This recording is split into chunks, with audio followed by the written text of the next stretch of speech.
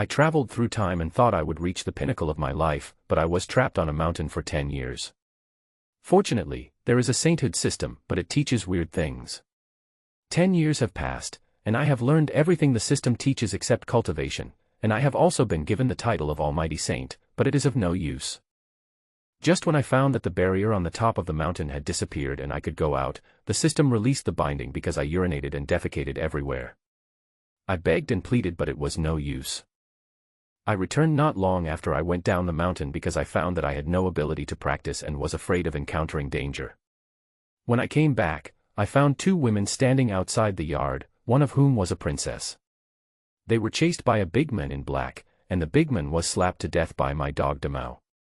The 2 women mistook me for a master and entered my house. The smart system and various items in the house shocked them greatly, especially the rich spiritual energy after the fresh air system was turned on, which allowed the princess to break through the realm. The series of things that happened afterwards were even more wonderful. Do you want to know what happened next? Come and take a look with me. I finally came out. On a hilltop, Yiqingyun knelt on the ground and cried loudly. He had been trapped on this mountain for 10 years. 10 years ago, Yiqingyun traveled through time. I originally thought that I had come to a world where I could practice cultivation, that a golden finger would be bestowed upon me, and that I would reach the peak of my life. Just when he was full of expectations, Yiqingyun discovered that the world he was in was only as big as a mountain. There seemed to be an invisible barrier around, separating the hill where Yiqingyun was from the outside world. Fortunately, there is a sanctification system that has come to me. Just when Yiqingyun thought that he was really reaching the peak of his life, he discovered that this so-called sainthood system only taught some weird things. What about music, chess, calligraphy, painting, physics, chemistry, mechanics, electronics? Even stuff like cooking and breeding are taught clearly. In 10 years, in addition to practicing, Yiqingyun learned everything the system taught him. Moreover, he was also awarded the title of Almighty Saint. Who knows what the use of this title of Omnipotent Saint is? If Yiqingyun had learned these things in the previous world, he wouldn't have to worry about anything and would have definitely become a superior person. But he was trapped on the top of the mountain, so no matter how much he knew, it would be useless. Just now, Yiqingyun, who got up to pee, found that the barriers around the mountain had disappeared. I can go out into the world. Yiqingyun cried with joy and even forgot to pull up his pants. Just when Yiqingyun wanted to go out and have fun, an emotionless voice sounded. Given the host's egregious behavior of urinating and defecating anywhere, the system is deeply angry and therefore releases the binding with the host. I hope the host will take good care of himself and pay attention to his manners in the future. Goodbye. Yiqingyun was dumbfounded. Why didn't you unbind me when I used to urinate and defecate anywhere? Now that I can go out, you're going to do this to me? Don't. Yiqingyun begged quickly. Unfortunately, the system is really gone. Fuck. Yiqingyun beat his chest and stamped his feet, standing on the mountain and cursing for more than 10 minutes. A big golden retriever walked out of the house sleepily, looking at Yiqingyun with some confusion. This big golden retriever was a reward given to him by the system. Yiqingyun raised it for 10 years and named it Damao. After cursing for a while, Yiqingyun felt bored, so he gathered his thoughts and went down the mountain to see the world. Damao, you stay and look after the house. I'll be back soon. After giving an order to Damao, Yiqingyun went down the mountain. 10 years. Yiqingyun has been looking forward to the outside world for 10 years. Now that he can finally go out, he naturally wants to take a good look at it. It was not long after Yiqingyun came down the mountain. A sturdy man in black, carrying 2 young girls in his hands, came to Floating Cloud Mountain. Isn't this place covered in gray fog all year round? The sturdy man was a little surprised, but he didn't care. He glanced at the 2 young girls in his hands, grinned, and his face was full of greed. It would be a shame to just kill you two. This place is great. I will enjoy you 2 little girls here. I'll kill you again. After saying that, the strongman carried the 2 women straight up the mountain. Princess, I'm scared. The sturdy man was carrying 2 women, one of whom was dressed luxuriously and had a delicate and beautiful face. The other one was dressed in green, was younger, and looked like a maid. The girl in brocade clothes who was called the princess looked pale. Although she tried to remain calm, there was fear in her eyes. "Don't be afraid, Qing'er. Someone will come to rescue us." The girl in brocade clothes comforted her. But even she herself didn't know if anyone would come to save her. Moreover, this place is so desolate. If the two of them were brought here by this big man, they would probably end up in a miserable situation. The girl in brocade clothes is named Chu Yanyu, and she is the princess of the Tianwu dynasty. But at this moment, she and her personal maid Qing'er were captured here by the big man in black. Chu Yanyu took a deep breath and forced herself to calm down. "What benefits did the Song family give you? If you can let us go, this princess can give you double the amount." Hearing this, the big man in black laughed. "Princess, please stop harboring illusions. The things that the Song family gave me, your palace can't give me. Besides, I have already arrested you. If I let you go, wouldn't I be offending both sides? It's better not to have any other thoughts and just accept your fate." Upon hearing this, Chu Yanyu's heart sank. I felt even more sad and angry. As a princess, she ended up in such a situation. It's all because of the Song family. Damn Song family. I, Chu Yanyu, will not let you go even if I become a ghost. Soon. The big man in black took the two men to the top of the mountain. There are people living here. What a unique courtyard, it looks fresh and elegant, refreshing and pleasant. The big man in black couldn't help showing surprise when he saw the courtyard here. Chu Yanyu and her maid also saw the appearance of this place, and a glimmer of hope ignited in their hearts.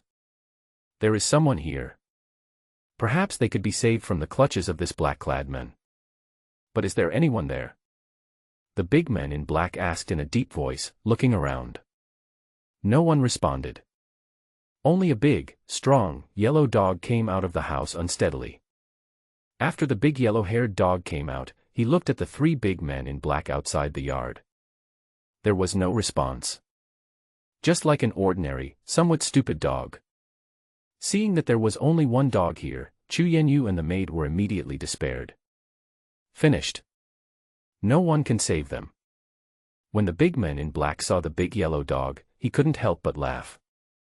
Haha, I'm really lucky. This dog is so fat and must taste delicious. The big man in black looked at the two women in his hands. After we finish our business, we can kill the dog and eat its meat. It will be a real treat. After saying that, the big man in black put Chu Yanyu and Qing'er on the ground. The two women couldn't move. They all had their meridians sealed by the big man in black.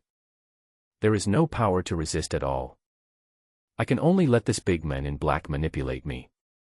Chu Yanyu and Qing'er both had expressions of grief, anger, and despair on their faces. I'm not afraid of death. But before he died, he was humiliated by this big man, which was even more painful than death. You are so tender and delicate, I am going to enjoy myself today. The big man in black was about to untie his belt when he saw the big yellow-haired dog coming over and staring at him. Go away, I'll eat you later. The big man in black raised his hand and slapped Damao. But unexpectedly. Bang. Damao slapped the big man in black on the head with his claws. A good head was smashed to pieces on the spot. Chu Yanyu and Qing'er were even more stunned. He looked at the scene in disbelief. This big man with Jiyuan realm cultivation was beaten to death just like that. Chu Yanyu and the other person rubbed their eyes, unable to believe what they saw. Princess, this. The maid in green opened her mouth, but couldn't utter a word. Chu Yanyu suddenly looked at the big golden-haired dog with shock and awe in her eyes. She is also a warrior. And the strength is not weak. But compared with this big man in black, there is still a big gap. In Chu Yanyu's eyes, the leader of the men in black was already very strong. But he was still killed instantly. This big yellow-haired dog is definitely a monster with terrifying power. Xiaoqing, we are saved. Chu Yanyu excitedly grabbed the maid's hand. Xiaoqing had not yet recovered from her shock, and was awakened by Chu Yanyu's shout. Miss, was this man shot to death? Xiaoqing said blankly. Chu Yanyu suppressed her excitement and bowed and clasped her fists towards Damao. This. Senior dog. Damao yawned, still looking sleepy. My master has always been traveling around the world and doesn't like others to treat him as a hermit. If my master comes back, you must treat him as an ordinary person. Do you understand? Princess Tianyao was startled. Owner. Such a powerful dog actually has an owner. Then what kind of person is its owner? He must be a hermit living here in seclusion. Great. I didn't expect to have such an opportunity. Chu Yenyu said secretly. Then he nodded repeatedly. He is truly an otherworldly expert with such a strange personality. Damao stuck out his dog tongue and rolled it towards the body of the big men in black. The bodies of the big men in black were sucked into Damao's mouth. He swallowed it in 2 or 3 gulps. There wasn't even a trace of blood on the ground. It was like nothing happened. Just at this moment, a figure walked over from not far away. Yi Qingyun. He is back.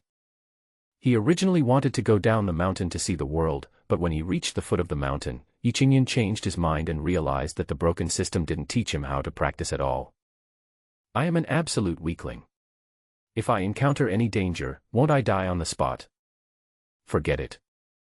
It's too dangerous at the foot of the mountain, it's safer to stay on the mountain. So, Yi Qingyun came back in disgrace.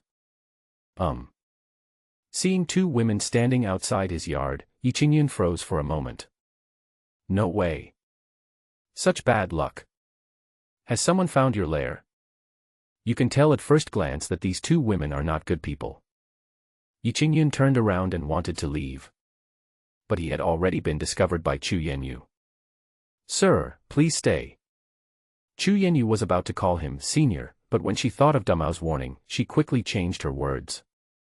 Yi Qingyun had no choice but to walk over. What do you 2 need? Yi Qingyun tried to remain calm and smiled. Chu Yenyu couldn't sense any warrior aura from Yi Qingyun, and she couldn't help but feel awe in her heart. This person's cultivation is unfathomable, but I can't even sense any aura from him. This is too scary. Chu Yenyu had no idea. The man in front of her who seemed unfathomable to her was actually just an ordinary person without any cultivation at all. Master, we, the master and the servant, were being hunted down and accidentally escaped to this place. I hope you can forgive us. Chu Yenyu said apologetically. When Yi Qingyun heard this, he was being chased. You won't chase me here, will you? I don't want to die. As if she was afraid that Yi Qingyun would be unhappy, Chu Yenyu spoke again quickly. Don't worry, sir. It has been resolved. Oh, that's good. Yi Qingyun breathed a sigh of relief. Damao at the gate of the yard also yawned leisurely. Have you always lived here, sir? Chu Yenyu asked curiously.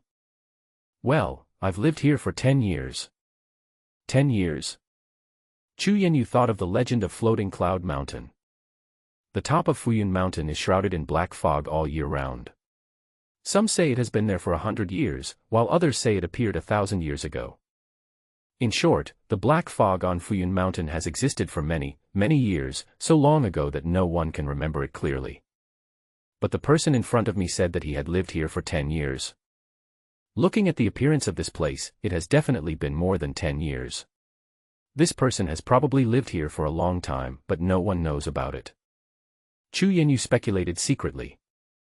Come in and sit down. Yi Qingyun warmly invited the 2 women. During these 10 years, Yi Qingyun had been lonely for too long. Now that I have met 2 living people, and they are women, I naturally want to have more contact with them. Chu Yenyu was very surprised. She was just about to go in and take a look. I might as well take this opportunity to get closer to this mysterious master.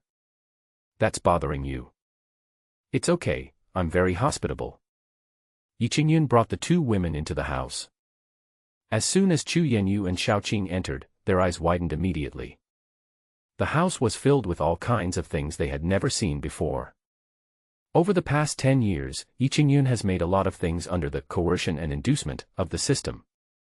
What Yi Qingyun is most proud of is the whole house smart system. All the furniture and furnishings in the house have been connected to this whole house smart system. And it can be voice controlled. Extremely convenient. Even if it was placed in Yi Qingyun's original world, it was an existence that was beyond reach. Of course, this so-called whole house smart system is something that people in this world cannot understand for the time being. Student shower, turn on the fresh air system. Yi Qingyun shouted casually. Chu Yanyu and Xiaoqing looked confused. Second grade student. Fresh air system. What the hell?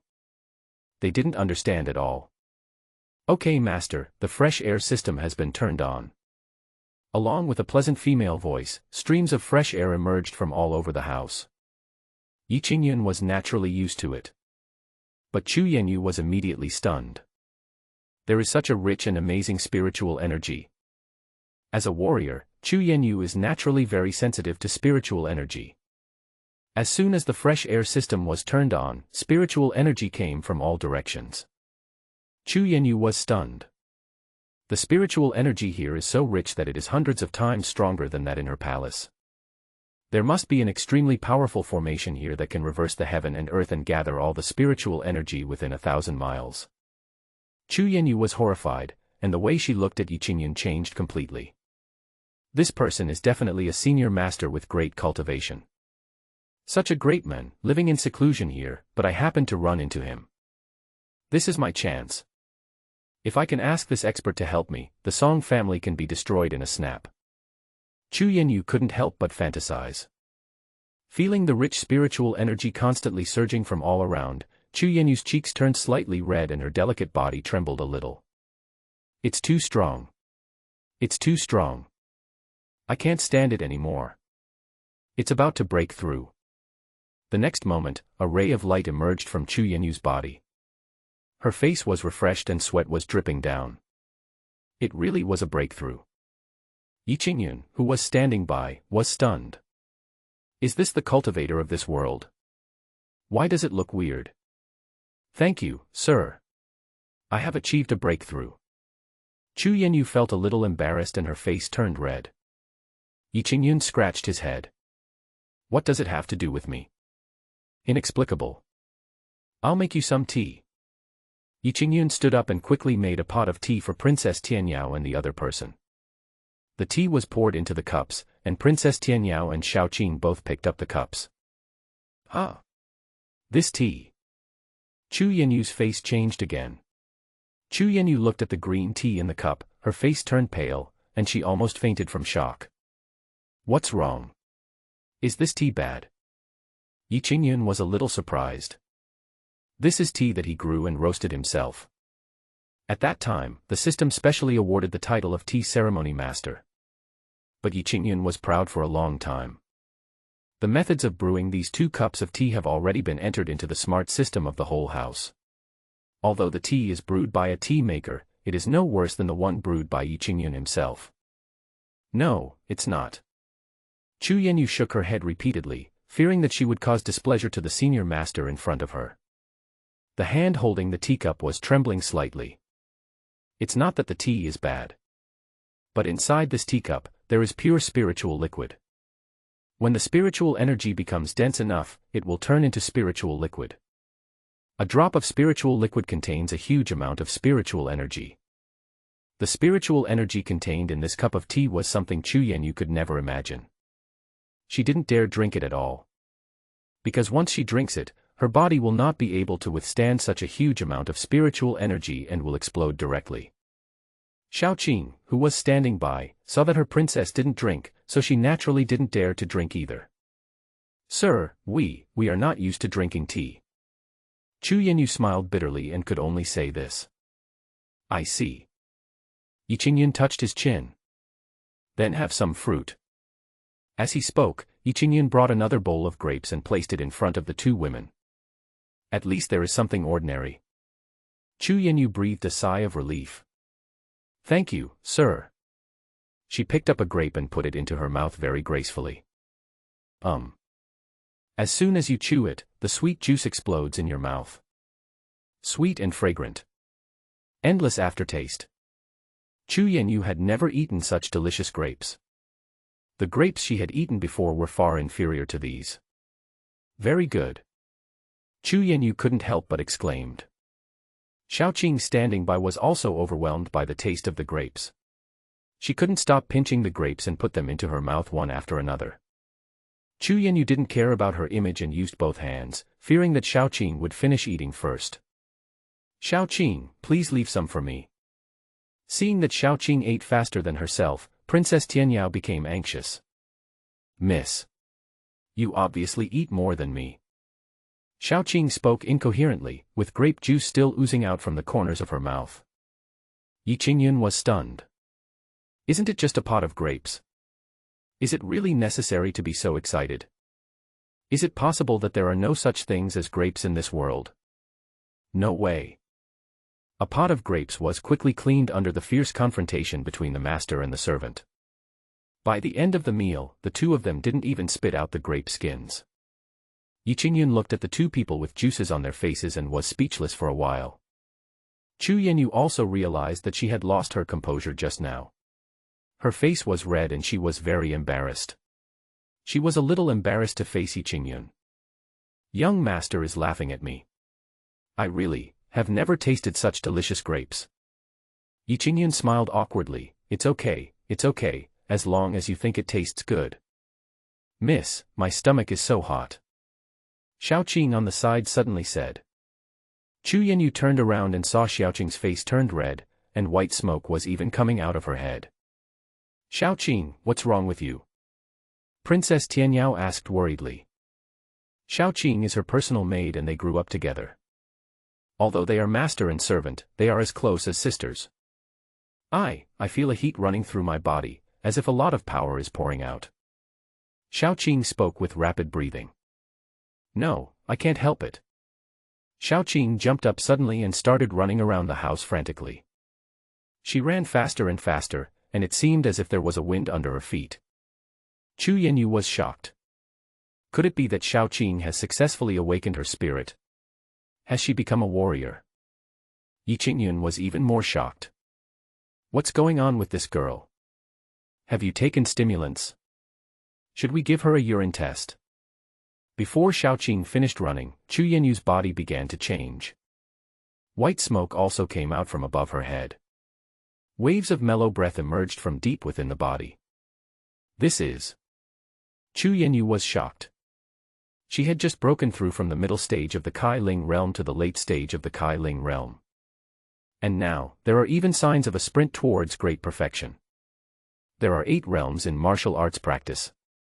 They are opening the spirit, gathering energy, condensing the elixir, reaching the sky, refining the spirit, returning to the orifice, transforming the essence, and challenging the pinnacle.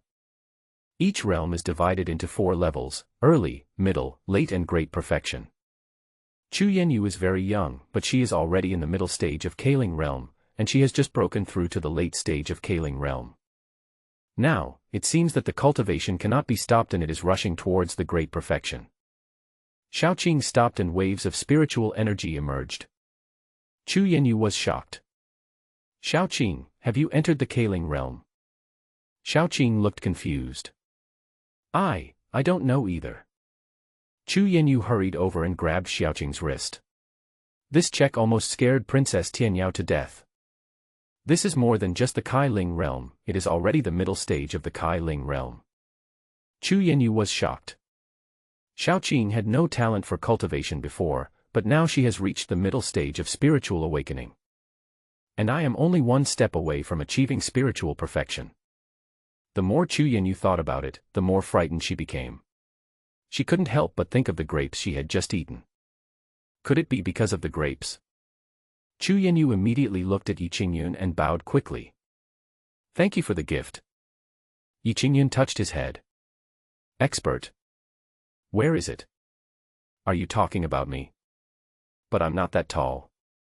Seeing Yi Qingyun's reaction, Chu Yanyu's heart trembled, and she immediately remembered the advice of the big yellow-haired dog just now. I'm sorry, I said the wrong thing. Chu Yanyu quickly changed her words. I was afraid of making this master angry. He definitely doesn't want me to reveal his true identity. This master must be living in seclusion here as a mortal. I guess it's to gain insights into life on Earth. If I reveal his identity, he will definitely be unhappy. Yi Qingyun didn't care about anything. I am sorry to bother you today, sir. I have no way to repay you, so I will give you this item. Princess Tianyao reached into her arms. Yi Qingyun was startled and waved his hands repeatedly. As a result, the other person took out a golden token. Yi Qingyun's eyes lit up. Gold. Good stuff. This woman is very generous. Giving gold at the first move. Rich woman. Definitely a rich woman. However, Yi Qingyun kept waving his hands. No, that won't do. You're too polite. I just ate some grapes. There's no need to give me such an expensive gift. Exchange such a big gold medal for grapes. What kind of family is so domineering? Sir, you must accept it. Chu Yanyu insisted on giving the gold medal to Yi Qingyun. Yi Qingyun pretended to be helpless, and then accepted it happily. Well, if you want to eat grapes in the future, just come. I have so many grapes that I can't eat them all. The corner of Chu Yanyu's mouth twitched. Those grapes are definitely not ordinary ones, and they are probably rarely seen in the mortal world. But for such an expert, it probably means nothing.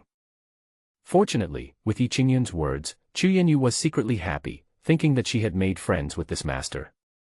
This is a great opportunity. I don't think I know your name yet. Yi Qingyun sent the two of them out of the yard and suddenly asked. Chu Yanyu was startled, and then she remembered that she seemed to not know the name of the master in front of her. My name is Chu Yanyu, may I know what your name is, sir? My name is Yi Qingyun. Yi Qingyun. Chu Yanyu repeated the name in her heart. He is indeed a hermit, his name is so simple and unpretentious, yet unconventional. My name is Xiaoqing. Xiaoqing on the side said hurriedly. Yi Qingyun smiled. Chu Yanyu quickly pulled Xiaoqing and left somewhat embarrassedly. Yi Qingyun watched the two of them leave. She looks okay, but she eats too much. Yi Qingyun shook his head and turned back to the yard. At the foot of the mountain, the master and servant were walking. Princess, why are you so polite to that guy? And why did you give him the palace gold medal? Xiaoqing asked with some confusion. This man is definitely an otherworldly expert. Didn't you see that dog? His strength is terrifying. There are also all kinds of magical things in his house that are simply unheard of. Chu Yanyu was still terrified. I just stayed with him for a while, and I'm about to enter the late stage of Kaling. You originally had no talent for cultivation, but now you have become a warrior, haven't you? All signs show that this person is unfathomable. I must make friends with him. This is a great opportunity for us. Xiaoqing was stunned by what Chu Yanyu said. Then why don't you ask him to help us deal with the Song family? Chu Yanyu shook her head. For such a great person, it is a great blessing for us to meet him. If I force him to help, it will only make him unhappy. Xiaoqing said, oh, as if she understood something. Let's go back and tell our father about this. Chu Yanyu immediately took Xiaoqing and left Fuyun Mountain. After the two women left, Yi Qingyun became bored again. His mind became active again and he wanted to go down the mountain for a walk. But I was also afraid of encountering danger at the foot of the mountain. After much thought, I decided to take a walk around the mountain first. So Yi Qingyun took Damao and wandered around in the mountains. Damao was very happy, jumping around in the mountains. Whenever he encountered any small mountain animals, Damao would immediately chase after them, scaring the animals into panic. Soon, Yi Qingyun had toured the entire Floating Cloud Mountain. A very ordinary mountain. But there were some gains. Damao, holding a wounded rabbit in his mouth, followed Yi Qingyun and happily returned to the yard. Originally, Yi Qingyun thought that Damao wanted to eat the rabbit. As a result, after Damao brought the rabbit back, he did not eat it but instead treated the rabbit's wounds. Who knows how a dog heals a rabbit? Anyway, he just licked the rabbit. Licking it wet. After the rabbit returned to the yard, it quickly became active. Yi Qingyun didn't care. Since he already had a dog, it wouldn't matter if he also had a rabbit. It's just right to relieve boredom.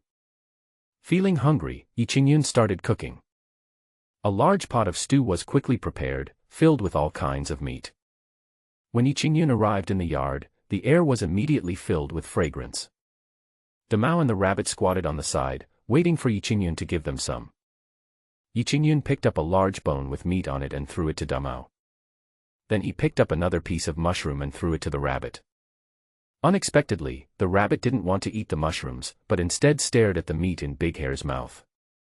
Yi Qingyun was happy and picked up a piece of meat and threw it to the rabbit. The rabbit immediately began to eat happily. It was the first time that Yi Qingyun saw a rabbit that liked to eat meat. At the same time, 3 figures came to Floating Cloud Mountain together. The 3 people, 2 men and 1 woman, were very young and wore the same clothes. The monster fled into this mountain and disappeared without a trace. It must be hiding in the mountains. It's injured and can't get far. Let's catch up with it immediately. Good. The 3 of them immediately went up the mountain and searched everywhere. Soon, they found bloodstains. It's here. The 3 of them were overjoyed and headed all the way to the top of the mountain to search for it. Not long after, they found Yi Qingyun. The 3 of them were stunned. There are still people living here. The 3 of them immediately stepped forward and startled Yi Qingyun, who was eating the stew. Yi Qingyun looked at the 3 of them with a confused look on his face. Who are you? The only woman among the 3 asked. Who are you? Yi Qingyun put down his chopsticks and asked back. The woman was about to speak when she was pulled back by 2 young men behind her. What's wrong? The woman looked at the 2 men in confusion. But the 2 young men looked solemn and pointed at the rabbit that was eating meat at Yi Qingyun's feet. Hiss! When the woman saw the rabbit, her expression changed. This is exactly the monster they have been searching for. I didn't expect it to be here. Moreover, he was eating meat at this person's feet.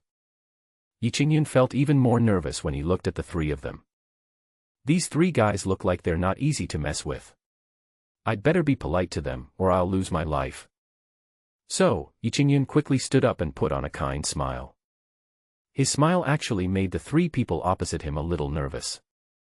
This person has no aura and looks like a mortal. The woman hesitated. Absolutely impossible. If it were a mortal, he would have been eaten alive by the rabbit monster long ago. The tall young man said with certainty. That's right. It's impossible for a mortal to live in such a barren place. Another white and plump young man made the same inference. The woman was a little confused. No matter how she looked at it, she felt that Yi Qingyun was just a mortal. What can I do for you 3? Yi Qingyun asked, rubbing his hands. The tall young man immediately clasped his fists and said, What is your name? Are you living in seclusion here? Yi Qingyun touched his head. Living in seclusion here? I guess so. My name is Yi Qingyun, and I do live here. The tall young man looked around the environment. Very ordinary and simple. At first glance, it looks like the place where some hermits live in seclusion. Sir, have you ever seen a rabbit demon? The tall young man asked deliberately. Hearing this, the rabbit that was gnawing on meat not far away shuddered.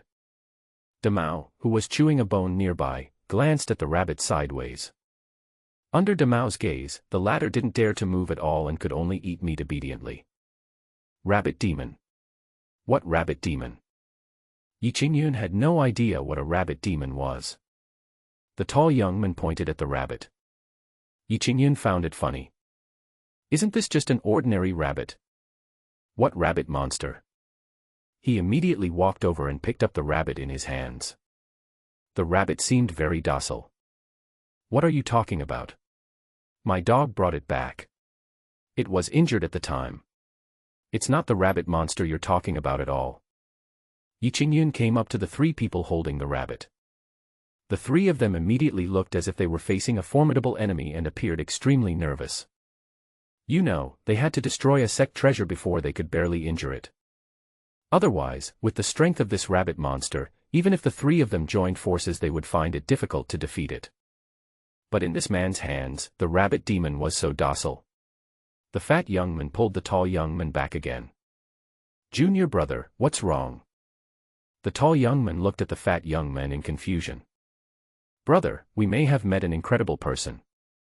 the fat white young man said with a serious face. The tall young man nodded in agreement. Instead, the woman looked suspicious. Is it true? Why can't I tell? The fat white young man clicked his tongue. Look at that rabbit demon. It doesn't dare to move at all in this person's hands. It's obviously afraid of this person. Does it take any thought to make this rabbit demon so frightened? It must be because of his unfathomable cultivation. The woman looked towards the rabbit demon. Just as the fat young man said, the rabbit monster was not only docile but was even trembling. Although the woman was slow to react, she was not stupid. In this situation, the only possibility is that he met a hermit master, just as the fat young man said. The three of them looked at each other, and all of them had expressions that showed it was only natural. Yi Qingyun was a little confused by the three of them. At this moment, three people came over together. At the same time, he bowed and clasped his fists towards Yi Qingyun. We are disciples of the Xianjian sect. We are here to capture the rabbit monster on the orders of our master. We don't want to disturb your place. Please forgive us. Xianjian sect. Yi Qingyun's heart trembled. This is what I encountered, a disciple of the sect. Fortunately, I had a better attitude just now. If I had a bad attitude, I would probably be dead. It seems that the cultivators in this world are very kind. As long as I have a good attitude, I won't get into any trouble. Because of the attitudes of the three people in front of him, Yi Qingyun naively thought that the cultivators in this world were all very kind. It's okay, it's okay. Few people come here. Yi Qingyun smiled. What is your name? Yi Qingyun. Greetings, Senior Yi. The three of them saluted again. Yi Qingyun was speechless. Senior. Do I look that old? Isn't this a disgrace to me? I'm not some old veteran, I'm just an ordinary person. Yi Qingyun hurried to explain. After hearing what Yi Qingyun said, the three of them became more confident. This is definitely a senior master who deliberately lived in seclusion here and wanted to experience worldly life. Since they don't like to be regarded as seniors, we can't ruin their mood. We are sorry for being rude. Brother Yi, please forgive me for making you laugh. The tall young man said with a smile. After some introduction, Yi Qingyun also knew the origins of the names of these three people. All three are disciples of Xianjian sect. The tall young man is the eldest senior brother, named Li Qinyuan, and the fat young man is the second disciple, Zhao Wangchun. The girl with a baby face and sweet looks is junior sister Su Jinger. As for the Xianjian sect, it is one of the three major sects in the Tianwu dynasty. The current sect leader is Su Changfeng, who is also Su Jinger's father. When Yi Qingyun learned that they were from the sect, he naturally wanted to curry favor with them. In this strange world, I am powerless and just a weakling. Being able to get to know some people from the sect is like finding a big tree to hold on to. He immediately and warmly welcomed the three people into the courtyard. Although the three were afraid of the rabbit in Yi Qingyun's arms, they still followed Yi Qingyun into the yard. Have you eaten yet? How about having something to eat at my place? Yi Qingyun asked enthusiastically. Li Qinyuan waved his hands repeatedly. No need, no need. Yi Qingyun himself was still hungry. Then you can look around at will, I'll eat first. Yi Qingyun sat down and continued eating the pot of stew. Li Qinyuan and the other two were too embarrassed to actually go for a casual visit, so they had to stand in the yard and pretend to appreciate the flowers and plants. This appreciation is not important. The three of them soon showed expressions of seeing a ghost. Brother, do you think that is Qingyuan grass? Zhao Wangchun pointed to the green grass in the yard and asked in a shocked tone. Li Qinyuan took a breath of cold air. It is indeed Qingyuan grass. The three were shocked. Qingyuan grass is a very rare ingredient for alchemy and can only be found in ancient mountains and rivers. But here, there is such a large area. Moreover, they are growing very well and are at least 500 years old. The three of them were extremely excited. If we could bring some of these Qingyuan grass back to the sect, it would definitely be a great achievement. Yi Qingyun looked at these three guys strangely. What are you staring at that patch of grass for so much agitation? Isn't that just an ordinary piece of grass? I just tidied it up a bit so it looks neater. What's going on? Brother, is this the legendary 7-leaf vermilion fruit? Su Jing'er pointed to a patch of red fruits not far away and exclaimed in surprise. Li Qinyuan and Zhao Wangchun hurried over. 7-leaf vermilion fruit. It's really a 7-leaf vermilion fruit. Li Qinyuan was stunned, his face full of disbelief. Qingyuan grass is now rarely seen. The 7-leaf red fruit is even rarer. Once upon a time, a 7-leaf red fruit appeared in the World Chamber of Commerce and was scrambled for by countless forces. But here, there are a whole bunch of 7-leaf red fruits. Li Qinyuan was stunned. Yi Qingyun was also a little speechless. Isn't this just a tomato? How come you act like you've never seen the world before? Could it be that the people in this world don't know how to farm? So they have never seen these things in the fields. That's too pitiful. Li Qinyuan and the other two squatted in front of the bunch of 7-leaf red fruits, each of them trembling with excitement. The three of them really wanted to reach out and touch it, but they were afraid that Yi Qingyun would not like it, so they froze there, feeling very uncomfortable. At this time, Zhao Wangchun saw a fruit tree not far away. Brothers and sisters, look at that tree. Li Qinyuan and Su Jing'er looked towards the fruit tree together. At the first sight, they were struck by lightning. Could this be the Xiantianxian fruit recorded in ancient books? The Xiantianxian fruit is a kind of natural treasure that has long been extinct. It is said to have the mysterious effect of bringing the dead back to life. But since the demise of the ancient times 10,000 years ago, there has been no news of the appearance of the innate mysterious fruit on the continent today for many years.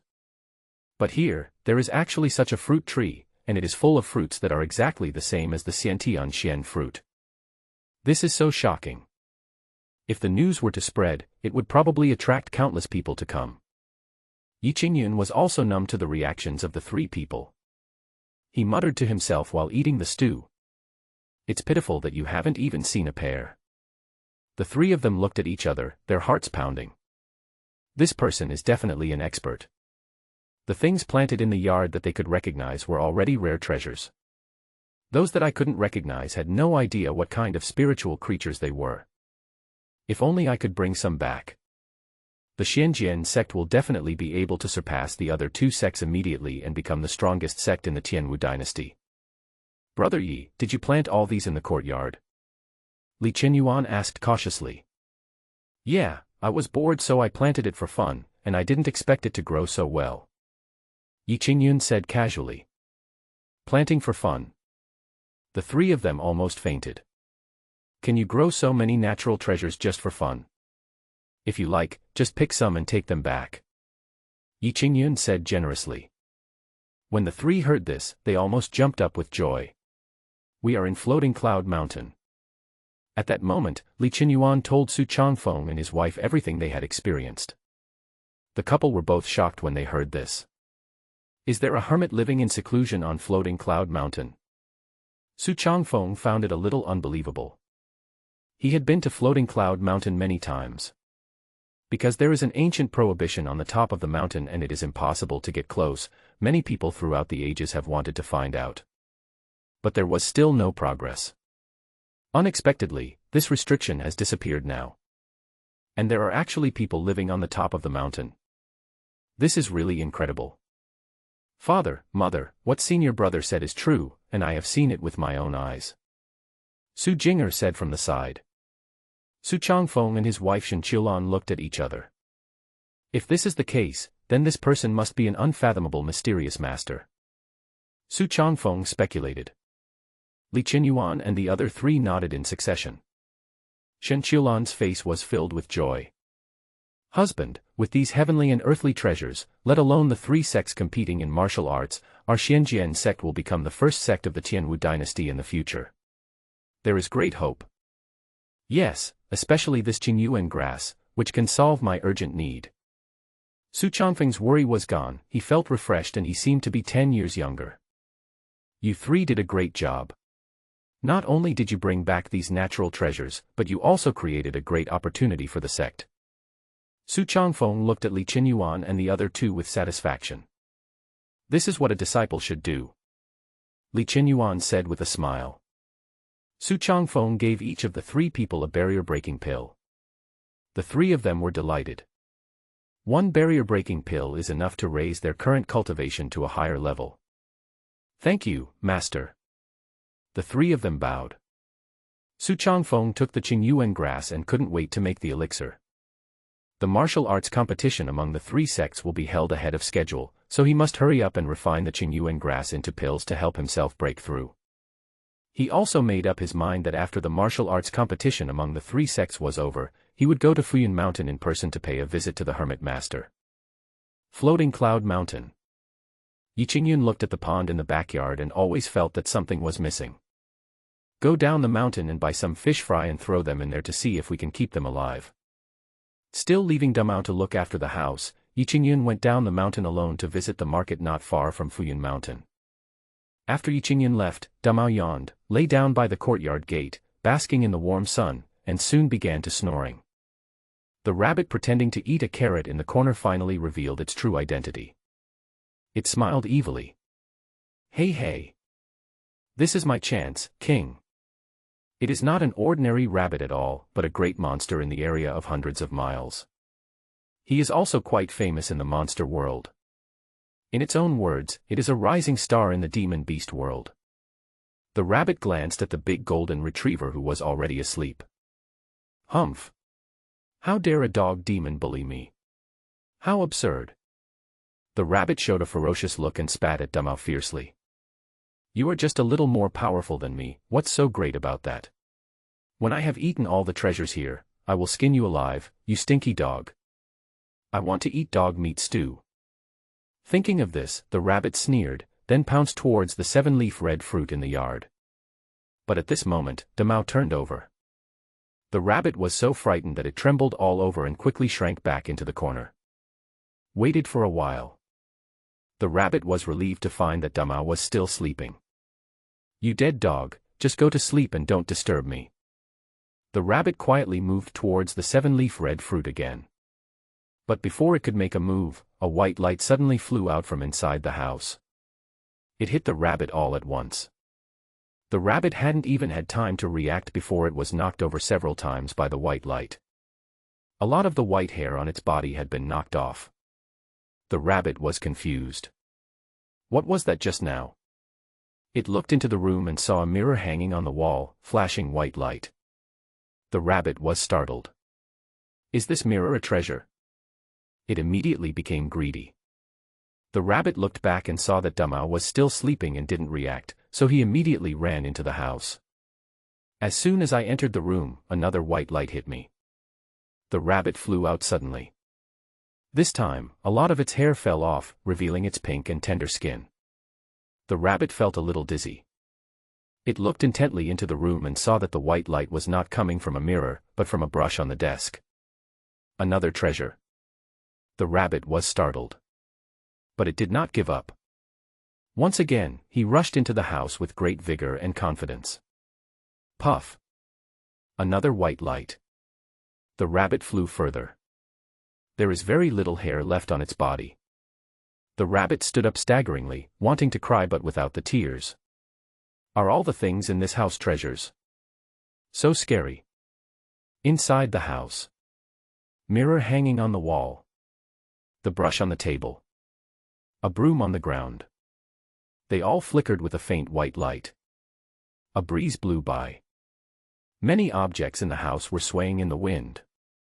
The rabbit didn't dare to go in. It felt that if it went in again, it would probably lose its life. This place is horrible. It's gone. The rabbit was about to escape. When he turned around, he saw Damao lying in front of him. Oh my God! The rabbit was so frightened that he almost fainted. Big Hair grinned and licked the bald rabbit with his tongue. The latter trembled. Since you have entered my master's yard, you should stay here obediently from now on. Damao made a kind voice. The rabbit shed tears silently.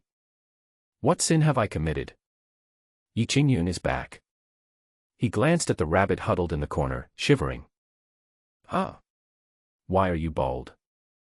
The rabbit trembled and looked aggrieved. Yi Qingyun looked at Damao again. Did you bully it? He patted the big hairy dog's head. Damao rubbed Yi Qingyun's hand gently. Yi Qingyun came to the edge of the pond and scattered the fish fry into the pond. Soon, the water in the pond began to surge. This scared Yi Qingyun a lot. What's going on? He stepped back quickly. There was a sudden roar in the pond, and water rushed up to the sky. It can be seen with the naked eye that the fish fry are growing rapidly in the water. In just a few breaths, they have grown into plump and slender carp. Yi Qingyun was stunned. What the hell is this? Why is it growing so fast? When the pond calmed down, Yi Qingyun carefully walked to the edge of the pond. He reached out his hand and felt around in the water. Nothing special. Yi Qingyun looked into the water curiously. I saw a huge eye looking at Yi Qingyun underwater. Yi Qingyun was so scared that he peed and shit himself, and quickly crawled away. At the same time, in an ancient palace thousands of miles away from Fuyun Mountain, a pair of eyes suddenly opened. In the southwest, there is actually dragon energy rising to the sky. Brother Yi, can you really let us take some back? Li Qinyuan asked in a trembling voice. Yi Qingyun didn't even turn his head. Pick whatever you want. This casual tone is like giving away cabbage. But what's in this yard are obviously natural treasures that are extremely rare outside. Too arrogant. Is this the demeanor of a hermit? Love it. Thank you, Brother Yi. Li Qinyuan quickly thanked him. Then, he and his fellow junior brothers and sisters began to pick the natural treasures in the courtyard. Although Yi Qingyun said that they could pick whatever they wanted, how could the three of them really dare to pick it at will? Don't you want to live? With so many natural treasures, it is a great blessing for others to give some to you. You still have to know your limits. Therefore, Li Qinyuan and the other two didn't dare to take more. He only picked some Qingyuan grass and carefully picked 2 7-leaf red fruits. As for the innate mysterious fruit on the tree, Li Qinyuan and the other two just looked at them and didn't dare to pick them. So precious. The three of them did not dare to touch such precious treasures. With Qingyuan grass and Kaizu fruit, they are already very satisfied. The three of them were so happy that snot bubbles were about to come out. Yi Qingyun had just finished eating. Looking back, I saw the three of them holding a bundle of grass and 2 tomatoes and grinning foolishly. Are these 3 guys really mentally ill? Yi Qingyun was so suspicious. Why are you being so polite? Come on, I'll pick some more for you. Yi Qingyun is very generous. He also picked a few more tomatoes for Li Qinyuan and the other two, cut a large bundle of leeks, and dug up some garlic heads. I'll bring it back for you to try. Yi Qingyun stuffed the thing into Li Qinyuan's hand. Li Qinyuan was flattered. Brother Yi is too polite. We can't afford it. Yi Qingyun waved his hand. What's there to be ashamed of? It's just a small thing, take it. Seeing Yi Qingyun so enthusiastic, Li Qinyuan did not dare to refuse and had to accept it. Thank you, Brother Yi. Su Jinger quietly pulled Li Qinyuan's clothes. Brother, isn't it a bit too rude for us to take so many things? After hearing what Su Jinger said, Li Qinyuan immediately reacted. Indeed, we can't just take this master's things for nothing. We should at least give him some gift in return. Li Qinyuan thought about it and touched his treasure bag. I only brought some essence pills with me, nothing else. Su Jinger, I brought the purple sky sword, otherwise. No, the purple sky sword is a birthday gift from your master. You can't just give it away, right? Zhao Wangchun frowned. Su Jinger hesitated for a moment, but still took out the Zixiao sword. Although the purple sky sword is precious, can it compare to the things that the master gave us? These words left Zhao Wangchun speechless. The Zixiao sword is indeed precious, but it is nothing compared to the treasures given by Yi Qingyun. It's really not worth mentioning. Li Qinyuan looked at Zhao Wangchun again. I remember you found a piece of moonstone a few days ago. Take it out as well.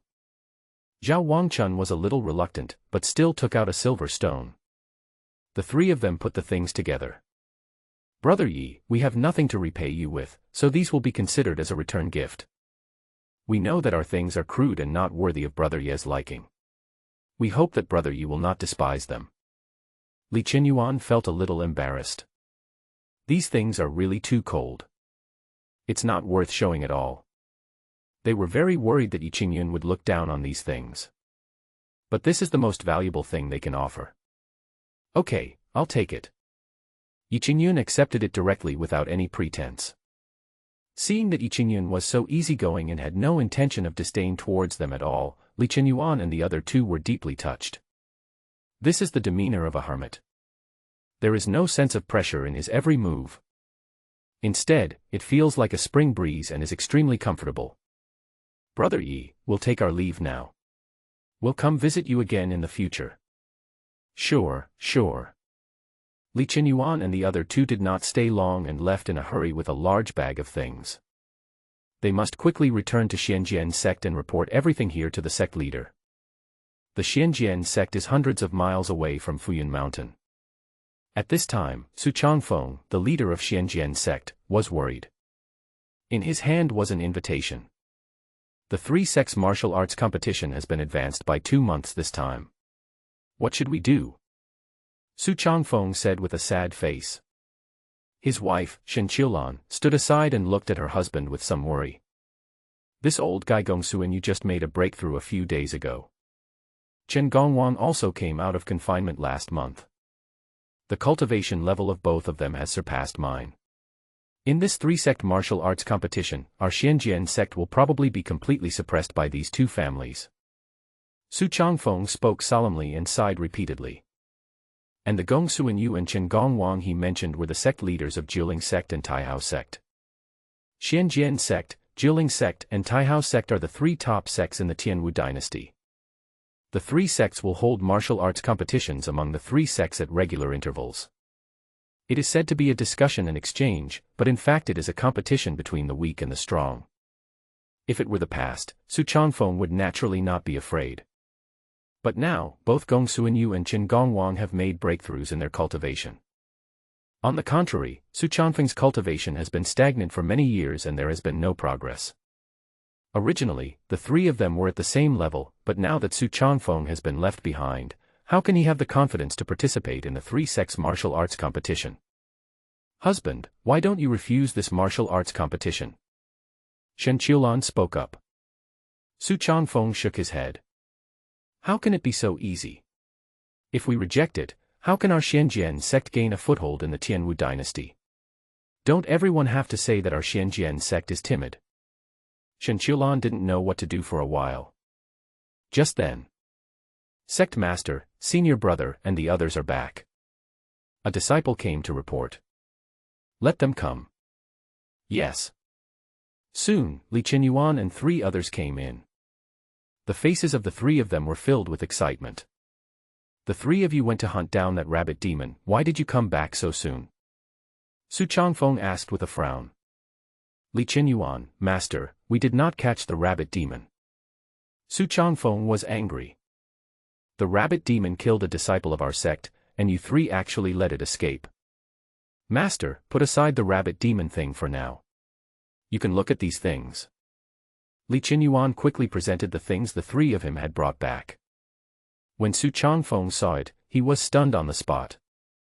Shen Qiulan on the side was also dumbfounded. All kinds of natural and earthly treasures. And there are quite a lot of them. Are these what you brought back? Su Changfeng was so shocked that he couldn't even speak clearly. Master, we brought these all back. Li Qinyuan raised his head proudly.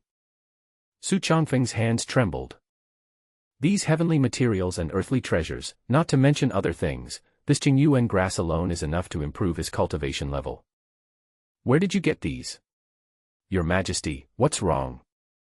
A man in red suddenly appeared and knelt down before the weathered old man on the dragon throne. The weathered old man was wearing a yellow robe. Although his face was thin, he was majestic and his eyes were flashing with a faint golden light. This person is the current Emperor Wu of the Tianwu dynasty, Dongfang Su, who has been in power for more than 50 years. The Tianwu dynasty was at its peak during the spring and autumn period and was ranked first among the 7 kingdoms in the southern wilderness, precisely because of this Emperor Wu Dongfang Su. In the southwest, 1,000 miles away, there seems to be a dragon energy rising into the sky. Dongfang Su spoke in a solemn tone, his eyes looking towards the southwest. Dragon energy. The men in red looked shocked. In the entire Tianwu dynasty, the only place where dragon energy exists is this palace. Apart from this, it is impossible for a second dragon energy to appear in the entire Tianwu dynasty. Dongfang Su looked extremely solemn. As the emperor of the Tianwu dynasty, his cultivation is the highest in the entire Tianwu dynasty. Moreover, their eastern royal family had a karmic relationship with a dragon. Therefore, he has been blessed by the dragon clan for generations. There is a young dragon sleeping in the forbidden area of the imperial palace today. This is also the reason why there is dragon energy in the palace. But the dragon energy that Dongfang Su just felt was more than 10 times stronger than the dragon energy in the imperial palace. Even a powerful cultivator like Dongfang Su felt the tremor from deep in his blood under the dragon energy. Oh. As the emperor, Dongfang Su had not felt awe for many years. Guyu, please go to the southwest on my behalf and check what caused this dragon energy. Dongfang Su said to the men in red. Yes, sir. The men in red, Guyu, took the order and immediately disappeared from the spot. Dongfang Su stood in the hall with a frown on his face. My Tianwu dynasty has been peaceful for many years, but recently many strange phenomena have appeared. Could it be that the time of great chaos has really arrived? Guyu took the order and left the capital that day, heading straight to the southwest. Guyu had a high level of cultivation and was the personal guard of the martial emperor Dongfang Su. He ran at full speed and arrived near Floating Cloud Mountain in just 3 days. Huh. Guyu glanced towards Fuyun Mountain with a suspicious look on his face. I remember that there was an ancient ben on this Floating Cloud Mountain, but it has disappeared now. He immediately suspected that the dragon energy might have come from Floating Cloud Mountain. Go up the mountain and check it out. Guyu went up the mountain immediately. Just as he reached halfway up the mountain, Guyu stopped. From afar, a young man and a dog were walking down the mountain path. Mortal. Guyu's eyes moved around, but he didn't sense any cultivation ability from the young man. The young man with the dog was Yiqingyun, who came down from the mountain. Ah! Someone else is going up the mountain. Yiqingyun also saw Guyu in red clothes, and couldn't help showing curiosity. Recently Yiqingyun has been very curious about the people who go up the mountain. Guyu took a step forward and instantly arrived in front of Yiqingyun. Yiqingyun was startled and stepped back repeatedly. But the big hare beside him seemed very calm, raising his dog head and staring at Guyu. Guyu looked Yiqingyun up and down, confirming that the person in front of him indeed had no cultivation at all. This is not a place for mortals like you. Get down the mountain immediately. Guyu said coldly. After saying that, Guyu no longer paid attention to Yiqingyun and immediately headed towards the top of the mountain. When Yiqingyun looked back, the man was gone. What's going on? Yiqingyun looked confused. He didn't want to pay attention. But then I thought, my old nest is still on the mountain. Will this guy not go up and steal my food? Yiqingyun was suddenly startled. Those were the vegetables he planted one by one with his own hands. I can give it to someone, but you can't just go up and steal it, right? No, I want to go up and take a look. Yiqingyun immediately rushed to the mountain. It's a pity that he has no cultivation at all and can't catch up with Guyu, who has a high level of cultivation. Guyu had already reached the top of the mountain and saw Yiqingyun's yard. There are people living here. Guyu was very surprised. It was a simple yard with many strange and unusual things planted in it. These are all natural treasures. Guyu was shocked. Just like Li Qinyuan and the other two who had been here before. The yard was filled with rare treasures, which frightened Guyu so much that his face changed completely. As a master in the palace, Guyu has seen the world. But this scene still made Guyu's heart beat wildly. Guyu suppressed the shock in his heart and was about to step in. But suddenly a bald rabbit jumped out. Such a strong demonic aura. When Guyu saw the bald rabbit, his face changed and he immediately showed fear. This is obviously a rabbit demon. Moreover, the demonic energy was strong enough to make Guyu feel threatened. Who are you? The rabbit made a cold voice, and it was a woman's voice. I am the personal guard of His Majesty the Emperor Wu. You little monster, don't be so presumptuous. Guyu shouted in a deep voice. Upon hearing that they are the personal guards of His Majesty the Emperor Wu, ordinary monsters will surely retreat. But this bald rabbit is not afraid at all. This is my master's territory, please leave immediately. The bald rabbit said indifferently. Your master? Guyu was shocked again. He thought the rabbit was the owner of this place. I didn't expect that even this rabbit demon with a high level of cultivation actually belongs to the owner of this place. So who is the owner of this place? Could it be related to the dragon energy felt by His Majesty the Emperor? At this moment, Guyu felt a hint of dragon energy. It's right here. He immediately followed the dragon energy. Soon we arrived at the backyard pond. The dragon energy actually came from this place. Guyu looked at the small pond in front of him and became a little suspicious. Why is there dragon energy in such a small pond? Could it be that the remains of a dead real dragon were left here? Just as Guyu was wondering, the water in the pond suddenly surged. A vortex rushed straight into the sky. Guyu was shocked, and a strong aura emerged from his body to prevent any accidents. In the water, a huge and slender figure appears and disappears from time to time. Dragon. Guyu was shocked. The existence in this water flow is definitely a dragon. Moreover, it is far from comparable to the dragon. This is a real dragon. The water comes quickly and goes away quickly. When the pond returned to calm, Guyu had not yet recovered from the shock. Until footsteps sounded behind him. Hey, what's wrong with you? Why did you come to someone else's house without saying anything? Yi Qingyun's dissatisfied voice sounded. Guyu suddenly turned around.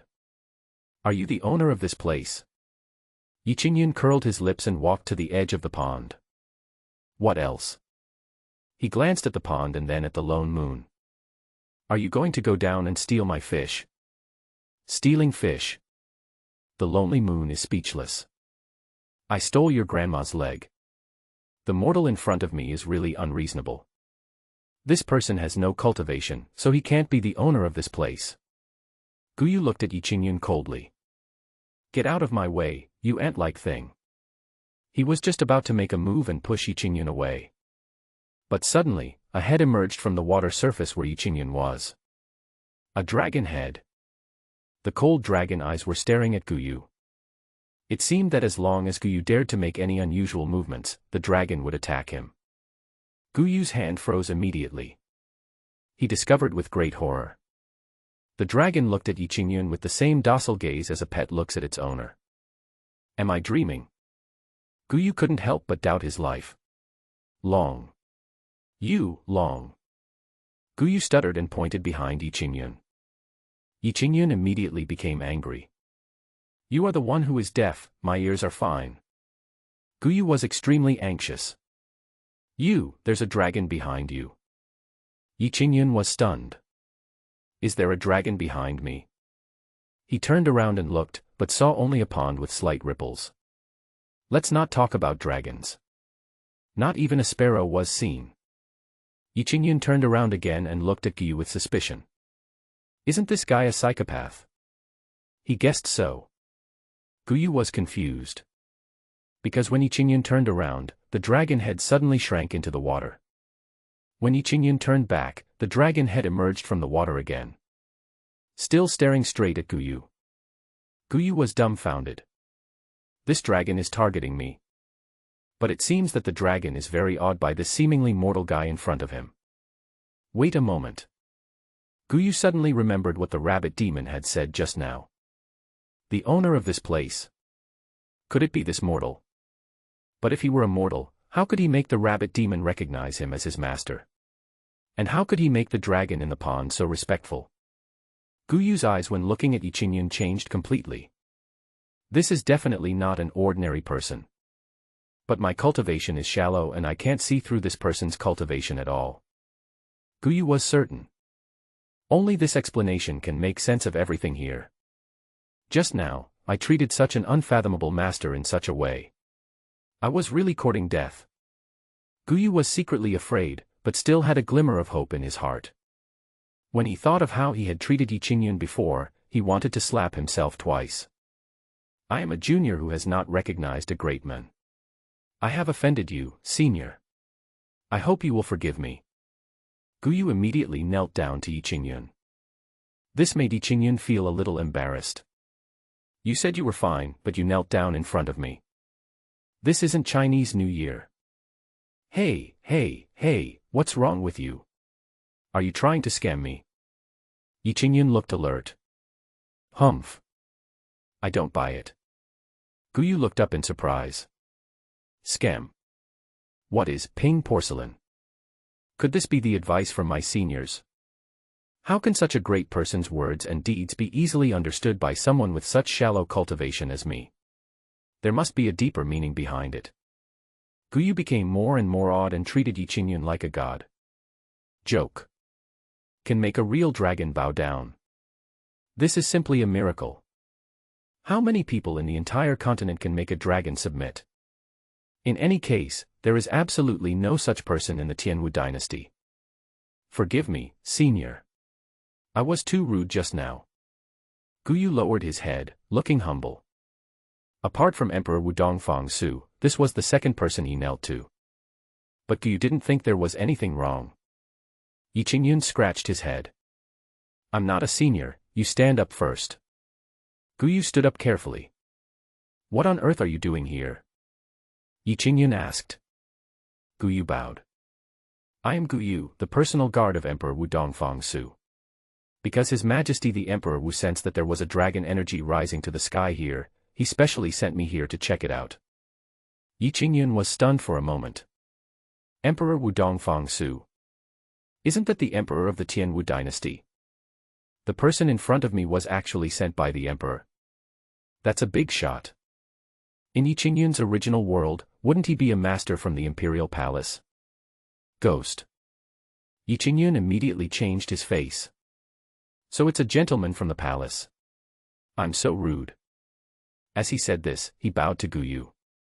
This made Guyu helpless and he almost fell to his knees again. Each of them was more polite than the other. They were just short of kowtowing to each other. This hermit must be living in seclusion here, experiencing the life of the mortal world, so he appeared in front of me as a mortal and never admitted his identity as a master. Guyu thought secretly in his heart. Since this expert is unwilling to admit it, I can't keep revealing his identity, otherwise I'm afraid it will cause the expert's dissatisfaction. Thinking of this, Guyu calmed himself down. I wonder what your name is, brother. Hearing Guyu say this, Yi Qingyun felt much more comfortable. Yi Qingyun felt really embarrassed because he was always being called senior and master. Yi Qingyun. Brother, your name is really elegant and graceful, unconventional, and extraordinary. Guyu was full of praise. Yi Qingyun thought. Could it be that this man was able to become the emperor's personal guard by flattering him? It's just a name, but it can make you say a lot of things. What's your name? Yi Qingyun also asked. My name is Guyu. This is the name given to me by His Majesty the Emperor. Guyu bowed. Your name is really cool. Yi Qingyun said with a smile. Cool? Guyu looked bewildered. What kind of advanced vocabulary is this? You just said there's a dragon in my pond. Is that true? Guyu was just about to say it seriously. But then the dragon head in the pond emerged again. And stared at Guyu with a warning look. Guyu swallowed the words that were about to come out of his mouth. No, I saw it wrong. Guyu waved his hand. Yi Qingyun breathed a sigh of relief. That's what I said. This pond is so small. It's hard to even raise some fish, let alone a dragon. I have to go back and report. Goodbye. How about staying for dinner? No, I have the emperor's order and dare not delay. Okay, then I won't send you off. Brother, please stay. Guyu left in a hurry. He had to hurry back to the palace and tell Dong Fangsu what happened here. When Guyu returned to the palace, Dong Fangsu had already noticed his return and immediately summoned him to his side. How? Dong Fangsu asked impatiently. Guyu knelt on the ground. Your Majesty, a dragon really appeared on the floating cloud mountain in the southwest. What? Dongfang Su suddenly stood up, his face full of shock. Then, Dongfang Su showed a look of ecstasy. A dragon appeared in his own land. What does that mean? Doesn't this mean that Dongfang Su can get this dragon? What kind of dragon is that? A flood dragon. Dongfang Su asked and answered nervously. It's not a dragon. I saw it clearly. It's a real dragon. Guyu said quickly. Hiss. Dongfang Su took a breath of cold air. Because he inhaled too much, he choked himself and couldn't help coughing twice. Are you sure you're seeing this correctly? It is certain. Moreover, I have seen it more than once. It is definitely a real dragon. Dongfang Su was so excited that his hands and feet were shaking. In my Tianwu dynasty, a real dragon was born. Could this be a blessing from our ancestors? No, I want to go there myself. Dongfang Su was eager to go and see it in person. Your Majesty, there is a master living in seclusion on Floating Cloud Mountain. It seems that the real dragon is raised by this master. Guyu said something shocking. What did you say? Dongfang Su was stunned. This is impossible. Who can raise a real dragon? Guyu's face was full of bitterness. Your Majesty, this is what I saw with my own eyes. That master is unfathomable, and even the real dragon is in awe of him. If I hadn't been smart, I'm afraid I wouldn't have survived to see Your Majesty. Your Majesty the Martial Emperor. Su Changfeng and others were stunned. What happened today? How come even His Majesty Emperor Wu is here? Dongfang Su walked out of the dragon sedan, followed by Guyu. Seeing so many people here, Dongfang Su was actually a little confused. Master Su. Dongfang Su looked at Su Changfeng first.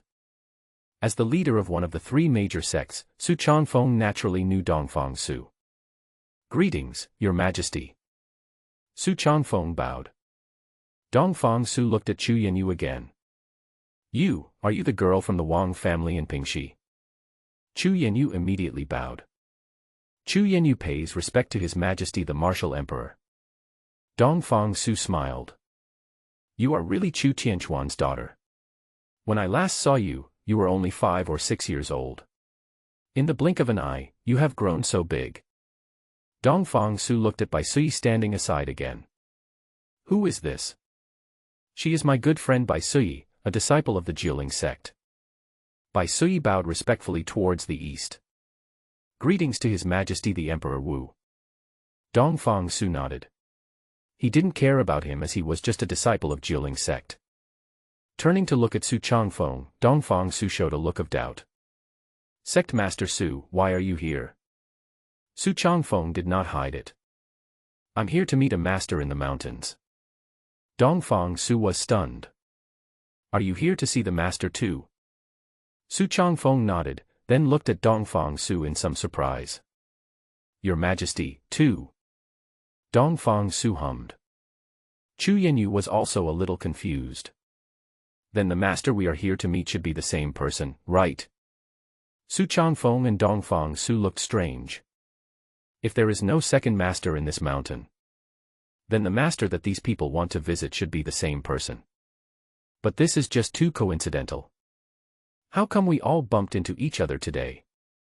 Let's go, now that we have met, let's go visit that master together. Dongfang Su said with a smile. That's great. It is Yanyu's honor to accompany His Majesty. Su Changfeng and Chu Yanyu naturally had no objections. At that moment, 3 groups of people gathered together and went up the mountain. Before reaching the top of the mountain, people could smell a fragrance from afar. It smells so good. Su Jinger sniffed and said in surprise. Ache. Bai Sui sneezed. Chu Yanyu frowned slightly. There's a hint of spiciness in this aroma, which is strange. Just go and take a look and you'll know. Dongfang Su said this and quickened his pace. Soon, the group arrived outside Yiqingyun's yard. At this time, Yiqingyun was sitting next to a big pot. There was a fire burning under the pot, and the pot was bubbling. Waves of spicy aroma wafted out from this big pot. Yi Qingyun was also staring at the pot, his face full of excitement and anticipation. A bald rabbit and a lazy golden retriever were also lying at Yi Qingyun's feet, seemingly waiting for something delicious. Woof! Seeing someone coming, the big golden retriever just barked perfunctorily to remind its slow-reacting owner. Yi Qingyun then raised his head and saw the group of people outside the yard. Oh my God, why are there so many people here all of a sudden? Seeing so many people outside, Yi Qingyun was startled and almost dropped the bowl and chopsticks in his hands. Fortunately, there were some acquaintances there, and Yi Qingyun quickly calmed down. But Dongfang Su, Su Changfeng, and Bai Suyi were a little uneasy. The three of them stared at Yi Qingyun, looking left and right. He doesn't look like a hermit at all. Moreover, there was no fluctuation in his cultivation. A pure mortal. Looking at the surroundings, he looks just like a farmer in the mountains. How could he be the unfathomable hermit master they claim to be? Sir, this is my good friend Bai Suyi, she is a disciple of the Jiuling sect. Chu Yanyu quickly introduced her to Yi Qingyun. Bai Suyi bowed slightly towards Yi Qingyun. Hello, sir. Yi Qingyun looked at Bai Suyi. Not bad, another little beauty. Brother Yi, this is our master, Xianjian sect master Su Changfeng. Li Qinyuan also said. Yi Qingyun's eyes suddenly lit up. Master of Xianjian sect. A big shot. We must curry favor with him. If we encounter any troubles in the Tianwu dynasty in the future, it will be helpful to mention the name of this leader of the Xianjian sect. So it's Sect Master Su, I'm so sorry. Yi Qingyun clasped his fists and saluted. Su Changfeng returned the greeting, Your Excellency is too polite. Guyu on the side couldn't help it. Brother Yi, this is His Majesty the Emperor Wu. Dongfang Su couldn't help but straighten his body. After all, he is the emperor, and his status cannot be weaker than Su Changfeng, the leader of a sect. Emperor Wu Dongfang Su. Yi Qingyun looked even more surprised. How come even the emperor came to my place? What's going on? But since the emperor is here, he must be treated well. If I could hold on to the emperor's thigh in the future, wouldn't I be able to reach the peak of my life in a matter of minutes? It turns out to be His Majesty the Emperor Wu. I am so rude. Yi Qingyun bowed. It's okay. I came here just to pay you a visit. Dongfang Su smiled. Yi Yun touched his head somewhat embarrassedly. Am I so famous now? Even important figures like the leader of a sect and the emperor would come to visit him in person. Humph. Come to think of it, I'm a little proud. Dad, the rabbit demon is right there. Su Jinger pointed at the bald rabbit in the yard and whispered to Su Changfeng. Su Changfeng looked at it carefully and his face darkened. What a beast. A hint of murderous intent appeared in Su Changfeng's eyes. The rabbit demon once killed disciples of the Xianjian sect, so Li Qinyuan and the other two chased it all the way to Floating Cloud Mountain. However, Su Changfeng did not get angry. Let's see the situation first. You are all guests. I am cooking hot pot here. It is time for dinner. Let's eat together. Yi Qingyun invited warmly. Chu Yanyu suddenly became excited. The last time she ate grapes here, her cultivation level increased greatly, and she has been thinking about it ever since. But what is hot pot? What is hot pot? Dongfang Su was also a little curious. Yi Qingyun was stunned. Your Majesty, have you never eaten hot pot? Dongfang Su shook his head. Not to mention eating it, it was the first time he heard the word hot pot. Yi Qingyun looked at Dongfang Su with some sympathy. It turns out that the emperor of this world is also mediocre. He can't even eat hot pot. How miserable. Dongfang Su was a little amused and helpless when Yi Qingyun looked at him. It makes me, the great martial emperor, feel like I have never seen the world. Everyone come over, hot pot is more lively when there are more people. Yi Qingyun asked everyone to come into the courtyard. Everyone gathered around the big pot, looking at the boiling hot pot inside. All of them looked confused. This thing looks really weird. What the hell is this? It's a mess. But it smells pretty good. Several people were talking at once. At this moment, Bai Suyi showed a look of surprise. She smelled the aroma from the pot and felt warm all over. There was also a warm current surging in her body. Especially the hidden injury she suffered in her childhood, which now showed signs of healing. This so-called hot pot, could it be that it can completely heal my hidden injuries? Bai Suyi was horrified. Dongfang Su was stunned. Then he sat on the dragon throne all of a sudden. His face was full of shock. There is such a hermit in my own country. Can you make a real dragon surrender? What kind of existence is this? Dongfang Su had a high level of cultivation and even kept a dragon in the palace. But even so, Dongfang Su had to be extremely respectful in front of the little dragon and did not dare to show the slightest disrespect. Now Guyu tells Dongfang Su, is there anyone who can make the real dragon surrender? Dongfang Su was naturally extremely shocked. I can't believe it. Guyu, are you under an illusion? Dongfang Su looked at Guyu suspiciously. Guyu didn't know whether to laugh or cry. My lord, the person is in Floating Cloud Mountain. If you don't believe me, you can go and see for yourself in a few days. Why does it take a few more days? Dongfang Su frowned. Guyu said, Your Majesty, think about it. The place where the hermits live is always quiet. I just went there and disturbed the master. If your Majesty goes there again so soon, I am afraid that this master will be disgusted. Dongfang Su nodded. You have a point. The masters in the secluded world don't like to be disturbed. He pondered for a moment. Then let's do this. I will go to Fuyun Mountain in person in half a month. Your Majesty is wise. Half a month later. Broken Tianshan Mountain. This place is the highest mountain in the Tianwu dynasty. It is also the place where the three major sects hold martial arts competitions. Today, the martial arts competition among the three sects is officially held. The Xianjian sect, Jiling sect and Taihao sect gathered here. At this moment, above the sky, three figures were constantly fighting. Below, the disciples of the three major sects were watching nervously. The three people who were fighting were the leaders of the three major sects. At this time, the three of them had been fighting for almost an incense stick of time. The winner has not yet been decided. Just when everyone thought that this confrontation would continue. Suddenly, three figures fell to the ground together. One of them was Su Changfeng. Sect Master Su's cultivation is very profound. I, Chen, cannot compare to him. An old man in a purple robe bowed to Su Changfeng with a helpless look on his face. The other old man in white also clasped his fists towards Su Changfeng. I, Gong Su and you, thought I could defeat both of you in this competition, but I didn't expect that Sect Master Su would be the better one. The two old men who were speaking were Gong Su and Yu, the leader of Jiling sect, and Chen Gongwang, the leader of Taihao sect. Both of them are people with profound cultivation and are well known in the Tianwu dynasty. But in today's battle, both of them were defeated by Su Changfeng. Su Changfeng was in high spirits, with a barely perceptible hint of joy on his face. You too, thank you for letting me.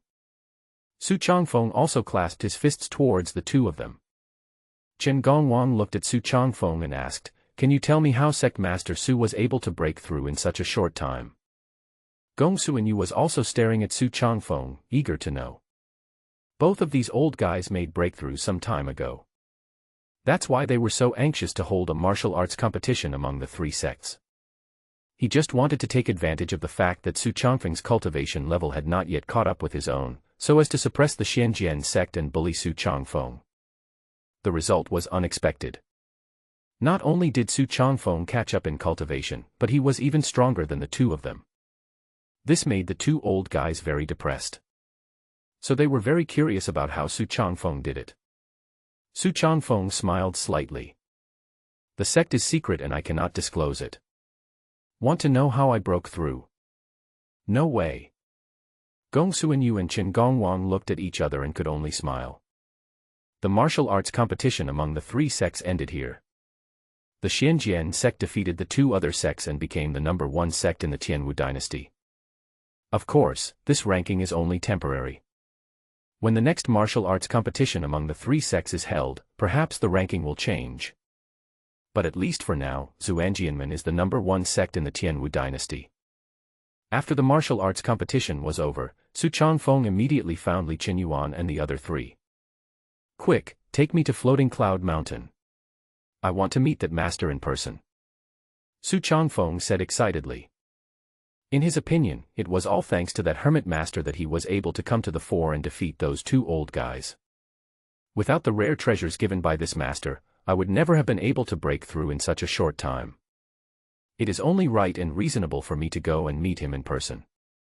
If we can make friends with this hermit master, it will bring infinite benefits to Xianjian sect in the future. Li Qinyuan and the other two naturally did not dare to delay, and immediately set out with Su Changfeng and headed straight for Floating Cloud Mountain. At the foot of Floating Cloud Mountain, hundreds of guards in armor escorted three women to Floating Cloud Mountain.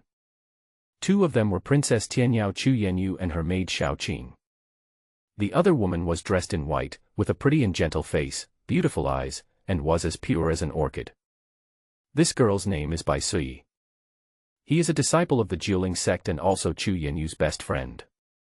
Bai Sui heard from Chu Yenyu that there was a master in Fuyun Mountain and she was very curious. It just so happened that Chu Yenyu was going to visit the mountain again, so Bai Sui came along. Susu, let me tell you, that master has a strange temperament.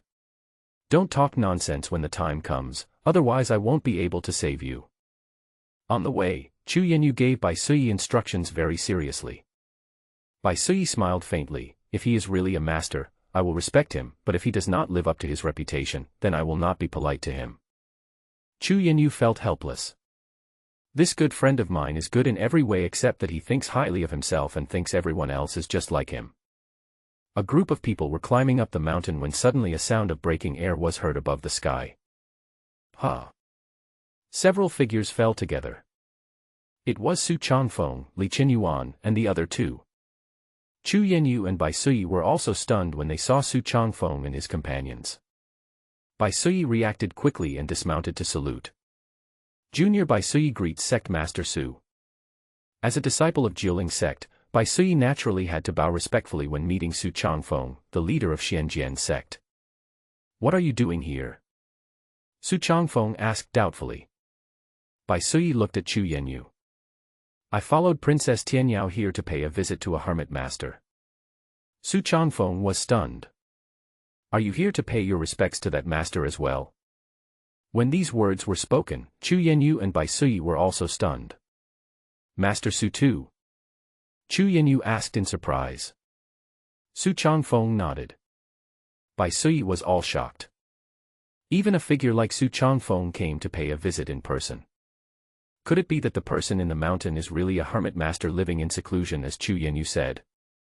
At this moment, a dragon chariot came flying in the sky.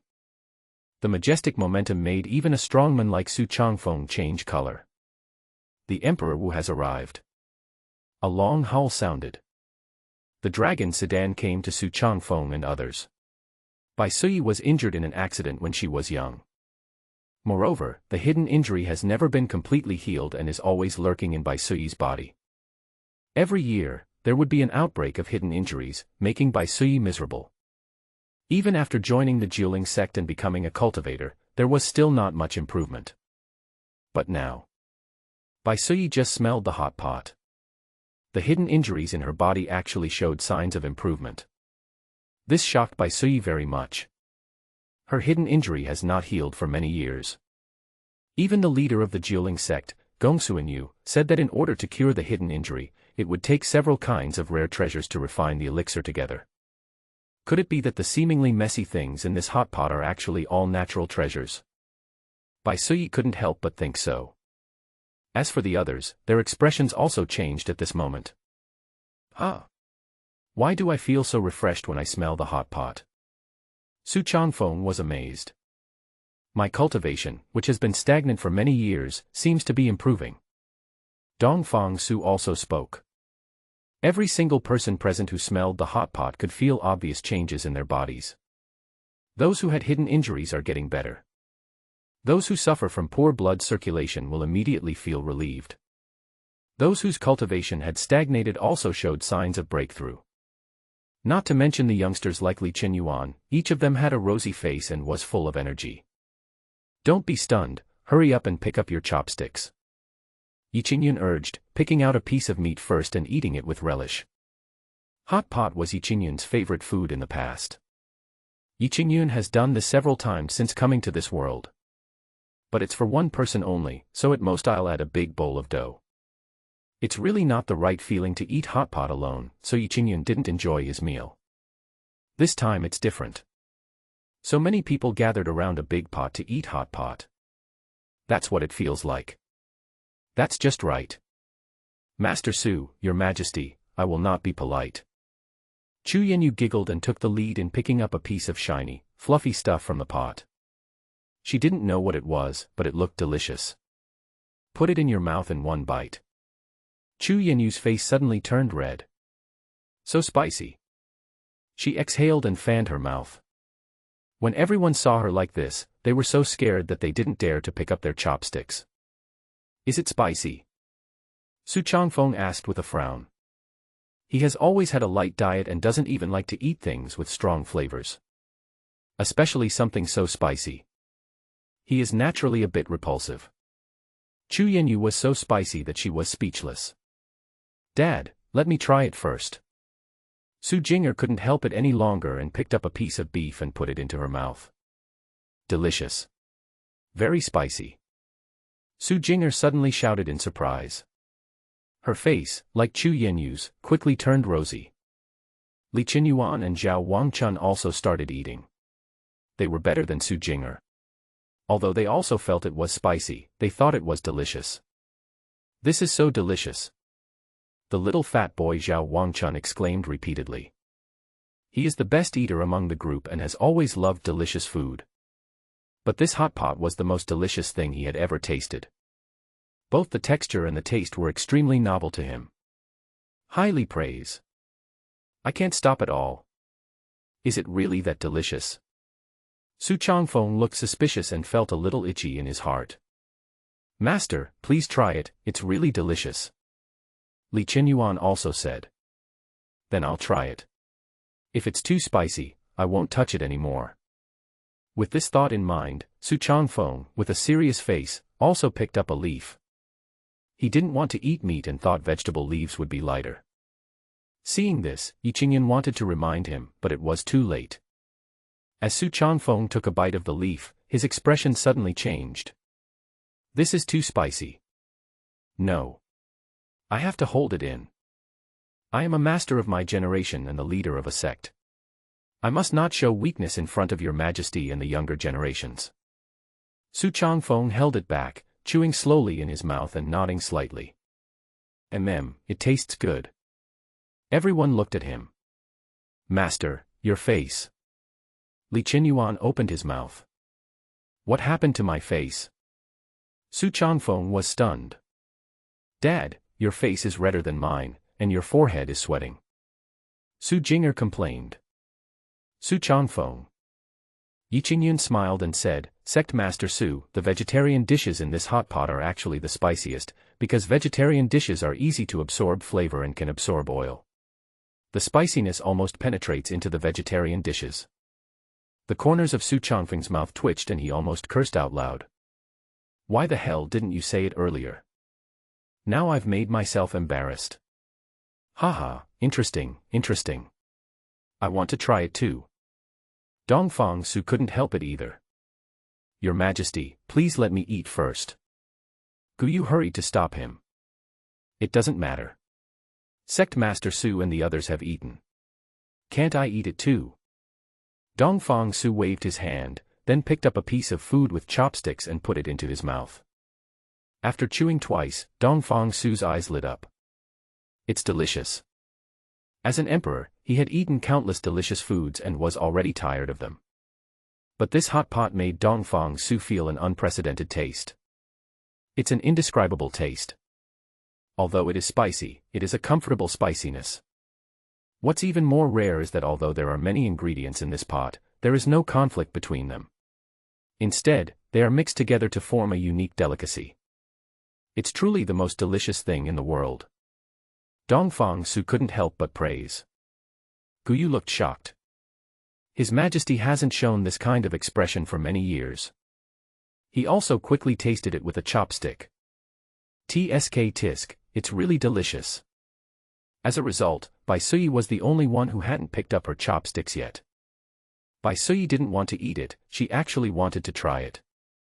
However, she just looked at the boiling red oil in the pot, the dishes cooked together in a mess, and everyone reaching their chopsticks into the pot. Bai Suyi resisted instinctively. She has had misophobia since she was a child, and Bai Suyi found it hard to accept that she was asked to eat from the same pot with others. Susu, don't you want to eat it? This is delicious. Chu Yanyu ate so much that her forehead was covered in sweat and her mouth was red. Bai Suyi smiled awkwardly. I won't eat it. You guys eat it. Oh well. Chu Yanyu continued to eat with relish. Seeing that everyone was eating happily, Yi Qingyun was also happy and was much more interested in eating hot pot than before. It's a pity that Big Hare and Rabbit squatted there and waited for a long time, but nothing came of it. Soon, the whole pot of food was eaten. Zhao Wangchun seemed unsatisfied and wanted to drink a sip of the hot pot soup as soon as he picked up the pot. Yi Qingyun quickly stopped him. This guy is really awesome. He even wants to drink the hot pot soup and he's not afraid of choking to death. Zhao Wangchun was reluctant to leave because he didn't get to drink the hot pot soup, so he had to put the pot down. Everyone, are you satisfied with the meal? Yi Qingyun said with a smile. Satisfied, satisfied. Tasty. This is the happiest meal I've ever had. Everyone praised the meal highly and was still not satisfied. At this moment, Li Qinyuan's expression suddenly changed. My cultivation. Boom. Li Qinyuan just felt like there was a fire burning in his stomach. The next moment, he broke through. I seem to have broken through. Li Qinyuan said in a daze. Everyone looked at him. Li Qinyuan activated his own cultivation, and his aura was indeed much stronger than before. I have broken through to the middle stage of Juyuan. Li Qinyuan was very surprised. His original cultivation level was at the initial stage of Juyuan. If he wanted to enter the middle stage of Juyuan, it would take at least half a year. But now, after eating a hot pot, Li Qinyuan had a breakthrough inexplicably. Very comfortable. It feels like it's a natural progression. Wait a minute, I think I'm about to break through. As Zhao Wangchun spoke, the aura around him suddenly increased. He broke through from the great perfection of spiritual opening to the initial stage of source gathering. Ah! I made a breakthrough too. Su Jinger exclaimed. Her cultivation level rose directly from the late stage of Kaling to the great perfection of Kaling. The three brothers and sisters made breakthroughs one after another. And each of them has broken through a small realm. This can no longer be described as a coincidence. At this time, Chu Yenyu's expression also changed. I'm about to break through too. Before she finished speaking, Chu Yenyu's aura doubled. From the late stage of spiritual awakening, he directly stepped into the great perfection of spiritual awakening. Bai Suyi, who was standing by, was stunned. The last time Chu Yenyu came back, Bai Suyi was already surprised that she had advanced from the middle stage of Kaling to the late stage of Kaling. How long has it been? Chu Yenyu actually made another breakthrough. Directly stepped into the great perfection of spiritual awakening. This time it caught up with me. Your Majesty. I feel like I'm about to break through. Guyu suddenly exclaimed. What? You want to break through too? Dongfang Su looked at Guyu in disbelief. As expected. Guyu broke through. As his aura doubled, Guyu smoothly moved from the early stage of Dan condensation to the middle stage of Dan condensation. The breakthroughs of others are still acceptable. After all, their cultivation is not high. But Guyu is different. He is a master in the Imperial Palace and a personal guard of Emperor Wu Dongfang Su. He has the cultivation level of nascent soul realm. At the condensation core realm, one can already serve as an elder in the three major sects. From the early stage of Dan condensation, he entered the middle stage of Dan condensation. Generally speaking, it would take at least 10 years to achieve a breakthrough. But Guyu completed it in an instant. This is incredible. The successive breakthroughs made everyone realize that this was definitely not a coincidence. They all looked at Yi Qingyun. Then they all thought of the hot pot they had just eaten. Could it be that the hot pot we just ate caused our breakthrough? Li Qinyuan couldn't help but say so. Very likely. Guyu nodded repeatedly. At the same time, Su Changfeng and Dongfang Su also felt some changes in themselves. Although the two of them did not make any breakthroughs in their cultivation. But a sense of enlightenment emerged in their hearts. Sudden enlightenment. At this time, both of them experienced an extremely rare moment of enlightenment. One day of sudden enlightenment, the mind becomes clear. The boundless road is right before your eyes. Su Changfeng looked shocked. Dongfang Su was horrified. The two looked at each other, and both could feel each other's current state. For a moment, the two of them were a little unstable. This is simply a miracle. Just after eating this hot pot meal, they both had an epiphany. It's incredible. I didn't expect that I could still have an epiphany after reaching my current level of cultivation. This hot pot meal was really worth it. Dongfang Su was filled with emotion. I also suddenly realized that all the confusions I had in my cultivation in the past were suddenly cleared up at this moment. It really made me feel relaxed and happy. Su Changfeng said. Everyone was shocked. These two big guys actually had an epiphany. Isn't this too scary? Yi Qingyun was stunned as he listened. This is both a breakthrough and an epiphany. This made Yi Qingyun a little confused. Isn't it just a hot pot meal? Is it that exaggerated? Yi Qingyun was very confused. There are only some ordinary ingredients in the hot pot, so how come it has such a great effect? Besides, he felt full, and had no other reaction. Could it be that I have no cultivation, so I had no reaction after eating the hot pot? Yi Qingyun thought so. At this time, Su Changfeng and Dongfang Su both stood up and bowed solemnly to Yi Qingyun. Thank you for the gift, senior. Both big men saluted. Others naturally can't just sit there and watch. Except Bai Sui, everyone else bowed to Yi Yun. Thank you for the gift, senior. Yi Qingyun was a little embarrassed.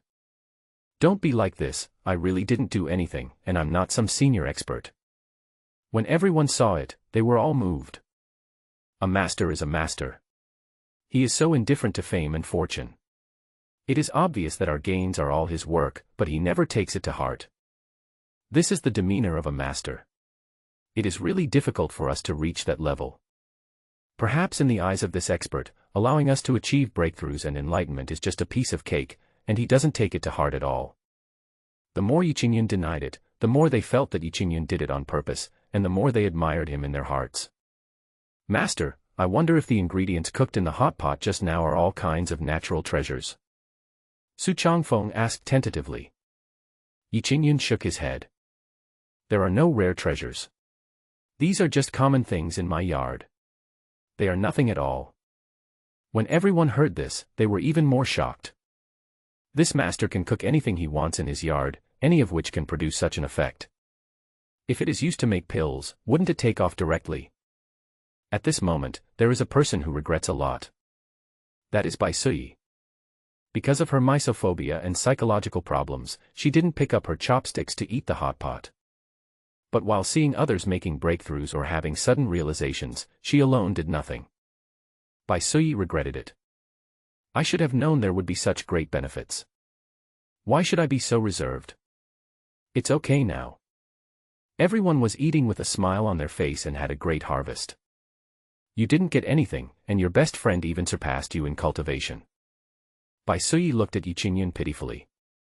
Master, I want to eat too. Everyone looked at her with sympathy. Chu Yanyu curled her lips. You refused to eat when I told you to, but now you want to eat again. Bai Sui's face was full of bitterness and she could only nod. Let's wait until next time. Next time I eat hot pot, come over and I'll treat you. Yi Qingyun said. Bai Sui was a little disappointed, but How can you be so unreasonable in front of a master? Su Jinger was a little dissatisfied. Just now the master asked all of us to eat, but you didn't appreciate it. Now you want to trouble the master again. Do you think you are qualified?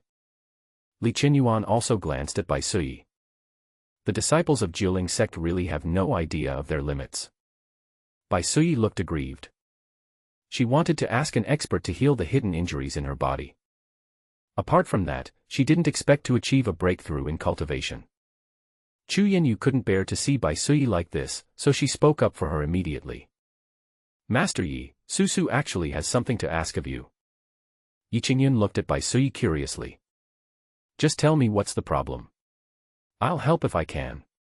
8 bamboo tubes were poured out with the corpses of some white insects. These bugs are so tiny that they look smaller than ants. Yi Qingyun reached out and touched these insects, only to find that each one was extremely cold, like ice chips. This should come out of your body. Yi Qingyun said to Bai Suyi. Bai Suyi was a little frightened. There are so many bugs in my body. No wonder my hidden injuries have never been healed. So, is Susu's injury considered healed? Chu Yanyu asked with concern. Yi Qingyun shook his head. I think it's not completely healed yet. Let's do another cupping in half a month, and it will probably be almost healed. This was Yi Qingyun's own inference. If you do cupping again and no poisonous insects are drawn out, it means that the disease is completely healed. If poisonous insects still come out, treatment needs to be continued. Thank you, sir. I feel so comfortable all over, the most comfortable I've ever felt. Bai Suyi put on her clothes, her face full of excitement. She could clearly feel that her body was different from before. In the past, she always felt that the circulation of qi and blood was not particularly smooth. Moreover, the hands and feet are always cold and rarely warm. But now, Bai Suyi's blood and qi are flowing smoothly throughout her body. And my hands and feet began to warm up. This shows that her health is improving. And this is all thanks to Yi Qingyun's cupping therapy. No need to thank me. It is our honor to help others. Yi Qingyun didn't care. Bai Suzhen and the other two all remembered the 4 words, helping others. Enjoy helping others. Is this the mind of a master? In such a cruel world of cultivation, the only one who can help others is probably an extraordinary and otherworldly master like Yi Qingyun. For a moment, the 2 girls' admiration for Yi Qingyun deepened. Mr. Yi, I also have something I want to ask you. Chu Yanyu looked at Yi Qingyun with pleading. Tell me, do you want to do cupping too? Chu Yanyu shook her head. It's my Pingxi Palace that's in trouble. What's the trouble? Yi Qingyun asked curiously. It's the Lingshan Song family. They want to occupy my father's fiefdom and take away the heirloom of my Chu family. The last time Xiao Qing and I fled to the mountains, we were chased by the Song family. Chu Yanyu said with lingering fear. Bai Suyi on the side continued, the Song family has evil ambitions. They rely on their close relationship with the Prime Minister Chao Yuanhua and have colluded with the great elder of Taihao sect. The Pingxi Palace is having a very difficult time. I think I've heard of the Shiling Song family.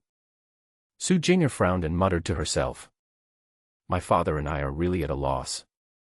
We hope someone can give us some advice and save our palace. As Chu Yanyu said this, she was about to kneel down to Yi Qingyun. Yi Qingyun quickly stopped him. Alas, you are a prince after all, why is your family being bullied so badly? Yi Qingyun was speechless. Chu Yanyu's face was filled with shame. Although their Chu family was enthroned as the king of Pingxi, they were, after all, a king of a different surname.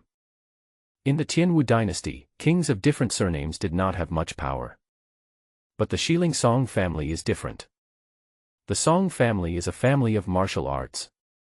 Not only are they filled with many masters, they are also related to the prime minister of the dynasty and the Taihao sect.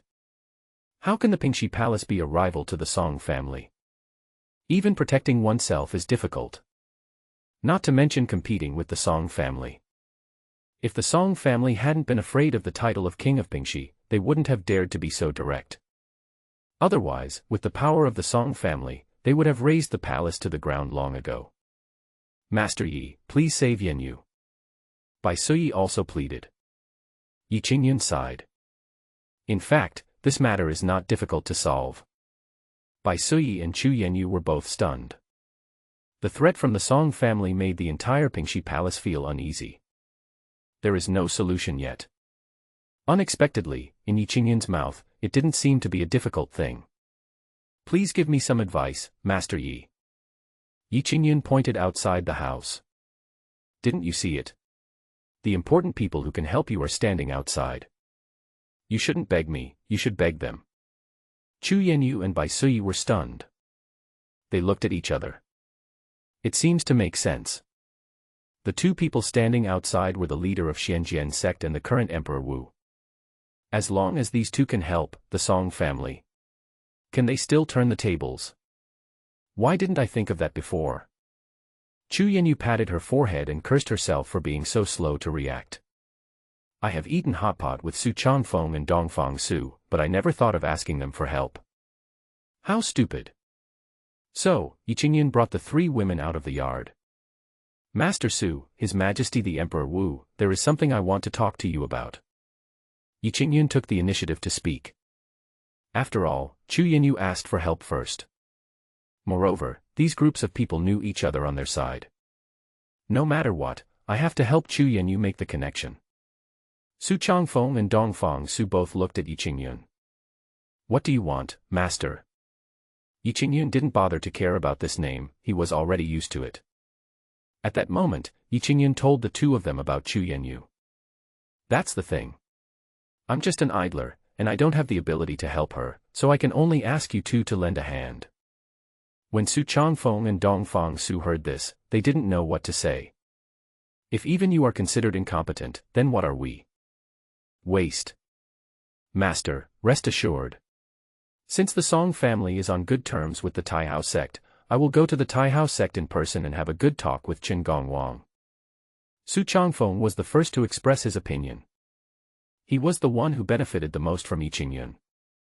First, he relied on the rare treasures given by Yi Qingyun to break through his cultivation and won the martial arts competition among three sects.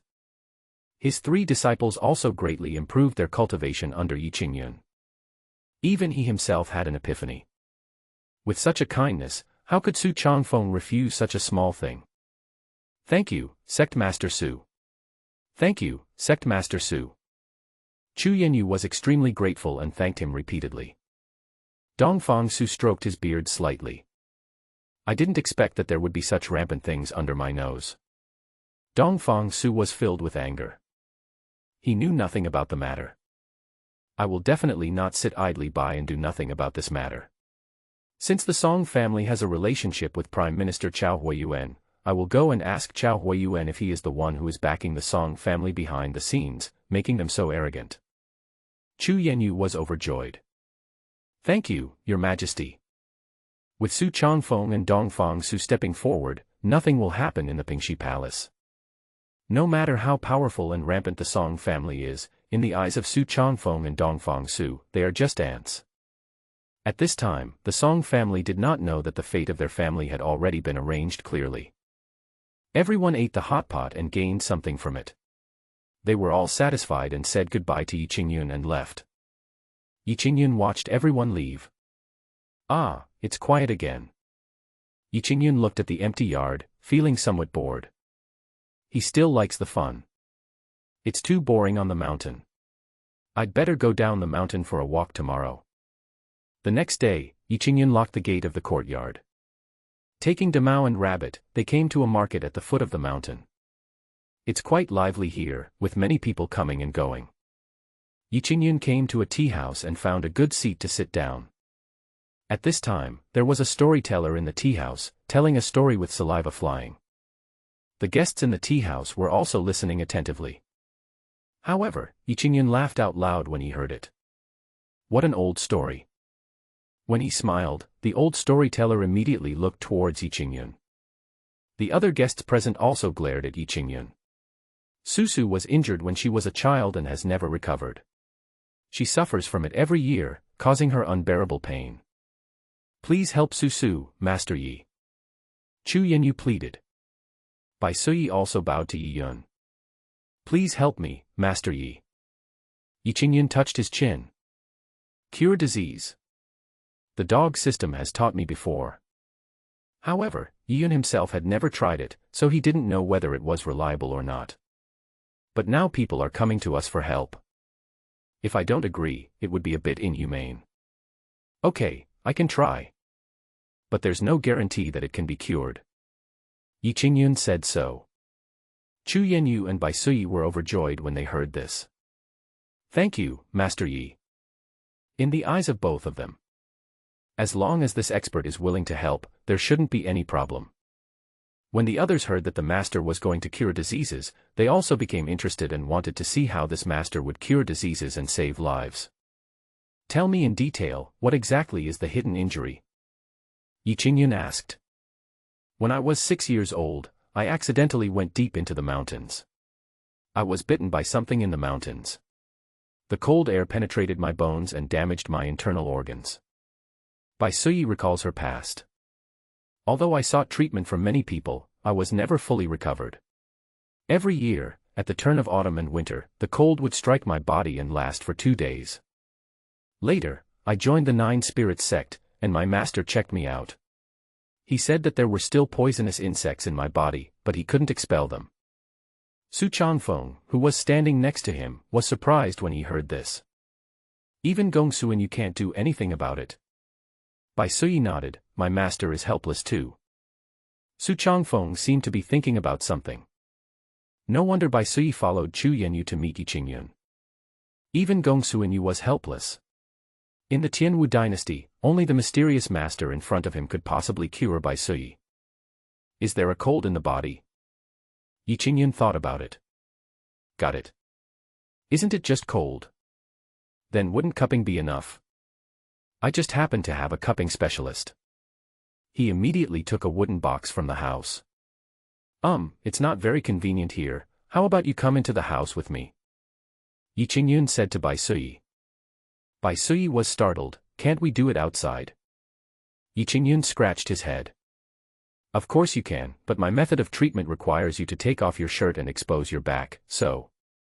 Upon hearing this, Bai Suyi's face immediately turned red. The other people also looked at each other strangely. Why does this treatment method sound weird? Is this the proper method? Yi Qingyun was afraid that they might misunderstand him, so he said seriously, this method is called cupping. I guess you have never seen it before. This method requires you to take off your shirt, expose your entire back, and cover your back with a fire cup. If you don't take off your shirt, you can't proceed. This is telling Bai Suyi that if you want to be cured, then you should cooperate honestly. If you feel embarrassed, then forget it. Chu Yanyu gently pulled Bai Suyi. Try it. Maybe this master can really cure you. Bai Suyi bit her lip. Mr. Yi, let's go into the house. This sounds strange. Yi Qingyun almost had the wrong idea, but he calmed down and walked into the house carrying the wooden box. Bai Suyi followed him into the house. Mr. Yi, can I come in and take a look? Chu Yanyu suddenly thought, I am also a woman. I'll go in and take a look, should it be okay? Can. Yi Qingyun's voice came from inside. Chu Yanyu also entered the room immediately. Dad, I'll go take a look too. Su Jinger was also very curious. Go ahead, but don't disturb the master. Su Changfeng warned. I know. Su Jinger also came into the house happily. As for the other men, they could only wait outside. Yi Qingyun moved over a folding chair and opened it. It's just enough for one person to lie down. Take off your shirt and lie down on this chair. Yi Qingyun said seriously. Bai Suyi bit her lip lightly, feeling a little embarrassed. After all, she was a woman, and it was really embarrassing for her to take off her shirt in front of a grown man like Yi Qingyun. Do you want to take it all off? Bai Suyi asked shyly. Well, leave nothing behind. Yi Qingyun nodded. At the same time, I was muttering to myself. I'm not trying to take advantage of you, but cupping really requires you to take off your clothes. Then please turn around, Mr. Yi. Bai Suyi's voice trembled a little. Yi Qingyun said, oh, and then turned around. Oh no. Can't see it. When Bai Suyi saw Yi Qingyun turn around, she slowly took off her shirt. 1, 2. Soon. The white body appeared. Chu Yanyu and Su Jinger stared with their eyes wide open. Especially Su Jinger. He stared at Bai Suyi, then looked down at himself. Why is she so big? Although Chu Yanyu is Bai Suyi's best friend, she has never seen Bai Suyi's appearance at this moment. Seeing this at this moment, I can't help but feel a little jealous. Being stared at by two women, Bai Suyi blushed and quickly lay down on the chair. Mr. Yi, I'm fine now. Oh. Yi Qingyun turned around and took a look. My eyes almost popped out. This. Also. Too. Big. It's done. Yi Qingyun was in a trance, but fortunately he was knowledgeable and experienced in his original world. He was stunned for a moment but quickly returned to normal. He opened the wooden box and took out bamboo tubes one by one. Yi Yun lit a candle and burned the bamboo tube over the candle flame. Miss Bai, let's get started. Before he finished speaking, Yi Yun directly put the bamboo tube on Bai Suyi's back. Bai Suyi snorted slightly. There was a burning sensation on my back. Although it didn't hurt much, this novel experience still made Bai Suyi a little nervous. Soon, all 8 bamboo tubes were buckled on Bai Suyi's back. Chu Yanyu and Su Jing'er on the side were stunned. What kind of treatment is this? It's simply unheard of. Okay, wait half an hour and then you can take the bamboo tube down. Yi Qingyun wiped the sweat from his forehead. Not tired. It is to restrain oneself. With such a fair and beautiful woman lying in front of me, I have to concentrate on cupping her.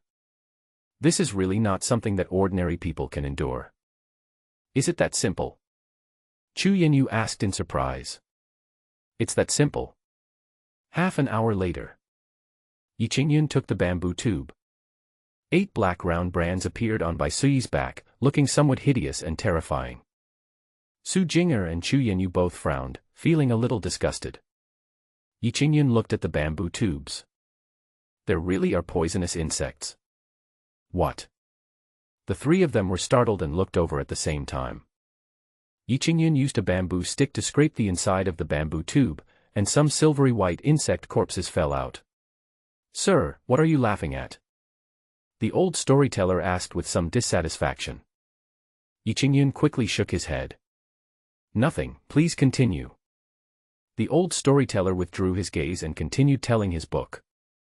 After listening for a while, Yi Qingyun burst out laughing again. The old storyteller looked at him again. The other guests in the tea house also glared at Yi Qingyun again. Boy, we are listening attentively, what are you doing here to make trouble? A man stood up and shouted loudly. Yi Qingyun ignored the men and looked at the old storyteller.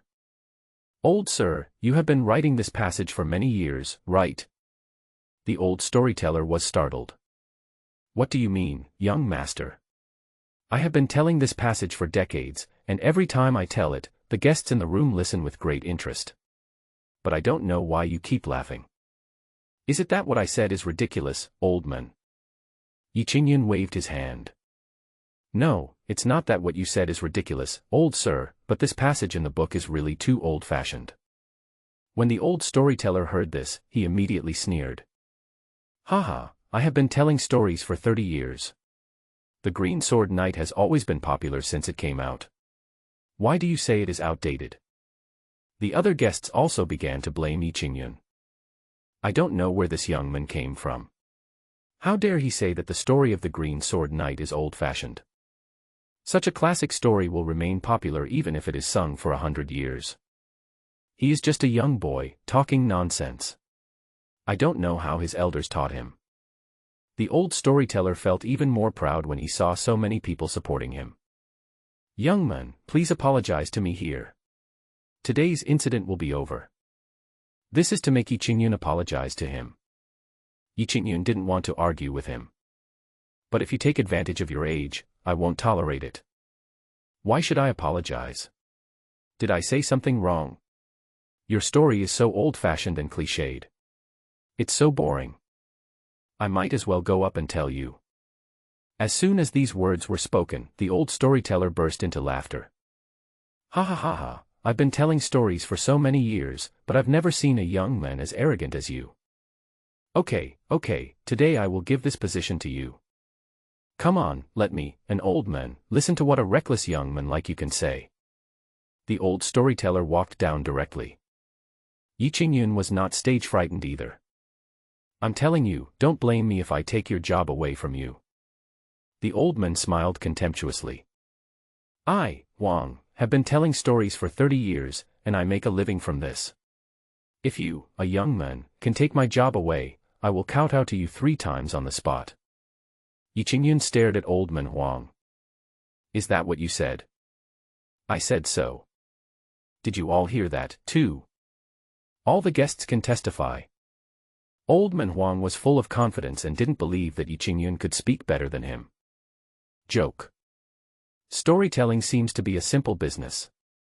But in reality it is very difficult. Old man Huang has been storytelling for 30 years, a skill he learned from his father. They can be considered a family of storytellers. Which storyteller today isn't the product of decades of hard work? Let's see what this kid can say. The young people nowadays really don't know how high the sky is and how deep the earth is. I guess he will have to bow his head in shame and admit his mistake to old man Huang later. All the guests were waiting to see the show. Yi Qingyun stood on the stage, calm and composed, with a calm expression. He picked up the gavel. Bang. There was a crisp sound, which sounded like that of a storyteller. Today, I, Yi Qingyun, will tell you about this in front of you all.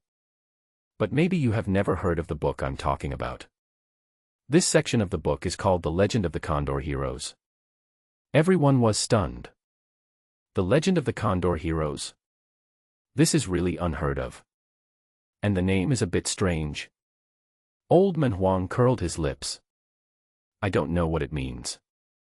Yi Qingyun smiled slightly and started talking. 800 years ago, there was a dynasty called the Southern Song Dynasty. It was in a critical time with wars raging and foreign invasions. The story of this part of our book happened at that time. On this day, the sky was snowing heavily. A Taoist priest came walking on the snow and passed by a place called Niujia village. This Niujia village. At first, everyone listened with disdain. But as they listened, everyone became gradually absorbed in the story. Especially when they heard that Yang Tiexin, Guo Xiaotian, and their family had suffered a tragic disaster, many of them slammed the table in anger. This Wanyan Honglie is really abominable. Damn you evil thief. It's a pity that he wasn't killed by Qiu Chuji. Old man Huang was a little dumbfounded. He didn't expect that the book Yi Qingyun talked about was so exciting. Just this opening paragraph was enough to completely engage the guests present. Seeing this, Yi Qingyun smiled slightly in his heart. I am not good at telling stories, but the books in my head are so vast that I can't finish telling them even if I talk for 100 years. He continued to tell the story of the Legend of the Condor Heroes. It tells the story of the battle between the 7 freaks of Jiangnan and Qiu Chuji at the Misty Rain Tower, after which both sides agreed to look for the descendants of the Guo and Yang families respectively. The 7 freaks of Jiangnan traveled all the way to Maobei and found the land of the desert. Finally, they found a child in the northern desert. He is the descendant of the Guo and Yang families. Bang. Yi Qingyun suddenly slammed the gavel again, startling all the guests in the room. I want to know what happened next. Stay tuned for the next chapter.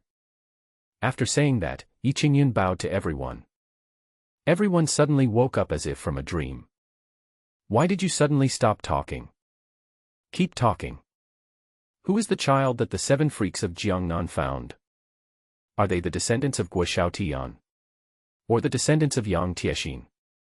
Hurry and continue. Everyone was very dissatisfied. I was listening happily, but it was interrupted at this moment.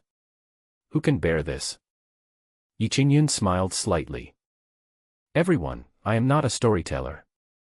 Everyone was stunned. Then I reacted. The real storyteller, Old man Huang, is still standing behind. They all turned back. Old man Huang had a dejected look on his face, and he seemed to have lost all his energy. He opened his mouth as if he wanted to say something. But I couldn't say anything. Old man Huang was deeply shocked by the story Yi Qingyun told. Compared with the story told by Yi Qingyun, the story of the so-called Green Sword Knight is indeed too old-fashioned. There is simply no comparison. This is what we call a story. Old man Huang suddenly burst into tears. For so many years, I have been a frog in a well. Yi Qingyun scratched his head. Why are you still crying? He was about to step down when he saw a middle-aged man quickly walk up to Yi Qingyun and bow to him. Sir, I am the owner of this tea house. Could you please continue the previous story for the guests? The owner of the tea house came forward. He had been watching from the side, and when he saw Yi Qingyun was about to go on stage to speak, he felt very contemptuous.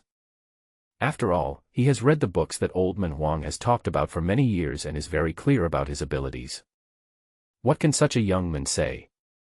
It will definitely expose your weakness. But unexpectedly, Yi Qingyun's storytelling was so effective. He completely defeated Old Man Huang. Looking at these guests clamoring to continue listening, you can tell how popular the passage in the book Yi Qingyun just talked about is. This is an effect that Old Man Huang has never experienced before. The tea house owner couldn't sit still any longer, so he came out quickly to invite Yi Qingyun to continue telling stories in his tea house. Tea houses and storytellers have always complemented each other. If a tea house wants to do prosperous business, attracting a good storyteller to tell stories in its store for a long time is a very effective way. Yi Qingyun shook his head. I'm not a storyteller. If you want to listen to a storyteller, let the old gentleman continue. After saying this, Yi Qingyun walked off the stage in a dashing manner. Old Man Huang felt ashamed. He knew very well that even if he wanted to go on stage and tell stories again, no one would want to listen. The story of the legend of the Condor Heroes is so immersive. There is no way that my old stories can compare to this. Old sir, I just made a fool of myself. Yi Qingyun was very polite and bowed to Old Man Huang. He doesn't want to bully anyone. It was just that I was eager to win, so I went up and said that. Now that the effect has been achieved, we will naturally not push our limits and embarrass others. After all, this Old Man Huang makes a living by storytelling. It's not good to ruin someone's job.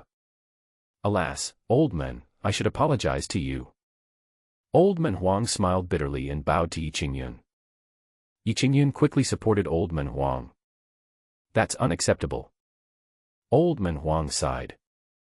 I want to ask you, sir, did you write the story of the legend of the Condor Heroes? Yi Qingyun smiled mysteriously. No. Oh. But I don't know who did it. Yi Qingyun looked into the distance. This story was told by an old gentleman named Jin. He is a man of profound learning, like a saint of literature and Taoism. Old Man Huang looked shocked. A saint of literature and Taoism. That is a godlike existence. Where is this Mr. Jin? I want to visit him. Yi Qingyun shook his head. Mr. Jin has long passed away. Old Man Huang felt a little regretful. That's a shame. Yi Qingyun smiled and said, although Mr. Jin has passed away, he has left us, the descendants, with countless wonderful stories. Old Man Huang looked around and saw that everyone was looking at them, and he couldn't help but smile bitterly. Sir, you better go on stage and say something, otherwise these guests won't let you leave easily. Those guests were all staring at Yi Qingyun. He seemed to want to tie Yi Qingyun to the stage. Yi Qingyun was also somewhat helpless. Well, let me tell you another story. Yi Qingyun took the stage again. Before he could even say anything, he was greeted with applause. Old Man Huang also sat there with anticipation, wanting to hear what Yi Qingyun would say next. Yi Qingyun continued to tell the story of the legend of the Condor Heroes. Everyone listened attentively. When Yi Qingyun mentioned that the 7 freaks of Jiangnan recognized Guo Jing, everyone present cheered.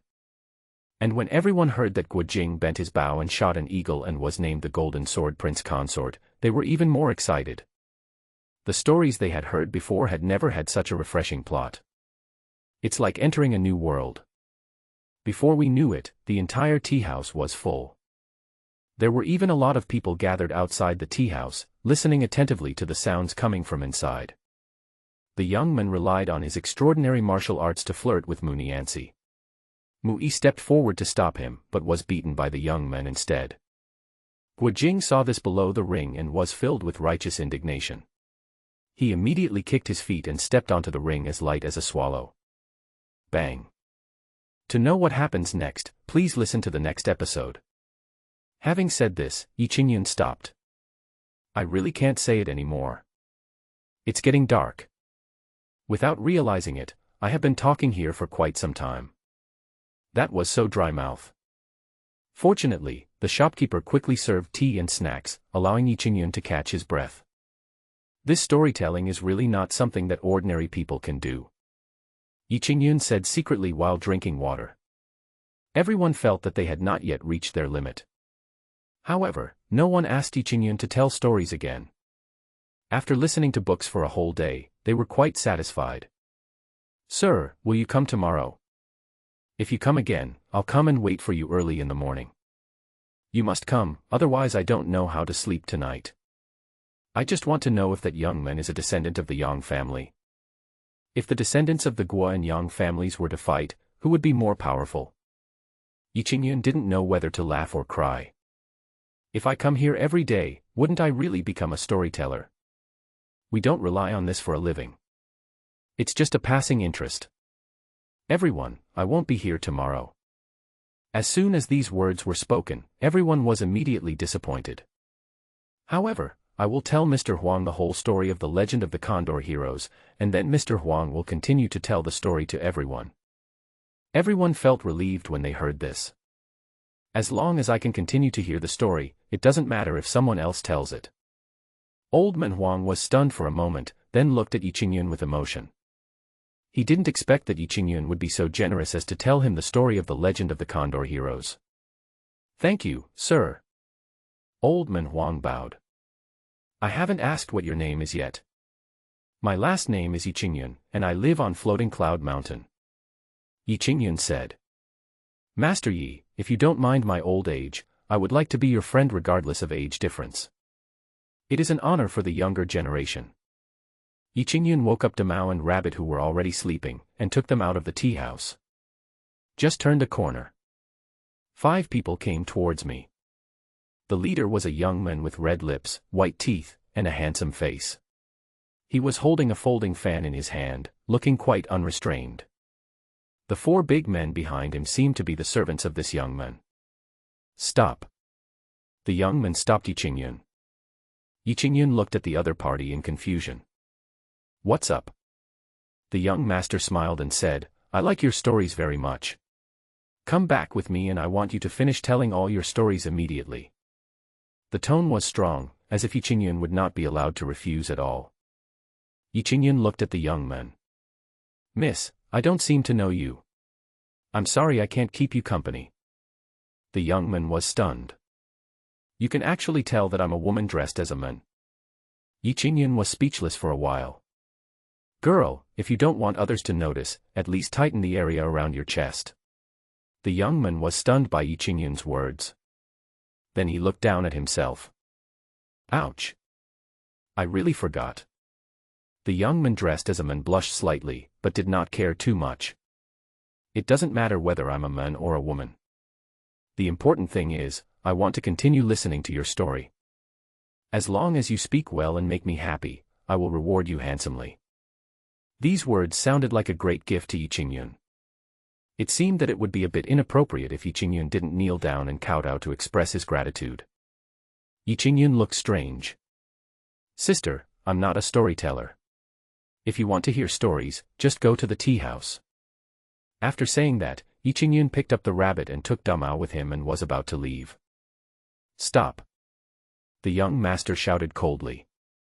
The 4 servants behind him immediately surrounded him.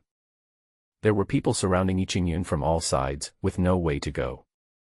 The 4 servants all had ferocious looks on their faces and they deliberately clenched their fists, as if they were threatening Yi Qingyun. They had already seen that Yi Qingyun was just a mortal, with no signs of cultivation at all. They can crush such people to death with just a wave of their hands. The rabbit held in Yi Qingyun's arms winked at the big hair on the ground.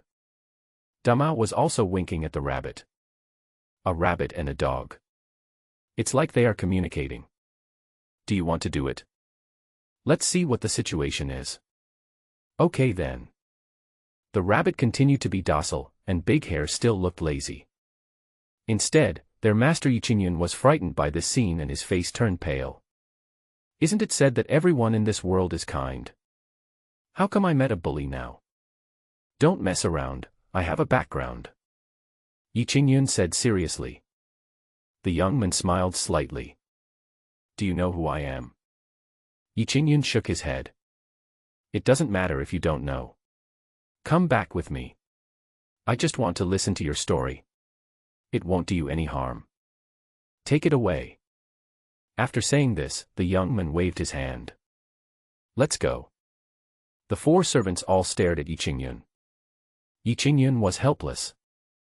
Since you are weak and alone, it is better not to resist. So. Yi Qingyun followed them and walked forward. Not long after, Yi Qingyun saw a very luxurious carriage. There was also a middle-aged man sitting in the carriage, who seemed to be the coachman. Sir, you're back.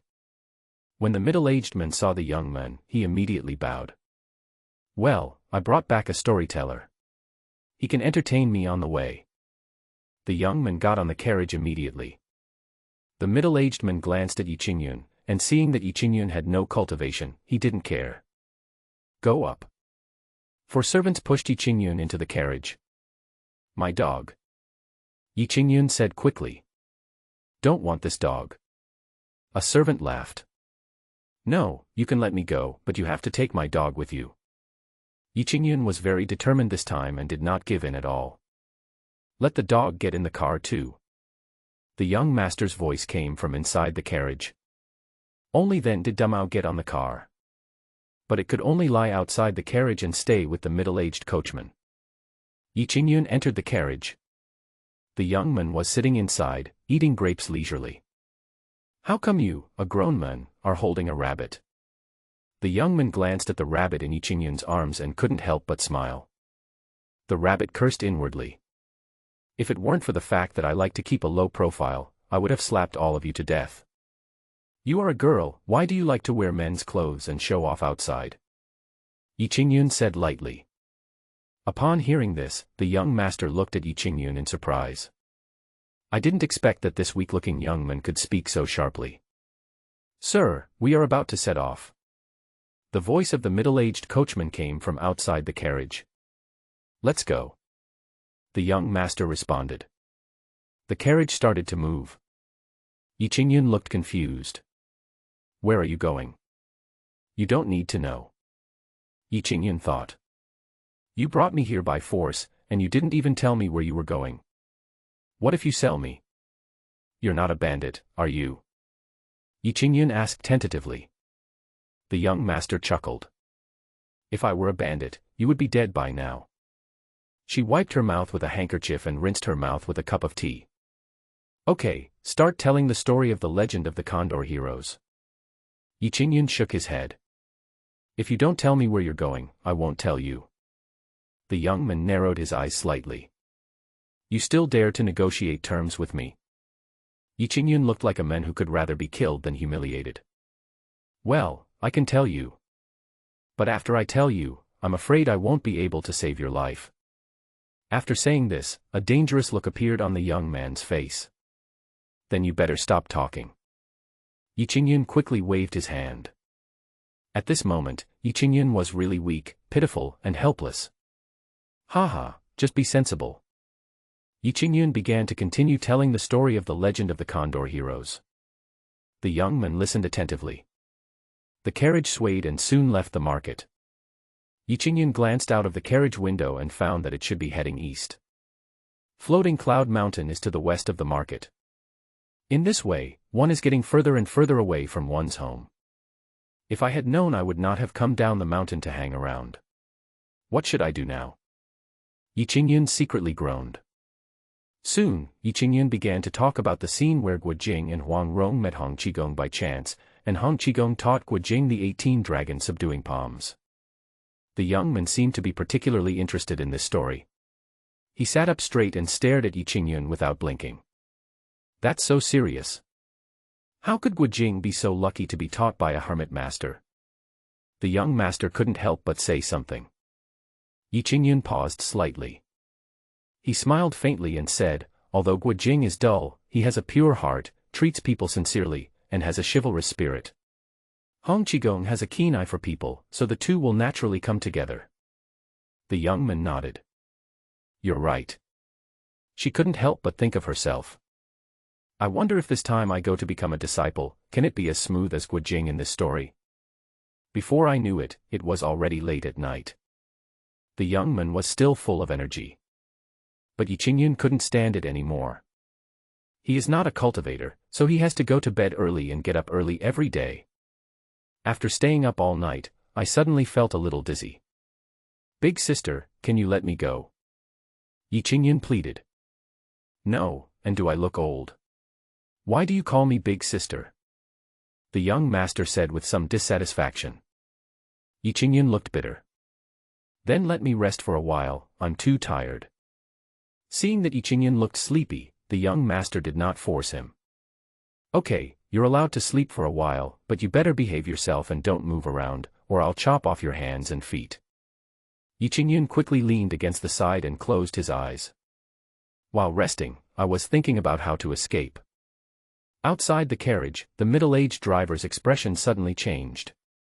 Miss, we seem to have encountered a monster. What? When the young man heard the voice, his face changed. The carriage stopped. 4 servants stood guard on all 4 sides of the carriage. There was tension on their faces and they looked around vigilantly. At this moment, the carriage was on a quiet ancient road. There are low trees all around. Apart from the sound of the night wind blowing, there was no other sound. But the middle-aged driver could clearly sense that there was a strong evil aura hidden all around. Moreover, his cultivation is definitely not weak. Monsters are not uncommon in the Tianwu dynasty because it borders the Wanyao kingdom. The kingdom of 10,000 demons is the paradise of the demon race. Although the Tianwu dynasty had tried several times to eliminate the monsters in its territory, it was never successful. The probability of encountering monsters in the wilderness is quite high. However, except Yi Qingyun, all the people in their group were cultivators, but some monsters still dared to approach them. That means the monster in the dark is quite powerful. Yi Qingyun also opened his eyes. He really couldn't sleep anymore. He looked at the young man, who was already holding a sword in his hand, his beautiful eyes looking out the window. What is this? Yi Qingyun secretly groaned. I am so unlucky. Why do all these things happen to me? I hope there won't be a fight later. Even if a fight breaks out, don't get yourself involved. The middle-aged driver took a deep breath. We are from the Shao family of Beichuan. Please give us some leniency and don't embarrass us. This is to reveal one's origins, hoping to scare away the monsters in the dark. Beichuan Shao family. Yi Qingyun muttered something. He had never heard of it. But if there were other people present, they would definitely be shocked by this name. Beichuan is not within the territory of the Tianwu dynasty, but is located in the farther north outside the Tianwu dynasty. There is no country like the Tianwu dynasty. There are only countless martial arts families and various large and small sects. It can be said that Beichuan is a chaotic place. This so-called Shao family is from Beichuan, and is a first-rate family with great power. If it were placed in the Tianwu dynasty, it would be comparable to the 3 major sects. A barren hill not far from the carriage. A dark bear demon was gnawing on a tragically dead wild boar. Next to the bear monster, there is a wolf monster. The Shao family of Beichuan. Why did the Shao family come to the territory of the Tianwu dynasty? The wolf demon gnawed on the wild boar's head, muttering to himself. The bear demon curled his lips and said, "Who cares? Since we are in our territory, we should keep our lives." You're right. No matter how powerful the Beichuan Shao family is, they wouldn't dare to come here and act so recklessly. The wolf demon chuckled. The 2 monsters stood up and released their auras. Suddenly, everyone on the carriage became more nervous. It's at least a demon beast in the condensation realm. There's more than one. The middle-aged driver's face changed drastically. He is a warrior in the nascent soul stage, but only in the early stage of the nascent soul stage. But these 2 demonic auras coming from all directions have at least reached the middle stage of the nascent soul realm. If there is only one monster, then he could still handle it. But now there are 2 of them, and there is nothing he can do. We can only hope that these 2 monsters will be wary of the reputation of the Beichuan Shao family. Demao lay next to the middle-aged driver and yawned out of boredom. Inside the carriage, the rabbit in Yiqingyun's arms also moved its ears twice. Brother Go, it seems that there are two blind monsters nearby. I know. Do you want to take action? Need not. Why? I find it troublesome. What if those two guys come over? They won't. Why? Because they want to live. The bear demon and the wolf demon are gradually approaching. But just then, the wolf demon suddenly stopped. Why do I seem to smell the evil spirit of other monsters? The wolf demon twitched his nose, and a look of doubt suddenly appeared on his face. The bear demon also sniffed it. No way. Did you make a mistake? The wolf demon sniffed again and found that the smell was gone. Maybe I'm just too sensitive. The two monsters no longer hesitated and rushed directly to the front of the carriage. Protect the young lady. The middle-aged coachman shouted and jumped off the carriage first to face the two monsters. The other four servants guarded the carriage closely behind them. But looking at the expressions of the four of them, they were obviously very frightened. Yiqingyun lifted the curtain of the carriage and saw the two monsters. It's over, it's over. I'm really going to die here this time. Yiqingyun looked depressed. The young man's face also turned pale. You should leave now, she said to Yiqingyun. Yiqingyun was stunned, then became angry. Are you trying to get me to go down and attract their attention? Young master. I clearly wanted to let you escape with good intentions, so how did that become a way of attracting attention to you? You too, we are from the Shao family of Beichuan. Before the middle-aged driver could finish his words, the bear monster was already rushing towards him. The middle-aged driver had no choice but to take action. Bang.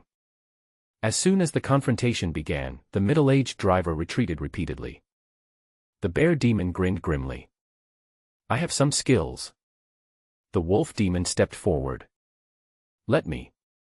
Whoosh. The wolf demon attacked at an extremely fast speed, and its sharp claws whistled in all directions, making sounds like breaking through the wind. The middle-aged driver roared, and raised both palms, with spiritual energy surging. The wolf's claws were blocked. However, there were also several bloodstains on the middle-aged driver's palms. Let's go together, don't waste time. The bear demon roared loudly. Two monsters are about to attack together. The middle-aged driver had a tragic look on his face. Miss, I'm leaving first. He rushed towards the wolf demon and the bear demon regardless of everything.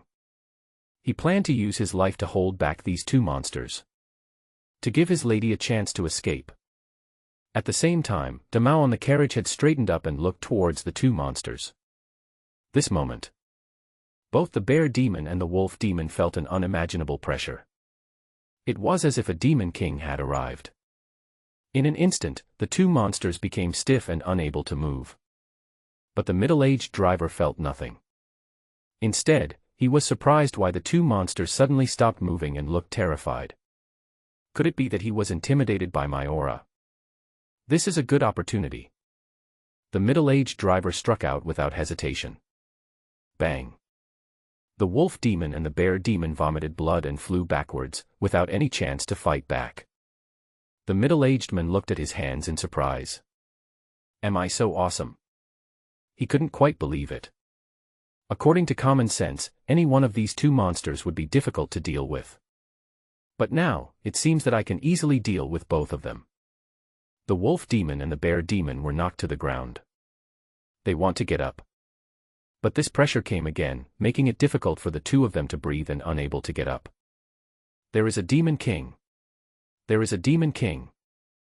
The two monsters were horrified, but they couldn't make a sound. The middle-aged driver attacked again. The two monsters were in tears. It was obvious that this guy was no match for them, but they couldn't even fight back. Can only be beaten. It's so frustrating. I've never felt so aggrieved. The middle-aged driver felt very happy. He was only at the initial stage of the nascent soul realm, yet he was pinning two monsters at the initial stage of the nascent soul realm to the ground. So cool. Before long, the wolf demon and the bear demon were beaten to the point of spitting blood and screaming in agony. Damao in the carriage yawned. The pressure on the two monsters suddenly dissipated. The bear demon and the wolf demon noticed this, and quickly stood up and fled away without looking back. But I dare not stay here any longer. If this kind of pressure appears again, the two of them will really lose their lives here. I didn't expect these people to have the protection of the Demon King. It's almost the end of us. I guess the Demon King showed mercy, otherwise the two of us would not have been able to escape. The bear demon and the wolf demon ran so fast. In the blink of an eye, it disappeared without a trace. The middle-aged driver did not chase after him. He quickly returned to the carriage. "Miss, I have defeated those two monsters." The young master was still terrified. "They won't come again, will they?" The middle-aged driver shook his head. "Probably not." The young master breathed a sigh of relief. "That's good." The middle-aged driver hesitated. "Miss, I feel like there is a master helping us in secret." The young man was stunned. "Why do you say that?" The middle-aged driver said, "The cultivation of those two monsters is actually higher than mine. Logically speaking, it would be difficult for me to deal with one, and there is no way I can defeat them both. But those two monsters just now seem to be suppressed by some force. They allowed me to attack them without fighting back. If not for this, I would not be a match for the two of them." After hearing this, the young master also felt that it made sense. But the question is, where can we find someone expert to help them? They didn't ask any expert to protect them in secret on this trip. Could it be? The middle-aged coachman and the young man looked at Yi Qingyun, who was shivering in the carriage at the same time. Could it be him? Both of them speculated like this. Among them, only Yi Qingyun was someone they didn't know the details of. But the young master quickly ruled out this speculation. He is just a mortal, without even a single bit of cultivation, so he can't be a master. The young master thought to himself. But the middle-aged driver didn't think so. He stared at Yi Qingyun, trying to see some clues. But no matter how carefully he observed, he could not find any trace of a master on Yi Qingyun. Am I overthinking it? The middle-aged driver was secretly puzzled. Why are you looking at me? Yi Qingyun looked suspicious. Nothing. The young man shook his head. The middle-aged driver didn't say much. He continued driving, speeding away from the place. Inside the carriage, the young man kept looking at Yi Qingyun from time to time. Yi Qingyun felt very uncomfortable being looked at by her. "May I have your name?" At this moment, the young man remembered that he didn't even seem to know Yi Qingyun's name. Yi Qingyun. The young master was startled. "Are you from the Yi family?" Yi Qingyun looked confused. Yi family? What Yi family? The young master saw that Yi Qingyun did not seem to be pretending to be stupid, and if he was a member of the Yi family, he would not be completely without any cultivation. "Fine," the young master said perfunctorily. Yi Qingyun was speechless. "Superstitious. What's going on? Your last name is Xiao?" he asked proactively. "Well, my name is Xiao Shi." "Disappear? That name doesn't sound very auspicious." Yi Qingyun said something. Xiao Shi's face darkened. "It's not disappearance, it's Xiao Shi, the poetry of poetry and songs." Oh. Xiao Shi rolled his eyes. Yi Qingyun touched the rabbit in his arms. "Well, why don't you just let me go? I'm just an ordinary person and I'm of no use to you." Xiao Shi hummed softly. "Why not? You can tell me a story." Yi Qingyun smiled bitterly. "How about I write down the story of the legend of the Condor heroes, and you can read it slowly, and then let me go?" Upon hearing this, Xiao Shi also thought it was a good idea. Although she is willful, she can also distinguish the priorities. Forcing Yi Qingyun to travel such a long distance and letting him tell me stories for such a long time is enough. It would be a bit too much to bring him along. Then write it. Okay. Yi Qingyun started writing immediately. There were paper and pen in the carriage. Although they were brushes, Yi Qingyun had already mastered calligraphy through systematic and brutal training. He can easily master running script, regular script, and cursive script. You can easily reach the level of a calligraphy master. At first, Xiao Shi didn't care. But when she glanced and saw the words written by Yi Qingyun, she was stunned. Yi Qingyun's handwriting is elegant and graceful, and every word is so perfect that it makes people feel comfortable at a glance. Looking at Yi Qingyun's posture when he puts pen to paper is simply a pleasure. Your handwriting is so good. Xiao Shi was surprised. Yi Qingyun smiled slightly. It's okay, SOSO. SOSO. Xiao Shi looked at the words that were vigorous and powerful yet elegant. If this is sloppy, then her handwriting can only be described as a dog's crawl. I wrote it all night. Yi Qingyun has finally finished writing The Legend of the Condor Heroes. Of course. In order to save time, Yi Qingyun completely distilled the main content, so he could finish it in one night. It's finally done. Yi Qingyun rubbed his numb wrist and handed the dozen pages of written paper to Xiao Shi. By the way, let me give you another picture. Yi Qingyun painted another picture. It was a scene of Guo Jing drawing his bow and shooting an eagle.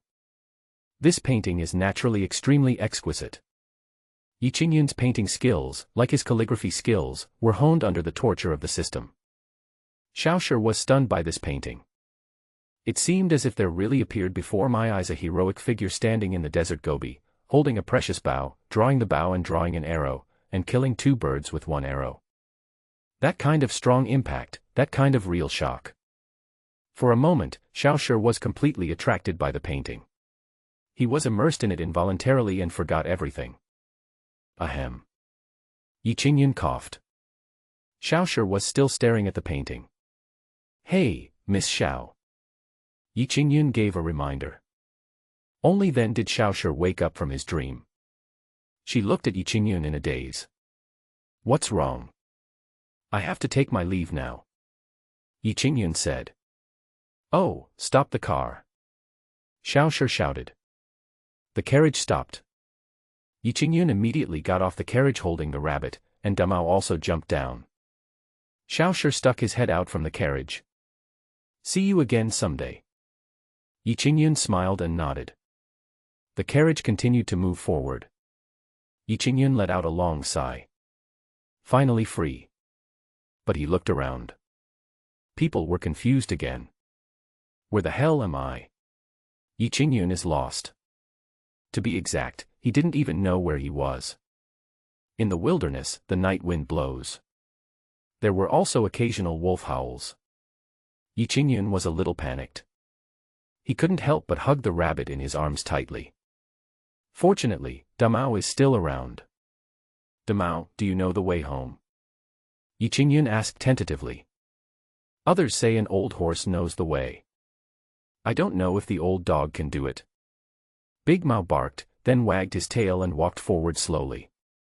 Yi Qingyun looked suspicious. Does this guy really know the way? When Damao saw that Yi Qingyun didn't leave, he stopped and looked back at him, as if signaling Yi Qingyun to follow. Yi Qingyun was helpless. I had to keep up. A man, a dog, and a rabbit were walking slowly in the wilderness. The dog is very laid back. Rabbit is very leisurely. People are panicking. After walking for most of the night, Yi Qingyun felt his legs were sore, tired and hungry. I can't walk anymore, Damao, please carry me. Yi Qingyun said with a painful look on his face. When Damao heard this, his face suddenly fell. Are you still human? You actually want me, a dog, to carry you? Don't you have any idea of your own weight? But Yi Qingyun really couldn't walk anymore. Seeing this, Damao walked to a nearby place and called out twice towards the open space. Woof woof. Yi Qingyun was wondering what Damao was doing. Suddenly, a strong wind blew. A big black bear ran straight over. Yi Qingyun was startled. Big Mao, run. He rushed over and tried to drag Damao away. I was afraid that this stupid dog would be eaten by a blind bear. But Damao was not afraid at all. Instead, he shouted at the big black bear twice. The big black bear squatted in front of Big Hare and nodded repeatedly. It seemed as if I could understand what Damao was calling. A dog and a bear started communicating in front of Yi Qingyun. What the hell? Yi Qingyun looked confused. But it seems that Damao is not in any danger. Damao and the black bear communicated for a while, and then the black bear walked up to Yi Qingyun. Yi Qingyun was a little scared and took a few steps back. But the black bear suddenly lay on the ground and exposed its back to Yi Qingyun. Damao was also calling out to Yi Qingyun. You want me to climb up there? Let this bear carry me. Yi Qingyun was shocked. Damao nodded repeatedly. Yi Qingyun was shocked. The dog I raise actually has this ability. He couldn't help but laugh. He was no longer afraid and immediately sat on the black bear's back. The black bear carried Yi Qingyun on its back, while Big Hair continued to lead the way. Big Hair, is it your friend? Woof woof. Although I don't understand it, I think it should be. Woof woof. Damao, you are awesome. I will reward you with a big bone when we get back. Woof woof woof. The black bear's fur is a bit sticky in my crotch, it's not very comfortable. Black bear. I am a bear monster after all, and you actually say that my hair pricks my crotch. If it weren't for the sake of this dog Demon King, I would have beaten you weak human into a pulp with just one bear paw. This black bear is the bear monster that appeared with the wolf monster before. At this moment he revealed his true form and was called over by Damao to serve as Yi Qingyun's mount. On a hill not far away, the wolf demon looked at the bear demon going away, crying silently in his heart. I'm sorry, Brother Xiong. Miss, we have arrived at Yutian Valley. The carriage stopped at a narrow valley entrance. The middle-aged driver spoke to Xiao Shi in the car. Xiao Shi walked out of the carriage. At this moment, she had already changed into women's clothes. If Yi Qingyun were here, he would definitely be shocked by Xiao Shi's beauty. It's hard to tell when a woman is dressed as a man. But when she changed back into women's clothes, Xiao Shi became one of the most beautiful women in the world. It is precisely because of her outstanding appearance that she attracts a lot of attention wherever she goes. Xiao Shi didn't like this. That's why she often dresses as a man. It's finally here. Xiao Shi looked at the mountain pass in front of him, full of anticipation. She came here from Beichuan all the way. It is to find a master who lives in seclusion here and become his disciple. Xiao Shi's great-grandfather once had a friendship with this master. Before Xiao Shizu's grandfather passed away, he told the Xiao family that if there were any particularly talented younger generations, they could be sent to Yutian Valley to become disciples of the masters in the valley. The master in the valley once made a promise to the Xiao family. If the Xiao family sends a younger generation here to become a disciple, he will surely become a world-famous master. Now, Xiao Shi is here. Came with the Xiao family's expectations. Uncle Gio, bring your apprenticeship gift and follow me into the valley. Yes. Uncle Gio was the middle-aged coachman. He picked up a package and followed Xiao Shi into Yutian Valley. The valley is very quiet. Not long after Xiao Shi and Uncle Gio walked, they saw a thatched cottage in the distance. There is a peach tree planted next to the thatched cottage. Under the peach tree, a white-haired old man was napping on a bamboo chair. Xiao Shi's eyes lit up. But he didn't dare to go up and disturb them. She and Uncle Gio just stood far away, waiting for the master to wake up before going up to pay him a visit. I waited for more than 2 hours. The white-haired old man slowly woke up. As soon as he woke up, he saw 2 people standing not far away. The girl from the Xiao family. Xiao Shi hurried forward. Junior Xiao Shi, greetings to the senior. The white-haired old man smiled slightly. Not bad, not bad. You have excellent qualifications, which I like very much. Xiao Shi was overjoyed. Disciple greets master. Then he kowtowed 3 times to the white-haired old man. The white-haired old man smiled and accepted Xiao Shi's 3 kowtows. Master, this is the apprenticeship gift from my Xiao family. Xiao Shi took the package from Uncle Gio and presented it with both hands. The white-haired old man nodded and opened the package, but a painting fell out. Xiao Shi felt a little embarrassed and quickly picked up the painting. This was the picture Yi Qingyun had drawn for her in the carriage before, and somehow it was put together with the gift for becoming her apprentice. Master, this is not a gift for becoming a disciple, it is just an ordinary painting. Xiao Shi said. The white-haired old man seemed to be interested in this painting. Show it to me. Xiaoshi was a little worried.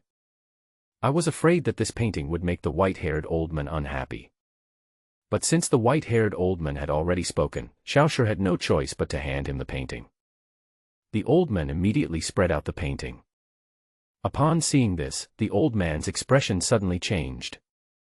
He stood up from the rattan chair at once, his eyes fixed on the painting. It looked as if he had seen something extremely terrifying. Xiaoshi and Uncle Gio were both shocked. "Master, is there something wrong with this painting?" The white-haired old man's hands were shaking and his face was full of shock. This painting is extraordinary, and contains a supreme truth." After these words were spoken, Xiaoshi and Uncle Gio were dumbfounded. What the hell? The supreme way? The white-haired old man stared at the painting with great excitement, his eyes seemed to pop out at any moment. What a beautiful picture of shooting an eagle with a bow. The white-haired old man said in a trembling voice, "The painting contains a desolate and heroic spirit. If you can calmly comprehend it, you may be able to touch a road that no one has ever stepped on before. The person who can draw this picture must be an unimaginable master.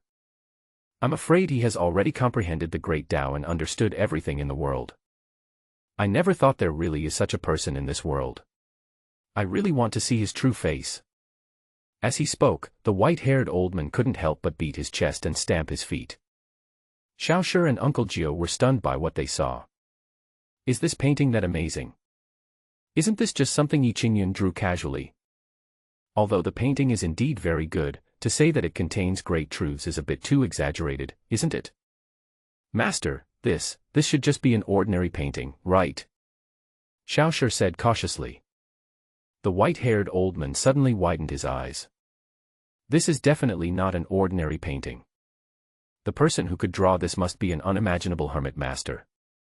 This painting is enough to equal hundreds of years of hard work by this old man." "What? Is one painting worth hundreds of years of hard work?" Xiaoshi and Uncle Gio were really shocked. The two looked at each other. Could it be? Is it possible that Yi Qingyun, who looks like an ordinary person, is actually an unfathomable and peerless master? Where did this painting come from? The white-haired old man stared at Xiaoshi, eager to know the origin of the painting. Xiaoshi naturally didn't dare to hide it. "Master, this painting was painted by a young man named Yi Qingyun." The white-haired old man seemed to be thinking about something. Young man? This shouldn't be the true face of the master. Such a master must have cultivated to a high level and can easily change his appearance. Xiaoshi was a little embarrassed. "Master, that Yi Qingyun is actually a mortal, the kind who has no cultivation at all." The white-haired old man was stunned. Mortal? Impossible. He doesn't believe it at all. Can a mortal paint a picture that contains such great principles? Absolutely not. Anyone who can draw this kind of picture must be a master that even an old man with white hair needs to look up to. The kind that is so high that it has no limit. Perhaps it is because you have poor eyesight and cannot see through the true face of the master, and you mistakenly take the master for a mortal," the white-haired old man said. After hearing what he said, Xiaoshi and Uncle Gio began to doubt their lives. Could it be that the boy is really a hermit? Xiaoshi frowned. Uncle Gio was startled. "Miss, we encountered two monsters on the way. I was no match for them, but they seemed to be suppressed by some kind of power, so I easily beat them away." Xiaoshi also reacted. She opened her eyes wide, her face full of disbelief. "You mean, it was Yi Qingyun who made the move in secret at that time?" Uncle Gio nodded repeatedly. "Hiss." Xiaoshi was stunned. "That makes sense. Whether it is this painting or the situation on the road, it is enough to show that Yi Qingyun is by no means as ordinary as they see. He is actually a hermit master." "What are you talking about?"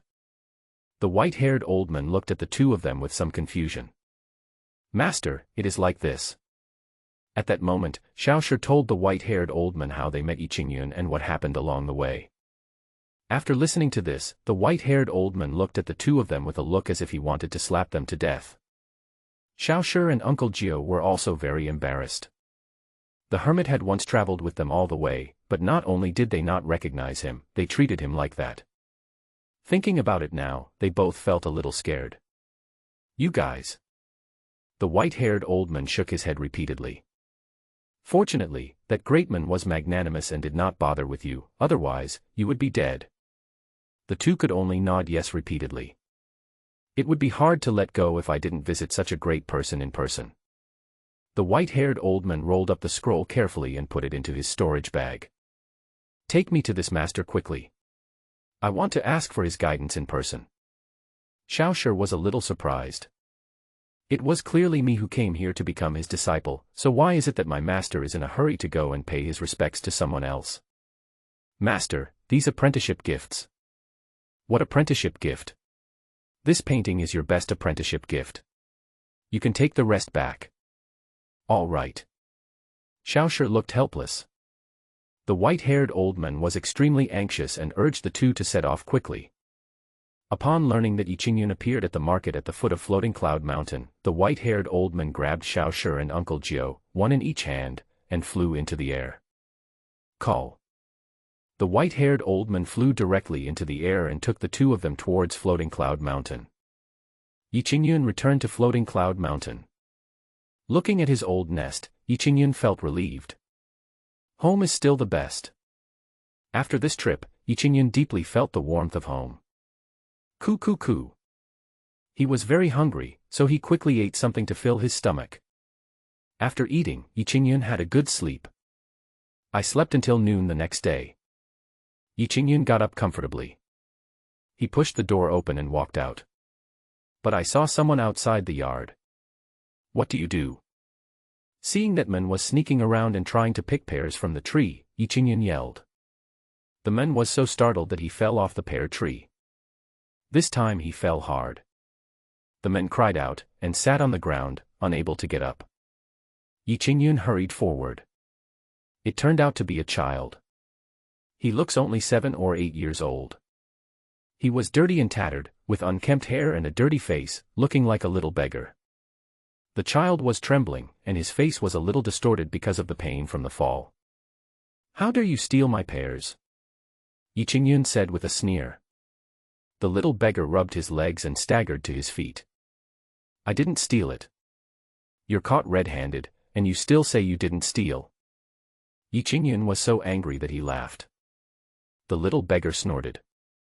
So what if I stole it? Are you going to kill me? Yi Qingyun was speechless. Good job. At such a young age, he is still a tough nut to crack. Yi Qingyun didn't really want to blame him. After all, it was quite pitiful for him to become a beggar at such a young age. May I have your name? Yi Qingyun asked. I don't have a name. You don't have a name? Then what do people call you? The little beggar's nose twisted. They all call me a little bastard. Yi Qingyun shook his head helplessly. What's your last name? The little beggar was stunned. My father's last name is Guo. What about your parents? They are all dead. Yi Qingyun felt a little sympathy. He walked to the pear tree and picked a dozen pears. He took another bag of rice from the house. Take it and eat it. When you are done, you can come back to me. Yi Qingyun handed the things to the little beggar. The little beggar was a little confused. No one dared to reach out to take it. Don't steal things anymore. Disciple, am I dazzled? The white-haired old man rubbed his eyes and stared at the sky in a daze. Xiao Shi also saw the real dragon that sank into the clouds, and was also stunned at this moment. Hearing the words of the white-haired old man, Xiao Shi rubbed his eyes subconsciously. Master, I seem to be dazzled too. The master and the disciple looked at each other. Are we all dazzled? Impossible. The only possibility was that there was indeed a real dragon disappearing into the clouds, and they saw it with their own eyes. Could this dragon also be related to that master? The white-haired old man couldn't help but guess so. Along the way, there were demon kings blocking the way, and also encountering real dragons. The white-haired old man had never felt so excited in his entire life. At this moment, he was more and more eager to see the master on the top of the mountain. The master and disciple continued to move upwards. Not long after. Arrived outside Yi Qingyun's courtyard. In the yard, a rabbit was leisurely chewing a radish. He ignored the two people who came from outside the hospital. This rabbit was also held in the hands of that master at that time. Xiaoshi pointed at the rabbit and said. The white-haired old man looked around the courtyard. Although it is very simple, it is well arranged, quiet and remote. It's much better than his thatched cottage in the valley.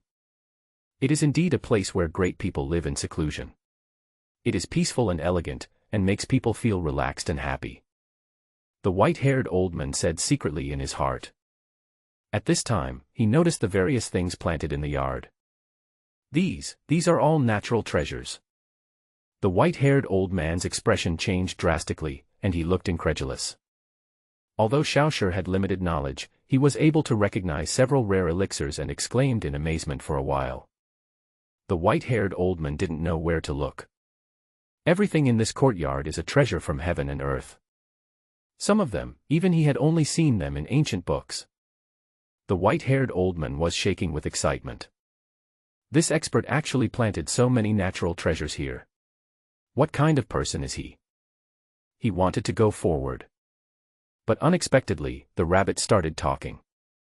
My master is taking a nap, please don't disturb him. Xiaoshi was startled. The white-haired old man stared at the rabbit with a look of fear on his face. Although this is not the Demon King, the rabbit's cultivation is indeed not low. We dare not disturb you, so we will wait here for you to wake up. The white-haired old man bowed to the rabbit. Then just stand there obediently. Xiaoshi was speechless when he saw his master like this. It was the same when I went to Yuqian Valley to become a disciple. I didn't expect that now both I and the white-haired old man would have to be here, waiting for Yiqingyun to wake up from his nap. This is really interesting. The rabbit continued to chew the carrot and ignored the two people outside. At this time, Yiqingyun was indeed taking a nap.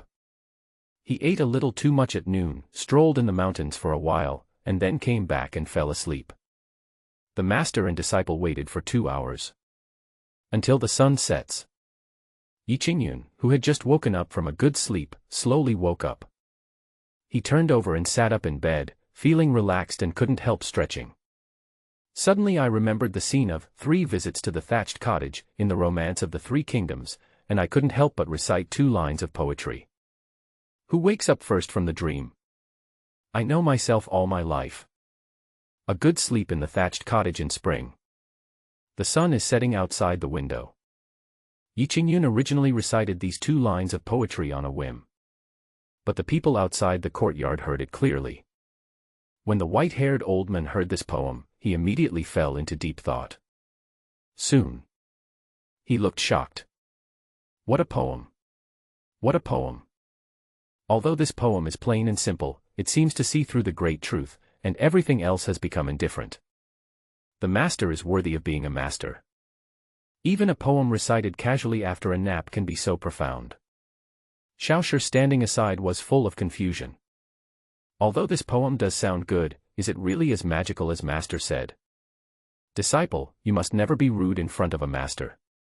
The white-haired old man warned Xiaoshi. Disciple understands. Xiaoshi responded quickly. At this time, Yiqingyun had already walked out. As soon as I came out, I saw 2 people standing outside the courtyard. An unusual-looking old man with white hair. A very delicate woman. Among them, the woman Yiqingyun felt a little familiar. Who are you? Yiqingyun asked curiously. The white-haired old man quickly bowed and said, Old Shintianhua, I heard that the master lives in seclusion here, so I came here to pay my respects. This is my old disciple Xiaoshi. Xiaoshi was also bowing to Yiqingyun. Xiaoshi pays homage to senior. Xiaoshi. Isn't that the guy who disguises himself as a man? Yiqingyun looked carefully. It's really her. Why is she here? And brought her master. Well, you've got the wrong person, right? I'm not a senior expert. Yiqingyun said awkwardly. When the master and disciple heard this, they immediately remembered what the dog Demon King had said before. I almost forgot. If the master wants to experience the mortal world as a mortal, he must not disturb the master's state of mind. The white-haired old man Shen Tianhua said secretly and gave Xiaoshi a wink. Xiaoshi understood immediately. It's an old man who is being rude. Don't blame me, sir. Shen Tianhua immediately changed his face. Xiaoshi also said, Mr. Yi, my master read the stories you wrote and the paintings you drew, and was very interested in you, so I brought my master to visit you. This is a good reason. Yi Qingyun believed it immediately. So that's it. Yi Qingyun nodded. Come in and sit down. Okay. Shen Tianhua nodded repeatedly. The two stepped into the courtyard and carefully walked through various natural and earthly treasures. Go inside. Shen Tianhua was shocked again. Everywhere he looked, every item in the house was faintly glowing with precious light. This room is actually filled with treasures. He was secretly shocked. He looked at the brush for a while, and then at the broom leaning against the wall. TSK. Full of treasure. Absolutely extraordinary. Shen Tianhua himself also collected some treasures. But compared with the many treasures in this house, they pale into insignificance and are completely worth mentioning. This is what people call a treasure. If you take out any one of them, the rags of your own all put together will probably not be worth it. Please take a seat. Yi Qingyun motioned for the two of them to sit down. Shen Tianhua sat down and disappeared but did not dare to sit down. After all, Shen Tianhua is his master. As a disciple, how can I be on an equal footing with master? That's not treason. I saw Mr. Ye's painting and found it to be a superb painting. It's commendable. As soon as Shen Tianhua sat down, he used the painting to get close to Yi Qingyun. Yi Qingyun was a little embarrassed. I just painted it casually, and the painting is very average, not as good as the old gentleman said. Drawn randomly. Can a casual drawing contain the truth? What if you were serious about painting this? Wouldn't it be possible to directly enlighten people? The white-haired old man took Xiaoshi and Uncle Jiu all the way to the market at the foot of Fuyun Mountain. Master, it was at this market that we met Yi Qingyun. Xiaoshi said. The white-haired old man hummed, then closed his eyes and used his spiritual consciousness to explore the entire market. The old man had advanced cultivation and could see the entire market clearly in an instant. Just quickly. The old man was a little disappointed. There are some warriors in the entire market. But they were all people with low cultivation and were not even worthy of his attention. Naturally, it couldn't be that mysterious master. But think about it. That master may have been hiding his cultivation level all along, wanting to travel the world as a mortal. Perhaps this mysterious master is among the mortals that I have discovered. So the white-haired old man calmed down and began to wander around the market. Xiaoshi asked Uncle Jiu to go back to Beichuan first, while he followed the white-haired old man around the market. I wandered around for 7 days. The white-haired old man has already thoroughly understood this small market. He even knew exactly how many old people and children there were in the market. But Yi Qingyun was never found. Could it be that this master has gone far away? The white-haired old man couldn't help but guess so. Xiaoshi suddenly remembered something.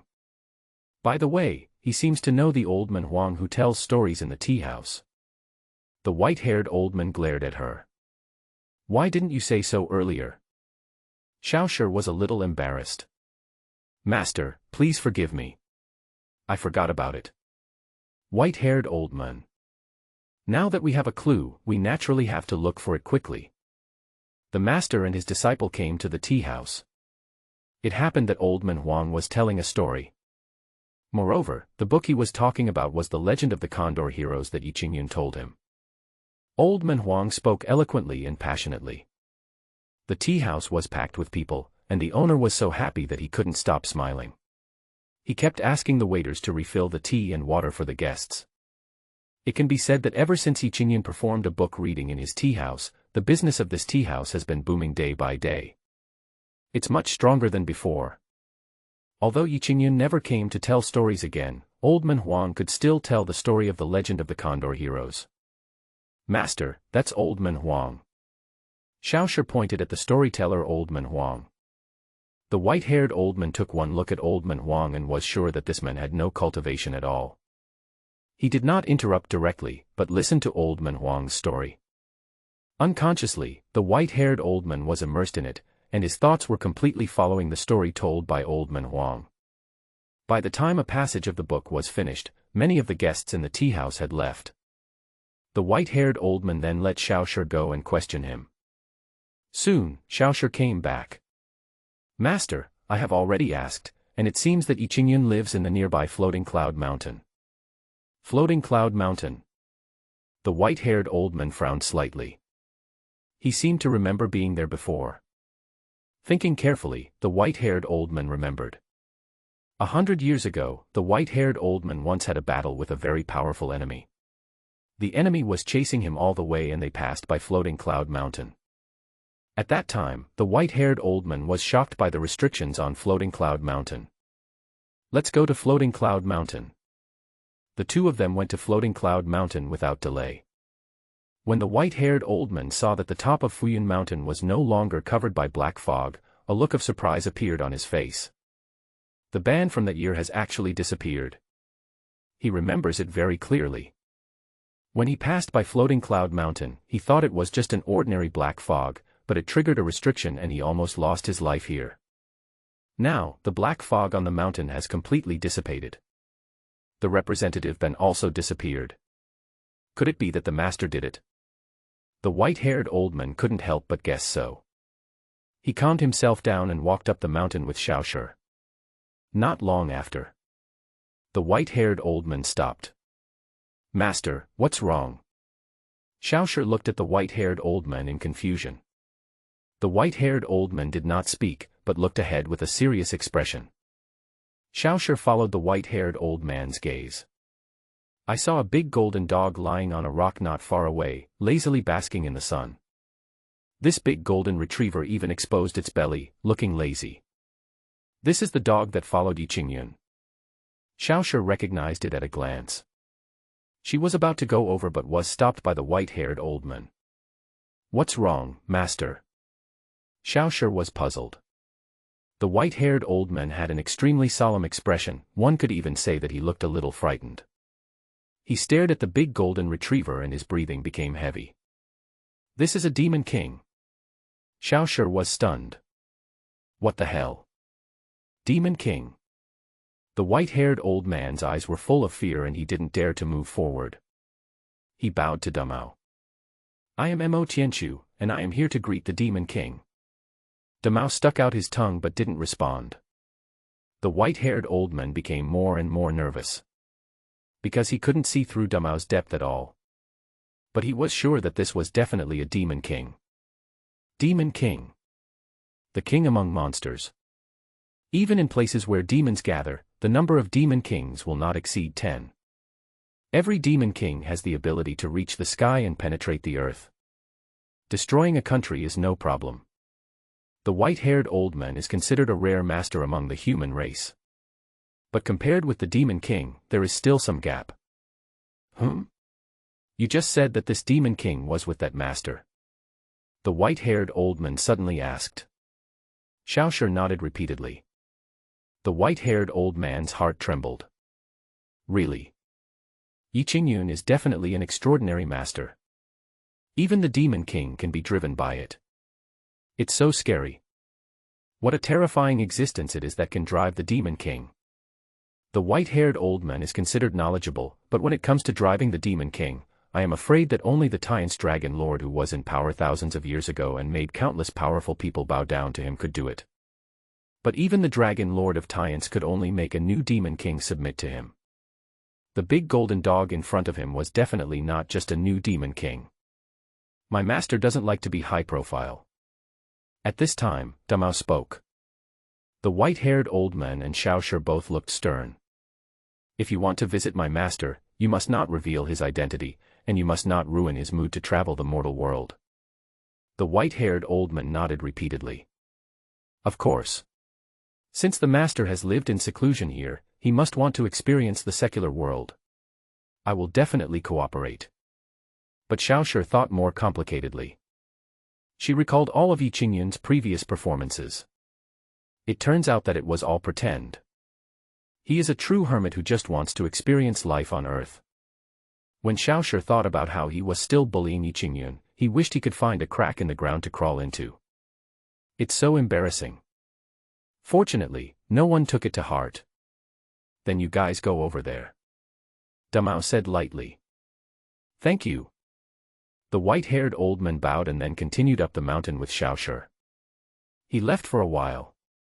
But then there was a loud noise breaking through the air. The white-haired old man suddenly raised his head. He saw the most shocking scene in his life. A blue dragon rose into the sky from the top of the mountain and disappeared into the clouds. Real dragon. The white-haired old man was so horrified that his eyes almost popped out. I have always loved calligraphy and painting. I wonder if you have any other calligraphy and painting that I can appreciate. Shen Tianhua asked cautiously. He was afraid that his request would make Yi Qingyun unhappy. After all, he came to his door on his own initiative and wanted to read other people's calligraphy and paintings. This is somewhat rude. Yi Qingyun didn't care at all. Okay, I just drew one last night, so I'll show it to the old gentleman. With that said, Yi Qingyun walked to the desk aside and took a painting. Old sir, take a look. Yi Qingyun opened the painting in his hand. A picture of a lotus pond and hundreds of flowers suddenly appeared in front of Shen Tianhua and Xiaoshi. Shen Tianhua looked shocked. Xiaoshi looked shocked. This painting. So beautiful. It seemed as if there was a pool of lotus in full bloom before their eyes. The lotus leaves are green. The lotus shines red. It's really beautiful. So beautiful. Xiaoshi was okay, she could only tell that the painting was very beautiful and could be called the best painter in the world. But Shen Tianhua is different. He vaguely felt a unique charm from this painting. Moreover, it seems to be beneficial to Shen Tianhua's cultivation. After just a few glances, Shen Tianhua's cultivation, which had been dormant for many years and had not made any progress, actually seemed to be about to break through. This shocked Shen Tianhua. Could it be said? Most of my life, Shen Tianhua's, has passed. When my life is running out, can I still have another chance to make a breakthrough? And this opportunity lies in the painting in front of you. This painting is simply out of this world. Shen Tianhua can't think of other words to describe it. I can only express my inner admiration with the best products in the world. Is that an exaggeration? Yi Qingyun was speechless. He didn't realize how good the painting was, but Yi Qingyun thought it was average. Master, here are 2 more poems. At this time, Xiaoshi pointed to the blank space in the corner of the scroll and said.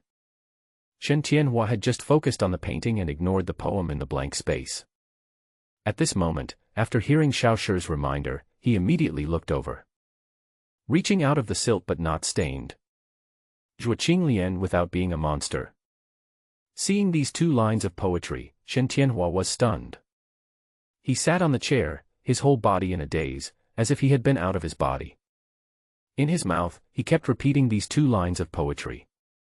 Xiaoshi on the side was a little worried, fearing that her master had gone crazy. And Yi Qingyun also looked at Shen Tianhua with a strange expression. Does this old man have Alzheimer's disease? The next moment, a golden light suddenly appeared in the center of Shen Tianhua's eyebrows. Immediately afterwards, an abundant vitality spread throughout his body. Buzz buzz. A voice that only Shen Tianhua could hear resounded inside his body. This is the sound of qi and blood being rejuvenated and flowing faster. This means that Shen Tianhua has made a breakthrough. Rejuvenated. May you have a long and prosperous life. I broke through. I broke through. Shen Tianhua was so excited that his whole body trembled. His appearance at this moment also looked much younger than before. Shen Tianhua was extremely excited and even more joyful. After practicing for hundreds of years, he climbed to the middle stage of Tongtian realm with great difficulty, and was already regarded as a strongman who dominated the field. Looking at the 7 southern wilderness countries, the number of people who can rival him, Shen Tianhua, can be counted on one hand.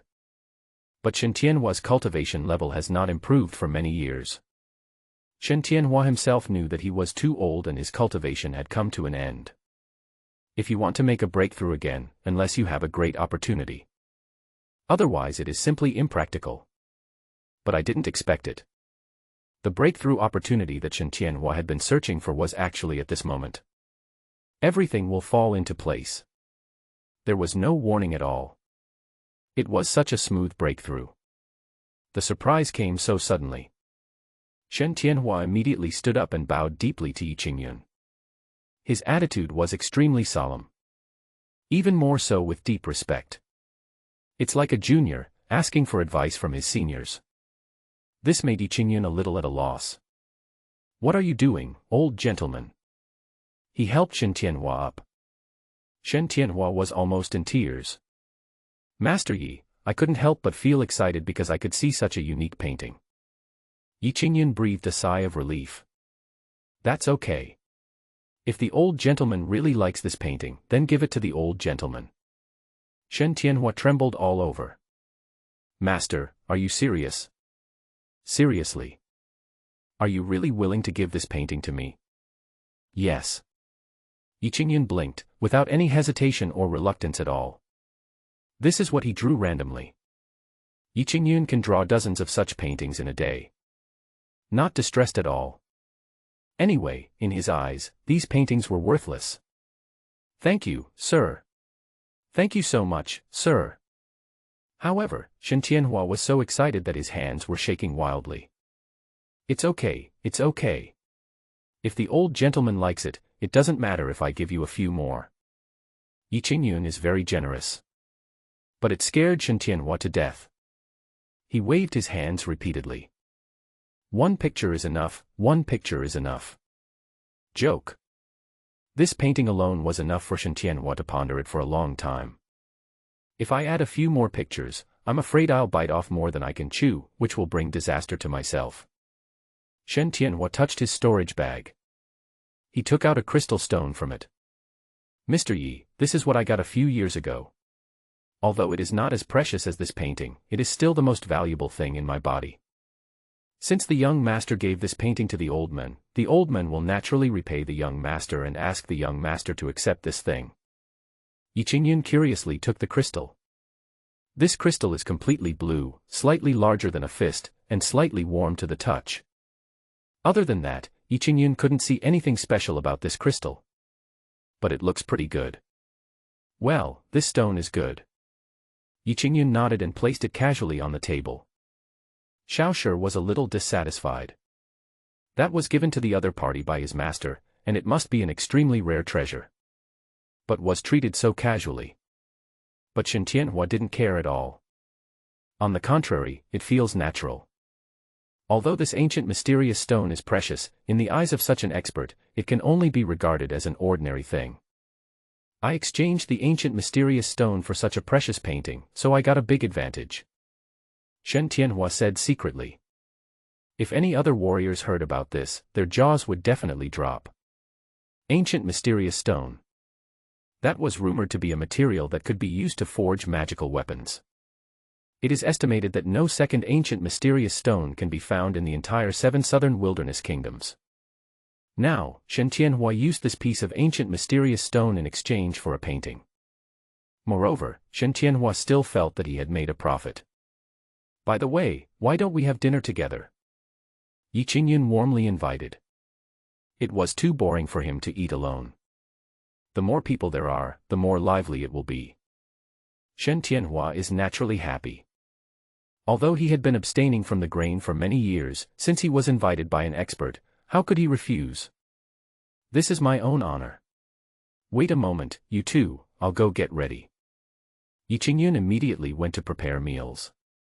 Shen Tianhua was shocked when he saw that Yi Qingyun was going to cook the food himself. How can an expert do it himself? He immediately looked at Xiao Shi. Disciple, go help Mr. Yi. Xiao Shi was startled and a little embarrassed. It's not that she doesn't want to. But she is also spoiled and has never done such a thing in the Xiao family. Forget about cooking. She couldn't even recognize all the vegetables growing on the ground. However, her master had orders, and she did not dare to disobey him, so she could only follow Yi Qingyun to the kitchen. The result didn't take long. Xiao Shi came out dejected. What's going on? Shen Tianhua was a little dissatisfied. I asked young Master Yi to kick me out. He said I was clumsy and causing trouble in the kitchen. Xiaoshi looked aggrieved. She was indeed wronged. After all, I am also the eldest lady of the Xiao family, but I am so disliked just because I don't know how to cook. Shen Tianhua was also speechless for a while. Okay, just sit aside. Yes. Xiaoshi sat back. The more she thought about it, the angrier she became. I want to see what delicious dishes you can make. It didn't take long. Waves of aroma wafted out from the kitchen. When Xiaoshi smelled the fragrance, her stomach growled immediately. And Shen Tianhua, who has been living without food for many years, is even more excited. It smells so good. Shen Tianhua was a little surprised. Even he, an old man, was looking forward to something delicious that Yi Qingyun would make. After a while. But there were waves of stench coming from the kitchen. The faces of the master and the disciple suddenly turned dark. This smell is so similar to that. Those who didn't know better thought Yi Qingyun had diarrhea in the kitchen. Master, why don't we leave? Xiaoshi was a little scared. Shen Tianhua was very steady and still had a calm expression on his face. Don't worry, the master behaves differently. Perhaps this is a test for us. A test. That's possible. But the smell is too stinky. It made Xiaoshi feel like vomiting. The fragrance was mixed with a stench. The whole house was filled with a strange smell. The master and disciple were on pins and needles, feeling both excited and afraid. I'm coming. Sorry to have kept you two waiting. Yi Qingyun finally came out of the kitchen. He was carrying a tray. There are 3 dishes on the plate. A plate of braised pork. A plate of stinky tofu. There was also a plate of scrambled eggs with tomatoes. Yi Qingyun put the dishes on the table and said, "There's still a pot of soup stewing. Let's eat first." After saying that, Yi Qingyun filled 2 large bowls of rice for the 2 of them. The master and the apprentice were stunned for a while when they looked at the rice bowl that was as high as the hill. I can't eat so much. Zhao's poems are difficult to understand. Shen Tianhua immediately glared at her. The latter quickly changed his mind, if you work hard, you can finish it. Yi Qingyun grinned, then eat more, the dishes I cook taste good. Tastes good. The 2 of them looked at the 3 dishes on the table that they had never seen before, especially the black tofu that exuded a strange smell. They were very suspicious that Yi Qingyun said it tasted good. In what aspect? Use your chopsticks. Don't be polite. It tastes best while it's hot. Yi Qingyun was not polite to them. He has already picked up his rice bowl and started to cook. As a pure foodie, this is the only time when I am most pious. The master and apprentice had no choice but to start using their chopsticks. Xiaoshi didn't dare to look at the plate of stinky tofu, and she felt a little tired of the braised pork. So she took a bite of tomato scrambled eggs first. This smell. Just the first bite made Xiaoshi's eyes light up. Eggs and tomatoes are cleverly blended together. Appetizing. Shen Tianhua ate a piece of braised pork first. He frowned and stuffed it into his mouth. As a result, as soon as he entered the mouth, his brows straightened out. So tender. It smells so good.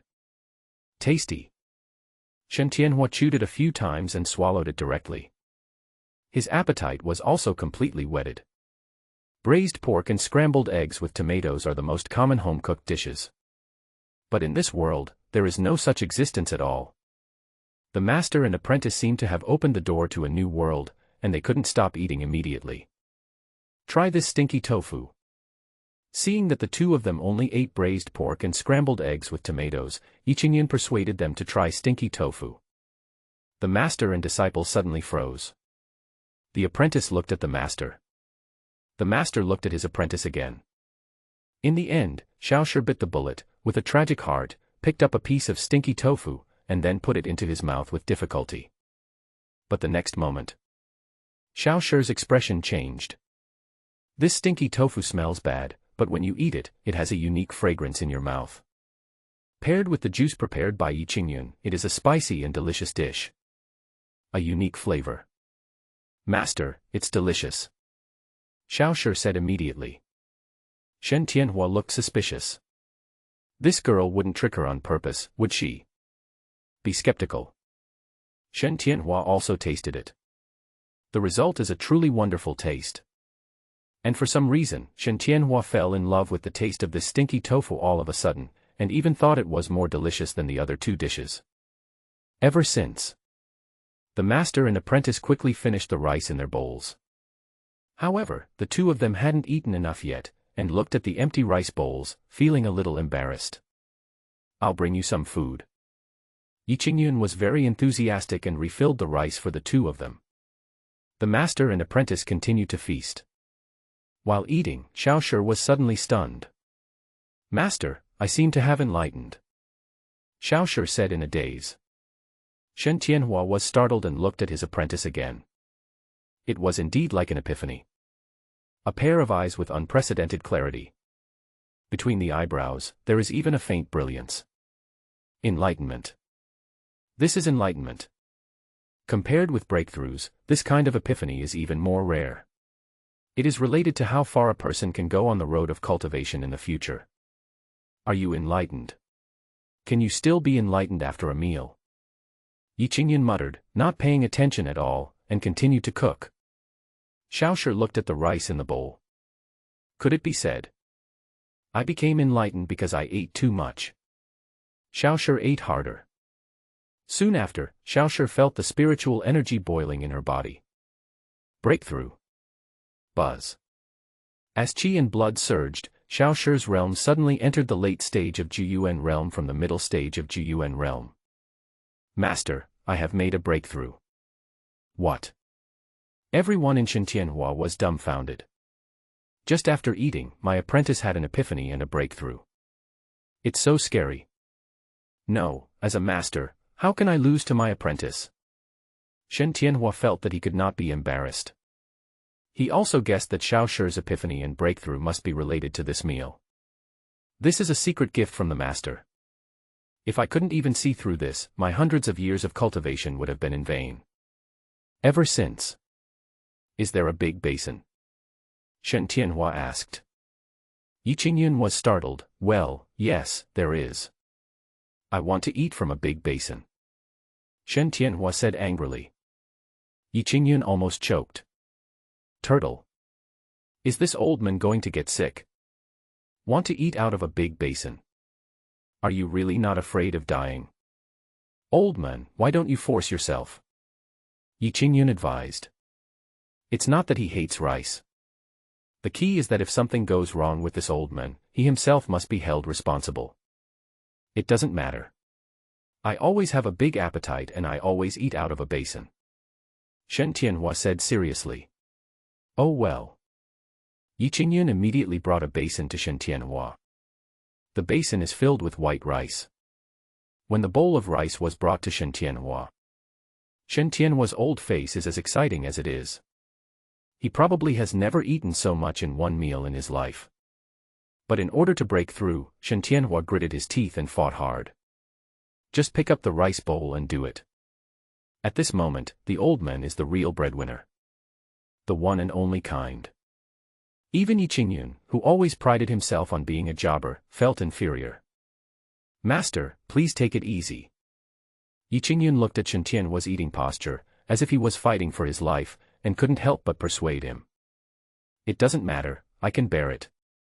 Shen Tianhua said vaguely. Xiao Shi on the side only focused on her own work and didn't care what Shen Tianhua was like. Yi Qingyun finished eating quickly. He just sat there, watching the pair of master and apprentice working frantically. Looking at it, Yi Qingyun felt like vomiting. The 3 dishes on the table were almost eaten. Xiao Shi directly picked up the plate of tomato scrambled eggs, poured the rice into the plate, stirred it vigorously, and continued to enjoy the meal. Shen Tianhua was not to be outdone.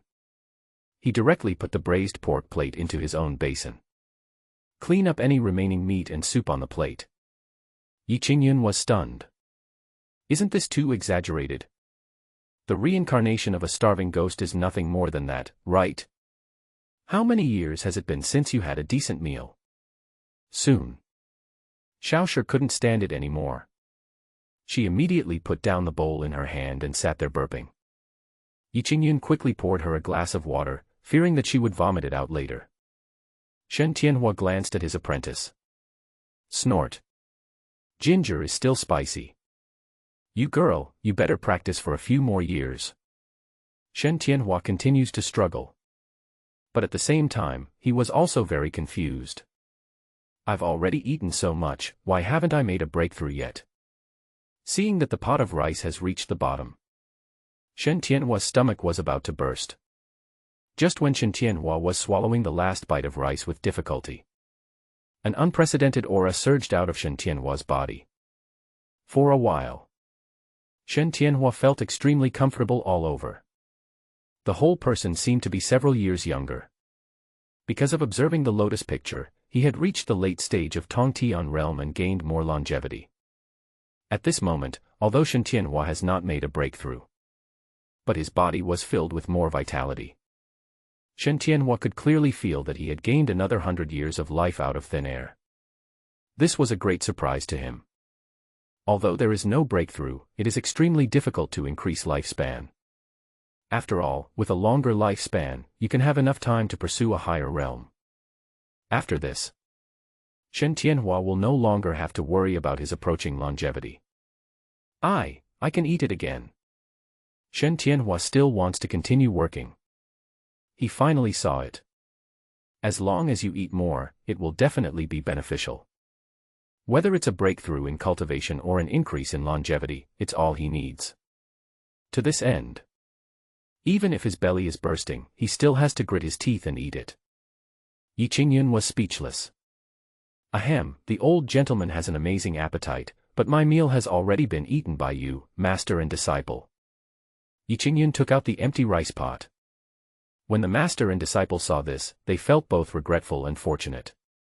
Master, I'm a little bit supportive. Stop talking, I want to vomit too. Seeing the master and disciple's expressions becoming more painful than the other, Yi Qingyun couldn't laugh or cry. Take some digestive tablets. Yi Qingyun took out 2 small pills. He did it himself. Of course, it was also made under the guidance of the system. Digestive tablets. Shen Tianhua and Xiao Shi both looked puzzled. But since it was a gift from an expert, it must be something extraordinary. Master and disciple each ate it. It didn't take long for the two of them to feel a lot more comfortable in their stomachs. They each circulated their spiritual energy again, and the discomfort was basically gone. Thank you, Mr. Yi. Shen Tianhua took Xiao Shi and saluted Yi Qingyun respectfully. Yi Qingyun waved his hand. Old sir, you can't eat like this in the future. You won't eat it until your bones are broken. He looked at Xiao Shi again. You should try to persuade your master to stop eating and drinking with us. The master and apprentice were very embarrassed. If it weren't for the fact that the food here is really delicious and can improve your cultivation and increase your longevity, we wouldn't eat so much. But then I thought about it, I'm afraid Yi Qingyun's words had a deeper meaning. Shen Tianhua pondered for a while. Suddenly I figured it out. The master is telling me that haste makes waste, and greed is more than you can chew. For a moment, Shen Tianhua was even more ashamed. After practicing for so many years, I should have understood this truth long ago. But when faced with temptation just now, he still couldn't hold his breath, which completely exposed his weak side. It really shouldn't be. An expert is an expert. He completely saw through himself, and even reminded himself of it in such a tactful way. Young master's advice, I will keep it in mind. Shen Tianhua saluted solemnly to Yi Qingyun. After finishing their meal, Shen Tianhua and Xiao Shi did not stay any longer and chose to leave. During their trip, they successfully met Yi Qingyun and gained a lot. It's not in vain. Yi Qingyun sent them out of the yard and watched them go down the mountain. At the foot of the mountain, Shen Tianhua looked back at Fuyun Mountain with great emotion in his heart. I can't believe that this master in the mountain is so extraordinary. Today, I am an eye-opener. Master, this expert lives here in seclusion. Why don't we come to visit him from time to time? Maybe we can get some advice from him. Xiao Shi said. Shen Tianhua's expression darkened. This must not be the case. Xiao Shi was startled. Why? The master lives here in seclusion for the purpose of purification, and more importantly, to play with the world as a mortal. Didn't you notice? He never thought of himself as an expert from beginning to end, and he never talked about cultivation matters. Perhaps this master has reached an extremely unpredictable state.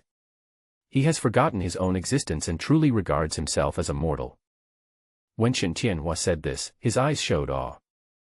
If we come to disturb you from time to time, I'm afraid it will spoil the master's mood and make him unhappy. That would be a serious crime. Upon hearing this, Xiao Shi felt that what his master said made sense. It's the disciple who is stupid. Shen Tianhua looked at her. It's good if you understand. The master and apprentice were about to leave when they suddenly saw a woman approaching from a distance.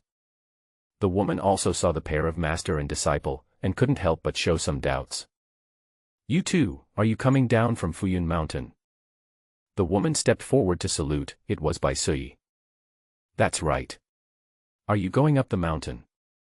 Xiao Shi looked at Bai Sui and saw that he was so young and very beautiful, and couldn't help but look a little strange. I'm going up the mountain to meet Mr. Yi. Bai Sui said. She did come to see Yi Qingyun. The last time she followed Qi Yanyu to Fuyun Mountain, Yi Qingyun even pulled out a cupping cup for her. It's exactly half a month now. Bai Sui came as promised. Shen Tianhua glanced at Bai Sui and could tell at a glance that this woman's cultivation level was not high and she was only in the late stage of spiritual enlightenment. But his qualifications are very good. He is a natural practitioner. Compared to Xiao Shi, it is only slightly inferior. Shen Tianhua couldn't help but have the idea of accepting a disciple. Girl, which family are you a disciple of? Shen Tianhua asked. Bai Sui did not dare to neglect and bowed. To be fair to senior, this junior is a disciple of Jiuling sect. Shen Tianhua nodded. Gong Suanyu's disciple, it's a pity that you have such good qualifications and you are wasting your talents by becoming his disciple. Bai Sui was a little embarrassed. After all, she was a disciple of the Jiuling sect, but the white-haired old man in front of her was looking down on her master Gong Suanyu. This made Bai Sui a little unhappy. Senior, although our sect is small, please be careful with your words. Bai Sui spoke. Xiao Shi curled her lips slightly. Do you know who my master is? It's just the Nine Spirit sect. Even if your master Gong Suanyu is standing here, he has to call himself a junior in front of my master. Bai Sui was a little angry. You two have humiliated my sect. Even though I am a lowly cultivator, I will defend the dignity of my sect. Xiao Shi was happy. She was a willful person to begin with, and when she met Bai Sui, she didn't know why she just disliked her. Seeing that Bai Sui looked like she was about to take action, she naturally wanted it to happen. Haha, with your limited cultivation level. You dare to show off in front of me. Xiao Shi looked disdainful. She took a step forward, and her cultivation level at the Juyuan realm was immediately revealed. Bai Sui's face changed drastically. Juyuan realm. That is a realm that is superior to the spiritual awakening realm. Bai Sui certainly has the cultivation level of the late stage of Kaling. But facing a warrior at the Juyuan realm, he has no chance of winning at all and will be completely crushed. I didn't expect that she is the same age as me, but her cultivation is so high. Bai Sui was shocked. Xiao Shi was very proud and looked at Bai Sui jokingly. How? Do you still dare to fight me? Bai Sui was silent. She still showed her accomplishments. Late stage of spiritual awakening. Compared with Xiao Shi's cultivation level, it is naturally much lower. But Bai Sui still didn't flinch. Shen Tianhua didn't stop him, he also wanted to see how powerful Bai Sui was. Just when the two women were about to take action, suddenly there was a thunder in the sky. The thunder shook the earth. All three people present were shocked. Then they all looked towards the sky. I saw that the sky that was originally clear was suddenly covered with dark clouds. It seemed like a heavy rain was coming. Shen Tianhua frowned. Why is this weather change so weird? The next moment, Shen Tianhua knew why the sky suddenly changed. Because a real dragon appears and disappears in the dark clouds. Stir up the situation. Shen Tianhua was shocked. This is the real dragon he saw when he went up the mountain. Unexpectedly, it was still in the cloud. Yi Qingyun on the top of the mountain also looked at the sky in confusion. Why is it going to rain suddenly? He hurriedly ran outside the yard and quickly collected the clothes he had hung to dry. The thunder was rolling, and the dark clouds were getting thicker. Shen Tianhua seemed to realize something and quickly said to Xiao Shi, "Let's leave quickly and don't cause any trouble." Xiao Shi was startled and a little confused. But Shen Tianhua didn't explain anything to her, just grabbed Xiao Shi and flew away. Seeing the two people leaving suddenly, Bai Suyi was surprised but also breathed a sigh of relief. And after they left, the originally dark clouded sky suddenly became clear again. It was as if the thunder and dark clouds just now had never appeared. What's going on? Yi Qingyun had just put the clothes in when the sky cleared up again. He cursed and took out the clothes to dry. Not long after, Bai Suyi came to the mountain. "Mr. Yi." She stood outside the yard and shouted inside. Yi Qingyun pushed the door open and saw Bai Suyi coming, and immediately invited her in. Bai Suyi then entered the house. "Master Yi, after your cupping treatment last time, I feel much better," Bai Suyi said shyly. Thinking of the last time Yi Qingyun treated her, her heart began to beat wildly. After all, there were other people present last time, so the feeling wasn't that strong. But this time.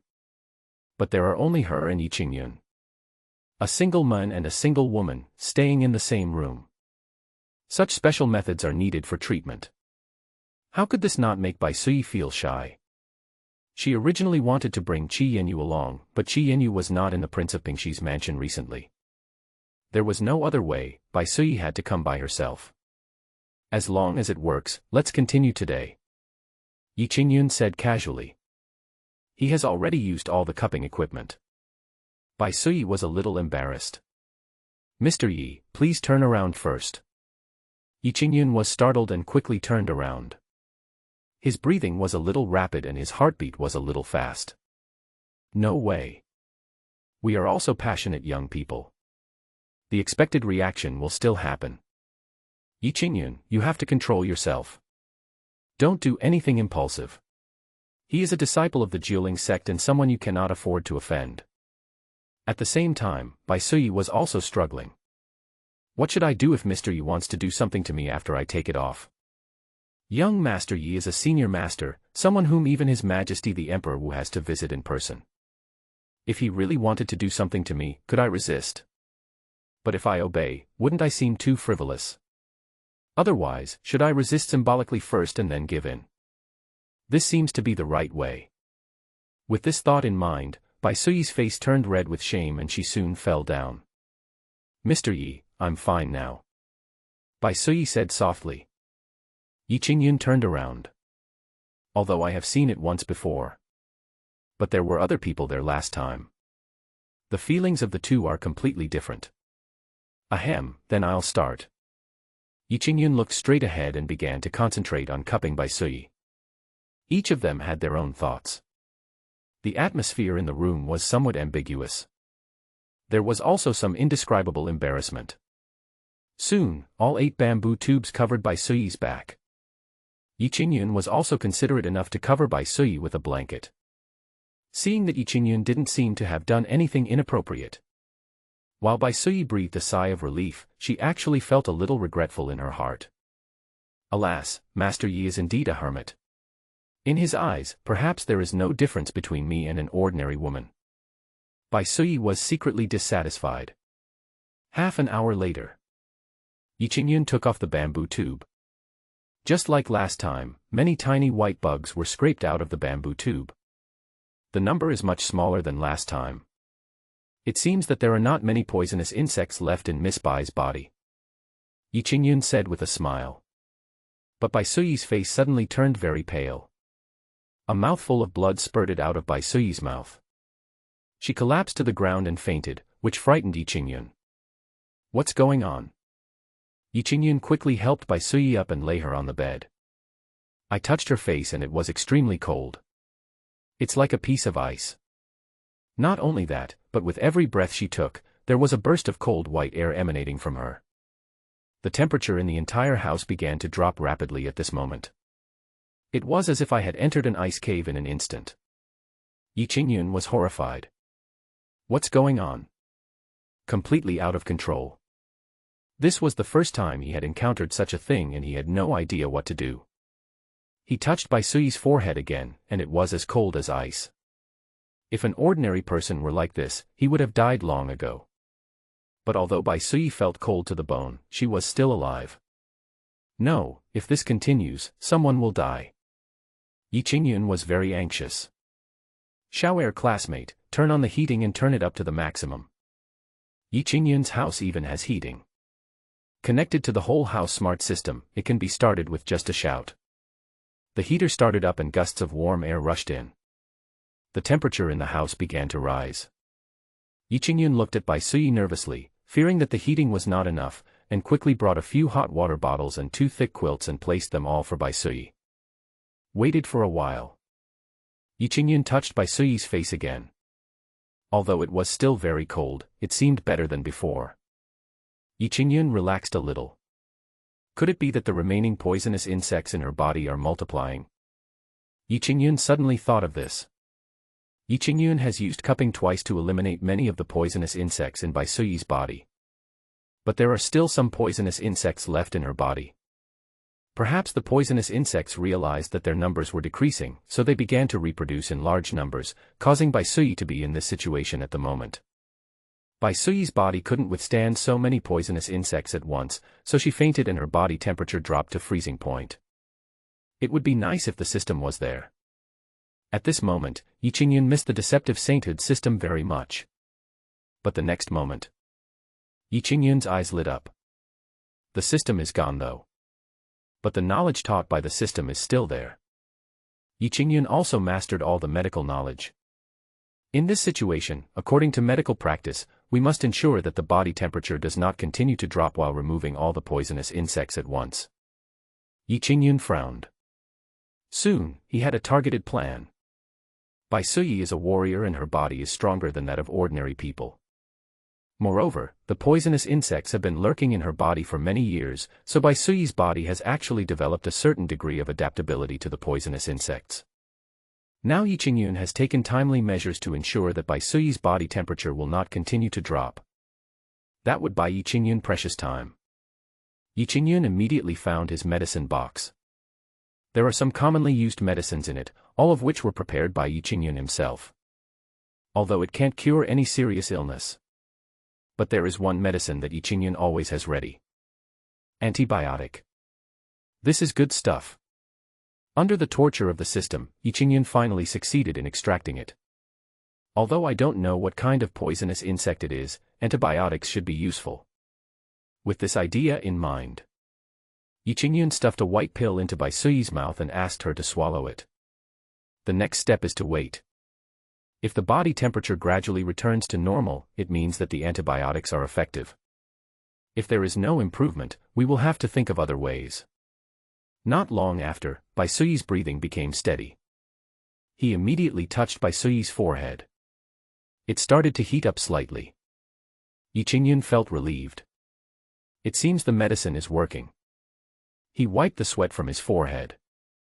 The heater, which was at maximum power, made him feel very hot. At this moment, Yi Qingyun was already shirtless, sweating all over.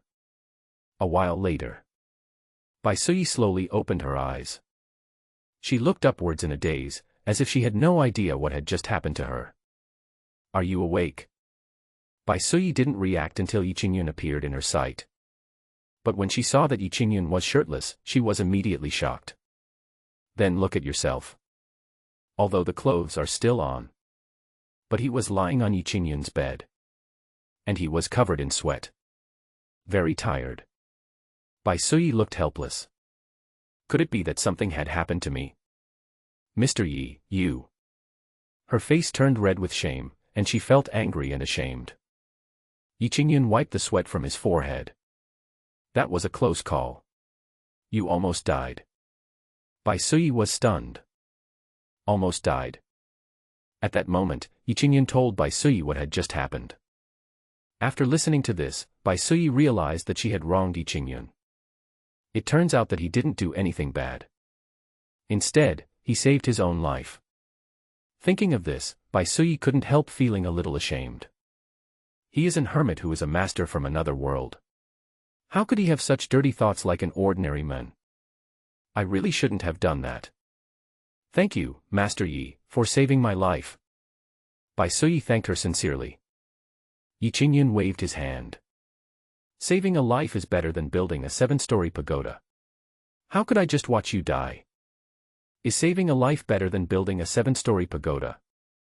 These words made Bai Suyi stunned. Faintly, Bai Suyi seemed to feel an indescribable Zen truth from this sentence. Mr. Yi. Don't talk anymore. You're so weak, you should lie down and have a good rest. Bai Suyi didn't say anything else and lay down to continue resting. Wait until it gets dark. Bai Suyi stood up and walked out. Mr. Yi, I should go back now. Yi Qingyun looked her up and down. Are you okay? Bai Suyi nodded with a look of gratitude on her face. I feel completely healed. Yi Qingyun thought. Could it be that my antibiotics really have such miraculous effects?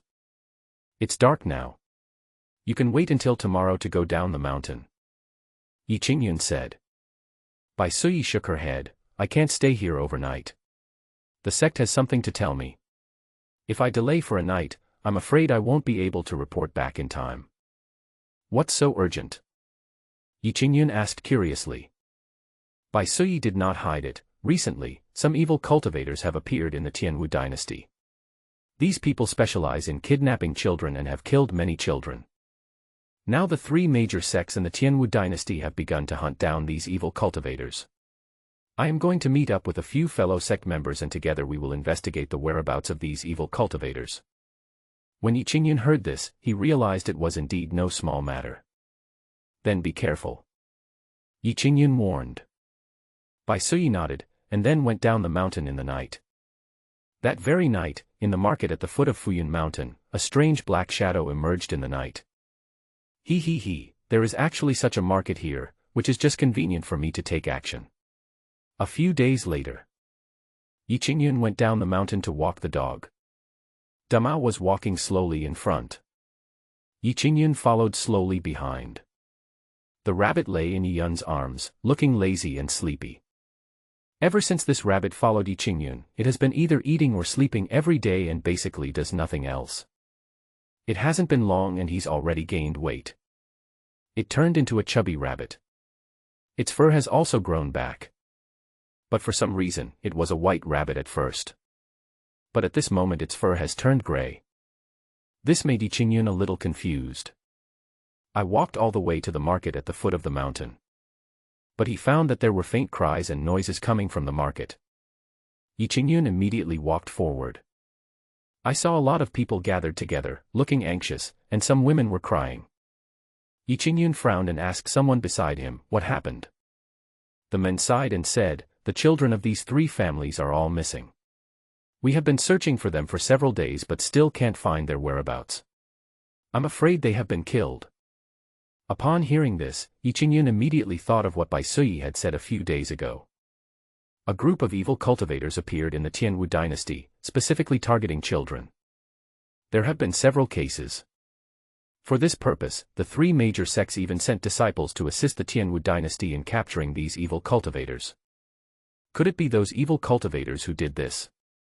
Yi Qingyun muttered secretly. He felt quite sad when he saw those crying parents. Who wouldn't be anxious if their child was lost? Children are the apple of their parents' eyes. It's a pity that Yi Qingyun can't help them at all. He can only pray silently that the children can return safely. After seeing these things, Yi Qingyun no longer had the heart to continue walking the dog. I was planning to go back up the mountain. Suddenly, Yi Qingyun saw a little beggar standing not far away. He was slovenly and staring at him. Yi Qingyun was stunned. He recognized it. This little beggar was the little guy who wanted to steal pears from his yard not long ago. Yi Qingyun immediately walked towards him. The latter also seemed to have something to say to Yi Qingyun, and walked towards Yi Qingyun. This is for you. The little beggar spoke first, holding something in his hands. Yi Qingyun took a closer look and couldn't help but smile. It turned out to be a steaming bun. The little beggar washed his hands very cleanly, without any stains, as if he was afraid that Yi Qingyun would despise him. You stole it? Yi Qingyun asked with a squint. The little beggar snorted and said dissatisfiedly, I bought this. As he spoke, he pointed to the steamed bun shop not far away. Yi Qingyun was a little curious. Where did you get the money? I picked a bunch of herbs in the mountains and sold them to a pharmacy for money. The little beggar said with some pride. Yi Qingyun nodded. That's the right way. Being self-reliant is much better than stealing food like you did before. Yi Qingyun took the bun from the little beggar and took a bite. Yes, it's delicious. Yi Qingyun smiled. The little beggar was excited to see that Yi Qingyun did not despise him at all, and a smile appeared on his face. I took 20 pears from you, and I will give you 20 buns in return. Today is the first one. The little beggar said seriously. Yi Qingyun was happy. This guy also knows how to repay kindness. I don't need you to pay it back, just keep the money and buy food. The little beggar shook his head stubbornly. I see that you live in the mountains and have to farm your own land.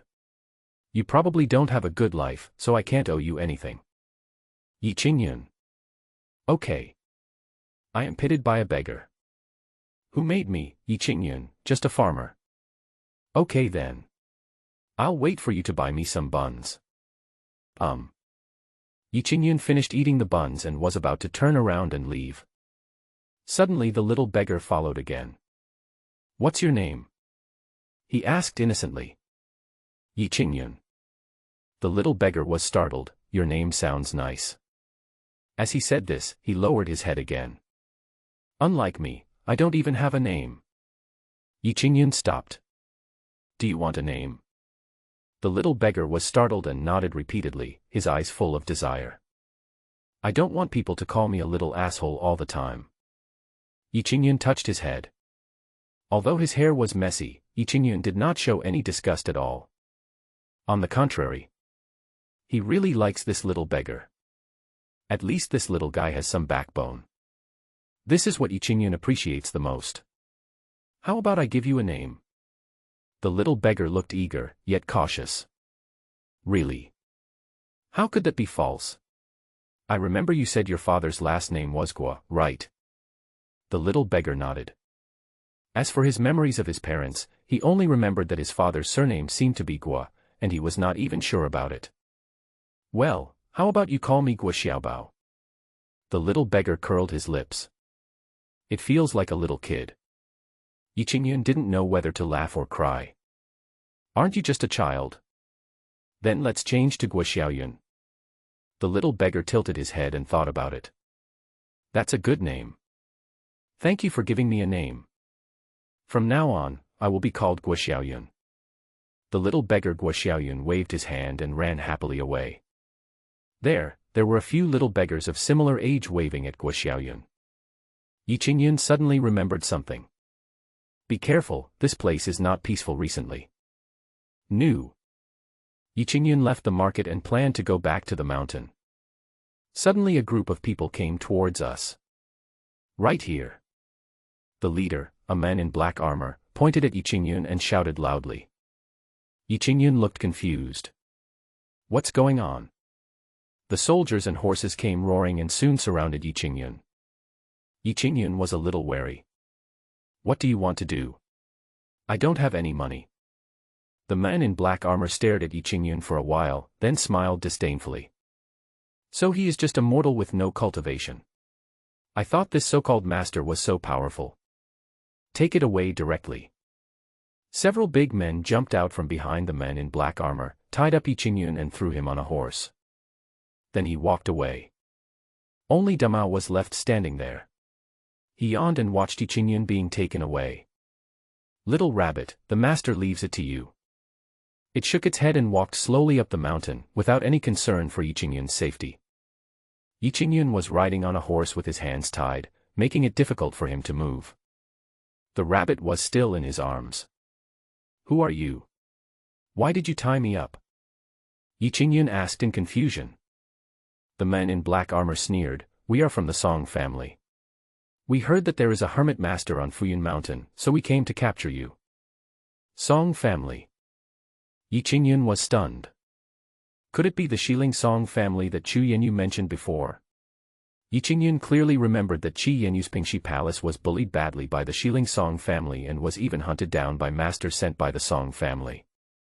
However, later, with Yi Qingyun's help, Qi Yanyu got help from martial Emperor Dongfang Su and Xianjian sect master Su Changfeng. Logically speaking, the Song family should not be able to cause any trouble. Why do you want to kidnap me now? Could it be that the Song family knew that I was the one giving advice to Qi Yanyu? So you want to take revenge on yourself? What should I do?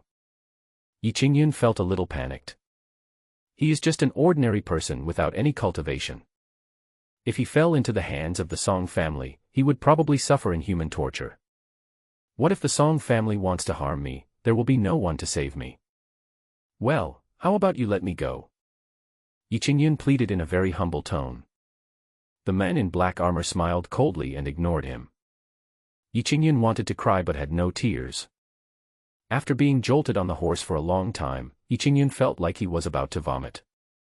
Fortunately, it finally stopped. Yi Qingyun's face turned pale and he looked up. A magnificent mansion appeared before our eyes.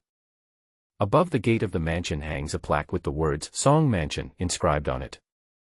Yi Qingyun was a little surprised. I was directly kidnapped to the Song family. Just when Yi Qingyun was feeling nervous, the men in black armor picked up Yi Qingyun and brought him into the Song Mansion. Master, young master, we have brought the person back. The man in black armor threw Yi Qingyun into the hall and said to the father and son in the hall. There were two figures sitting in the hall. One looked to be in his 50s, with a dignified face and thin cheeks. The other one was in his 20s, quite handsome, but his cheeks were also a little thin. The two men look 80% alike and can be seen at first glance as father and son. These two people are the head of the Song family, Song Xiaotian, and his son Song Chenglong. The Xiling Song family is very famous. The father and son of the Song family are naturally also well known. However, it was not a good reputation that spread far and wide, but a bad reputation. In his early years, Song Xiaotian used despicable means to seize the skills of a martial arts master, which greatly improved his own skills. Afterwards, he led the Song family to destroy several small families, making the Song family stronger and stronger. Compared with his father, Song Chenglong is completely of the same lineage as his father. Not only did he bully men and women and do all kinds of evil, he even set his sights on Princess Pingxi Qi Yanyu. The Song family continues to suppress the Pingxi Palace, not only to seize the Pingxi Palace's foundation, but also because Song Chenglong wants to get Qi Yanyu. But in recent times, the Song family has had a difficult time. First, the Taihao sect, which had always had a good relationship with the Song family, directly cut off ties with the Song family. Moreover, Chen Gongwang, the leader of Taihao sect, also directly warned Song Xiaotian that the Song family should be more restrained, otherwise there would be disaster. Almost at the same time, the Prime Minister's mansion in the capital sent people to the Song family again. The people in the Prime Minister's mansion told the Song family that they would no longer provide any protection to the Song family, and that whatever happened to the Song family had nothing to do with Prime Minister Chao Huiyuan. After saying this, the men from the Prime Minister's mansion left without even stopping. This attitude shows that he is trying to completely sever ties with the Song family. The Song family father and son were both dumbfounded. Tai Heiman and Prime Minister Chao Huiyuan are the Song family's biggest backers. The Song family can be so arrogant and domineering, and can even bully the Pingxi Palace, because they have these two backers to support them. But now, these two backers must cut off their relationship with the Song family. What does this mean? The Song family is in danger. After some inquiries, Song Xiaotian finally found out the inside story. It turned out that all this was because of the appearance of a so-called hermit master on Fuyun Mountain. It was this hermit who saved Chu Yanyu's life. He also gave Qi Yanyu advice, causing Taihao sect and the Prime Minister's mansion to sever ties with the Song family. The Song family naturally did not want to sit and wait for death. The father and son discussed it together. Just go all out. Just kidnap that so-called master. Let's see who he is. Originally, the father and son had no expectations at all. But I didn't expect it. He actually brought the person here. At this time, the Song family father and son stared at Yi Qingyun. Looking left and right, he almost stripped Yi Qingyun naked. Yi Qingyun felt so uncomfortable that his whole body went hairy when he was being stared at. What are your names?" Yi Qingyun said embarrassedly. Song Xiaotian's face darkened. "Song Tao, you idiot." The man in black armor was startled. "Master, I." Song Xiaotian pointed at Yi Qingyun. "Isn't he just an ordinary mortal? How could he be the hermit master of Floating Cloud Mountain? You are really stupid." The man in black armor looked innocent as he took out a portrait. "But Patriarch, this guy is clearly the person in the portrait."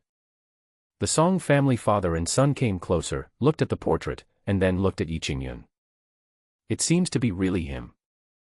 But no matter how you look at this guy, he is just an ordinary person. So ordinary. It can only be described as mediocre. A guy like this would have a hard time even being a servant in the Song mansion. How could it be that he is the master on Floating Cloud Mountain? Is your name Yi Qingyun?" Song Chenglong asked with a frown. Yi Qingyun thought. If I admitted it, I would not be alive today. No. I must never admit that I am Yi Qingyun. Yi Qingyun. I'm not Yi Qingyun. Yi Qingyun said with a bewildered look on his face. The three members of the Song family all looked puzzled. Especially the man in black armor, he was a little skeptical about his life. Did I really catch the wrong person? The black-armored man didn't believe it and immediately asked, "What's your name? Why did you go to Floating Cloud Mountain?" "My name is Ouyang Feng, not Yi Qingyun. The reason why I want to go to Fuyun Mountain is to collect herbs in the mountain." Yi Qingyun remained calm and kept talking nonsense. The man in black armor was speechless. It seems that I really caught the wrong person. Song Xiaotian glared at the man in black armor. You are more likely to cause trouble than to help. Get out of here. The man in black armor went down in shame. Seeing this, Yi Qingyun felt relieved. It looks like I can escape today. Well, the person you want to arrest is Yi Qingyun. He has nothing to do with me, Ouyang Feng. I'll leave first. Having said that, Yi Qingyun was about to walk out. Run away quickly. If they react, I'll be in trouble. Ant-like thing, wasting our time. Unexpectedly, Song Chenglong slapped Yi Qingyun directly on the back. Since he is just a useless mortal and has nothing to do with the masters in Floating Cloud Mountain, just kill him directly. Yi Qingyun was caught off guard and didn't even notice the fatal palm strike from behind him. Just when Song Chenglong's palm was about to hit Yi Qingyun. Suddenly, an invisible wave surged around Yi Qingyun. When Song Chenglong's palm was 3 inches away from Yi Qingyun's back, it suddenly froze. Unable to move forward any further. Song Chenglong's face changed drastically. Song Chenglong felt an indescribable force that bound his entire arm. Not only could it not hurt Yi Qingyun at all, I couldn't even move. Bang. Another huge force surged out. Song Chenglong cried out and flew backwards. Bang. Song Chenglong fell to the ground in a mess, and his face hit the ground. One of his front teeth was knocked out and his nose was bleeding. Son. Song Xiaotian was shocked and hurried to support Song Chenglong. Yi Qingyun, who heard the noise, turned around in surprise. What's going on? He looked confused. Someone come. Someone come quickly. Stop him for me. We must not let him go. Song Xiaotian shouted. Immediately, many warriors from the Song family came up and surrounded Yi Qingyun, staring at him with murderous eyes. Yi Qingyun was confused. I didn't do anything, why are you suddenly not letting me leave? You are such a jerk, Yi Qingyun. I almost got fooled by you. Song Xiaotian stared with his eyes fierce, like an eagle. Yi Qingyun was still trying to remain calm. I'm really not Yi Qingyun, you've caught the wrong person. Song Xiaotian snorted coldly. You still say you are not Yi Qingyun. You even hurt my son. Yi Qingyun looked at Song Chenglong, who had lost a front tooth, and felt confused. When did I hit him? Moreover, I am just a mortal with no cultivation. How can I possibly defeat a warrior like Song Chenglong? Isn't this an injustice? At this moment, the gray-haired rabbit in Yi Qingyun's arms smiled evilly. Hey hey! It was me, Lord Rabbit, who did it. Dare you touch my master? I'm really tired of living. If the master is injured in the slightest, I'm afraid the dog master will eat me alive when I get back. The gray-haired rabbit said secretly in his heart. Catch him for me. Song Xiaotian gave an order. A group of Song family warriors immediately pounced on Yi Qingyun. It's terrible. Yi Qingyun was afraid of being beaten, so he quickly closed his eyes and squatted down with his head in his hands. But as soon as I squatted down, there were bursts of screams coming from all around. Ouch! Oh my God! Ah! Accompanied by crackling sounds. Soon, there were only bursts of wailing all around. Yi Qingyun waited for a long time, but no attack came upon him. What's going on? He couldn't help but open his eyes and look around. After seeing this, Yi Qingyun was confused again. Why are these warriors from the Song family falling to the ground in a twisted state? Moreover, each of them had a bruised face and nose, as if they had been severely beaten. But these people are clearly here to beat me. Is it a scam?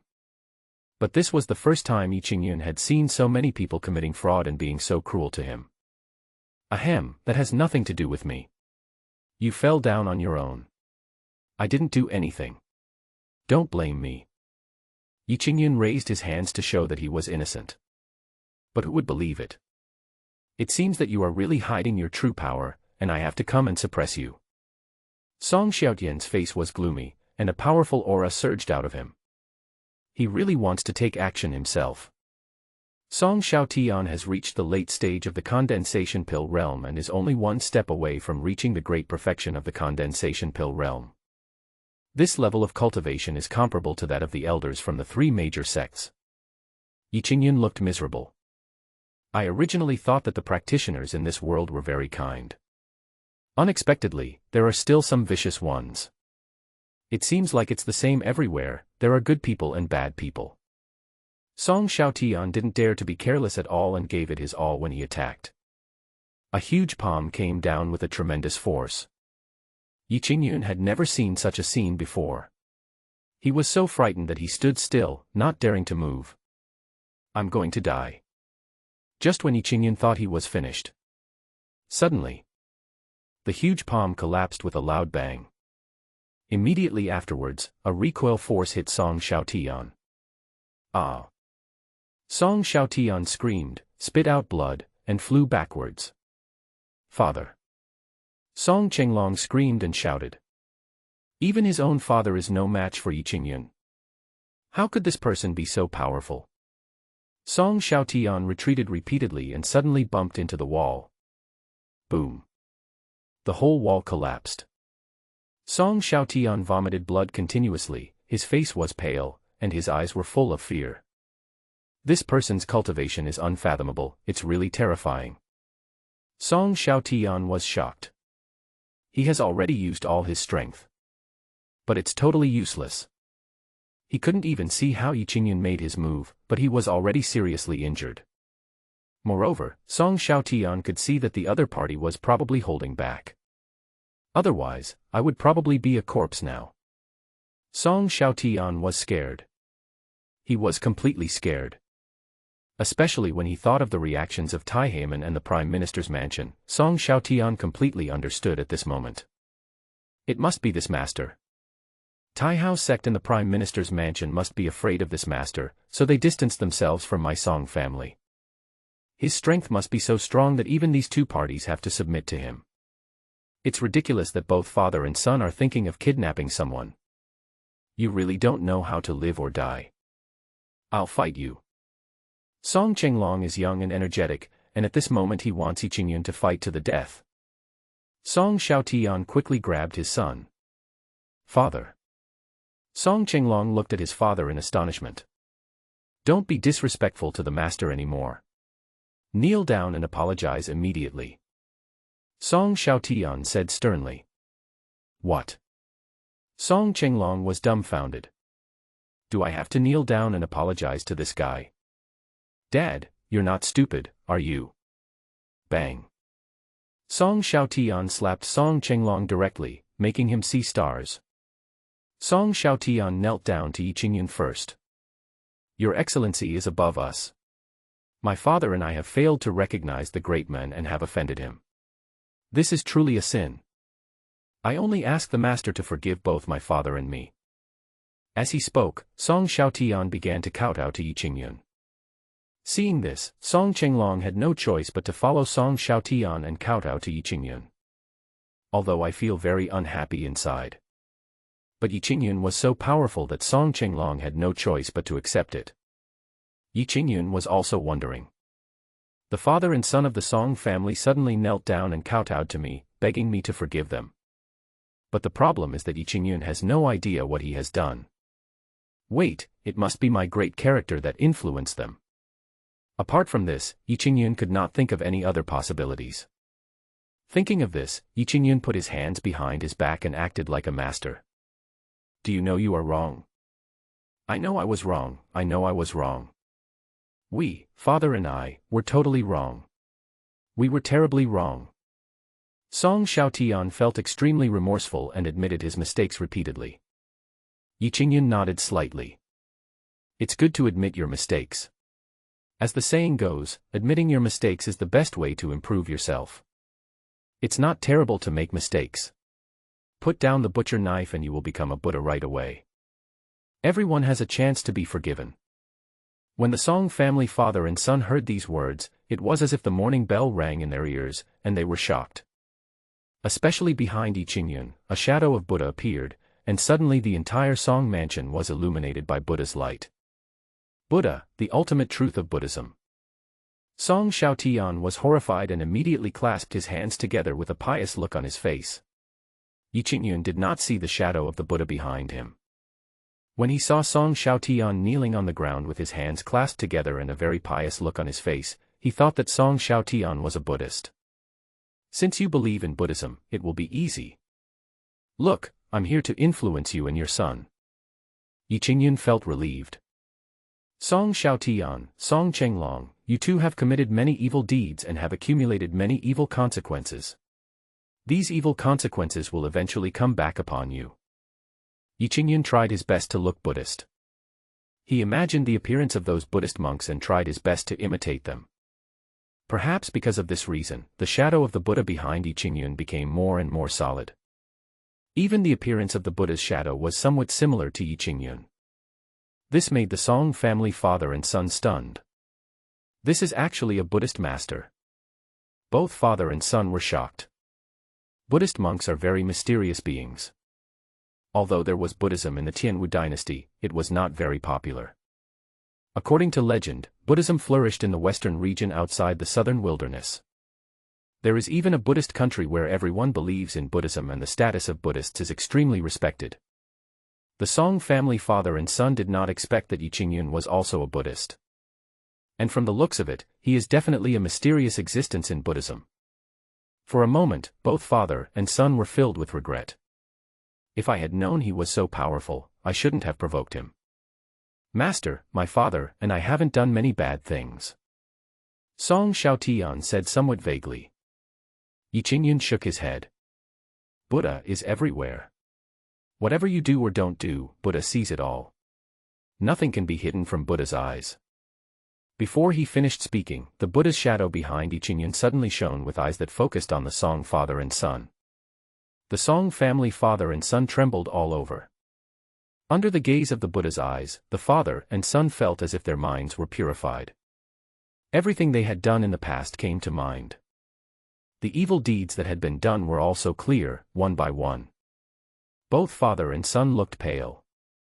Only then did they realize how many bad things they had done in the past. The two men were filled with shame and lowered their heads deeply.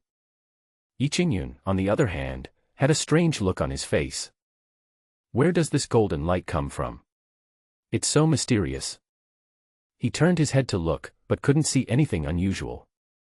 The shadow of Buddha was visible to everyone except Yi Qingyun himself. Master, we father and son know we are wrong. I know I was wrong, I really know I was wrong. The father and son kowtowed repeatedly to Yi Qingyun. Yi Qingyun nodded with satisfaction. Although you and your son have committed many evil deeds, the Buddha is merciful and everyone has a chance to be forgiven. From today on, you must do more good deeds and have good thoughts. This will surely eliminate the bad consequences of your past. The Song family father and son heard it. I suddenly became excited. They are willing to do anything as long as it can eliminate the bad consequences. Not to mention just doing good. Do good deeds. That's not too easy. We remember it. Song Xiaotian said. I'm not finished yet. Yi Qingyun continued, the most important thing is to recite Buddhist scriptures every day. Buddhist scriptures. Both father and son looked confused. Master, we don't understand the Buddhist scriptures at all. Song Xiaotian said. It's all right, poor monk. I will pass on a Buddhist scripture to you. Remember to recite it 3 times a day, once in the morning, noon, and evening. Both father and son were very happy. Thank you, Master. Yi Qingyun nodded, and then began to recite Buddhist scriptures. This Buddhist scripture is called the Heart Sutra of Prajnaparamita. The father and son directly took paper and pen, looking very serious, just like students taking notes in class. Ahem. Avalokitesvara Bodhisattva, practicing the profound Prajnaparamita, at that time saw that the 5 aggregates were empty and transcended all suffering. Shariputra, form is not different from emptiness, emptiness is not different from form. Form is emptiness, emptiness is form. The same is true of feeling, perception, mental formations, and consciousness. Shariputra, all dharmas are empty in nature, neither born nor destroyed, neither defiled nor pure, neither increasing nor decreasing. Therefore, in the void there is no form, no feeling, no perception, no volition, no consciousness. Gate Paragate Parasamgate Bodhisvaha. Yi Qingyun recited a complete Heart Sutra fluently and smoothly. When he finished reciting the Heart Sutra, the shadow of the Buddha behind Yi Qingyun was brighter than ever before. A brilliant Buddha light shot straight into the sky. Boom. This moment. Within 1,000 miles radius, everyone can see this golden scenery as long as they look up slightly. For a time, all parties in the Tianwu dynasty were alarmed. This is Buddha's light. This Buddha light is so rich and pure, could it be that a great monk has suddenly attained enlightenment? Maybe even the reincarnation of Buddha. Go and see what's going on. For a moment, many people came towards the direction where the Buddha's light was emerging. At this time, the western border far away from the Tianwu dynasty. This is the paradise of Buddhism. In the eyes of people outside, this place is also called the Western Paradise. A temple with great popularity, bright lights, and people coming and going. In the backyard of the temple, an old monk who had been in meditation for 49 years suddenly opened his eyes. There's a Buddhist spirit rising to the sky in the south. The old monk stepped out, his bright eyes looking towards the south. Faintly, he seemed to see the golden Buddha behind Yi Qingyun. Grandmaster.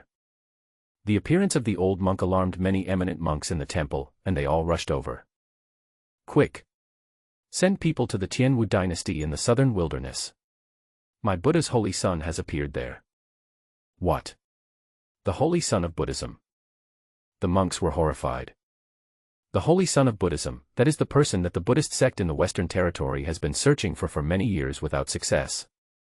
Even in the Bodhi Buddha kingdom, only 3 suspected Buddhist saints have appeared, and they have not yet been fully confirmed. Now, the old monk said that the holy son of Buddhism was born in the southern wilderness outside the western border. How is this possible? However, none of the monks dared to doubt the old monk's words. Because this old monk is the most senior monk in Xichen Temple and one of the top figures in the entire Western Buddhist community. His words are the ultimate truth of Buddhism and no one can doubt them. At that moment, Xichen Temple immediately sent monks to the southern wilderness. Not only Xichen Temple, but many Buddhist forces in the Western Territory also sent their Buddhist disciples to the southern wilderness. Just to explore the secret of that Buddha's light. Yi Qingyun, the instigator of the incident, had no idea what a sensation his recitation of the Heart Sutra had caused in the distant Western Territory. "You guys, do you remember it?" The Song family father and son were completely stunned.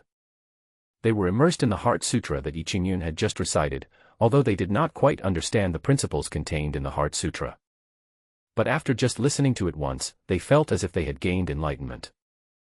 "My life has changed dramatically since then. Master, I understand." The father and son shouted at the same time. "Going east." Yi Qingyun frowned. He really wanted to save people. But the problem is, Yi Qingyun knows that he is a weakling and is afraid that he will die in vain if he goes. He is an evil cultivator. Since his name is evil, he must be a cruel and ruthless person. Yi Qingyun didn't dare to risk his life. Then we can only ask someone for help. Yi Qingyun actually knows quite a few experts. But the problem is that Yi Qingyun can't contact anyone at all. What to do? What to do? Yi Qingyun was very anxious. Although Guo Xiaoyun and he were just casual acquaintances. But Yi Qingyun really liked this strong-willed little beggar. If he died like this, Yi Qingyun will definitely feel bad and may even feel guilty for the rest of his life. It seems that I can only use the treasure at the bottom of my box. Yi Qingyun took a deep breath. I made up my mind. Give it a try. He turned and went into the house. Soon they came out fully armed. Behind him, he was carrying a long object wrapped in cloth. There were two strange boxes hanging on his waist. He was also wearing a gray vest, which looked very thick. He even wore a solid steel helmet on his head. Fully armed. These things were all tinkered with by Yi Qingyun under the destruction of the system. At that time, Yi Qingyun didn't believe that he could make these things. And it actually worked. Therefore, these things became Yi Qingyun's treasures. Yi Qingyun would never use these unless it was absolutely necessary. But now, in order to save people, Yi Qingyun had no choice but to go ahead. Damao, come with me. Yi Qingyun glanced at the lazy Damao and gave an order. Damao immediately followed, staggering along. The gray-haired rabbit was kept by Yi Qingyun. Yi Qingyun went down the mountain and headed east. Damao, can you smell Guo Xiaoyun? Yi Qingyun asked tentatively. I didn't have much expectation, but I didn't expect that Damao actually lowered his head and sniffed around, barked in one direction, and then ran over. Yi Qingyun was startled and immediately followed. Are you sure you didn't smell it wrong? Yi Qingyun was a little suspicious. Damao shook his head, as if telling Yi Qingyun to trust his nose. No way. Yi Qingyun didn't know where the man in black took Guo Xiaoyun, so he could only try his luck. I hope I can find it. Heading eastward, we soon entered the mountains. This place is sparsely populated, with lush vegetation, and the sounds of birds and animals can be heard from time to time. Damao continued to lead the way. It didn't take long. Yi Qingyun came to the outside of a valley. Go further and you will enter the valley. But Damao stopped and let out a low growl, as if he was alert to something. Seeing this, Yi Qingyun immediately became alert. Is it in here? Yi Qingyun approached cautiously. Look towards the valley. Yi Qingyun's pupils suddenly shrank. There are a lot of people in the valley. Moreover, the vast majority of them are children. Basically, they are less than 10 years old, only 7 or 8 years old. These children were lying in the valley in a twisted state, seemingly motionless. I don't know whether he is dead or alive. More than a dozen men in black stood in the valley, each sitting cross-legged, with a faint gray light surging around them. What shocked Yi Qingyun the most was the deepest part of the valley. There sat a skinny man. He was literally skin and bones, with almost no flesh on his body, only a layer of dry and black skin wrapped around the skeleton. This weirdo's eyes were like two gray whirlpools. The gray aura from those men in black all flowed towards this weirdo. This scene is extremely strange. This made Yi Qingyun feel horrified. It was like a satanic ritual. Yi Qingyun was anxious and kept looking for Guo Xiaoyun. Finally, he saw Guo Xiaoyun. He was lying not far from the valley entrance, his eyes closed but he seemed to be still breathing. Yi Qingyun felt a little relieved. As long as you're alive. Yi Qingyun calmed his mind and counted the men in black in the valley. 12 in total. He removed the things on his back and lifted the cloth. It turned out to be a sniper rifle.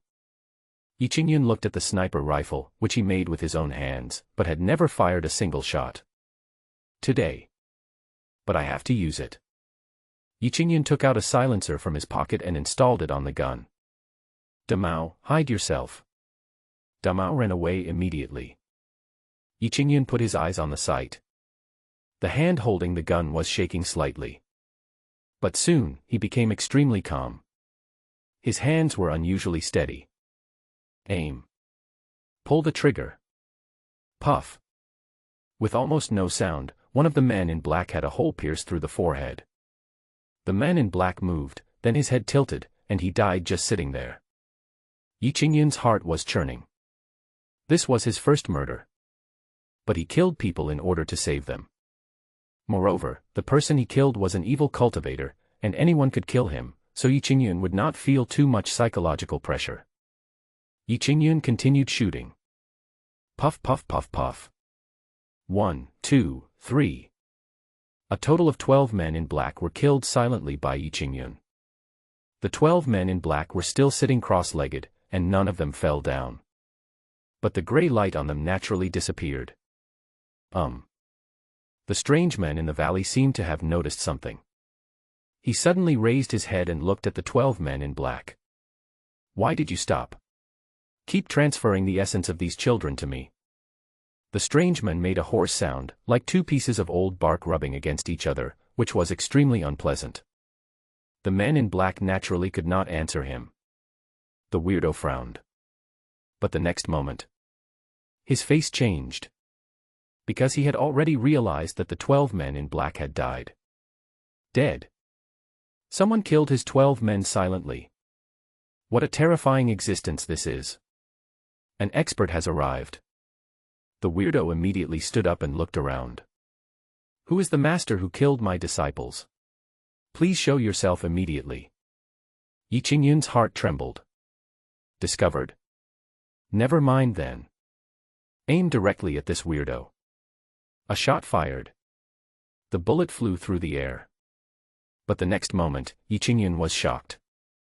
The weirdo actually reached out and grabbed him. Caught the bullet. Ghost. Yi Qingyun almost dropped his jaw in shock. This kind of scene that only happens in dramas was witnessed with his own eyes today. The strange man grabbed the bullet and opened his palm to look at it. What is this? Why is it so hard?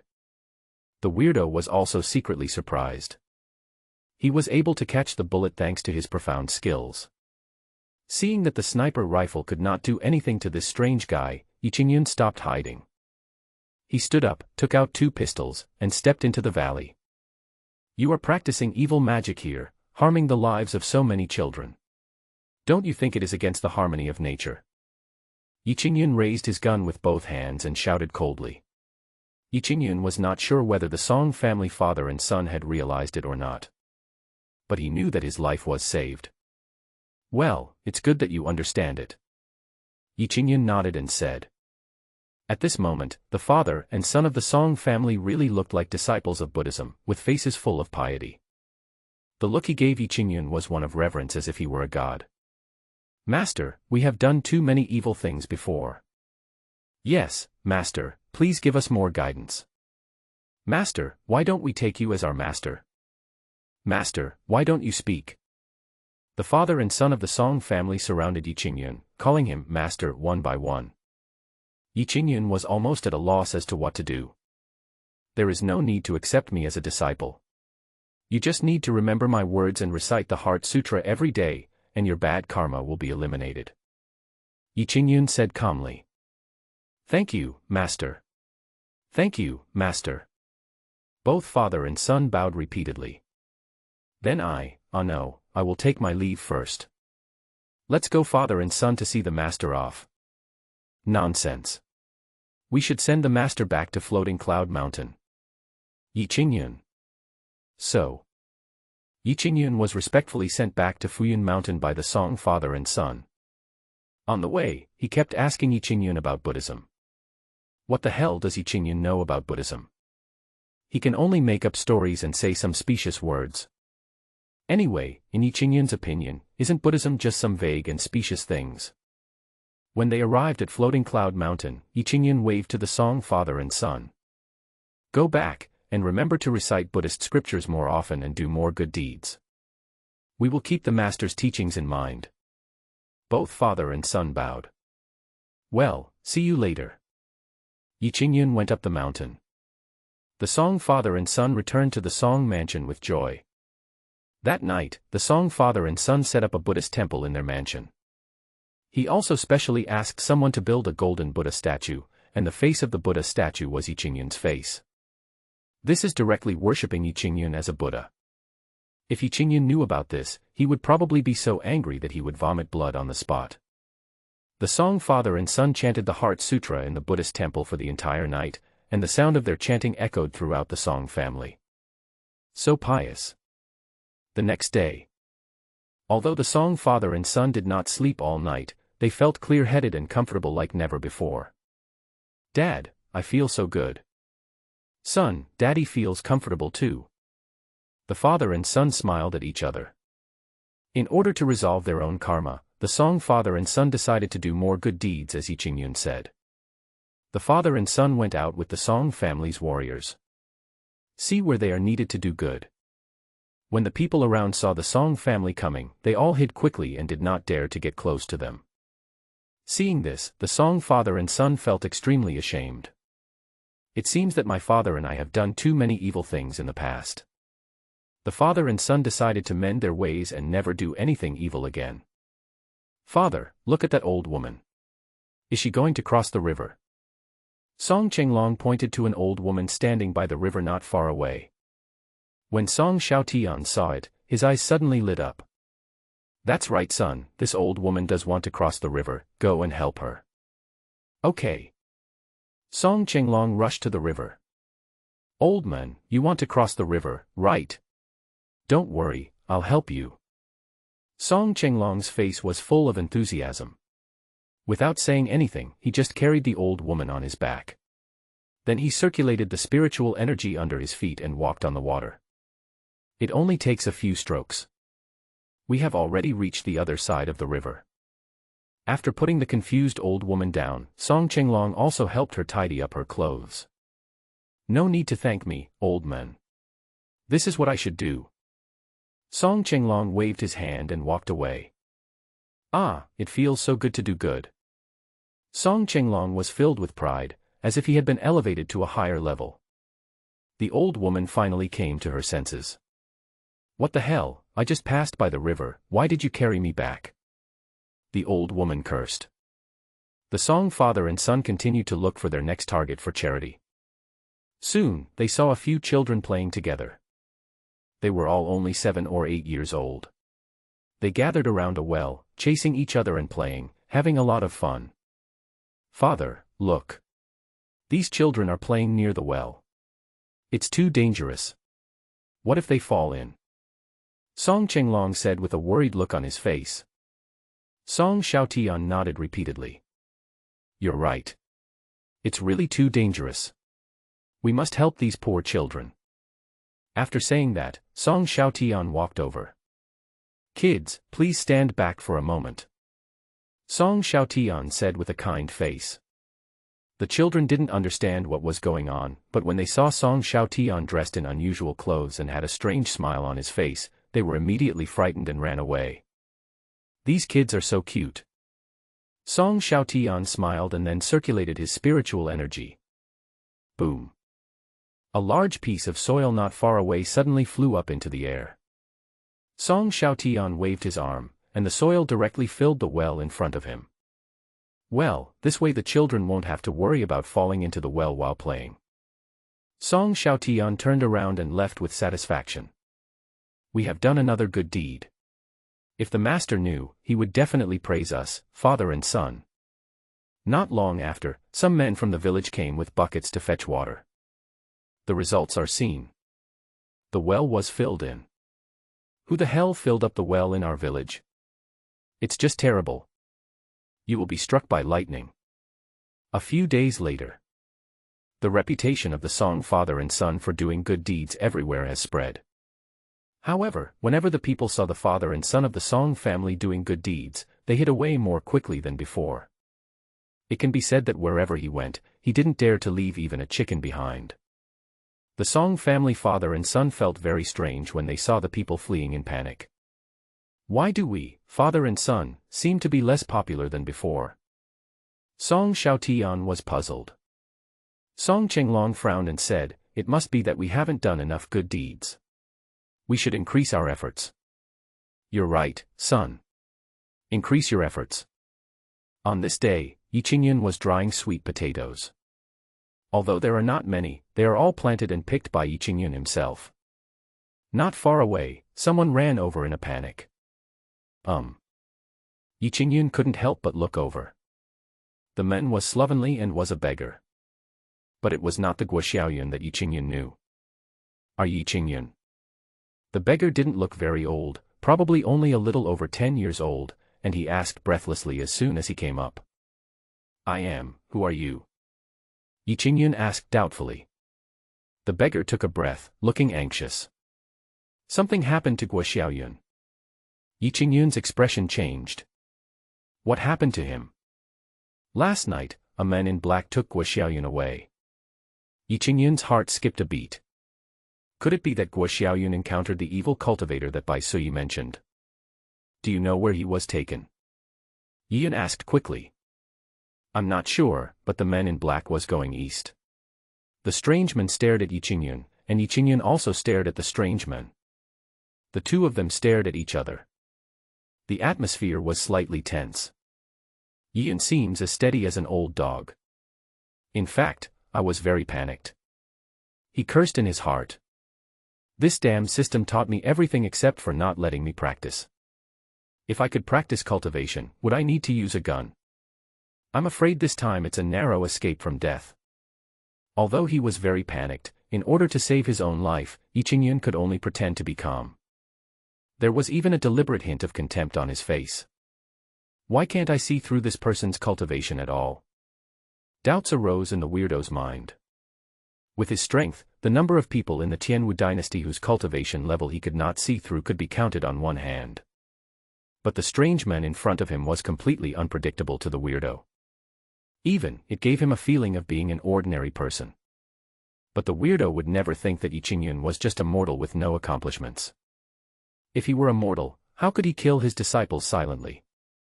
This person's cultivation is unfathomable, and the thing in his hand is really strange. My injuries have not healed yet, and my energy is depleted, so I must be careful when dealing with it. The weirdo was secretly awed. These two people are more panicked than each other. They are all very afraid of each other. "Who exactly is your excellency?" The weirdo asked in a deep voice. Yi Qingyun took a deep breath. "Want to know who I am? Do you think you are qualified?" The weirdo frowned.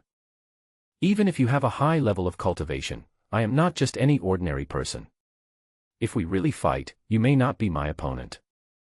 This is just a weirdo trying to flatter himself. The purpose is just to test Yi Qingyun's background. Yi Qingyun was really a little scared. If a fight really breaks out, I will only be able to rely on these two pistols. It's definitely unreliable. Never mind, let's just scare this old guy first. Since you are so confident in your own strength, I will tell you my name. Yi Qingyun took a deep breath. "I am Dugu Qiubai." Dugu Qiubai. The weirdo was startled, and recalled everything carefully in his mind. It seems like I have never heard of such a person. But this name is very domineering. Seeking defeat. It's just so arrogant. Humph, I have never heard of this name. The weirdo said coldly. Yi Qingyun sneered. How could a frog in a well like you have heard of my name? You can ask Su Changfeng from the Xianjian sect. He came to me 3 times to ask for advice on martial arts. I only gave him some pointers, but he benefited greatly from them and achieved what he has today. Yi Qingyun didn't care anymore and started making up nonsense. The weirdo was really scared. Su Changfeng was actually instructed by this person. What kind of person is Su Changfeng? That was the sect leader of the Xianjian sect, now the top expert in the Tianwu dynasty. Although the weirdo is very powerful, he has to stay away from Su Changfeng. If the weirdo returns to his peak strength, he can compete with Su Changfeng. There is also the martial emperor Dongfang Su. Before he ascended the throne, he came to challenge me regardless of his own abilities. I defeated him with just one finger, and made him understand the truth that there are people outside the world. Yi Qingyun continued to talk nonsense. The weirdo trembled with fright. Even Emperor Wu Dongfang Su was defeated by him. Although he was young, Dongfang Su was also a very powerful master when he was young. Defeated with one finger. What kind of terrifying strength is this? By the way, Shen Tianhua, do you know? Yi Qingyun said again. Shen Tianhua. This time, the weirdo's face changed drastically, and there was even a look of fear in his eyes. Qijue old man Shen Tianhua. The weirdo was defeated at the hands of Shen Tianhua. His cultivation was greatly damaged, his energy was gone, and he almost died. If he hadn't deceived Shen Tianhua by relying on the art of suspended animation he had practiced in his early years, otherwise the weirdo would have died long ago.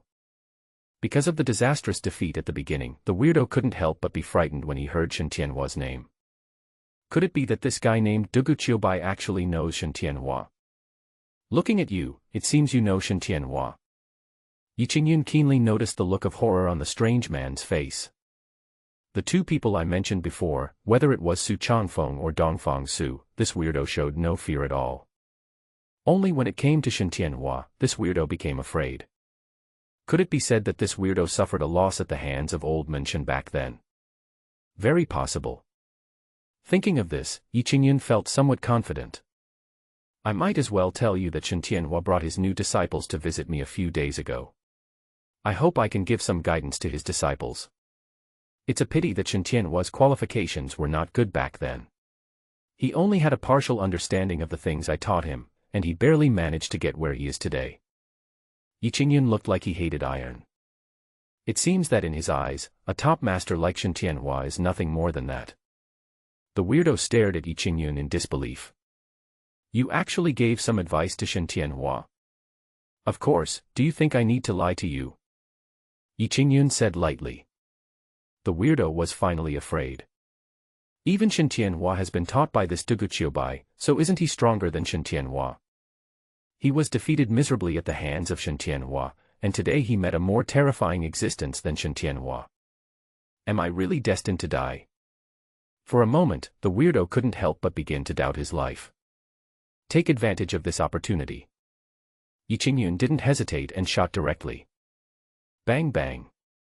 2 gunshots were fired. 2 bullets accurately hit the weirdo's heart. Poof. The bullet sank directly into the weirdo's skin. But strangely no blood flowed out.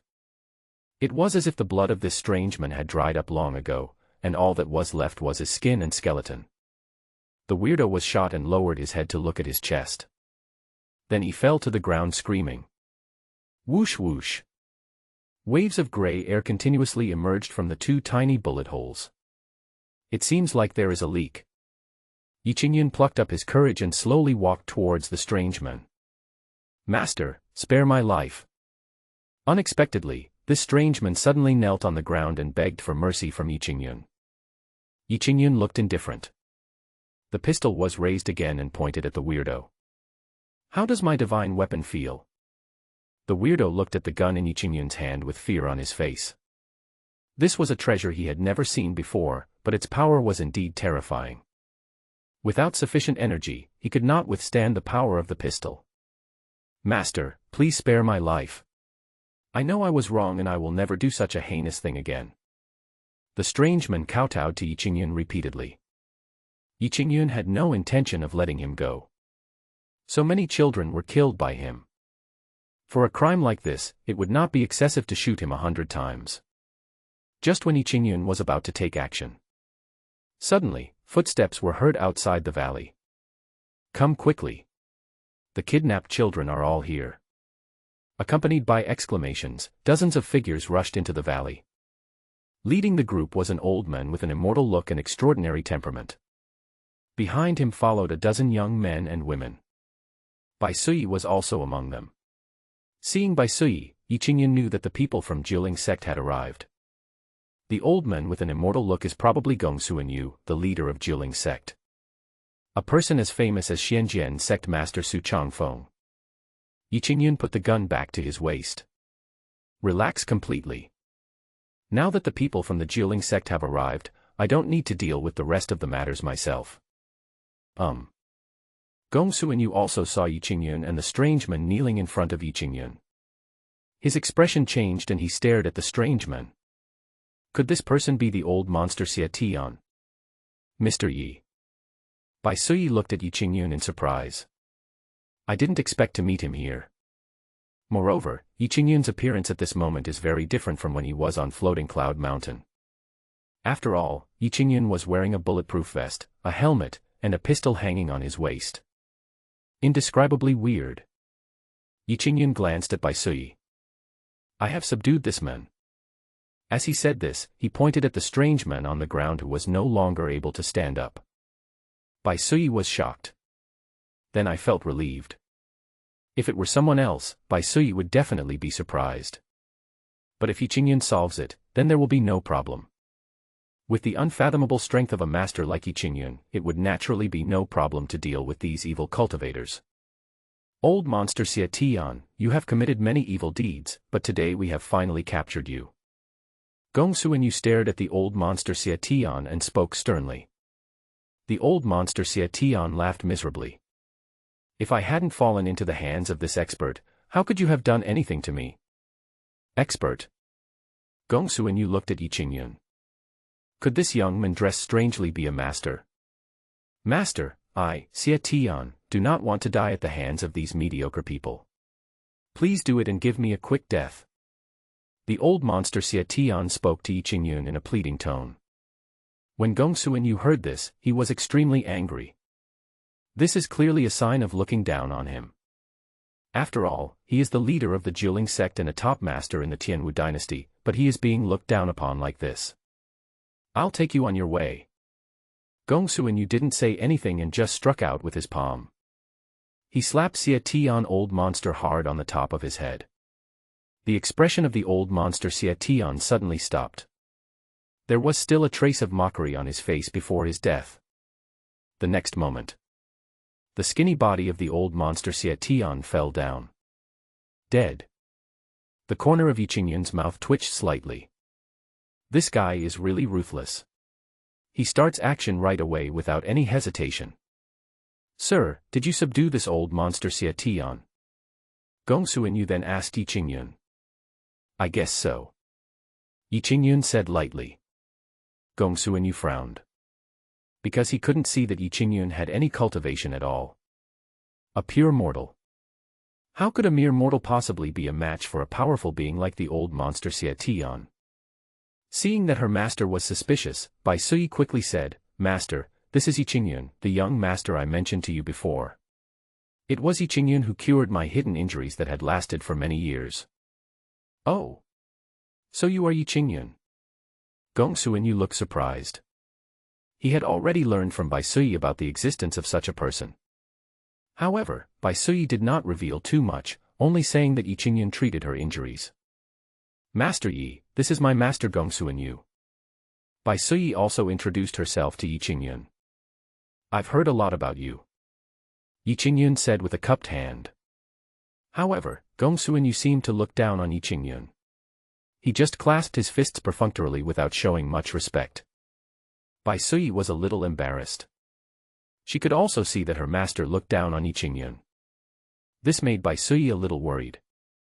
She knew very well what a great person Yi Qingyun was, a person whom even the martial emperor Dongfang Su had to visit in person. My master is so arrogant, what if he makes Yi Qingyun unhappy? I'm afraid the entire Jiling sect will be in trouble. Yi Qingyun didn't care. He walked straight to Guo Xiaoyun, squatted down and took a look. Guo Xiaoyun had his eyes closed, his breathing was relatively steady, but his face looked a little pale. Yi Qingyun touched his forehead. The body temperature is normal. He grabbed his wrist again. The pulse is also normal. He patted Guo Xiaoyun's face. Wake up. Took several shots. Guo Xiaoyun's eyes slowly opened. Where am I? When he opened his eyes, he saw Yi Qingyun. It's okay, I'm here to save you. Yi Qingyun smiled gently. Only then did Guo Xiaoyun react. He sat up and looked around. Seeing so many children, Guo Xiaoyun's face was full of horror. I almost died. Guo Xiaoyun said in a daze. Yi Qingyun sighed. The child was indeed very frightened. He probably thought he was going to die before he fell into a coma. Yi Qingyun was still frightened. If he hadn't mustered up the courage to come and save people, Guo Xiaoyun would probably have died. I'll take you back. Yi Qingyun was about to take Guo Xiaoyun away. As for the other children, some are dead and some are still alive. The people from the Jiuling sect will naturally take care of it, so Yi Qingyun doesn't need to worry too much. Your Excellency, please stay. Gong Suinyu suddenly spoke. Yi Qingyun paused and looked back in confusion. Master Gong Suin, is there anything else? Gong Suinyu smiled slightly. Killing the old monster Xia Tian is such a great achievement. Master Yi will surely be famous this time. Why don't you leave with us, so that more people can know about Master Yi's contribution? Yi Qingyun had no interest at all. He shook his head. I'll let Sect Master Gong Suin take the credit for this. After saying that, Yi Qingyun took Guo Xiaoyun away. The expression on Gong Suinyu's face turned cold. Humph, you're quite sensible. He originally wanted to take all the credit for killing the old monster Xia Tian. He just retreated deliberately to see if Yi Qingyun wanted to compete for the credit. Since Yi Qingyun himself gave up this credit, then I, Gong Suinyu, will take the responsibility. I can use this achievement to suppress Su Changfeng's arrogance and let my Jiuling sect surpass Xianjian's sect again. Master, how could you do this? Bai Suyi was anxious. Gong Suinyu glared. How can you talk to Master? Bai Suyi said anxiously, although Master Yi does not fight for credit, you should not have such an attitude, Master. Master Yi is not an ordinary person, he. At this point, Bai Suyi didn't know what to say. Because she also knew that Yi Qingyun didn't like to be high profile and would rather others see him as an ordinary person. Isn't he just a young man who knows a little bit of medical skills? What's the big deal? Gong Suinyu said disdainfully. Bai Suyi was speechless. Master, Sect Master Su of the Xianjian sect and His Majesty the Martial Emperor have both visited Master Yi. No way. Bai Suyi could only speak quietly. Gong Suinyu was stunned. What did you say? He suspected that he had heard it wrong. Bai Suyi sighed. Master Su and His Majesty the Emperor Wu both went to pay their respects to Master Yi. I saw it with my own eyes. Gong Suinyu was stunned. Su Changfeng and Dongfang Su actually both went to visit this young man. This is enough to show that Yi Qingyun is no ordinary person. And just now, for a small contribution, I treated Yi Qingyun like this. Gong Suinyu felt extremely regretful at this moment. I wanted to slap myself twice. Why didn't you say so earlier? Gong Suinyu even blamed Bai Suyi. I, as an apprentice, am really betraying my master. If you had told me earlier, I would never have treated him like that. Bai Suyi looked innocent. Master, I have actually been winking at you. Ah. I thought you had eye problems. I was wondering why you were making those eyes. Bai Suyi. Master, you are such a fool. Yi Qingyun took Guo Xiaoyun back to Fuyun Mountain. Guo Xiaoyun was feeling a little weak, so Yi Qingyun cooked him a pot of porridge. After he ate it, Guo Xiaoyun fell asleep again. Yi Qingyun hid all his stuff again. And tell yourself to try not to use it in the future. After all, bullets are very difficult to make. Without the help of the system, Yi Qingyun had no way of making bullets on his own. Use one less. If they were all used up, Yi Qingyun would really be left with no life-saving means at his disposal. Yi Qingyun was also very tired, and he was extremely nervous when he confronted the old monster Xia Tian before. Even when I relaxed at this moment, I felt tired. Yi Qingyun also fell asleep. Soon, two snoring sounds, one big and one small, were heard in the room. Outside the house, Dumao and the rabbit snuggled together and slept soundly. It was as if nothing had ever happened and everything was as peaceful as before. The people of the Jiuling sect sent the surviving children to their families. For a time, people from all over the country expressed gratitude to the Jiuling sect. The Jiuling sect's momentum is growing.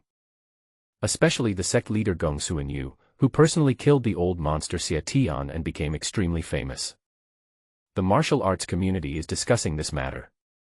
What kind of person is the old monster Xia Tian? Hundreds of years ago, he was already a powerful figure and caused chaos in the area. Although he soon disappeared, his deeds are still remembered today.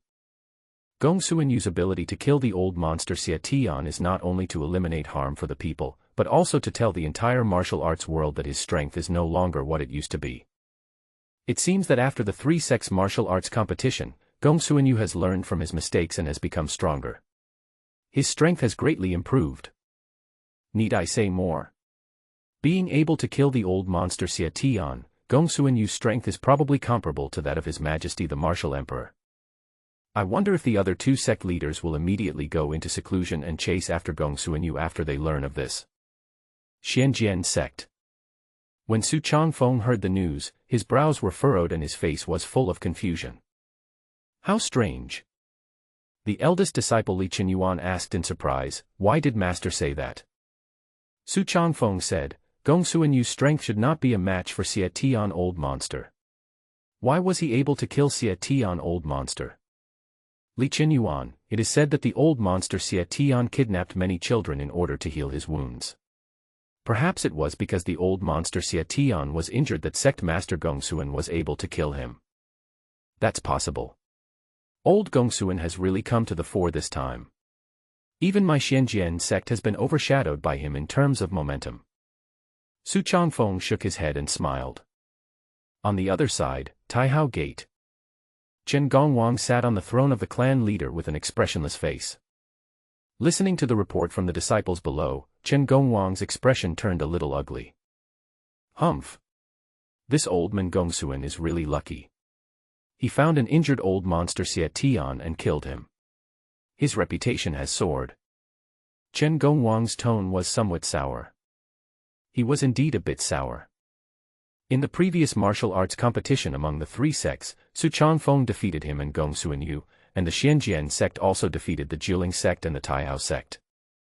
And now, Gong Suanyu has killed the old monster Xia Tian and rescued many children, and he has earned a lot of fame. In this way, Chen Gongwang was completely outdone. How can I maintain mental balance? Master, there is one more thing. The disciple below said cautiously. Anything else? Chen Gongwang asked with a frown. It's the Shiling Song family. It is said that the father and son of the Song family have suddenly become very different from before for some reason. Song family? What happened to the father and son of the Song family? Chen Gongwang was startled and asked quickly. The Song family father and son usually eat vegetarian food and chant Buddhist scriptures, and they also tell the people in the mansion to do more good deeds. They also often go out to do good deeds. But the good deeds done by the father and son still make the nearby people miserable and complain. Chen Gongwang was speechless for a while. The Song family really can't be left alone. Because of the Song family's affairs before, Su Changfeng came to Taihao Gate in person and asked Chen Gongwang to restrain the Song family and stop them from doing anything wrong. Chen Gongwang immediately cut off ties with the Song family. No way. We still have to give face to Su Changfeng. But now it seems that the Song family is still not at peace. Keep an eye on the Song family. If they go too far, stop them to avoid bringing trouble to the reputation of our Taihao clan. Chen Gongwang rubbed his brows and gave the order wearily. Yes. The border of the Tianwu dynasty. This is the gate to the west. For some reason, the border is very lively today. Monks came from the western border one after another, wanting to enter the Tianwu dynasty. This made the border guards a little helpless. He hurried over to see the situation himself. I am Huekong, a monk from the Xichang ancient temple. I want to enter the Tianwu dynasty to look for the holy son of Buddhism. I am Jia Qi, a monk from the Jiakhang temple. I am going to the Tianwu dynasty to look for the holy son of Buddhism. I am Xian Ku, a monk from Lanrua Temple. Like those two fellow monks, I am also going to look for the holy son of Buddhism. I am a poor monk. The border guard looked at the dozens of bald men in front of him, who kept calling him poor monk or Buddhist saint, and felt dizzy. No way. These bald heads are too bright, and too dazzling when gathered together. I checked their Buddhist certificates and found no problems. The border guards had no choice but to let them pass. The monks entered the Tianwu dynasty. This is also the first time that the Tianwu dynasty has welcomed so many Buddhists. The direction where the Buddha's holy son appeared is in the southwest. That's right, we're heading southwest. We must not allow the holy son of Buddhism to stay in a place without any Buddhist atmosphere. The holy son of Buddhism. Return to Buddhism. Floating Cloud Mountain. Yi Qingyun got up. As soon as he walked out of the yard, he saw a small figure watering the many vegetables planted in the yard. On the clothesline not far away, the washed clothes had already been hung out to dry. Brother Yi, you're awake. Guo Xiaoyun wiped the sweat from his face and said to Yi Qingyun. Yi Qingyun felt helpless. You don't have to do these things. Guo Xiaoyun was stunned and lowered his head with some grievance. Yi Qingyun sighed. How about this? I'll take you in as my apprentice and teach you some skills so that you can support yourself. How about that? Master, I, your apprentice Guo Xiaoyun, kowtow to you. Yi Qingyun just said this casually.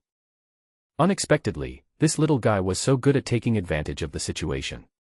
He knelt on the ground and kowtowed to Yi Qingyun. This caught Yi Qingyun off guard. Well, okay, from now on, you are my disciple, Yi Qingyun. Yi Qingyun touched Guo Xiaoyun's head. Then he hurried back into the house. After a while, another red envelope was taken out. For you. Guo Xiaoyun took it with confusion. Master, what is this? A red envelope for you. Red envelope. Guo Xiaoyun was completely confused.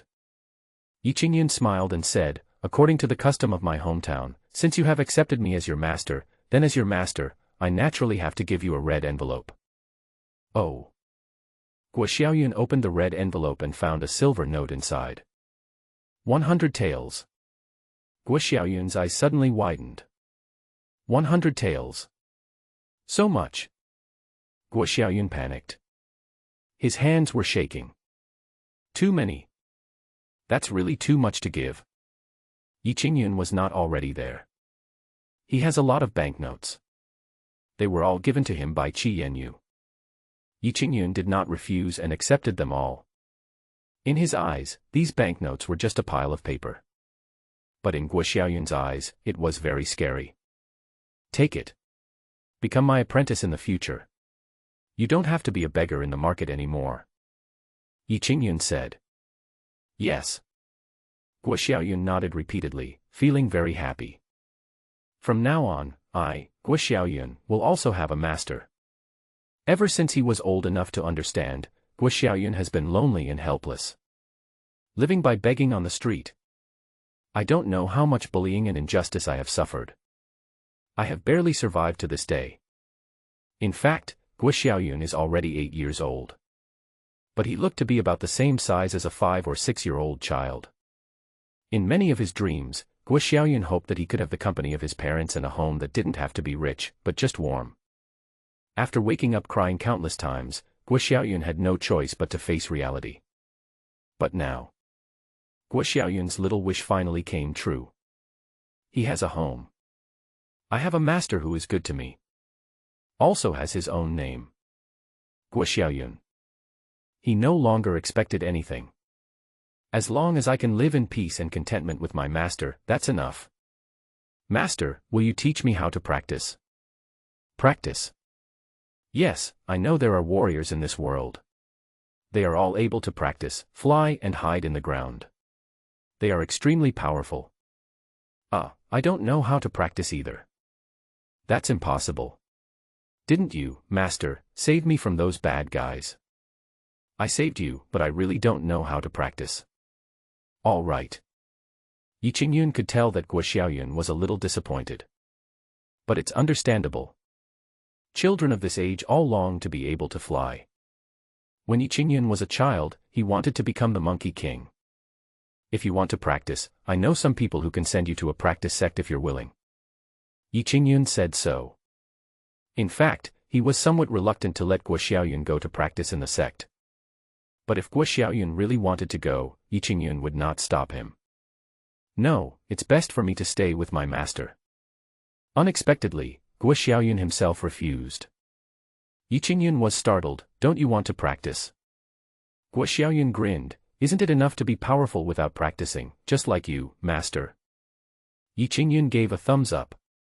Well said, it's just as powerful if you follow me. Bai Suyi was dragged to Floating Cloud Mountain by her master Gong Suanyu. No way. After learning about Yi Qingyun's identity as a hermit, Gong Suanyu became more and more frightened and worried the more he thought about it. He decided. Come and visit this master in person. Ease the relationship with the elders. At the same time, it is best to get close to them. Bai Suyi didn't really want to come. She really couldn't bring herself to do that. Bai Suyi felt embarrassed just thinking about the attitude her master had used towards Yi Qingyun before. Bai Suyi could imagine that although Yi Qingyun seemed calm on the surface, as if nothing had happened. But he probably already felt quite displeased with his master and disciple in his heart. Master, you can go and meet Master Yi, but I need to tell you in advance. Okay, whatever you say is what it is. First of all, Master, you can't expose Mr. Ye's identity. He doesn't like to call himself a master. Well, I know this. Mr. Yi must be a hermit who wants to experience the mundane world. I won't say anything more. Also, the place where Mr. Yi lives is very quiet. Master must be careful when he goes there and must not act recklessly. Don't worry, I'm not that kind of person. Looking at Gong Suanyu who was grinning foolishly, Bai Suyi curled her lips. She knew her master too well. Always extremely arrogant. And very rude. But other than that, there's nothing bad about it. At least, deep down in Bai Suyi's heart, she still respects Gong Suanyu very much. Young Master Yi has a dog and a rabbit, both of which are extraordinary, especially the dog, whose cultivation is unfathomable. Bai Suyi reminded. Is the cultivation of a dog unfathomable? Gong Suanyu was a little surprised. As they were talking, the master and the disciple had already arrived at the mountain. Look from a distance. A courtyard and a few houses, it looks very ordinary. A dog was lying lazily at the door, and a rabbit was eating carrots in the yard. There was also a thin boy holding a hoe, seemingly planting something. Gong Suanyu and Bai Suyi came closer. Bai Suyi bowed slightly to the thin young man. My dear brother, is Master Yi here? Guo Xiaoyun raised his head and wiped the sweat from his forehead. Who are you? Bai Suyi said politely, we are friends of Mr. Yi, and we are here to visit Mr. Yi. Oh, my master has gone down the mountain to buy something. Why don't you come in and wait for him? Guo Xiaoyun said. Yi Qingyun's disciple. Upon hearing this, Gong Suanyu and Bai Suyi were both stunned. But then the master and disciple's eyes lit up. Since Yi Qingyun is not here, isn't it the same to please his disciples? So you are Mr. Ye's disciple, but I don't know what to call you. Bai Suyi quickly bowed. Guo Xiaoyun scratched his head and said, my name is Guo Xiaoyun. It's the name my master gave me. Don't be so polite. It makes me feel embarrassed. Bai Suyi immediately gave Gong Suanyu a look. Gong Suanyu understood what he meant, and immediately stepped forward and took out something from his waist. Since you are Mr. Ye's disciple, since this is our first meeting, I have to give you some gifts. Please accept this, little brother. Guo Xiaoyun was full of confusion as he took the thing from Gong Suanyu. This is a jade bottle. There are several pills inside. What is this? Well, this is the Jingxian pill of my 9-spirit sect. It can change the physique and temper the bones. It is most beneficial for young people like you. Gong Suanyu explained. Guo Xiaoyun didn't quite understand what he was saying. But he also knew that these pills were good for him. Since it is something beneficial, we should naturally accept it. Thank you. Guo Xiaoyun said politely. Gong Suinyu felt relieved when he saw Guo Xiaoyun accepted the pills. It seems that Yi Qingyun's disciple is quite easy to talk to. He just looks silly, like he is just an ordinary person. But after the embarrassing incident of looking down on Yi Qingyun before, Gong Suinyu no longer dared to really think that Guo Xiaoyun was an ordinary person. Perhaps this apprentice is just like his master, hiding his talents. Come in and sit down. Okay. Gong Suinyu and Bai Suyi entered the courtyard. Guo Xiaoyun politely made a pot of tea for them and poured them each a cup. Gong Suinyu picked up the teacup and was about to drink it. But the tea was emerald green, and streams of extremely pure spiritual energy emanated from it. Gong Suinyu's face changed. Icor. He looked up at Bai Suyi. The latter was also holding a teacup, staring at Gong Suinyu in a daze. Master, is this a whole cup of spiritual fluid? Bai Suyi asked. Gong Suinyu nodded solemnly. Bai Suyi took a breath of cold air. Isn't this too arrogant? Just treat them with a whole cup of spiritual liquid. Gong Suinyu was fine, as he had a high level of cultivation. Drinking this cup of spiritual liquid directly could make his cultivation more powerful. But if Bai Suyi drank it, I'm afraid her body wouldn't be able to bear it. There is a risk of meridian rupture. Why don't you drink? Guo Xiaoyun gulped down the whole cup of tea. He had been working for the whole morning and was feeling a little thirsty. As he said this, he poured himself another cup and drank it down in one gulp. After drinking, he acted as if nothing had happened and went to hoe the fields with his hoe. This made both the master and the disciple dumbfounded. Can spiritual liquid be drunk like this? Just 2 cups of wine in one go.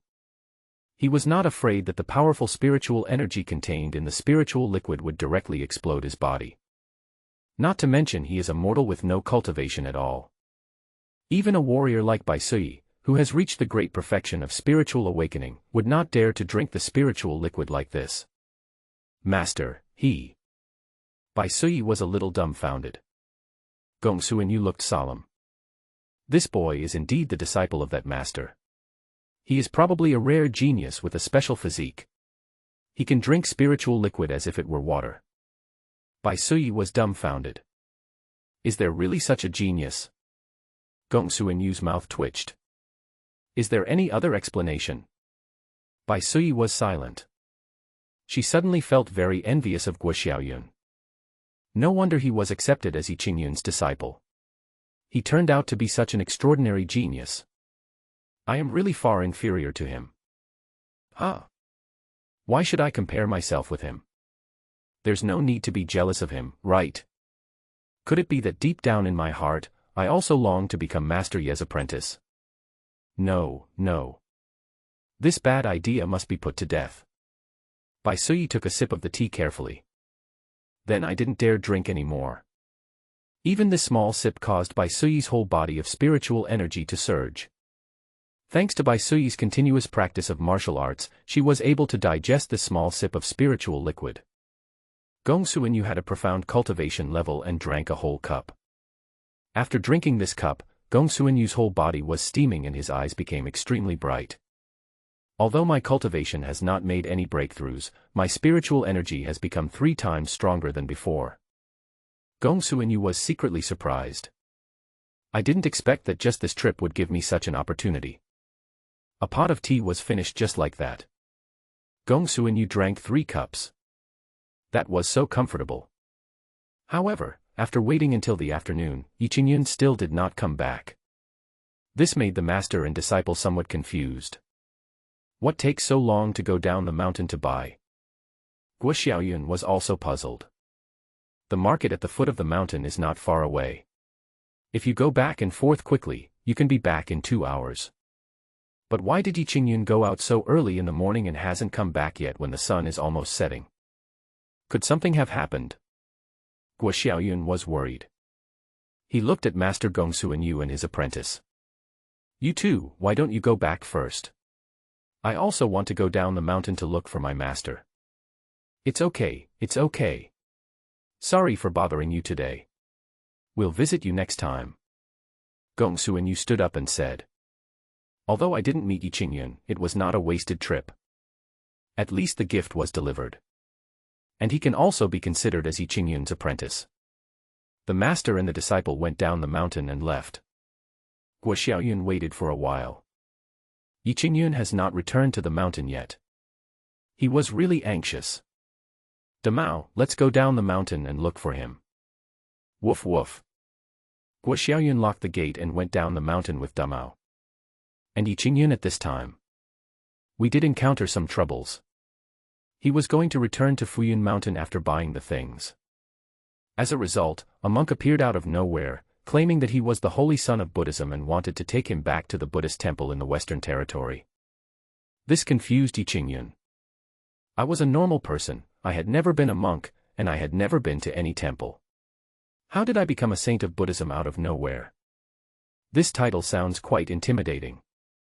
Donor, I am not a liar. Monk Huikong clasped his hands together, stood in front of Yi Qingyun, and said anxiously. Yi Qingyun was already on the verge of a seizure. He was pestered by this monk for 2 hours. From various Buddhist histories to the legends of the Buddhist saints, as well as the various glorious and great things of Buddhism. Monk Huikong talked incessantly and didn't seem tired at all. Yi Qingyun was so dizzy after hearing this. That's enough.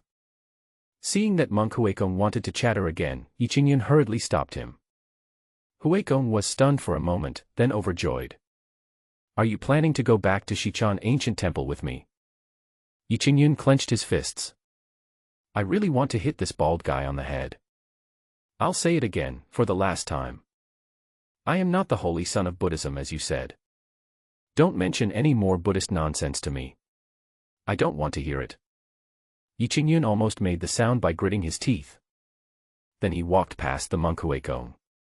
But unexpectedly, monk Huikong followed them again. Yi Qingyun was angry. Get lost. He cursed at monk Huikong. Monk Huikong was not angry at all, and even smiled. It seems that you still don't believe me, so I will tell you the legend of the Buddha's saint. Yi Qingyun took a deep breath. You've been talking for so long, it's time for me to speak. Huikong was startled. What do you want to say, benefactor? Do you know why I don't want to go to the Western Territory Buddhist sect with you? It's because you don't have the true Mahayana Buddhism at all. Yi Qingyun said. Huikong shook his head repeatedly. This is impossible.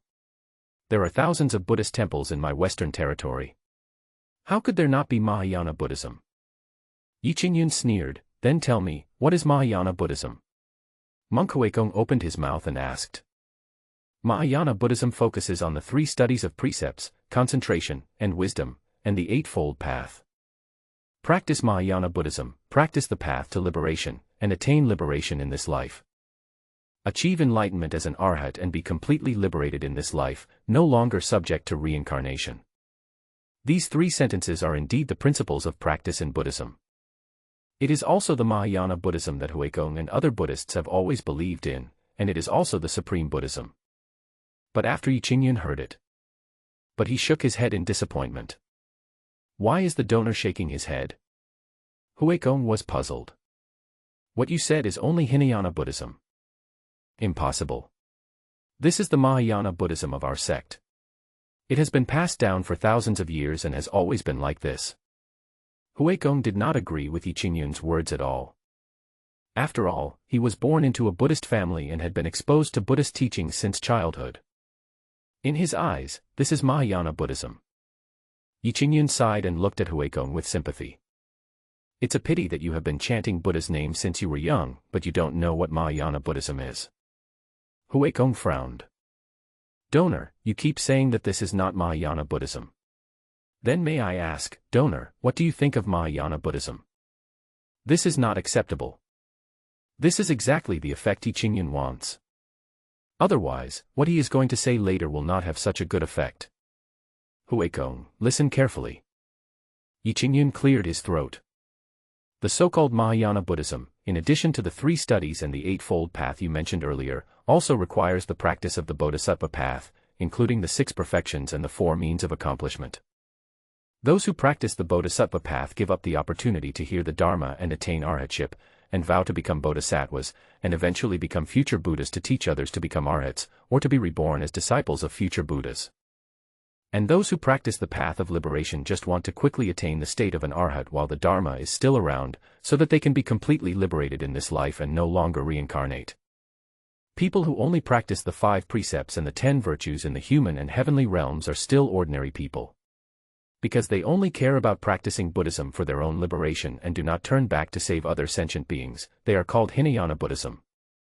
Bodhisattvas seek the supreme Buddhahood to free themselves from birth and death, and to help countless sentient beings escape the sea of suffering of birth and death.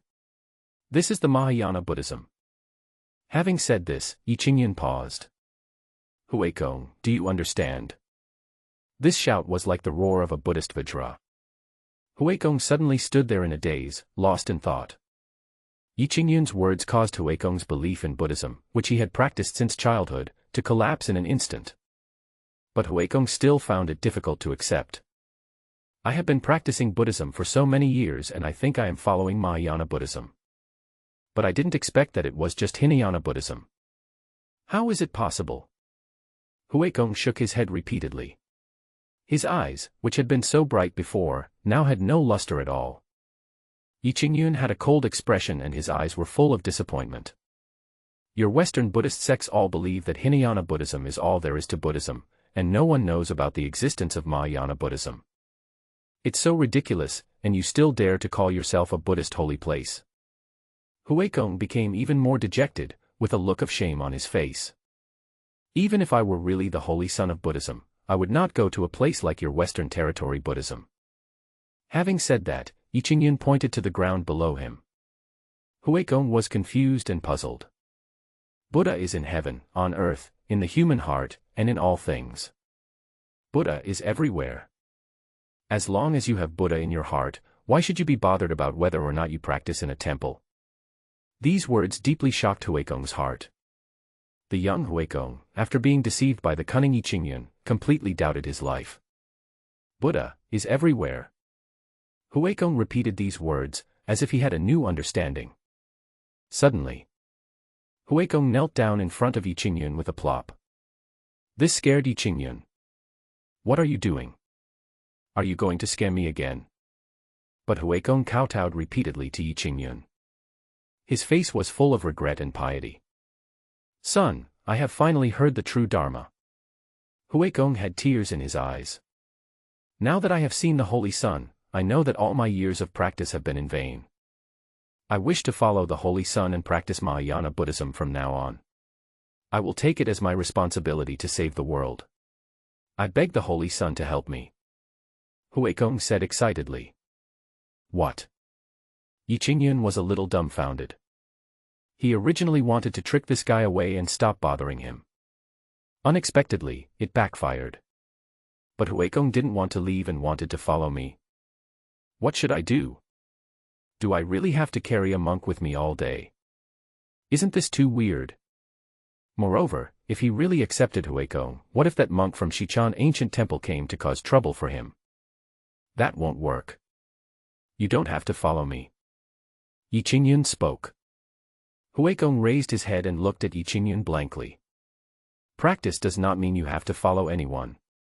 As long as you have Buddha in your heart and take it as your responsibility to save the world, then even if you don't follow anyone or stay in any temple, you are still practicing. Buddha will see it.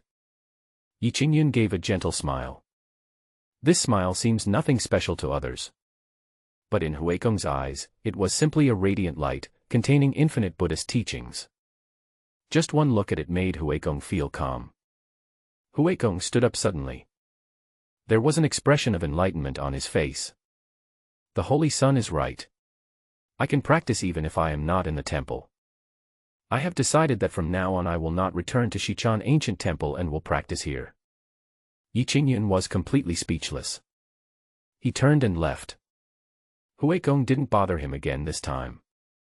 He clasped his hands together, chanted Buddhist scriptures, and there was no trace of doubt or confusion in his eyes. He no longer wanted to bring Yi Qingyun back to the Buddhist sect in the Western Territory. Because even Huikong himself didn't want to go back. What is the Buddhism in the Western realm? It doesn't even have Mahayana Buddhism. What's the point of going back then? Since the Holy Sun is here, this place is the real Buddhism. I will tell other Buddhist practitioners so that they can also know about the existence of Mahayana Buddhism. Only in this way can I live up to the teachings of the Holy Sun. Huikong made up his mind and immediately went to find other Buddhist monks. Not long after, Huikong gathered dozens of monks. Dozens of bald heads gathered together. The scene was quite dazzling. There's no way, their heads are too bright and shiny. It's like it was oiled. Huikong, why did you gather us together? Didn't you go looking for the sun? Did you find him? What kind of person is the Son of God? Tell us about it. All the monks looked at Huikong, eager to hear about his meeting with the Holy Sun. Huikong smiled and shook his head at everyone. My fellow practitioners, Huikong wants to tell you something. The monks were stunned. From now on, Huikong will no longer return to the Shichon ancient temple, nor will he return to the Western Territory. The monks were in an uproar. Huikong, what's wrong with you? Huikong chanted, Amitabha. Buddha is everywhere. As long as you have Buddha in your heart, you can practice anywhere. On the way, Yi Qingyun met Guo Xiaoyun, who came down the mountain to look for him. Seeing Yi Qingyun return safely, Guo Xiaoyun finally felt relieved. The master and his disciple returned to the mountain with Damao. Master, 2 people came to visit you before.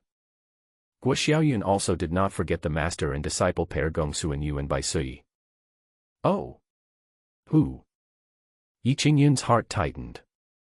Could he be a Buddhist monk? An old man and a young and beautiful sister. That old man said he was the leader of the Jiuling sect. His name was Gongsu and something. I can't remember. That beautiful sister is called Bai Sui, and she said she is your friend, master. Having said that, Guo Xiaoyun winked at Yi Qingyun and laughed. Master, do you know such a beautiful sister? Yi Qingyun felt embarrassed. We're just friends. Don't think about those things when you're young. Oh. Did they come and say anything? They said they came to visit you and gave me a bottle of medicine. I poured tea for them, but they sat there until the afternoon and you didn't come back, so they left and said they would visit you next time. Yi Qingyun nodded and didn't take it to heart. Master, this pill is delicious. Do you want to eat it too? Guo Xiaoyun took the essence pill given to him by Gongsu and Yu and chewed it with a crunching sound in his mouth, as if he was eating broad beans. Let me have a taste. Yi Qingyun also took one and put it in his mouth. It tastes a bit sweet and has a crunchy texture. Not bad, if you like it, just eat it all. Yi Qingyun said. Aha. Guo Xiaoyun immediately poured the entire bottle of essence pills into his mouth and chewed them with a crunching sound. It was so satisfying. A moment later. Guo Xiaoyun ate all 8 essence pills in the bottle. If other warriors saw this scene, they would be stunned. Although this essence pill is not a very superior pill. But how could a mortal who had never practiced cultivation eat up a whole bottle of essence pills?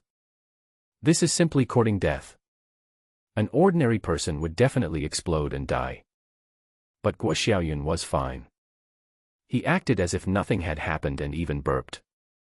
After returning to the mountain, Yi Qingyun's life seemed to have returned to normal.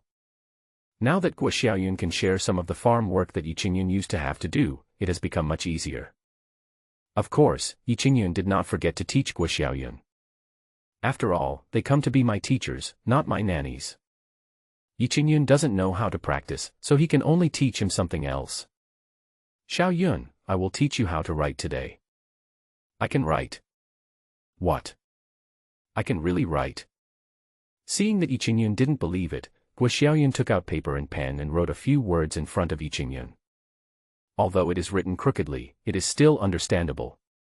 Yi Qingyun was a little surprised. Who did you learn this from? Guo Xiaoyun smiled and said, I learned it from the old man Huang who tells stories in the tea house. Old man Huang. Yi Qingyun remembered this person.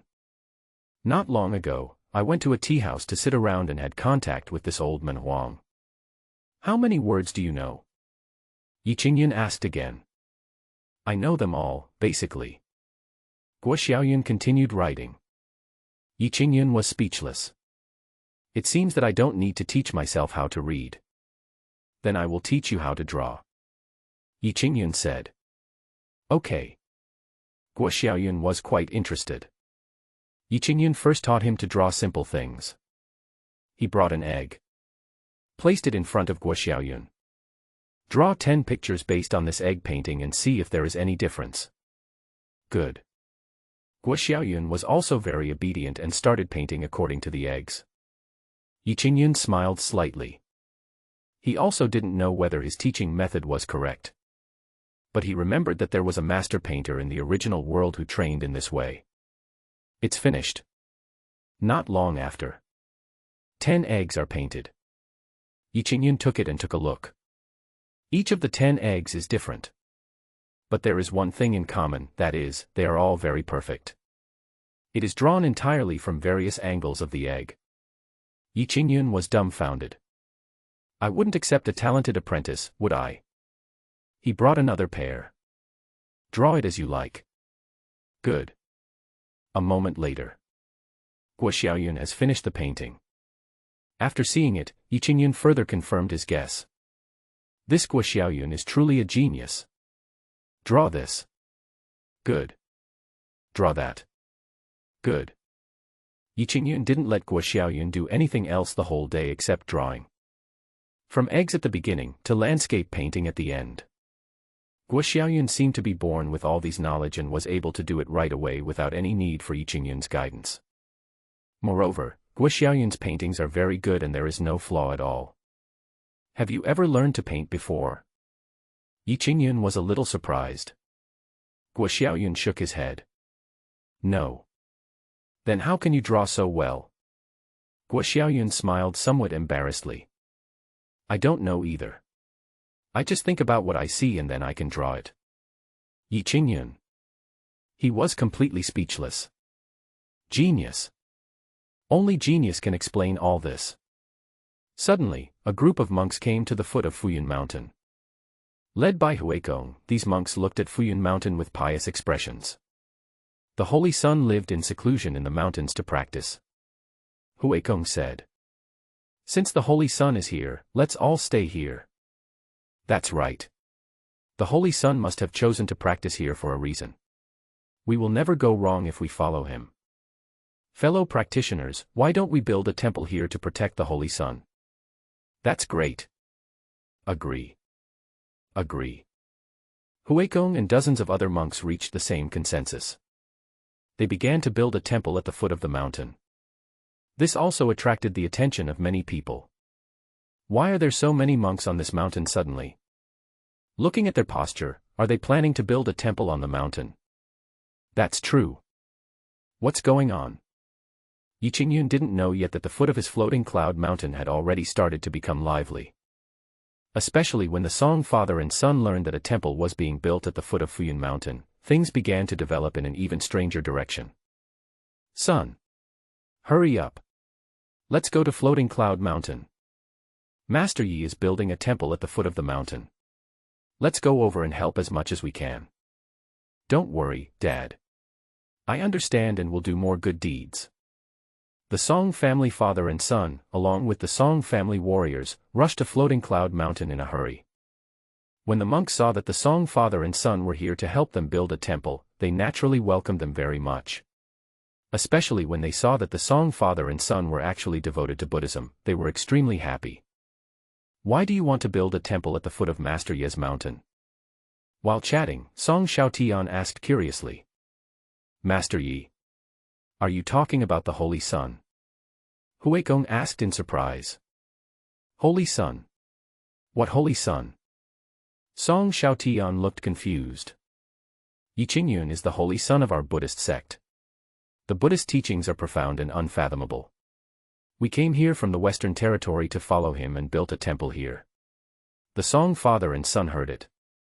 No wonder. No wonder Yi Qingyun seemed like a vision of Buddha that day. It turns out that he is a true saint of Buddhism. Now, the Yi family father and son felt even more in awe of Yi Qingyun. I also became more determined to gallop on the path to becoming a Buddha. Dad, since we are devoted to Buddhism, why don't we just get ordained? Song Chenglong said suddenly with his eyes brightening. Song Xiaotian was stunned, and then he suddenly realized. Yes. There were no temples in the Tianwu dynasty before, so even if the father and son wanted to become monks, they could not find the way. They could only spontaneously eat vegetarian food, chant Buddhist scriptures, perform Buddhist rituals and do good deeds. It's okay now. People from the Buddhist sect in the western region have arrived. And they are going to build a temple here. Doesn't this give them, father and son, a perfect opportunity to devote themselves to Buddhism? Seize the opportunity. Change your life. Right in front of you. The father and son found Huikong immediately. Master Huikong, my father and I want to become monks. The father and son stood in front of Huikong and spoke excitedly. Those who don't know would think that becoming a monk is a happy thing. Huikong was stunned and a little surprised. Two donors, do you really want to become monks? Seriously? My father and I are devoted to Buddhism. Now that you are here, we must become monks. That's right. Only by becoming a monk can we realize the life value of father and son. Please ask Master Huikong to help me. As long as I can become a monk, even if it means that my father and I will spend all our wealth, I will have no regrets. The Song family father and son were so determined that they were almost willing to shave their own heads. Huikong was deeply moved. He couldn't help but bow towards Floating Cloud Mountain. It's worthy of being the place where the Holy Sun is willing to stay. It turns out that the Buddhist atmosphere here is so strong that even the head of such a big family is willing to join our Buddhist sect. Master, please help us. Song Xiaotian pleaded. Huikong nodded. Since you two are so determined and devoted to Buddhism, the Buddhist sect will naturally be willing to open its doors to you too. Thank you, Master. Thank you, Master. Both father and son were extremely excited. We can finally become monks. Afterwards, Monk Huikong personally performed the shaving ceremony for the father and son of the Song family. The father and son of the Song family soon became bald men. You worship under my seat, and you are my disciples. To enter my Buddhist sect, one must have a Dharma name. From now on, the two of you will be called Suhai and Suzhu. Suhai is Song Xiaotian's Buddhist name. Suzhu is the Buddhist name of Song Chenglong. Once you enter Buddhism, there is no distinction between father and son, only the difference in seniority. But because both of them were disciples of Huikong, they are considered to be of the same generation in Buddhism. Thank you, Master. The two bald men from the Song family saluted together. This moment. The father and son seemed to have gained enlightenment and no longer had any worries in their hearts. By the way, Master, what is the name of our temple? Song Xiaotian asked. Huikong was stunned. He really hasn't thought about this question. Now that Song Xiaotian mentioned it, he really had to think about it carefully. With the help of the Song family, they made astonishingly fast progress in building the temple. It is estimated that in about 10 days, a brand new temple will be completed. Before that, you must think of a name for the temple. Otherwise, I won't know what sign will be hung in front of the temple. No, the name of the temple must be chosen by the Holy Sun himself, otherwise the temple will have no meaning to exist. Huikong decided to go up the mountain in person to meet Yiqingyun. Seek the name of the temple. Huikong went up the mountain immediately. He doesn't want to be beaten to the punch by others. If a good temple name is taken by someone else first, then your temple will have no good name. Come to the mountain. Huikong saw the courtyard where Yiqingyun lived. Quiet and elegant, ordinary and simple. Huikong felt emotional. The Holy Sun is truly an otherworldly master. Even the place where he practices is so quiet and elegant. He is truly a role model for me as a monk. He arrived at the front of the yard and saw Yiqingyun picking pears from the tree.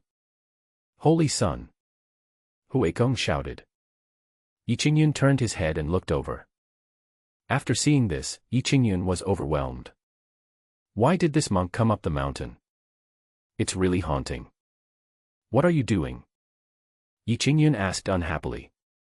Huikong smiled and said, I am building a temple at the foot of the mountain, but I don't know what to call it, so I came to the mountain to ask you to give the temple a name. What the hell? You're building a temple at the foot of the mountain? Yiqingyun was shocked. Yes, not only me, but also other Buddhist practitioners are building temples at the foot of the mountain. Huikong nodded and said. Yi Qingyun felt a little dizzy. Wait, what's going on with you guys? Huikong explained, since the Holy Sun told me the difference between Mahayana Buddhism and Hinayana Buddhism last time, I decided to stay here and follow the Holy Sun to practice.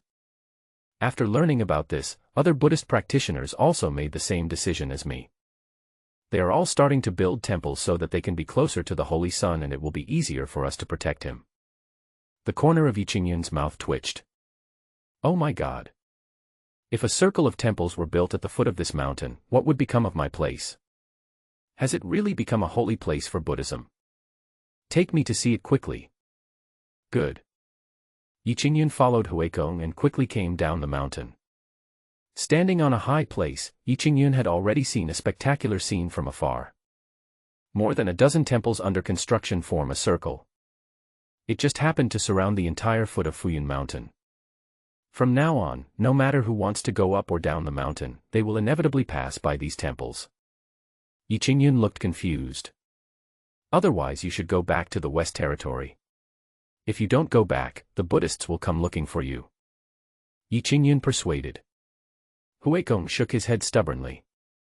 Don't worry, Holy Sun. If people from the Buddhist sect come, I and others will persuade them to stay with us. Where the Holy Sun is, there is the true Buddhism. Yi Qingyun. What is going on? How come I was inexplicably given the title of the Holy Sun of Buddhism? Never mind. Let him be. Yi Qingyun lost interest and turned around to go back. Son, you haven't named my temple yet. Huikong quickly stopped him. Yi Qingyun was not in the mood for that. Let's call it Shaolin Temple. Yi Qingyun said this casually, then turned and left. Huikong stood where he was. He kept repeating the name of Shaolin Temple. Read it for a long time. Suddenly, his eyes lit up. The Holy Sun is truly brilliant. Shaolin Temple. Ha ha ha ha. My Huikong's temple is called Shaolin Temple. Huikong ran downstairs happily. Tianwu Dynasty. Capital.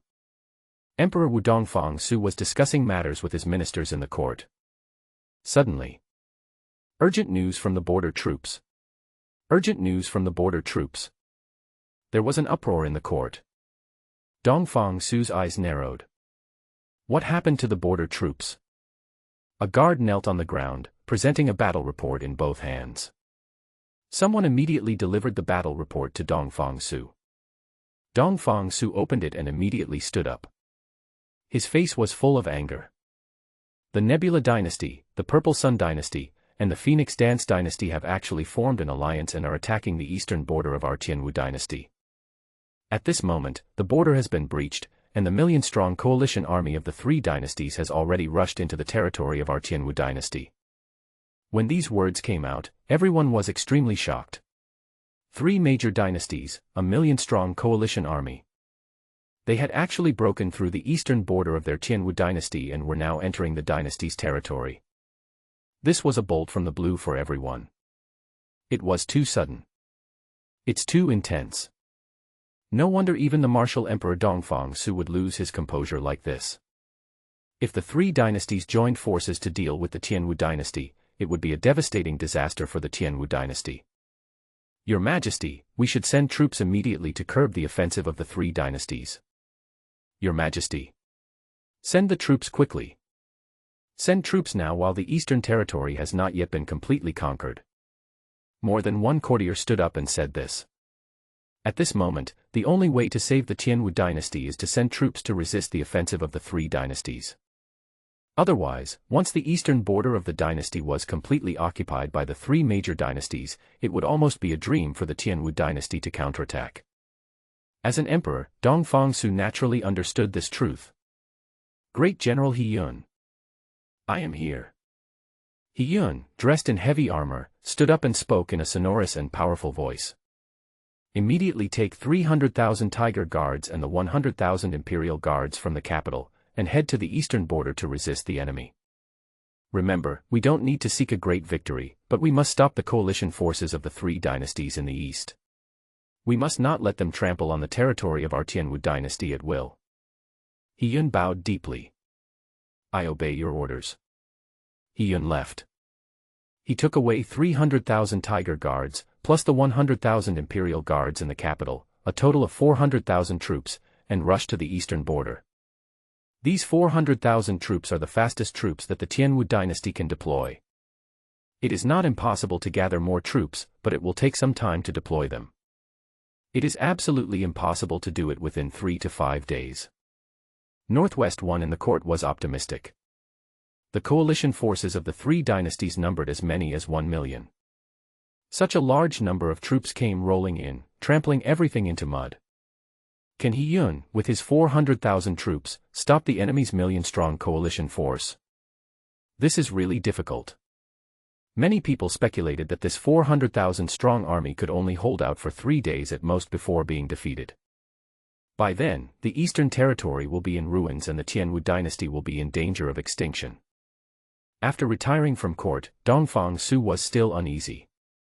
He wished he could go to the East Territory in person right away. But as an emperor, if he appeared in the Eastern Territory at this time, the three major dynasties would definitely take action. If something happened to Dongfang Su, the Tianwu dynasty would be really over. Your Majesty, there may still be a glimmer of hope in the East.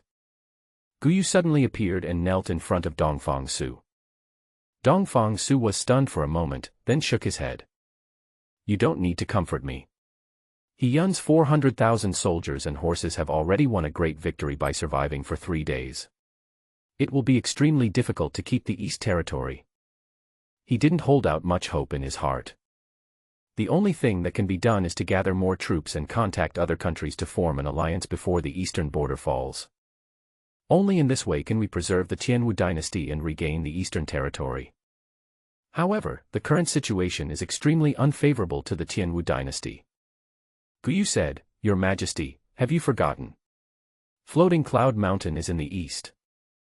As soon as these words came out, Dongfang Su was stunned at first, then his eyes lit up.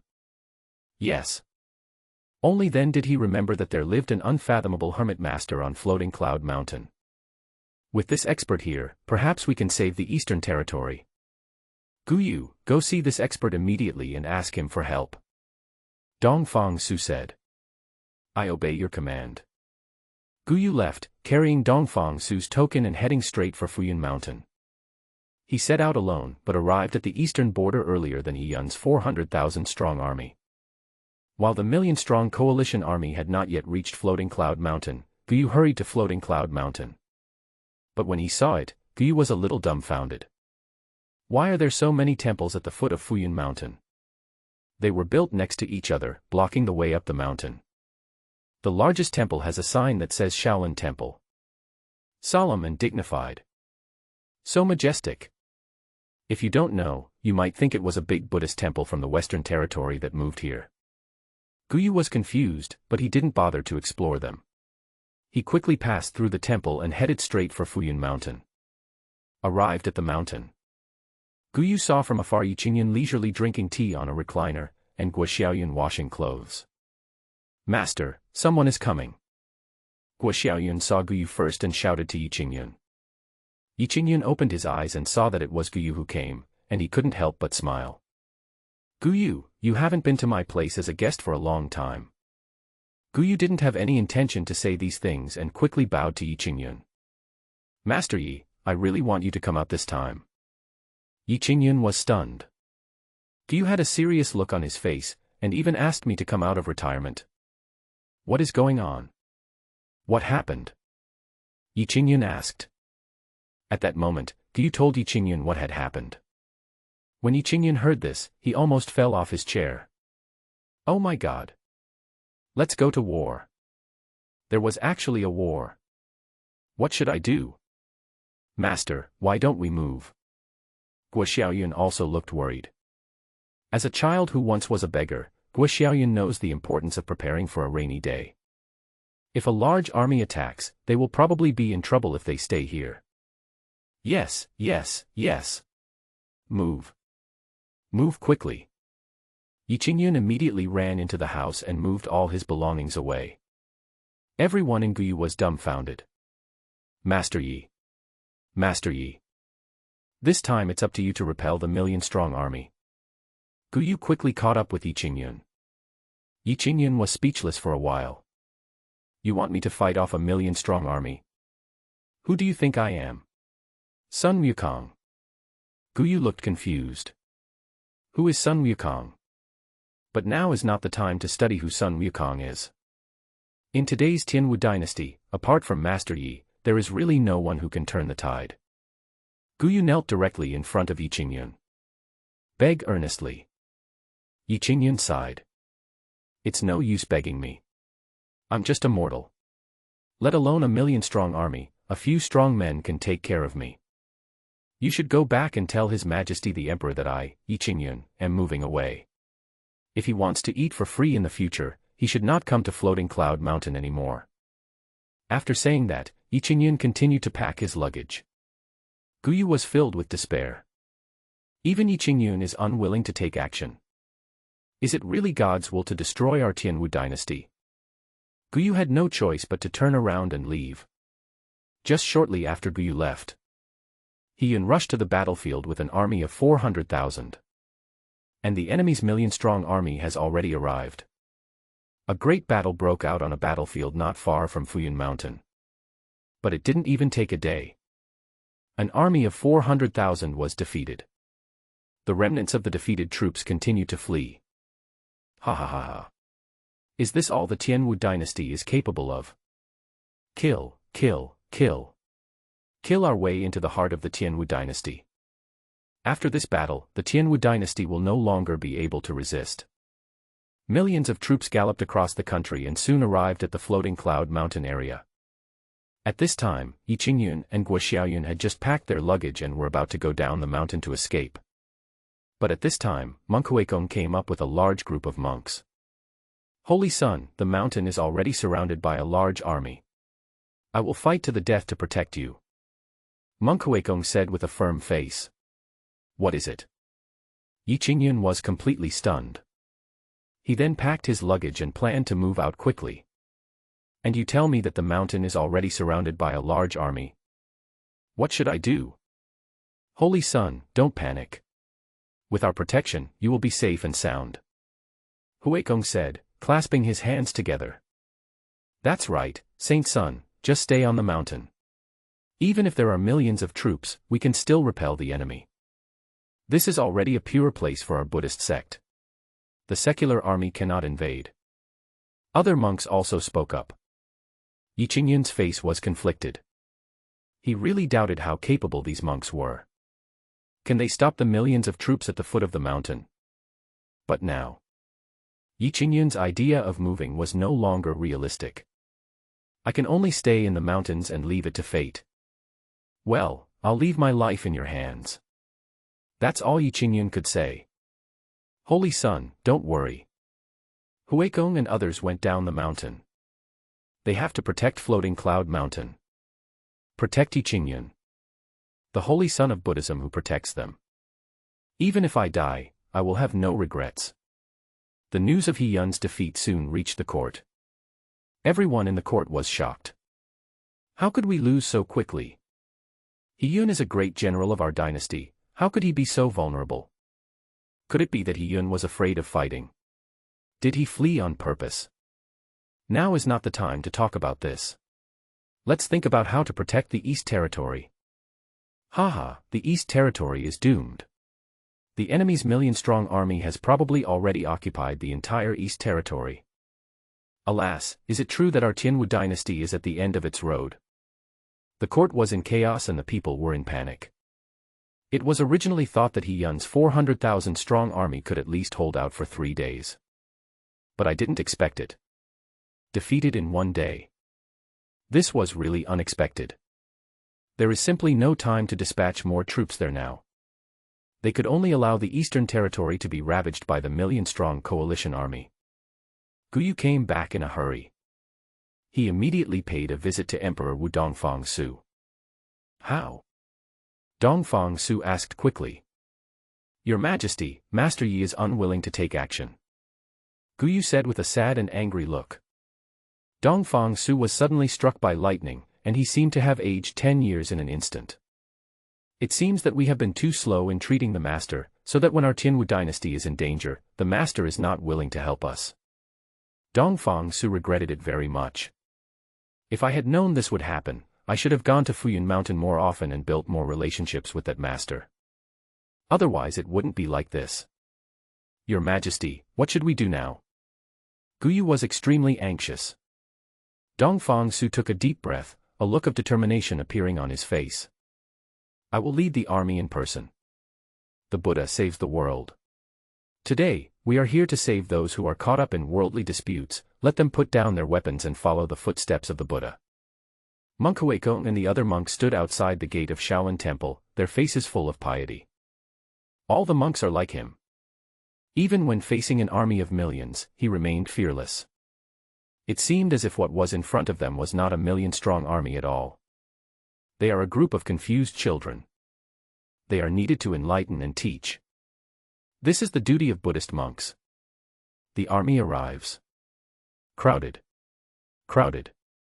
The crowd was densely packed, a huge black mass. At first glance, it's hard to count how many there are. There is simply no end in sight. Ordinary people would have been trembling with fear after seeing such a scene. But none of these monks were afraid at all. Even the Song family father and son, who had just become ordained monks not long ago, had a calm look on their faces. There is Buddha in your heart. Fearless. The army arrives. 3 generals riding tall horses came out in formation. These 3 people came from different dynasties. They are also the 3 vanguard generals of this million-strong army. Before, it was these 3 people who led an army of 1 million and defeated the army of 400,000 led by Yi Yun in one battle. Haha, this is quite interesting. I didn't expect that there is such a group of monks in the Tianwu dynasty. Zhao Jingming, the vanguard general of the Nebula dynasty, said with a smile. This is the first time I've seen real monks. The bald heads are really interesting. Wu Sanjing, the vanguard general of the Purple Sun dynasty, said. Looking at the appearance of these monks, could it be that there are some important Buddhist figures on this mountain? Sun Zhao, the vanguard general of the Fengwu dynasty, asked in confusion. At this time, Monk Huikong came up. Amitabha. Huikong clasped his hands together and bowed to the 3 people. 3 of you, this is a quiet place for Buddhists. I hope the 3 generals will take your troops and leave quickly, and don't disturb the Buddhist practice. Huikong spoke in a calm tone and with a steady expression. But such an attitude made the 3 generals somewhat dissatisfied. Seeing our million-strong army, you are not afraid at all. Doesn't this make us lose face? Even if you're really not afraid, at least you should pretend to be afraid on your face, right? We, the million-strong coalition army of the 3 great dynasties, are here to defeat the Tianwu dynasty. If you monks don't want to die, retreat quickly and don't seek death here. Zhao Jingming said in a deep voice.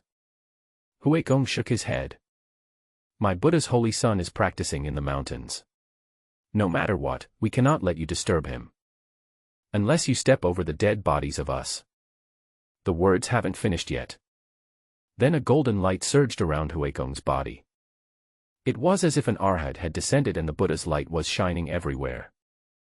The other monks were just like Huikong, with golden light shining all around them. Even the Song family father and son, who had just entered Buddhism, had a faint golden light shining on their bodies. The 3 generals frowned when they saw this. These Buddhist monks obviously have extraordinary cultivation. If we really have to fight, it will take some effort to destroy them. What worried them most was the holy son of Buddhism mentioned by Huikong. It sounds like he is a big shot in Buddhism. But when did such a great Buddhist figure come to the Tianwu dynasty? You too, the purpose of our trip is to destroy the Tianwu dynasty, not to make enemies with Buddhism. Sun Zhao spoke out. What is there to fear from Buddhism? Are my million-strong army made of mud? Wu Sanjing looked indifferent. He doesn't seem to be afraid of Buddhism. We must take Fuyun Mountain. The mountain here is steep and can be used as our base camp. With this place as a foundation, the army will be guaranteed to come and go wherever they want. Zhao Jingming nodded and said. Seeing this, Sun Zhao said no more. I'll say it one last time. If you don't leave, I'll send you on your way. Zhao Jingming shouted angrily. Buddha is merciful and does not want to kill. Huigong's expression darkened. But if push comes to shove, Buddha also has the wrath of the Vidyaraja. Boom. With golden light shining, a statue of Akalanatha appeared behind Huigong. Akala, the chief of the 8 Vidyarajas of Buddhism, is able to clear away obstacles and remain unshakable in times of crisis. The anger of the Ming Wang frightened the evil spirits that were harassing sentient beings and retreated. Monks like Huigong all came from the Buddhist sect in the western region. Each of them is an outstanding monk in their respective temples. In addition to their profound knowledge of Buddhism, each of them has very strong martial arts skills. To practice Buddhism, one must practice martial arts. This is common sense among Buddhists. After all, if a Buddhist walks outside without any cultivation, if he encounters difficulties, he will not only be unable to save others, but also unable to save himself. Therefore, people in Buddhism attach great importance to cultivation. Huigong is a master in the condensation realm, comparable to the elders of the 3 major sects. The other monks were not much different. The power that can be unleashed when a dozen Buddhist masters in the nascent soul realm gather together is naturally extraordinary. But facing an army of millions, even a dozen condensation pill masters were just a small boat on the sea, unable to create any waves. But Huigong and others were fearless. They would rather use their own lives to protect the safety of the Holy Sun on the mountain. They even felt that it was an honor. Being able to die for the Holy Sun of Buddhism is enough to allow them to completely embrace the Buddha. You don't know how to live or die, shoot me. Zhao Jingming snorted coldly and gave the order immediately. For a while, thousands of arrows fired. A vast rain of arrows came towards the monks like an overwhelming force. Huigong put his hands together, and the Akalanatha behind him suddenly flew into the air. Ding ding ding ding. The arrows shot at Akalanatha's body, but they were unable to move it at all and fell down one after another. Other monks also used their own methods to resist this wave of dense rain of arrows. But the first wave was blocked. There is a second wave. It seems that the cultivation base of these monks is not low, so let's just use the magic-breaking arrows. Wu Sanjing said coldly. Soon, the soldiers switched to a special kind of arrow. The arrowhead of this kind of arrow is pitch black and seems to have some strange patterns engraved on it. The entire arrow contains an extraordinary aura. Breaking magic arrow. It is a kind of arrow specially designed to deal with people who practice cultivation. It is made of special material and is engraved with a formation that can break the spiritual energy. Put. At Wu Sanjing's command, all the magic-breaking arrows were shot out. Whoosh, whoosh, whoosh. The spell-breaking arrow came whistling. Monks like Huigong didn't recognize the Dharma-breaking arrow at all. They were born in the peaceful Buddhist West Territory and had never experienced war. They also had no idea that there were such things as magic-breaking arrows in the world. Until the spell-breaking arrow arrives. Only then did they realize that something was wrong. Boom boom boom. The power of the law-breaking arrow was incredible, and the methods used by the monks were broken one after another. What? How is this possible? This is no ordinary arrow.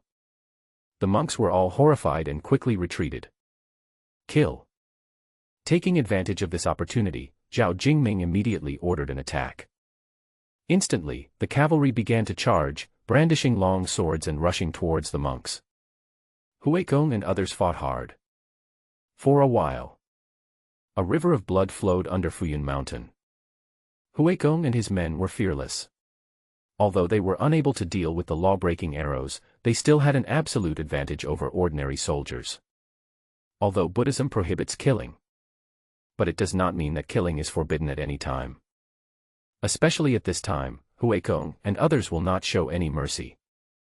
These monks are quite powerful, each of them has reached the nascent soul stage. Zhao Jingming was a little surprised. They are really powerful, but it's a pity that they are too few in number. If there were more than 100 of them, we might not be able to take over this mountain. Wu Sanjing said. The Buddha's saint is on the mountain. Is it really okay for us to do this? What if the Buddha's saint is a powerful person? I'm afraid we will get into trouble. Sun Jiao was still a little worried. From the very beginning, he didn't want to offend anyone from the Buddhist sect. Different from Zhao Jingming and Wu Sanjing, Sun Jiao had once witnessed the power of Buddhists. He was an old Buddhist monk who traveled around the world and once came to the Fengwu dynasty. Sun Jiao, who was still a young general at the time, witnessed with his own eyes how the old Buddhist monk easily knocked down more than a dozen powerful men of the Fengwu dynasty. No matter what means were used, it was impossible to cause any harm to the old Buddhist monk. That scene deeply shocked the young Sun Jiao. Until now, Sun Jiao was deeply wary of people from the Buddhist sect. At this moment, Sun Jiao felt a little scared when he heard that the Holy Son of Buddhism was in the mountain. Even though there are millions of troops behind him. But the title of the Holy Son of Buddhism is really scary. What is there to be afraid of? That so-called Buddhist saint dared not even show his face, yet he left these monks to die at the foot of the mountain. Do you think he can be a master? Zhao Jingming looked disdainful. Sun Jiao frowned. Don't argue. But I always had a bad feeling in my heart. I always feel like something bad is going to happen. At this time, the monks in front of Shaolin Temple have begun to fall into a disadvantage. Although they are very powerful, ordinary soldiers are not worth mentioning in their eyes. But there are too many people. The crowd was so huge that no matter how hard they tried, they could not kill them all. Soon, the spiritual energy of Huikong and others began to fail. Puff. One monk was careless and was injured by a spear, and his fighting power was greatly reduced. Roar. Seeing this, Huikong did not hesitate. The Buddhist lion's roar was suddenly performed. The lion's roar shook the sky. Suddenly, the soldiers around fell to the ground in pain. The monks were able to relieve the pressure. But Huikong looked pale and a little shaky. The power of the Buddhist lion's roar is indeed astonishing. But it is also extremely exhausting for the monks.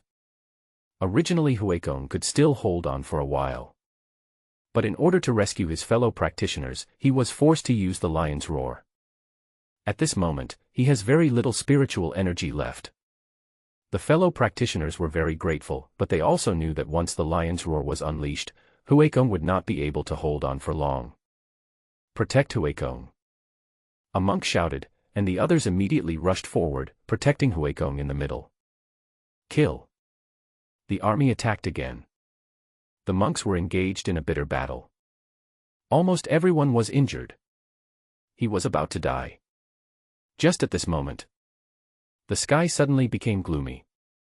The dark clouds came very suddenly. In an instant, the wind was howling and there were lightning and thunder. It seems like a heavy rain is coming. Everyone on the ground looked shocked. They all looked up at the sky. Roar. A low dragon roar sounded. There was also a winding dragon shadow that appeared and disappeared in the dark clouds. This moment, everyone on the ground was stunned. Whether it was the three vanguard generals, monks such as Huikong, or the millions of troops, all of them stood there in a daze.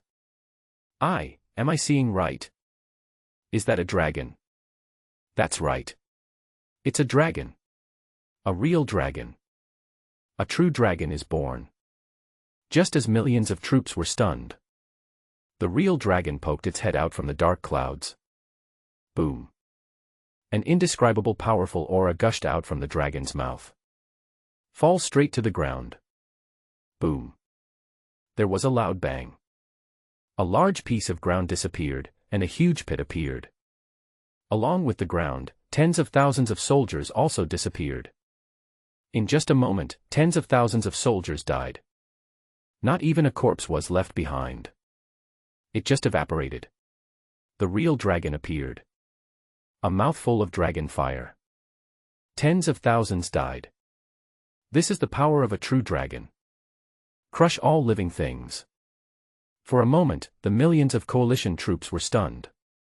Each of those soldiers was terrified and wanted to flee immediately.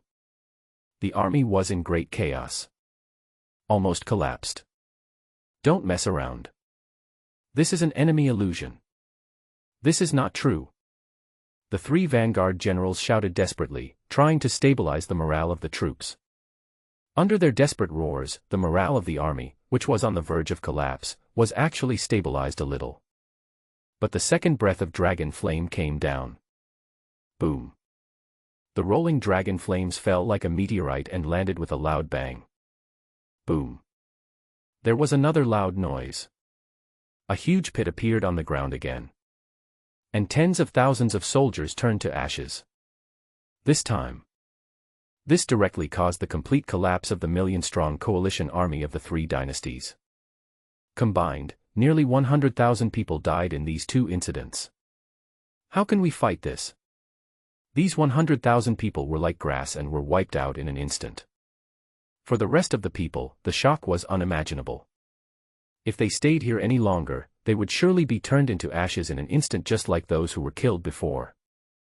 Even the three vanguard generals were trembling with fear at this scene. Retreat quickly. Retreat quickly. There was no need for the three to give orders. The million-strong coalition army had already begun to flee in all directions. There is absolutely no military discipline at all. These soldiers who were so brave and high-spirited before now only regretted that their parents had not given them 2 more legs. Run. This place is horrible. Mom. I want to go home. The Tianwu dynasty has a real dragon, it is invincible. Under the extremely astonished gaze of Huikong and the others, the million-strong army dispersed. Just broke up like that. It comes like the tide and goes like the tide. There were corpses all over the ground and 2 extremely terrifying pits. Apart from this, there seems to be no trace of this million-strong army having arrived. A real dragon has appeared. Could this be the real dragon raised by the Holy Sun? It must be. I saw it with my own eyes. The real dragon flew from the top of Floating Cloud Mountain into the dark clouds. Oh my God. The Holy Sun has taken action. Is this the sun's method? Monks Huikong and others became excited. Some of them saw with their own eyes that a real dragon flew from the top of Floating Cloud Mountain into the dark clouds. Then this real dragon must be related to Yi Qingyun. It is most likely the real dragon raised by Yi Qingyun. I never thought that the Holy Sun is so powerful. He doesn't even need to take action himself. The real dragons he raises are enough to scare away this million-strong army. Huikong was so excited that his whole body was shaking. He became more and more aware of how correct it was for him and others to choose to stay here and follow the Son of God. The ability to control a real dragon alone has already surpassed the realm of anyone in Buddhism. Everyone, hurry up and heal your wounds. Once your injuries have healed, we will go up the mountain to thank the Holy Sun. Good. Agree. The monks began to heal their wounds. Each of them was seriously injured, but fortunately no one died. This is already very lucky. At the same time, the news of the defeat of the million-strong army also reached the court at the first opportunity. Your Majesty. Your Majesty. Great victory in the east. Great victory in the east. The coalition forces of the 3 great dynasties suffered 1 million casualties and fled in defeat. They are completely routed. The good news that came into the court made the originally solemn atmosphere in the court suddenly lively. Everyone was shocked. The news of He Yun's defeat came not long ago, and everyone thought that the Eastern Territory was bound to fall. But I didn't expect that only how long had passed. The good news has come. 1 million enemy troops had 100,000 casualties. The enemy was routed. The enemy fled in defeat. What is going on? Even Emperor Wudong Fangsu, who was sitting on the throne, was stunned for a moment, and it took him a long time to recover. This surprise really came too suddenly. And the surprise was huge. It would be unacceptable to anyone. Tell me the details quickly. Dong Fangsu immediately asked. The messenger said excitedly, Your Majesty, the million-strong coalition army attacked Floating Cloud Mountain and was initially blocked by a group of monks at the foot of Floating Cloud Mountain. The monks were trapped in a siege, but for some reason a real dragon suddenly descended from the sky. A real dragon descended from the sky. When everyone heard this, their faces changed drastically and they exclaimed in surprise. Dong Fangsu's eyes moved around. Real dragon. Could it be that the master took action? As soon as the real dragon appeared, 2 breaths of dragon flames fell, directly turning 100,000 enemy troops into ashes. When the enemy saw this, their morale collapsed, their formation became chaotic, and they fled in disarray. Only then did everyone understand why the million-strong army retreated. It turned out that a real dragon appeared and wiped out 100,000 enemy troops in one breath. Who wouldn't be scared? Everyone was extremely surprised, but also a little confused. Why are there a group of monks in the Tianwu dynasty? And a real dragon will appear? Only Dongfang Su could understand the reason. He already knew that the monk would appear in search of some holy son of Buddhism. Dongfang Su had already known that the real dragon was raised by Yi Qingyun in the pond in the backyard. A real dragon appeared and defeated the enemy. It must have been Yi Qingyun who took action. Dongfang Su couldn't help but feel complicated. He originally thought that Yi Qingyun would stand idly by. However, unexpectedly, Yi Qingyun finally took action at the critical moment. Saved the Tianwu dynasty. In this way, Yi Qingyun's kindness to the Tianwu dynasty is enormous. It was so great that Dongfang Su didn't know how to repay it. Immediately send troops to rebuild the eastern border defense line and always be vigilant about the movements of the 3 dynasties to prevent the enemy from attacking again. Dongfang Su gave the order immediately. Although the enemy forces of the 3 dynasties retreated, no one knew whether they would come back again. Therefore, it is necessary to re-establish the defense line in the east as soon as possible to prevent any unexpected events. After adjourning the court, Dongfang Su returned to the back hall. Lonely moon. I am here. A lonely moon appeared. Follow me to Floating Cloud Mountain. Yes. Guyu was excited. He knew that Emperor Wu was going to personally thank Yi Qingyun for saving him. You also need to bring valuable gifts. Dongfang Su thought about it and decided to open the imperial capital's treasury and select the most precious gifts to take with him. Otherwise I would be embarrassed to see Yi Qingyun. At the same time, Floating Cloud Mountain. Yi Qingyun and his apprentice Guo Xiaoyun hid in the house, shivering. Disciple, do you think those soldiers will attack us? How should I know? What if they come to kill us? What should we do? What else can I do? Kneel down and beg for mercy. You're right.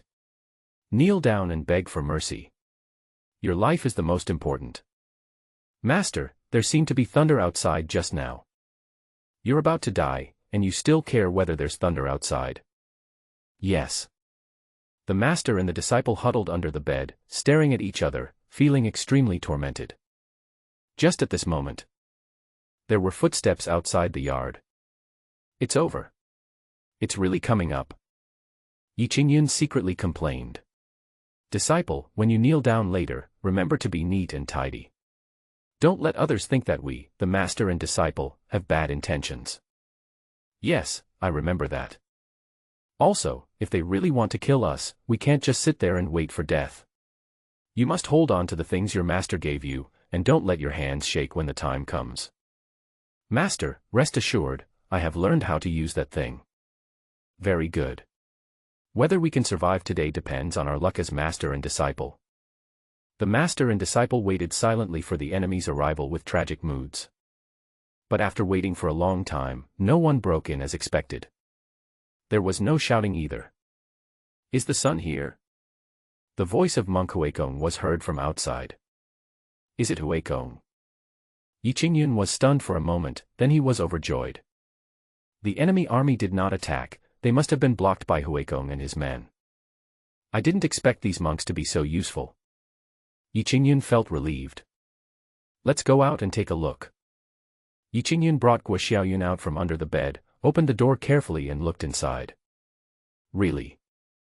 There were no enemy troops outside the courtyard, only Huikong and other monks. It can be seen that Huikong and others had experienced a fierce battle and were all injured. But they looked extremely excited and thrilled. So it's you guys. I was scared to death. Yi Qingyun opened the door, let out a long sigh and said. But Huikong and others all knelt on the ground and paid great respect to Yi Qingyun. This really confused Yi Qingyun. What are you doing? Huekong said respectfully, "We are here to thank the Holy Sun for saving our lives." "What?" Yi Qingyun looked confused. "What life-saving favor? Shouldn't I be the one thanking you?" Guo Xiaoyun on the side also had a puzzled look on his face. He looked at his master and then at the monks. He was also a little confused about the situation. "No, no, no, I should be the one thanking you. If you hadn't fought off the enemy, my apprentice and I would have been in danger of death." Yi Qingyun hurried to support Huekong and others. Huekong and others were all stunned when they heard this. "Son, it's not you." Just as a monk was about to speak, Huekong immediately gave him a look. The latter understood and quickly shut up. The Holy Sun has realized the mundane world and has devoted himself to cultivation. We must not ruin his state of mind. Huekong used the secret Buddhist technique to transmit the message to everyone. "You are right.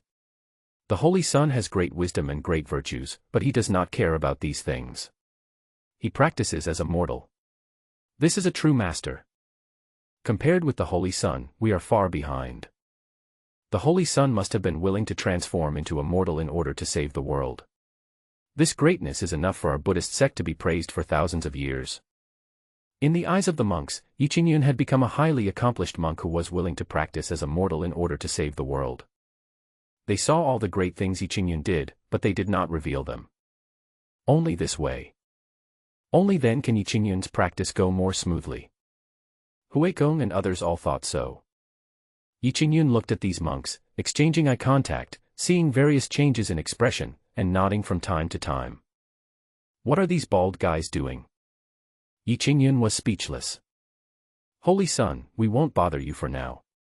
We'll go down the mountain and practice now." Monk Huekong said.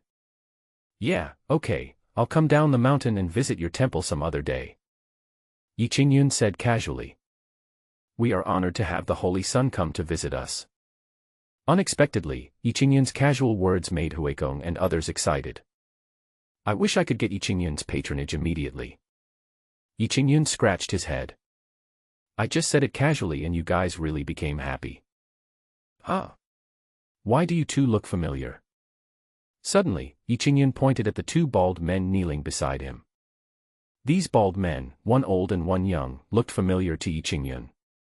Those two people were naturally the father and son of the Song family. Seeing that Yi Qingyun still remembered them, the Song father and son were extremely excited.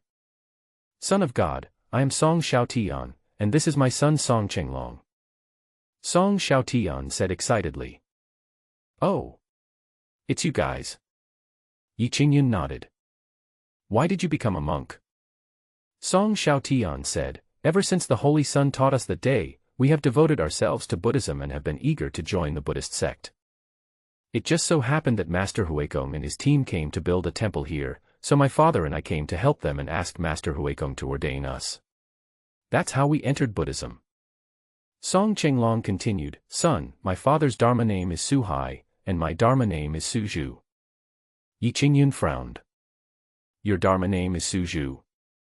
Song Chenglong nodded repeatedly, Yes, yes, this is the name given to me by Master Huekong." Yi Qingyun smiled strangely. "This is a good Dharma name. It looks like it has a bright future." Song Chenglong was overjoyed, "Even the Holy Sun thinks so. I also think it has great potential." Not long after Huekong and the others left, Emperor Marshal Dongfang Su flew in the sky with Guyu, speeding all the way from the imperial capital. When they arrived near Fuyun Mountain, Dongfang Su and Guyu both saw two large pits on the ground not far away from the sky. Both of them were secretly awed. "Only a real dragon can do this," Dongfang Su exclaimed. "Your Majesty, there are indeed many temples built at the foot of Fuyun Mountain." Guyu pointed to the foot of Fuyun Mountain and said. Dongfang Su also looked over there and saw that there were indeed more than a dozen temples. The most magnificent one among them is called Shaolin Temple. All these monks are gathered here. Could it be that Yi Qingyun is the Holy Sun of Buddhism? Dongfang Su said doubtfully. Guyu was shocked. It is very likely that only such a great man is worthy of the title of the Holy Sun of Buddhism. Dongfang Su felt emotional. "I feel that Yi Qingyun is more and more unfathomable. Let's go and meet the master. Dongfang Su brought Guyu directly to the top of Fuyun Mountain. As soon as he landed, Yi Qingyun and Guo Xiaoyun were frightened. Master, they can fly. Guo Xiaoyun's face was full of shock. Yi Qingyun was relatively calm. Greetings to His Majesty the Emperor Wu. Yi Qingyun bowed. When Guo Xiaoyun saw this, he also hurriedly followed suit and saluted. Dongfang Su saw that Yi Qingyun was still so low-key, and he secretly admired him in his heart. You are truly an expert. You have done something so earth-shattering, yet you are still so low-key and normal. If it were Dongfang Su, he would admit that he did not have the same peaceful state of mind as Yi Qingyun. So strong. It's too unfathomable. This is the demeanor that a hermit should have. Mr. Yi, who is this? Dongfang Su did not mention the appearance of the real dragon, but instead asked about Guo Xiaoyun's identity. Oh, this is my latest apprentice, Guo Xiaoyun. Yi Qingyun waved to Guo Xiaoyun and said, this is His Majesty the Emperor Wu of our Tianwu dynasty. Guo Xiaoyun stared at Dongfang Su in a daze, his heart filled with shock beyond words. His Majesty. For Guo Xiaoyun, who was once a beggar, this was definitely an unimaginable big shot. Yi Qingyun's apprentice. Dongfang Su and Guyu were both a little surprised. The master actually accepted a disciple.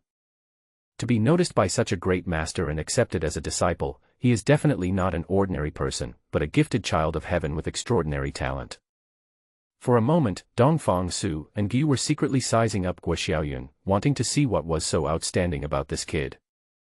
Brother Yi, this is a gift from His Majesty. You must accept it and don't refuse it. Guyu presented two valuable gifts and spoke very seriously. These two are absolutely great gifts. They were all selected by Dongfang Su from the Imperial Palace Treasury. Each one of them is 1 in 100. Why are you so polite? Yi Qingyun smiled, without being pretentious, and accepted the gift from Guyu. Then I'll just open it and take a look. Brother Yi, please do as you please. So. Yi Qingyun opened the two gifts. Guo Xiaoyun also tiptoed over to take a look. A long sword. A piece of soft armor. Very good, thank you, Your Majesty. Yi Qingyun nodded towards Dongfang Su. Dongfang Su felt relieved when he saw Yi Qingyun accepted it. It seems that this master is willing to accept my favor. In this way, my Tianwu dynasty will have a strong backer. As long as we remain on good terms with this master, our Tianwu dynasty will be able to rest easy. Dongfang Su couldn't help but start imagining the bright future of the Tianwu dynasty. Actually, Yi Qingyun was not interested in these two things. You gave me a sword and a piece of soft armor. What can I do? Are you going to wear it and go out to fight with others? If you want to give me these, you might as well give me some local specialties. At least the local specialties are edible. Yi Qingyun did not know the origin of these two treasures. This sword is the Sky-Slaying Sword, one of the 3 famous swords in the southern wilderness. It was made by O Yezi, a master weapon refiner who has been famous for 2,000 years. O Yezi forged the 3 swords of southern wilderness, which caused chaos in the southern wilderness at that time.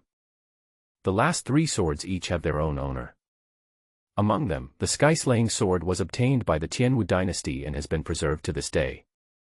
Now Dongfang Su gave the Sky-Slaying Sword directly to Yi Qingyun, which shows how much Dongfang Su respects Yi Qingyun in his heart.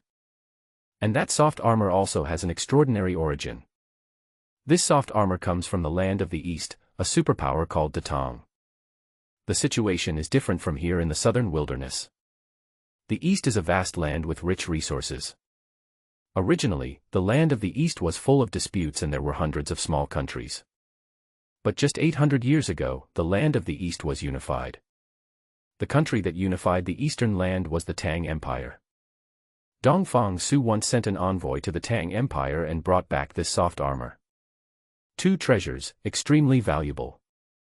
Yi Qingyun was not interested, but Guo Xiaoyun on the side had shining eyes, and seemed to be very fond of and curious about the Sky-Slaying Sword and the soft armor. How do you like it? Yi Qingyun looked at Guo Xiaoyun and asked. Guo Xiaoyun nodded heavily, and there seemed to be stars popping out of his eyes. Then I'll give it to you, but don't play with it. Yi Qingyun directly handed the two treasures to Guo Xiaoyun. This scene. Dongfang Su and Guyu were both stunned. These are two national treasures. Just give it to the child like that. Isn't this too generous? The corner of Dongfang Su's mouth twitched, but he was not unwilling. After all, these two treasures were given to Yi Qingyun, so it is Yi Qingyun's business how to deal with them. He just felt that Yi Qingyun seemed to be too good to this disciple. Even such a valuable treasure was given away so easily. It is clear that the importance of this disciple in Yi Qingyun's heart is incomparable to any treasure. It seems that in the future, I have to find a way to build a good relationship with the master's disciples. Dongfang Su muttered secretly in his heart. By the way, Your Majesty, a large army attacked us earlier. Thanks to the monks at the foot of my mountain, we were able to repel the enemy. Yi Qingyun suddenly said. Your Majesty, please remember to reward them. Dongfang Su didn't know whether to laugh or cry. But then a deep admiration emerged. This is what a master does. Even though he has made great contributions, he still acts nonchalantly and even pushes the credit onto others. What kind of noble sentiment is this? So touching. So noble. If Dongfang Su was not an emperor, he would really want to give Yi Qingyun a great gift at this moment. Don't worry, Master Yi. I will definitely reward them handsomely. Dongfang Su said seriously. Since the master said he would reward those monks, then I will just cooperate and act accordingly. Dongfang Su did not stay long and left quickly with Guyu. After returning to the capital, Dongfang Su immediately gave orders and sent many rewards to Fuyun Mountain. These rewards were given to monks such as Huikong. Huikong and the others didn't want to accept it at first, but when they heard that it was a reward that Yi Qingyun had asked for them, they accepted it. The reward that the Son of God asked for must not be rejected. Otherwise, the good intentions of the Holy Son would be wasted.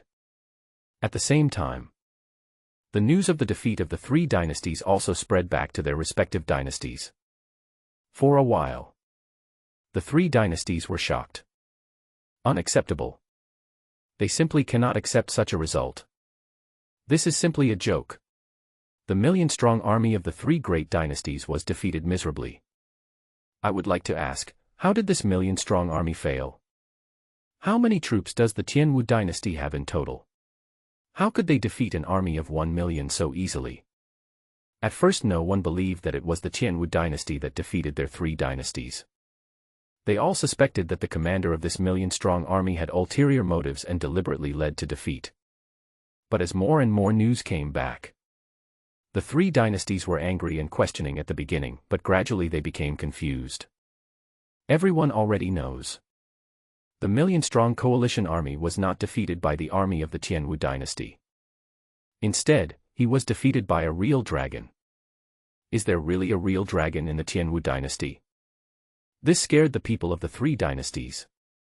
You must know that the Tianwu dynasty is the most powerful of the 7 countries in the southern wilderness, and the other 6 countries are very familiar with the Tianwu dynasty. Although the Tianwu dynasty is powerful, there shouldn't be any real dragons there, right? There is a dragon, and it is in the capital of the Tianwu dynasty. Are there real dragons? That's too outrageous. Have you heard? A mysterious master appeared in the Tianwu dynasty, and that real dragon was raised by this master. Hiss! This is impossible. Raising a real dragon. What kind of means is this? It's absolutely true. And it is said that the master is related to Buddhism in the Western Territory. Now there are Buddhist temples built in the Tianwu dynasty. A master from the Buddhist sect. That's a bit scary. Now the martial arts community of our 3 dynasties is completely restless. Masters from all sides are planning to go to the Tianwu dynasty to meet this so-called master. That must have been quite lively. The 3 dynasties were discussing this. And the martial arts circles of the 3 dynasties were indeed getting restless just as rumored. Strong men from all sides took action upon hearing the news. They all rushed to the Tianwu dynasty. I want to see the true face of that so-called master. Your Majesty, the martial arts masters of the 3 dynasties have all been dispatched. Inside the imperial palace in the capital, Guyu held a piece of intelligence in his hand and reported it to Emperor Wu Dongfang Su with a worried look on his face. Dongfang Su frowned. Do you know who they are? Gu Yue said, Situ Xian, Shen Lianhua, and netherworld swordsman from the Xingyue dynasty, Zhao Wuji, Chen Daolin, and Zhuge Ming from the Purple Sun dynasty, Jianin Shuangxiu, Dao Wuji, and Luo Yuankong from the Fengwu dynasty are all among them. Hearing these names, Dongfang Su's expression became extremely solemn. These 9 people are the top masters among the 3 dynasties, and each of them has a cultivation level of Tongtian realm or above. Each one of them is a powerful person comparable to the 3 major sect masters.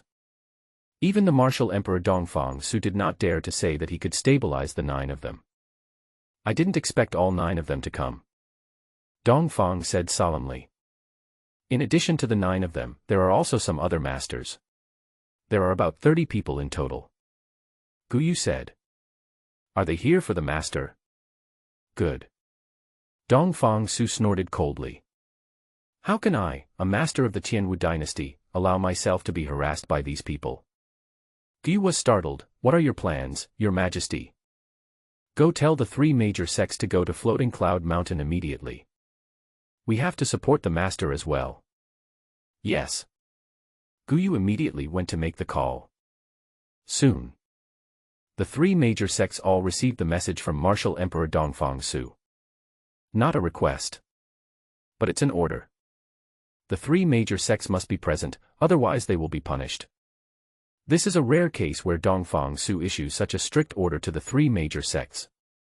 The leaders of the 3 major sects also realized the seriousness of the matter and took action immediately. The 3 great dynasties are really crazy. They actually want to disrespect the masters. In Xianjian sect, Su Changfeng stood with his hands behind his back, looking towards the direction of Fuyun Mountain. Master, I'm afraid the master will be angry this time, Li Qinyuan said with some concern. Oh. Why do you say that? Su Changfeng was a little curious. The master is cultivating in seclusion, and he doesn't want to be disturbed. But this time there are so many masters from the 3 dynasties. I'm afraid the master doesn't like so many people disturbing him, Li Qinyuan said. Su Changfeng nodded upon hearing this. I'm afraid there will be a bloody storm in Floating Cloud Mountain.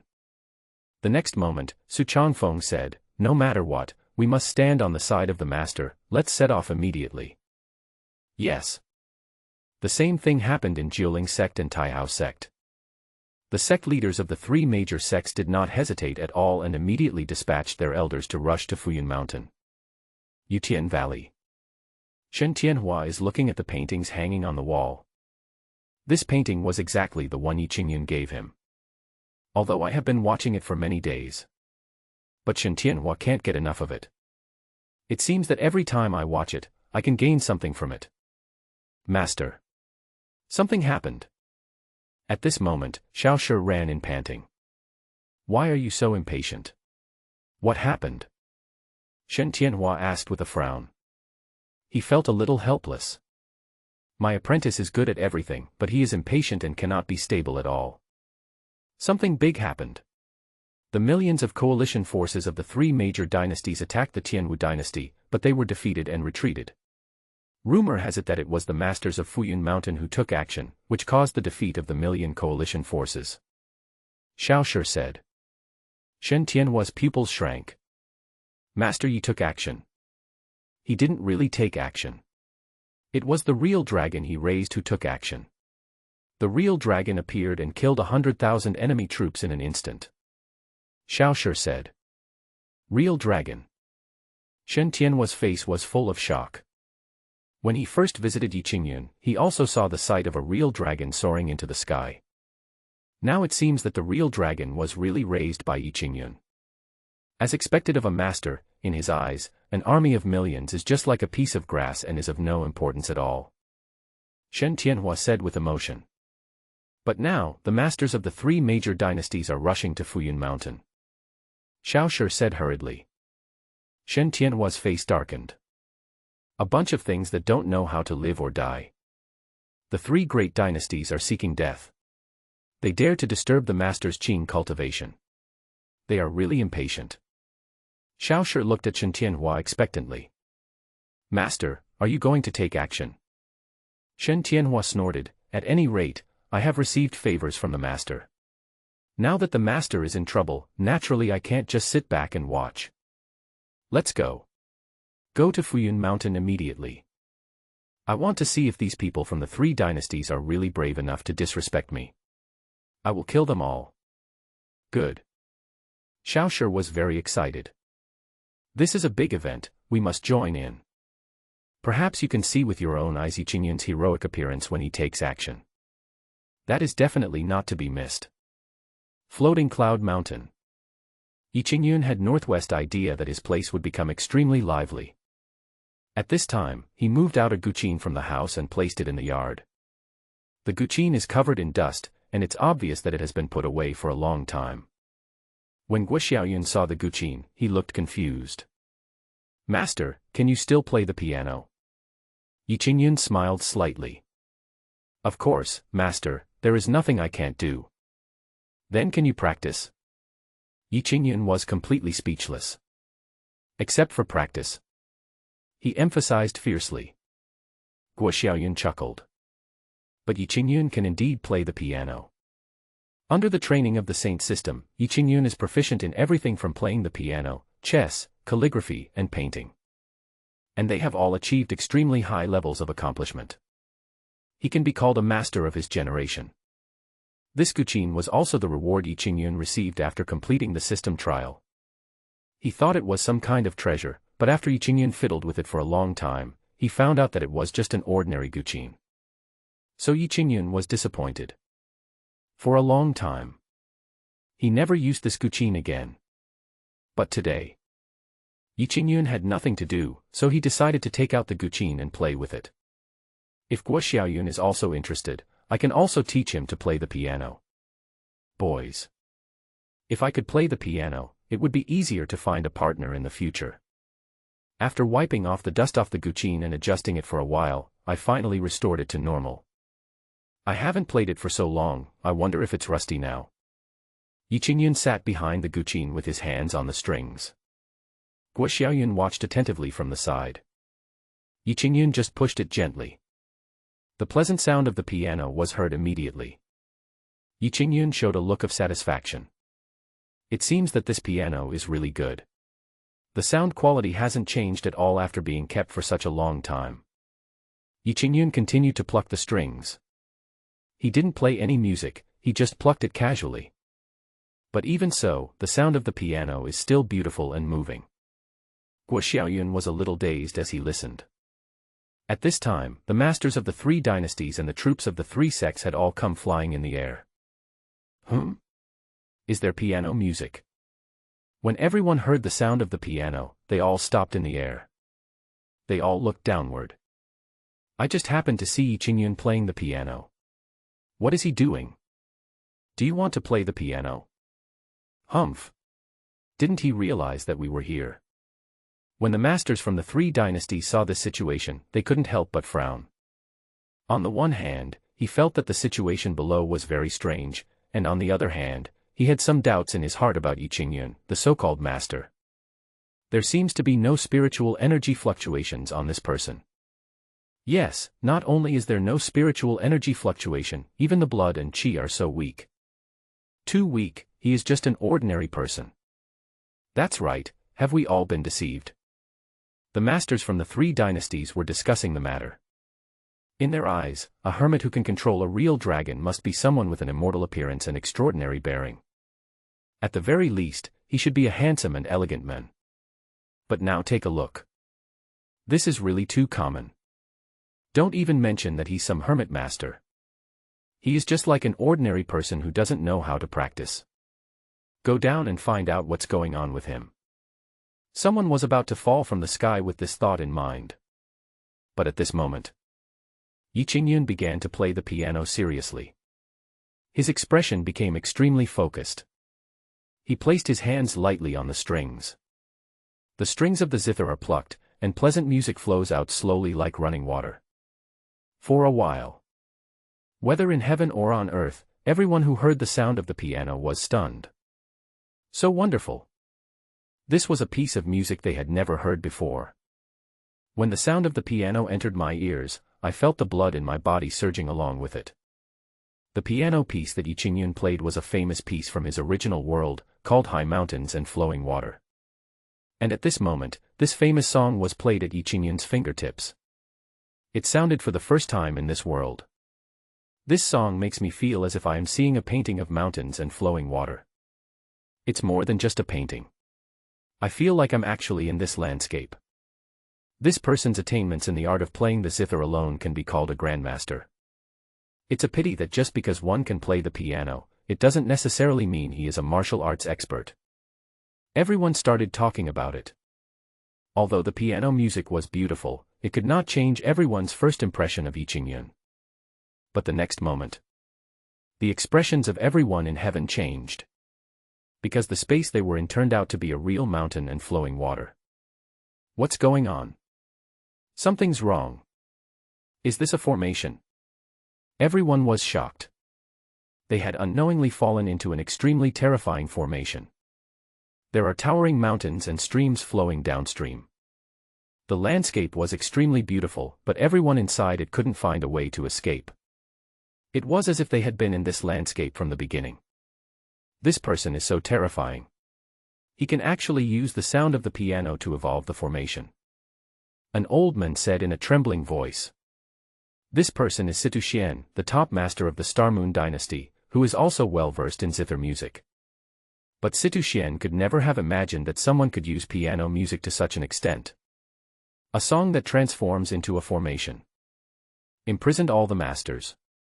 What a masterpiece this is. How do we get out? Some people cried and expressed regret for getting involved in this mess. Just wait. Once this expert finishes playing, perhaps the formation will be able to dissolve on its own. Situ Xian said with a bitter face. He also tried several times to break this formation. Too bad it's totally useless. He couldn't even find any trace of changes in the formation. It is simply mysterious to the extreme. The pleasant sound of the piano continued to be heard. The formation in which everyone is located is becoming more and more real. It even gives people a feeling that reality and illusion seem to be indistinguishable. Until the piano music stopped abruptly. Everyone suddenly realized that they had escaped from the scene of mountains and flowing water just now. Everyone looked at each other in shock. So scary. So horrible. If one wanted to kill them with such a formation, their lives would be taken in an instant. This high mountains and flowing water is too easy. Let's try another 10 sides of ambush. Yi Qingyun began to play the strings again. This time, the melodious and graceful piano music turned into the sonorous and murderous sound. The sound of the piano is full of murderous intent. It makes you feel as if you are in an ambush trap set by a large army. There is murderous aura all around. There are weapons all around. It's a dead end, just wait for death. The scene before everyone's eyes changed again. They saw countless soldiers holding swords and guns, each with an expressionless face, surrounding everyone together. Everyone wanted to escape. But there is no escape at all. All he could do was watch the soldiers around him getting closer and closer. The murderous aura coming from all directions was becoming more and more intense. Everyone was sweating profusely, and fear appeared on their faces. The murderous intent in the music is too strong. Combined with this kind of formation, it is simply suffocating. Some people can't bear it anymore. Ah! A master from the Fengwu dynasty screamed and spat out blood, his face turning pale in an instant. If there is a first, there will be a second. Soon, one master after another vomited blood and screamed. Only a very small number of powerful people with profound cultivation could barely hold on amidst the sounds of killing. But they were also holding on with great difficulty, their faces turned pale, and the blood in their bodies was surging. At the same time, people from the 3 major sects also came. Before they got close, they saw from afar a large group of people standing in a daze in midair. Most of them were vomiting blood. These are warriors from the 3 great dynasties. Su Changfeng frowned. At this time, bursts of piano sounds came. People from the 3 major sects also heard the sound of the piano. Suddenly, just like the warriors from the 3 dynasties, they all fell into the illusion of piano music. until the piano music stopped abruptly. All the talents came out of the illusion. Some people fell directly down. Plop, plop. Then, a group of people fell down. Only a very small number of people can still barely stay in the air. This person is too terrifying. We must not make an enemy of him. What unpredictable means. Compared to them, we are like ants. Run. He intends to let us go. Alas. I didn't expect that after so many years of training, we would still be so weak in the end. The warriors from the 3 dynasties were completely terrified. They all looked at Yi Qingyun with fear in their eyes. At this moment, there was only one word in their minds that could describe Yi Qingyun. So terrifying. I almost gasped. People from the 3 dynasties were all speculating that this master was intentionally letting them off the hook and not killing them all. Otherwise, the murderous piano music just now was enough to kill them several times. Where can I dare to stay at this moment? So, under the watchful eyes of Su Changfeng and other people from the 3 major sects, the warriors from the 3 major dynasties fled. I dare not stay here for a moment longer. Did we come here for nothing? Su Changfeng and the others looked at each other. Su Changfeng and the others came to help Yi Qingyun. Although they also knew that it was probably not their turn to take action.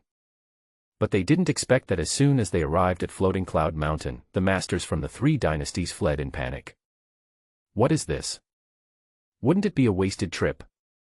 However, Su Changfeng and the others were also affected by the music of the ambush and saw the murderous illusion, so they could understand why the masters of the 3 dynasties fled in panic. If they were in other people's shoes, facing such a terrifying existence, they would definitely run away. I dare not stay any longer. Fortunately, we have a good relationship with the master. That's great. Su Changfeng and others all fell down. Yi Qingyun was just about to play another song when a lot of people suddenly came down from the sky. It scared him to death. Guo Xiaoyun was also startled, but then he looked at Su Changfeng and the others with shining eyes. It can be seen that he envied those practitioners who could fly in the air. Greetings, Master Yi. Su Changfeng saluted first. Afterwards, Chen Gongwang and Gong Suinyu also bowed. This was the first time Chen Gongwang had seen Yi Qingyun. He was secretly amazed that Yi Qingyun was so young, but his cultivation was so unfathomable. What's going on with you guys? Yi Qingyun was a little confused. So many people came at once that he didn't know what they were doing. And they all came down from the sky. It's scary. Please don't blame me, Master Yi. We heard that someone wanted to harm you, so we came here to protect you. Su Changfeng spoke out. Yi Qingyun scratched his head. No way.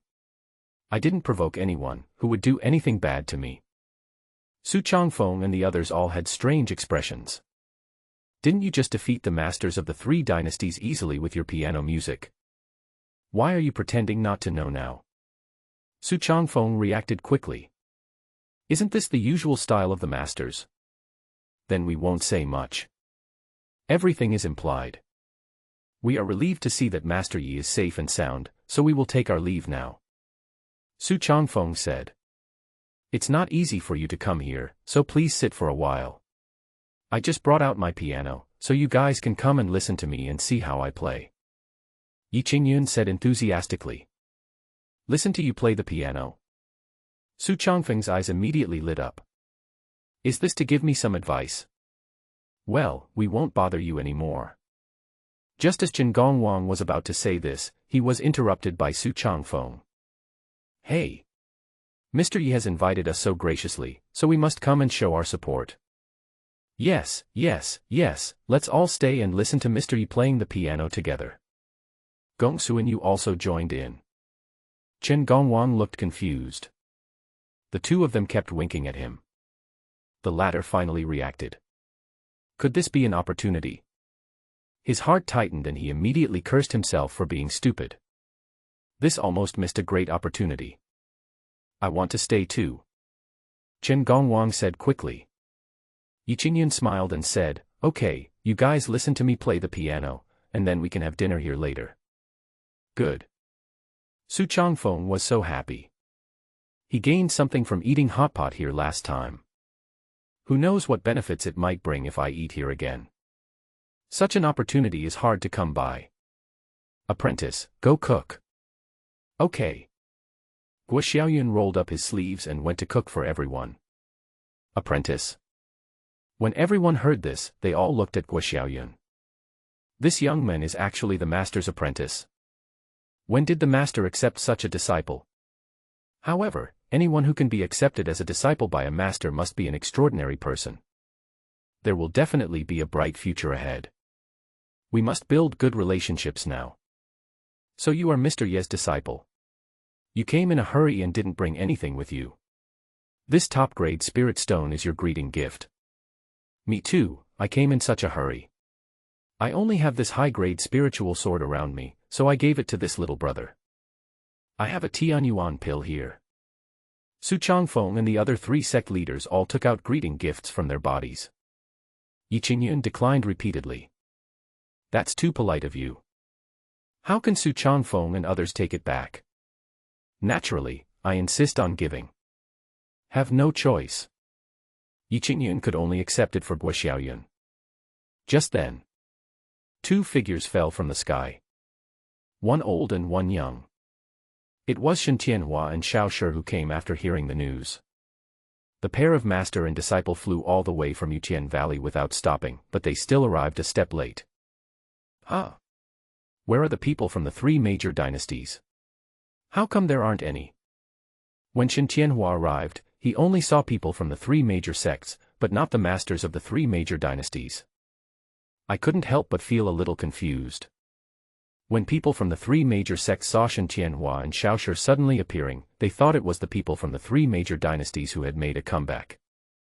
All of them looked wary for a moment. Yi Qingyun said hello.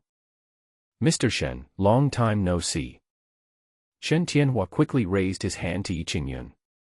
Master Yi, I'm here to bother you again. Yi Yun waved his hand. There's nothing to bother you about. It just so happens that people from the 3 major sects are here too. Let's have fun together. When everyone from the 3 major sects took a look, it turned out that they knew each other. Everyone then let down their guard. May I ask what you call the old gentleman? Su Changfeng asked proactively. I am Shen Tianhua.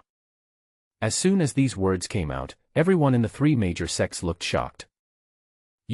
Are you the old man Shen Tianhua who was famous in the southern wilderness in the past? Shen Tianhua smiled slightly. It's me. Hiss. Everyone gasped. Shen Tianhua's name is too big. The 3 unique old men are powerful in the southern wilderness. There is no one among the older generation of southern wilderness warriors who does not know Old Man Qi Ju. Even among young warriors, the reputation of the 3 masters of the elders is often spread. This is the most powerful man in the southern wilderness. In the entire southern wilderness, people who can compare with Sanju Oldman Shen Tianhua can be counted on one hand. Such a legendary figure appeared in front of them today. How not to shock everyone? But looking at Shen Tianhua's attitude towards Yi Qingyun again, he was like a junior. This is even more shocking. How perverted is Yi Qingyun? Even a strongman like Oldman Sanju should be respectful to him. For a moment, Su Changfeng and the others felt awe-inspiring. They had already imagined Yi Qingyun to be very powerful. But now it seems that Yi Qingyun's power is far beyond their imagination. Oldman Sanju. So Mr. Shen, are you so powerful? Yi Qingyun looked shocked. Shen Tianhua couldn't laugh or cry. How dare I call myself powerful in front of you? Don't dare, it's just a false reputation. Shen Tianhua said with shame. Yi Qingyun smiled and said, just in time, you can come and listen to me play the piano, and you can stay here for a meal later. Good. Shen Tianhua naturally did not dare to refuse. Let alone eating. Even if you let him plow the land here, he will be in trouble. Yi Qingyun started to play the piano. As soon as he played it, the crisp sound of the piano flowed out. For a while, everyone showed an intoxicated look. This is no show. Everyone was indeed attracted by the sound of the piano and couldn't help but be immersed in it. Even the simplest piano sound seems to contain an intoxicating beauty. Even an old man like Shen Tianhua, who has experienced the baptism of time, is deeply touched at this moment. Through the sound of the piano, Shen Tianhua seemed to see the years of his youth. At that time, he was just starting out, his ambition was as high as the sky, and he felt that he could beat anyone. But soon he encountered an unimaginable setback. The huge blow left him almost paralyzed. Those years were the most difficult time in Shen Tianhua's life. At this moment, through the music of the piano, he seemed to have returned to the past, and tears could not help but well up in his eyes. Time flies, and the past can never come back, Shen Tianhua said to himself in a daze. The sound of the piano continued to sound. This is a very ordinary piano piece. In terms of level, it is not as good as Mountains and Flowing Waters and House of Flying Daggers that Yi Qingyun played before. But it was such a simple piano music that gave everyone present a different perception. Shen Tianhua saw his most difficult years in the past and lamented that time flies by and once youth passes, he can never come back. Su Changfeng saw a scene he had never experienced before. The Xianjian sect was in ruins, and the disciples were scattered and scattered. In such a huge sect, Su Changfeng was the only one left sitting on the dusty throne, with no one below him. Is this the future of Xianjian sect? Su Changfeng couldn't believe it. At this moment, the scene in front of Su Changfeng changed again. The sect turned into flying smoke. Su Changfeng is already very old. He stood on the top of the hill where the Xianjian sect once stood, looking at the sect that no longer existed, with no sadness or joy on his face. The old Su Changfeng and the current Su Changfeng looked at each other.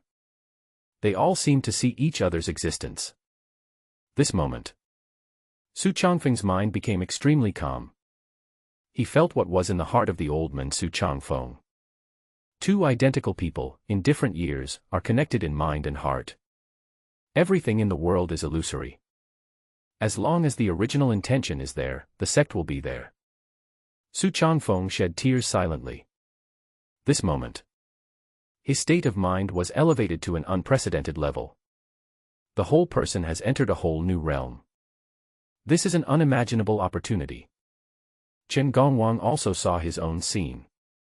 He saw himself when he was still a child and had not yet embarked on the path of cultivation. Chen Gongwang, who was only 7 years old, was just a child from an ordinary family. He has a simple and honest father, and a gentle and kind mother. While his parents were working in the fields, Chen Gongwang was playing in the fields. At noon, Chen Gongwang sat between his parents and ate a simple meal. But his heart was filled with peace and fulfillment. Night. Chen Gongwang was sleeping soundly between his parents. His father fanned him and his mother gently stroked his head.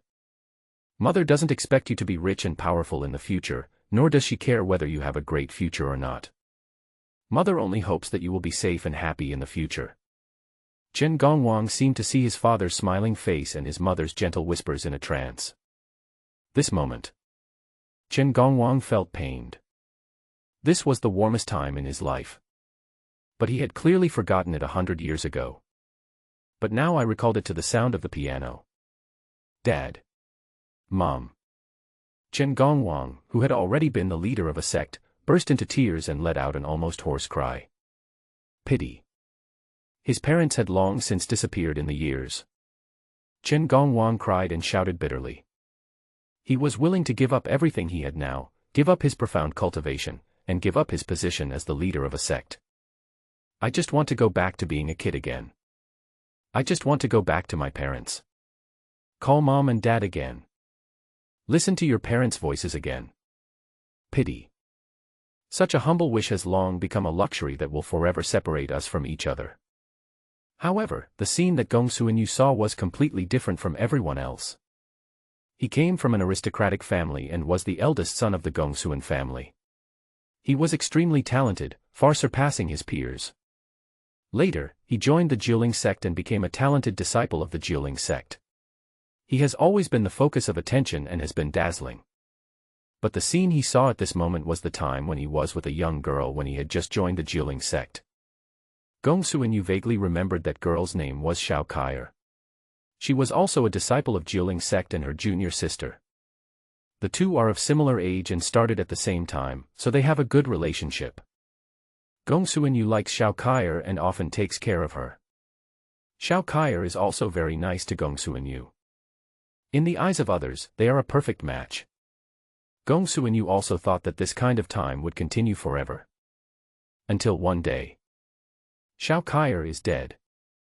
He died outside the sect with his hands and feet twisted, blood spurting from his mouth, and his eyeballs bursting. The elder said that Xiao Kai'er was tortured to death by a monster. Gong Suinyu looked at Xiao Kai'er's twisted body. He is crazy. He roared and screamed, vomited blood and fainted. A full 10 days. Gong Suinyu kept lying on the bed crying. Until tears and blood oozed from his eyes. From now on, Gong Suinyu no longer had a smile on his face, and his heart became extremely cold. He hated monsters. I also hate all evil people. He practiced madly and tried his best to improve himself. Everything he did was to avenge Xiao Kai'er. Gong Suinyu looked at his past self in the picture, feeling filled with emotion. He has been the sect leader for many years. But Xiao Kai'er's death has always been a thorn in his heart. Can't let it go. Tortured Gong Suinyu for most of his life. Suddenly, Xiao Kai'er's figure actually appeared in front of Gong Suinyu. Gong Suinyu was in a daze, looking at Xiao Kai'er with tears in his eyes. Junior sister. Xiao Kai'er smiled sweetly, stretched out an illusory hand, and gently stroked Gong Suinyu's already aged face. Brother, Kai'er is gone. You must take good care of yourself and stop thinking about Kai'er. Let's untie the knot. Make peace with yourself. As soon as she finished speaking, Xiao Kai'er disappeared. Gong Suinyu's face seemed to still have the warmth of Xiao Kai'er's touch just now. Junior sister, don't worry. I made peace with myself. A smile appeared on Gong Suinyu's face. The thorn in his heart melted away invisibly.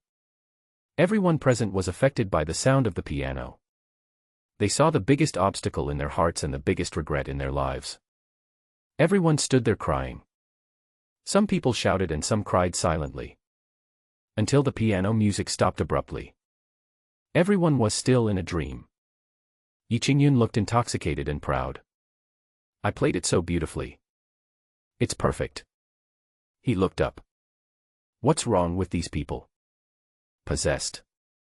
Why are everyone crying and laughing at the same time? Yi Qingyun was confused and had no idea what was happening. It wasn't until a moment later that everyone affected by the sound of the piano woke up one after another. Everyone looked like they were just waking up from a dream. Someone touched his face and found that he was actually crying. I couldn't help but feel a little embarrassed. Immediately, everyone looked at Yi Qingyun. Plop. Shen Tianhua knelt directly on the ground. Immediately afterwards, Su Changfeng and the other 3 people also knelt down. The elders all knelt down as well. This frightened Yi Qingyun. This isn't a New Year celebration, why would you give such a grand ceremony? What tricks are you doing? What are you doing? Get up quickly. Yi Qingyun said a little at a loss. But no one got up. Gao. Mr. Yi, thank you for your piano music, which has benefited us a lot. Shen Tianhua said with great emotion. Yes. Mr. Ye's music changed my state of mind. Me too. I feel like I've reached enlightenment. Everyone spoke out one after another. Their moods were sublimated by the sound of the piano. From now on, their cultivation path will be smoother and smoother. No amount of hard work can buy this. It can be called an epiphany. In the eyes of everyone, Yi Qingyun deliberately kept them here and used the music to influence them. This is a great gift. Naturally, they felt both admiration and gratitude in their hearts. This is a true master. Moisturizing things silently. So noble. So great. If they didn't know very well that Yi Qingyun didn't like to think of himself as a superior and wanted to maintain his status as a mortal. Otherwise, they all wanted to directly become Yi Qingyun's disciples. Yi Qingyun really didn't expect this. Just playing the piano casually can have such an effect. Well, actually I didn't do anything. Maybe it's your own feeling, and it has nothing to do with my piano music. Yi Qingyun scratched his head and said. Everyone smiled bitterly. This master is really too modest. He had clearly done such a great favor to everyone, but he pretended to be completely unaware of it. What does it mean to be an outsider? This is an example of a worldly master. It's like looking up to a high mountain, which is extremely admirable. Shen Tianhua and others were completely convinced. In their minds, Yi Qingyun seemed to have become a godlike existence. Unattainable. It is even more unfathomable. Since the master doesn't want to admit it, I won't say anything more so as not to displease the master. That's right. Master certainly doesn't want us to care too much about this. In the eyes of an expert, enlightening us is probably just a common method, so he doesn't care. Everyone secretly communicated. Just at this moment, bursts of fragrance came. Get up quickly, dinner will be served soon. Yi Qingyun greeted. Everyone then stood up, looking expectant. Especially Su Changfeng, he had eaten hot pot here before. I know that eating here is an opportunity not to be missed. Soon. Guo Xiaoyun came out pushing a big bucket. Everyone gathered around. As soon as he saw it, his expression became strange. Inside the bucket, there was a pile of cooked noodles. Although it is still quite fragrant, how can such ordinary noodles satisfy these big guys? Except for Su Changfeng and Shen Tianhua, everyone else was a little disappointed. But they didn't dare show it. Perhaps this is what the master eats on a daily basis. Well, Takato likes to keep a low profile, so it's normal to eat noodles. I haven't eaten noodles for many years. Today I will have a meal with you, master. Everyone said secretly in their hearts. Master, there are too many people. I can only make noodles with gravy. Guo Xiaoyun wiped the sweat from his head and said. Yi Qingyun nodded, the noodle soup is pretty good, but I wonder if you guys would dislike it. Noodles with gravy. What kind of noodles is this? It sounds quite novel. How could that be? Master Yi invited us to eat noodles, which shows that he thinks highly of us. That's right. Let alone eating noodles, even if it's just vegetable leaves, it's our honor. Hee hee, you know what, I've loved eating noodles since I was a kid. Yi Qingyun was speechless for a while. These guys are really good at flattering others, but it's a bit disgusting to hear them. Guo Xiaoyun came out carrying two slightly smaller buckets. Yi Qingyun leaned over to take a look, and his eyes lit up. Both buckets are filled with brine. One is tomato and egg stew. One is meat sauce. They all emit their own different aromas. Yi Qingyun couldn't help but salivate. He really likes to eat noodles with meat sauce. I can eat 3 big bowls every time. Since becoming Yi Qingyun's apprentice, Guo Xiaoyun has also learned some of Yi Qingyun's cooking skills. Especially the noodles with gravy, which is Guo Xiaoyun's best dish. These 2 buckets of marinade are cooked to perfection. Come on, everyone, have a try. This is my apprentice's specialty. Yi Qingyun said so. Everyone listened. Everyone understood it. This is a good time to flatter someone. Regardless of whether it tastes good or not, since it is made by the master's beloved disciple, it must be delicious. No matter how bad the food tastes, they will pretend it is delicious. You must flatter the master's disciple clearly. Guo Xiaoyun served noodles to everyone and then poured a spoonful of sauce on the noodles. Soon. Everyone held a bowl in their hands. Mix the noodles before eating. Yi Qingyun reminded. Okay. Everyone started mixing the noodles. But looking at the sticky mess in the bowl, everyone was very suspicious. Is this thing edible? Why does it look like that? Zilihialu. One person didn't care about that at all and started greeting the noodles in the bowl. That is Su Changfeng. A bunch of idiots. Su Changfeng sneered in his heart while eating. He knew very well that the food here contained opportunities. No matter what he does. Just eat it. You can't go wrong. This smell. Su Changfeng originally thought that the taste of this bowl of noodles was very ordinary, maybe even not very good. Unexpectedly. Take this bite. Such a wonderful taste. Such a smooth taste. It's so delicious. The noodles and the stew are a perfect match, just right. The saltiness is just right. One more point is too much. Any less is not enough. It was a completely different experience from the hot pot he had eaten before. Su Changfeng really likes the simple and rich taste. Tasty. Su Changfeng exclaimed that the noodles were delicious and finished the whole bowl of noodles in one gulp. Another bowl please. Su Changfeng handed the bowl to Guo Xiaoyun. Guo Xiaoyun was very happy to see that Su Changfeng liked the noodles he made, and quickly served Su Changfeng another full bowl. Try this sauce instead. Guo Xiaoyun poured a spoonful of tomato and egg sauce. He just poured meat sauce on Su Changfeng. Good. Su Changfeng didn't care and started eating with the bowl in his hand. Others saw this. He also started eating quickly. For a while, the courtyard was filled with grumbling voices. This noodle is so delicious, isn't it? I've never had noodles so delicious in my life. This pasta looks plain, but it tastes so good. The taste of this noodle reminds me of my mother, Wu. You cry over a bowl of noodles, you are useless. The taste of the noodles with gravy shocked all the masters of the Tianwu dynasty present. This bowl of noodles is so ordinary, but why can't our hands and mouths stop eating it? So amazing. I want more. Another bowl please.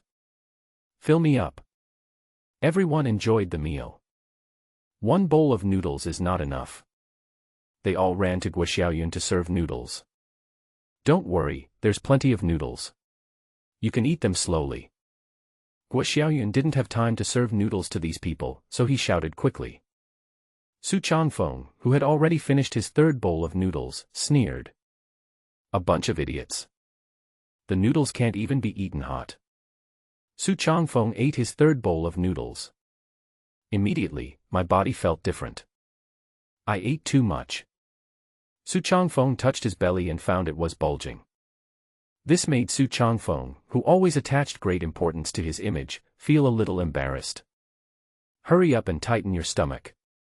He was secretly puzzled. Why has there been no opportunity this time? Could this really be just an ordinary meal of noodles? It shouldn't be. Just when Su Changfeng was confused. Suddenly, a strange feeling came over me. Su Changfeng was shocked. An indescribable gleam of light suddenly appeared in his eyes. All the spiritual energy in his body surged at this moment. It took only a few breaths. Su Changfeng's spiritual energy was 30% stronger than before. It's really an opportunity. Su Changfeng was overjoyed. The meals prepared by the masters are indeed filled with opportunities. My guess was not wrong at all. Su Changfeng quickly moved over with the bowl. Planning to have another bowl. I, Su Changfeng, would rather die here today. I want another bowl too.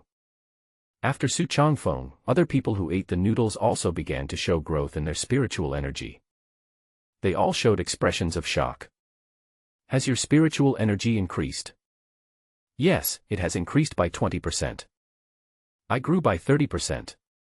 What? You can actually grow by 30%. Well, I ate 3 bowls of noodles. I only ate 2 bowls. It seems I need to eat a few more bowls. Don't fight me. These martial arts masters, who usually pride themselves on their status, were almost fighting each other just to grab a bowl of noodles with gravy. It is true that this noodle soup is not only delicious, but also can increase your spiritual energy after eating it. Who can withstand this? Even if you are full, you have to eat it. Otherwise, if your spiritual energy doesn't grow as much as others, wouldn't that be a huge disadvantage? The most pitiful one among them is Xiao Shi. She is the weakest one here. Being sandwiched between so many masters, I couldn't even grab a bowl of noodles.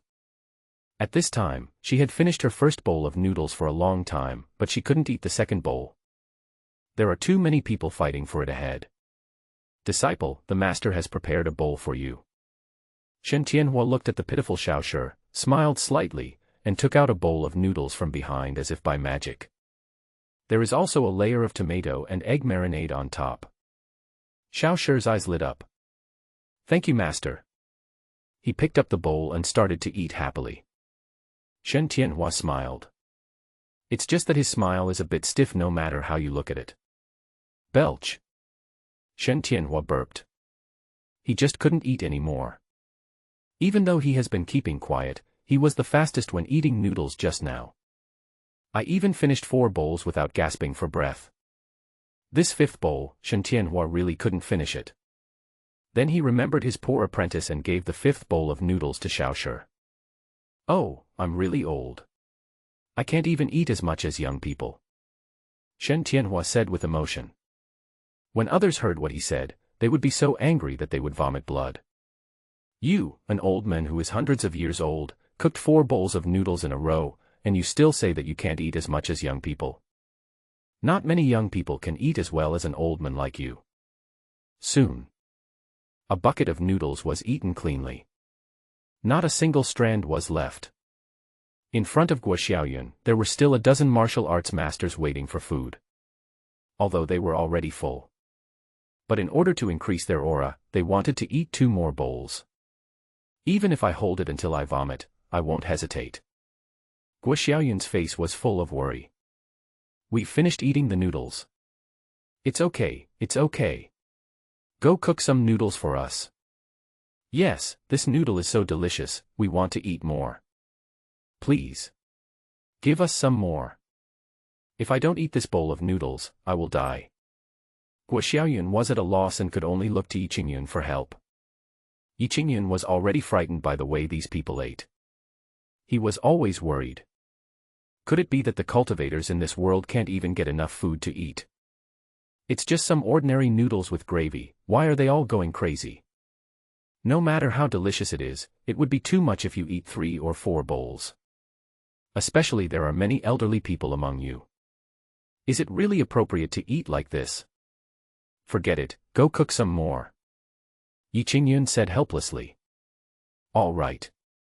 Guo Xiaoyun went to cook noodles again. Everyone held their bowls and stood in the yard, waiting anxiously. Soon, another bucket of noodles was brought out. Everyone rushed forward.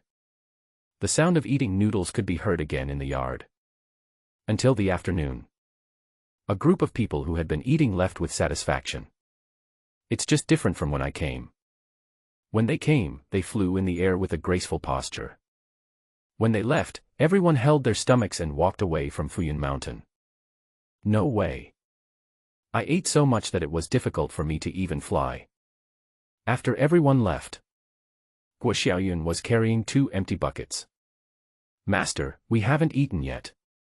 Those people just now fought so fiercely that Yi Qingyun and his disciples couldn't get a bite of it. Well, just get something to eat.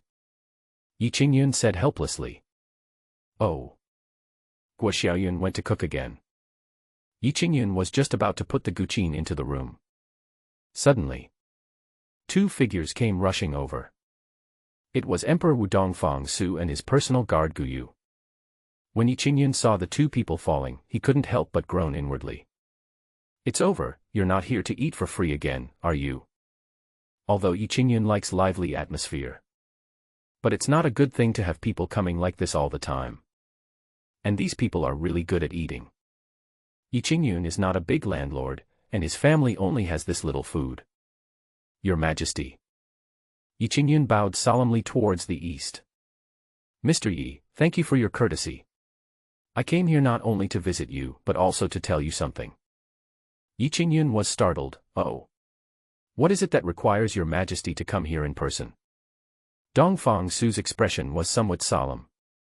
The Buddhist sect in the Western Territory has sent monks to question our Tianwu dynasty as to why they are detaining their Buddhist monks and why they are sending high monks to the Tianwu dynasty to discuss Buddhism with our people. Just yesterday, envoys from the Buddhist sect in the Western Territory arrived at the capital of the Tianwu dynasty. And he paid a visit to Emperor Wu Dongfang Su. The Buddhist community in the Western Territory rarely sends envoys to other countries. So Dongfang Su received him very solemnly. Unexpectedly, they came to call for punishment. May I ask your Majesty, Emperor Wu, why has my Buddha's holy son not returned to your country yet? And my Buddhist sect sent many monks to search for the Holy Sun, but they were all trapped in your country and unable to return. Excuse me, Your Majesty, is your country going to embarrass my Western Territory Buddhist sect? These words made Dongfang Su dumbfounded. If Dongfang Su had not been afraid of the power of Buddhism, he would have chopped this arrogant bald man to death on the spot. It's so fucking rampant. Even though your Buddhist sect in the Western Territory is very powerful, this is the Tianwu dynasty after all. No matter how arrogant your Buddhist sect is, you should not be so presumptuous here. Dongfang Su was extremely angry. But you still need to comfort them with kind words. Finally, the monk told Dongfang Su that a high-ranking Buddhist monk would come again to demand the detained Buddhist monks and to argue about Buddhism with the Tianwu dynasty. Dongfang Su knew the seriousness of the matter, so he came to Fuyun Mountain the next day and told Yi Qingyun about it. After hearing this, Yi Qingyun felt extremely regretful. I wanted to slap myself in the face. What is this? If I hadn't talked about Mahayana Buddhism with Huikong, these monks would not have stayed here. What is happening now would never have happened. It's okay now. The Buddhists really came to ask for people. And we also need to study the theory of Buddhism. No matter how you look at it, it seems like this is someone with bad intentions. Ah, Your Majesty, this matter actually has nothing to do with me. At most, there is a slight connection. Yi Qingyun said somewhat embarrassedly. Dongfang Su bowed solemnly towards Yi Qingyun. We know that Master Yi is well versed in Buddhist principles. We ask Master Yi to deal with the Buddhists this time. Otherwise, the dignity of our Tianwu dynasty will be completely trampled by the Buddhists in the Western Territory. Yi Qingyun was overwhelmed. How could I understand anything about Buddhism? I'm not a monk. Who can I go to for justice? Otherwise, I will go and persuade the monks at the foot of the mountain to return quickly. The Buddhist sect will probably not pursue this matter any further. Yi Qingyun came up with this idea. Dongfang Su nodded, maybe. Then I'll go find them now. After saying that, Yi Qingyun rushed down the mountain in a hurry. Not long after, Yi Qingyun came to Shaolin Temple. Looking at the huge temple plaque, Yi Qingyun's mouth twitched. Huikong actually used the name Shaolin Temple. As if noticing Yi Qingyun's arrival, Huikong immediately came out with two monks. Holy Sun. Huikong was very excited and quickly came forward and bowed to Yi Qingyun. The two monks behind him were naturally the father and son of the Song family. In the entire Shaolin Temple, there are actually only 3 monks, Huikong and the father and son of the Song family. The Holy Sun has come to visit us. The 3 of us, the monk and I, are honored. What instructions do you have? Huikong said with excitement on his face. Yi Qingyun had a tearful face. You don't know yet, someone from your Buddhist sect has come. At that moment, Yi Qingyun told Huikong and the other 2 what Dongfang Su had said. After hearing this, Huikong also fell silent. I say, you should all return to Buddhism as soon as possible, otherwise I will be in trouble. Yi Qingyun persuaded. But Huikong shook his head, his face full of determination. I won't go back. What? I won't go back. Yi Qingyun. What should I do if you don't go back? What if someone from the Buddhist sect comes to my house, how should I deal with it? Do I really have to argue about Buddhism with them? Wouldn't that be embarrassing? Huikong, listen to me, it's the same wherever you practice, there's no need to worry about this. You can go back to Buddhism and practice the Mahayana Buddhism that I taught you. And after you go back, you can also reduce the trouble for the Tianwu dynasty, which is equivalent to you doing a great deed. Be good, and go back. Please, can you go back? After much persuasion, Yi Qingyun almost knelt down to Huikong. But Huikong's will was extremely firm. He even felt that Yi Qingyun was deliberately testing him to see whether he was determined to practice Buddhism. This left Yi Qingyun completely helpless. In desperation, Yi Qingyun could only return to the mountain with a sigh. How? Dongfang Su couldn't help but ask when he saw Yi Qingyun coming back. Ahem, I said all the nice things I could, but it's a pity they didn't listen. Alas, this may be the charm of me, Yi Qingyun. What does charm mean? Anyway, no one else can really understand it. Then we can only ask Master Yi to come forward and deal with those Buddhists. Dongfang Su saluted again. Yi Qingyun's face was full of bitterness. Okay, I'll try. If you are embarrassed, Your Majesty, please don't blame me. Dongfang Su was speechless for a while. Who dares to blame you? I came here to ask you to come forward this time, feeling very cautious and nervous, for fear of making you unhappy. Alas, being an emperor is so difficult. Dongfang Su and Gu left. Yi Qingyun was still worried about the Buddhist theories that might arrive at some unknown time. Guo Xiaoyun advised, Master, why don't we move? Yi Qingyun shook his head. We can't move this time. The monks at the foot of the mountain are watching us. Wherever we go, they will go too. Guo Xiaoyun thought about it and agreed. With so many monks with him, he would be conspicuous wherever he hides. Forget it, we'll work it out when the time comes. Yi Qingyun suddenly relaxed. He has thought it through. If Buddhists really come, won't they just discuss Buddhist theories? I, Yi Qingyun, can't do anything else, but don't I know how to talk nonsense? As for the mysterious stuff in Buddhism, just talk about it in a mysterious way. And even if I can't win the argument, that's normal. I'm not a monk, this makes sense. Think about it this way. Hey, it really feels comfortable. Apprentice, hurry up and cook. I'm starving. Good. Guo Xiaoyun prepared the meal quickly. After the master and disciple finished their meal, Guo Xiaoyun took Dumao down the mountain to walk the dog. Yi Qingyun was lying in the house taking a nap. Guo Xiaoyun brought Dumao all the way to the market. It's the little bastard. The little bastard is coming. A group of little beggars gathered around. These were Guo Xiaoyun's former companions begging on the streets. Although Guo Xiaoyun had a master and lived a peaceful life, he did not forget them. He would go down the mountain to visit them from time to time and bring them some food. Don't call me a little bastard. My master gave me a name. I am now called Guo Xiaoyun. Guo Xiaoyun said somewhat dissatisfiedly. He has said it several times. But these guys still call him a little bastard. Okay, Brother Xiaoyun, I don't know what's wrong with Brother Dakong recently. He follows a very strange guy all day long, and he's talking nonsense. We are all a little worried about him. A beggar of 7 or 8 years old said with a sad face. Dakong was also one of these beggars, and like Guo Xiaoyun before, he had a high status among these beggars. Moreover, Dakong is also Guo Xiaoyun's best friend. When Guo Xiaoyun was captured by the disciple of the old monster Xia Tian, it was Dakong who went to Fuyun Mountain to ask Yi Qingyun for help. Hearing that something seemed to have happened to Dakong, Guo Xiaoyun naturally became worried. Where's Dakong? He asked quickly. He followed that weirdo to the west woods early in the morning. I don't know what he went there for. The little beggar said. Okay, I'll go find him. Guo Xiaoyun immediately took Dumao and the dog with him and headed west. Be careful, that weirdo looks fierce. The little beggar quickly reminded. Guo Xiaoyun nodded and headed west with Dumao. After leaving the market, continue west. It took about half an hour to walk. A forest came into view. The big hairy nose sniffed, seemed to smell something, and let out a low growl at the forest. Come on, let's go in.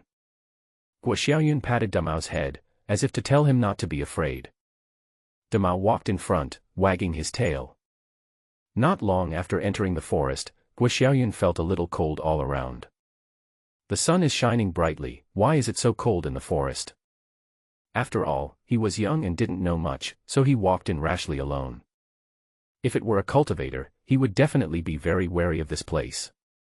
Because this place is filled with cold and gloomy air. Warriors in the Kaling realm cannot hold out here for long. Only warriors above the Juyuan realm can withstand it. Guo Xiaoyun just felt that it was a bit cold here, but there was nothing unusual other than that. As for Dumao, it seemed as if it felt nothing and continued to shake its head as if it was following its owner for a walk. Dumao, are you afraid? Woof. If you are afraid, go back first. Woof. Well, I'll protect you. You don't have to be afraid. Woof. After walking for a while, Dumao suddenly stopped. Guo Xiaoyun also stopped. A person suddenly appeared in front. He looked to be about 8 or 9 years old, taller than Guo Xiaoyun, with dark and thin cheeks. It's Dakong. When he saw Dakong, Guo Xiaoyun was surprised. Dakong, what are you doing here? He was about to step forward when he noticed that something was not right with Dakong. Dakong's eyes turned completely dark, looking extremely strange. Guo Xiaoyun was stunned and took a few steps back in fear. Dakong, is something wrong with you? He was still questioning Dakong. Unfortunately, Dakong had no intention of answering him at all. Guo Xiaoyun took a deep breath. Dakong, everyone is worried about you, come back with me. As he spoke, Guo Xiaoyun mustered up his courage and walked towards Dakong. Damao just watched from the side without taking any action. Just at this moment, a man in black appeared behind Dakong. Guo Xiaoyun was shocked. Who are you? The man in black looked to be in his 40s, with a gloomy face and a dark aura between his brows. I am Dakong's father. The middle-aged man said in a low voice. Guo Xiaoyun was stunned. Dakong's father? He remembered very clearly that Dakong was an orphan like himself and had been living on the streets since he was very young. How could a father suddenly appear? You're lying. Guo Xiaoyun scolded. Little guy, if you want, I can be your father. The man in black laughed strangely. Guo Xiaoyun's scalp tingled. Dakong, come here quickly. He shouted loudly to Dakong. Unfortunately, Dakong remained indifferent and just stood stupidly in front of the man in black. The man in black touched Dakong's head and laughed strangely. This is a good and obedient child. He belongs to me completely now. Guo Xiaoyun looked grim. What did you do to him? If you want to know, just come here yourself. The man in black waved to Guo Xiaoyun. For a while, Guo Xiaoyun trembled all over. His eyes also began to be filled with confusion. Come on, come on. Come to me. A strange sound came out of the black-clothed man's mouth. Guo Xiaoyun took a step forward and walked towards the man in black like a puppet. Damao looked up at Guo Xiaoyun, still remaining indifferent. In the blink of an eye, Guo Xiaoyun had already walked close to the man in black. The man in black smiled. I already have 2 boy puppets. If I have one more, I can practice the 3 corpses heavenly resolving technique. Just as the man in black reached out to pat Guo Xiaoyun on the head. But Guo Xiaoyun's eyes suddenly became clear again. The man in black was startled, seeming a little surprised. Bang. Guo Xiaoyun suddenly reached out and grabbed the black-clothed man's wrist. What you up to? Guo Xiaoyun asked angrily. The man in black couldn't help but sneer. You are just a kid, how can you turn the world upside down? The man in black was about to shake off Guo Xiaoyun's hand. However, Guo Xiaoyun was unexpectedly very strong. The man in black shook it, but it didn't move at all. Ah! You have quite some strength, kid. That's good. The better the physique of the child, the better the boy puppet that can be made. The man in black circulated his spiritual energy, thinking that he could directly shock Guo Xiaoyun away. Unexpectedly, Guo Xiaoyun remained motionless. You are a bad guy. Guo Xiaoyun stared at the man in black and held his wrist tightly. The man in black was a little confused. He tried again, but his wrist was still tightly grasped and he couldn't break free. That's not all. Guo Xiaoyun continued to exert force with his hands. The man in black suddenly felt a sharp pain in his wrist, as if his bones were about to be crushed by Guo Xiaoyun. Hiss! The black-clad man's expression finally changed. This seems to be a normal kid. Is it a natural supernatural power? Or is it a special physique that he was born with? The man in black immediately used his other hand to attack Guo Xiaoyun's forehead. Bang! Guo Xiaoyun did not dodge or evade and took the blow hard. But he was unharmed. Instead, the palm of the man in black felt numb from the shock. What kind of monster is this? The black-clothed man's expression changed again. He seemed to realize that something was wrong. You are a bad guy. Guo Xiaoyun spoke again. He exerted force and threw the men in black out. Plop. The men in black fell to the ground, looking extremely miserable. Who are you? The man in black was shocked and angry. Guo Xiaoyun frowned. I also want to ask who you are. The man in black gritted his teeth. A long sword as black as ink suddenly flew out from behind him. Go. The man pointed his finger and the black sword flew towards Guo Xiaoyun. Guo Xiaoyun was also a little scared. But the next moment, a powerful aura burst out from Guo Xiaoyun's body. Boom. The aura was so strong, like a raging sea wave, that it instantly knocked the black sword away. Even the surrounding trees were broken in half. When everything calmed down, Guo Xiaoyun's face was full of horror. What just happened? Why are all the trees around broken? Where's the man in black? I looked around and fortunately Damao was still standing there, but his fur was a little messy. Dakang was also blown to the side and was lying on the ground, his life or death unknown. Guo Xiaoyun quickly ran to Dakang. Dakang, are you okay? Dakang's eyes were closed and his face was pale. But fortunately, I'm still breathing. Just a little weak. Guo Xiaoyun breathed a sigh of relief. It's good that you're not dead. I'll take you to find my master. He will definitely be able to save you. Guo Xiaoyun quickly carried Dakang on his back. Damao, let's go. Damao looked back into the distance, then followed Guo Xiaoyun away. Wait until they leave. The man in black stood up from not far away with a pale face. There was still blood at the corner of his mouth. His eyes were filled with deep shock. This kid actually has such a profound cultivation. You should know that the man in black has already reached the early stage of nascent soul realm. In the Tianwu dynasty, he is definitely considered a master. But in front of Guo Xiaoyun, he seemed vulnerable and so weak. The man in black couldn't imagine what level Guo Xiaoyun's cultivation had reached. Could it be that such a child is already a strongman in the Tongtian realm? The man in black thought of this possibility. He couldn't help but shiver. The Tongtian realm at the age of 7 or 8. No, we must find out the truth about this kid. The man in black rolled his eyes and decided not to give up so easily. He first took out a pill and swallowed it to relieve his injuries. Then he followed quietly in the direction Guo Xiaoyun left. I want to see who you are. Guo Xiaoyun carried Dakang on his back and ran all the way back to the market. Then he ran back to Fuyun Mountain without stopping. There was no rest along the way. It was not until he reached the halfway point of the mountain that Guo Xiaoyun suddenly realized. How come I don't feel tired at all? Dakang is heavier than me. I ran for more than half an hour with him on my back, but I didn't feel tired at all. On the contrary, the more I ran, the easier it became.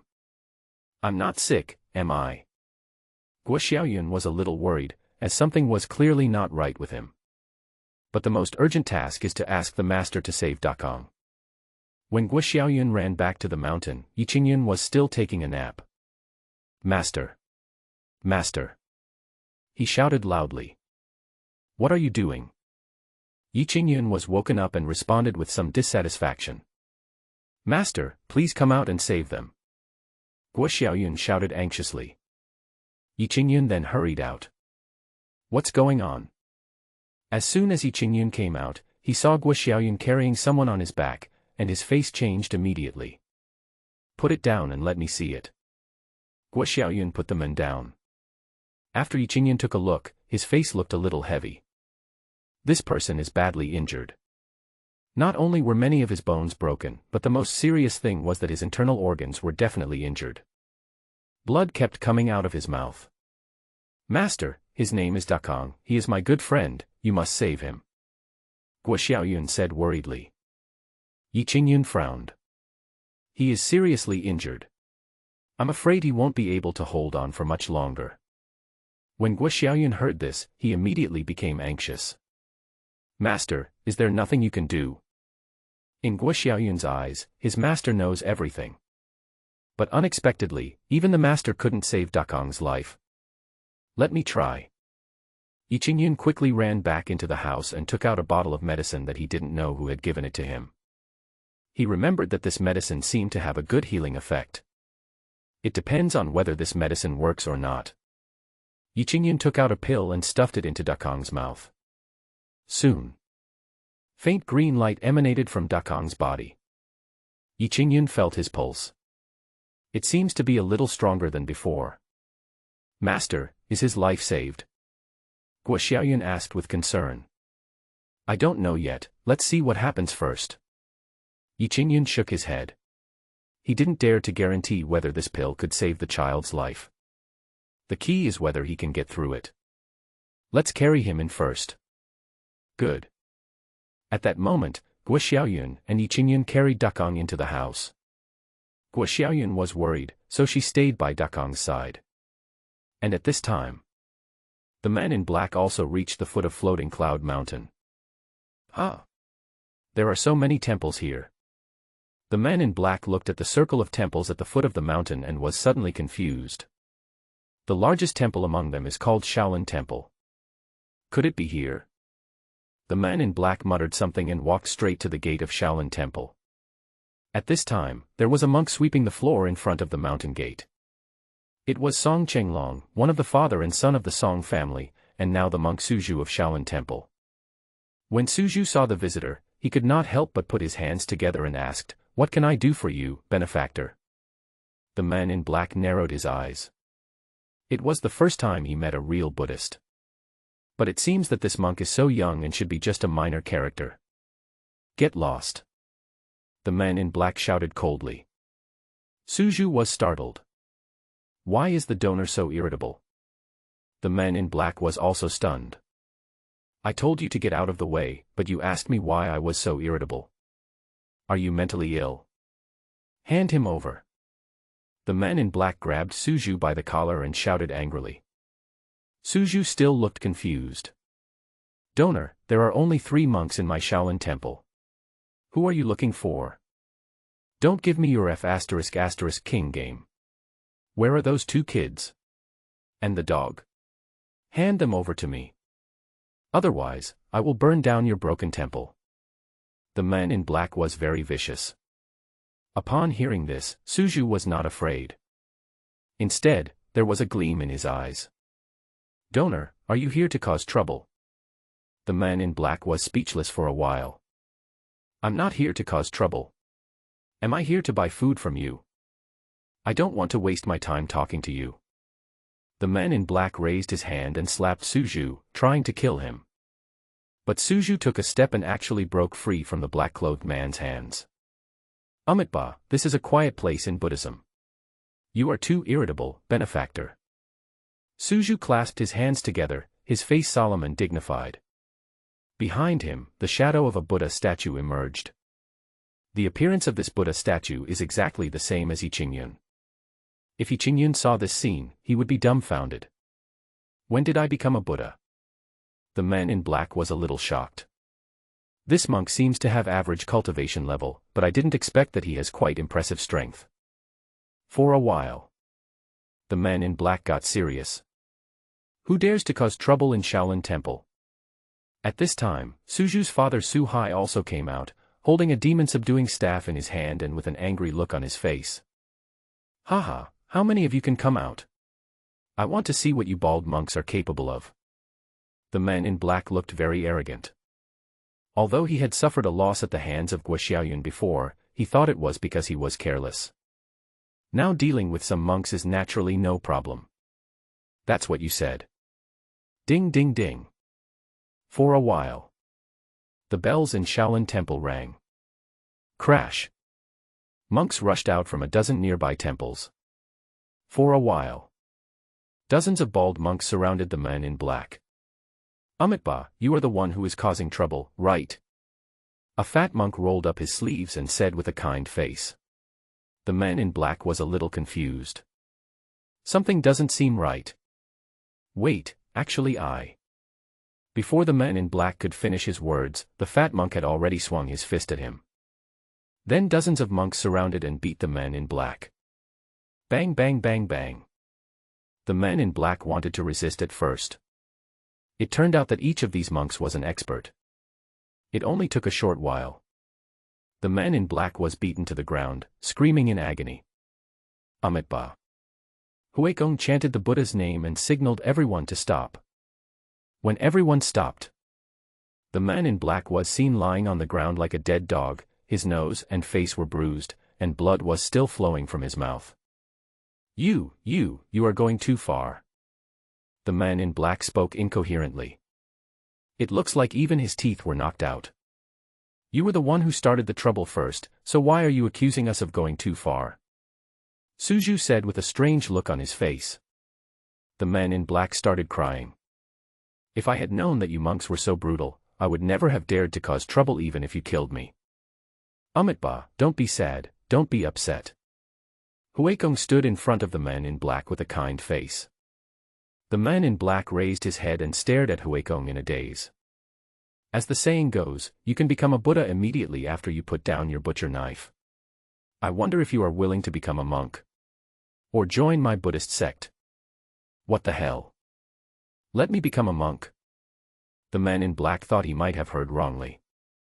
What did you say? Donor, it doesn't matter if you have poor hearing. I will say it again. Do you want to be ordained as a monk and join my Buddhist sect? Huekong raised his voice a little and spoke to the man in black. The man in black looked aggrieved. You beat me up and want me to become a monk. Don't bully people like this. I won't become a monk. The man in black said cautiously. He was afraid that if he said this, he would be beaten up by the monks again. Huekong showed a look of regret. Well, all right then. Huekong did not force the man in black to become a monk. But the door of my Shaolin temple is always open to donors. If you achieve enlightenment one day and want to become a monk, you can come to my Shaolin temple. After saying this, Huekong waved to everyone. My fellow practitioners, thank you so much for today. It's okay. We Buddhists should help each other. We Buddhists have always been united. The Buddhist temple is a quiet place, and it really does not allow outsiders to come and do whatever they want. The monks returned to their respective temples. The man in black crawled away quickly. He swore. I will never come to this damn place again. He didn't want the two children anymore. Anyway, I have already mastered the secret method of making a boy puppet.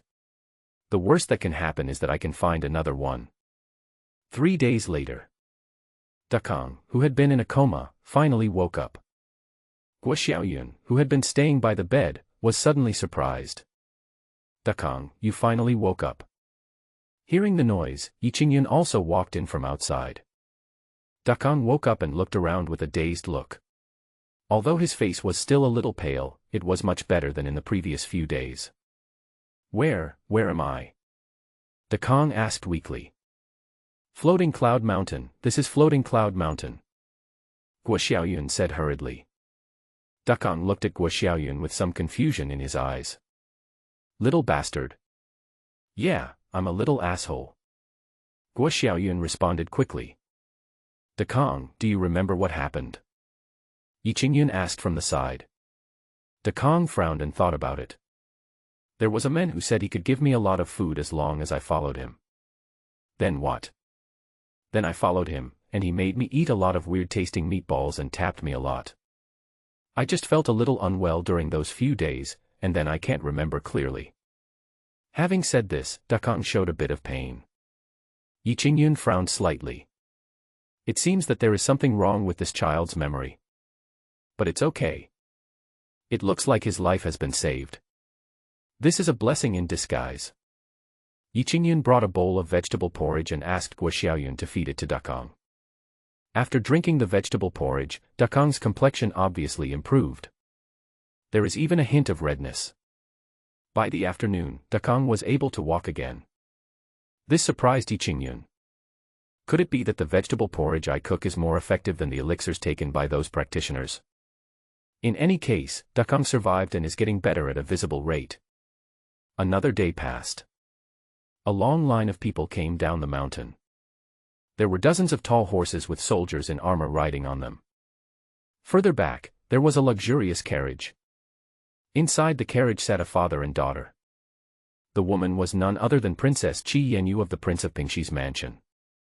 Qi Yinyu's father, the king of Pingxi, Qi Zhenghua, also came with Qi Yinyu this time. The father and daughter came to thank Yi Qingyun for saving the lives of the prince of Pingxi.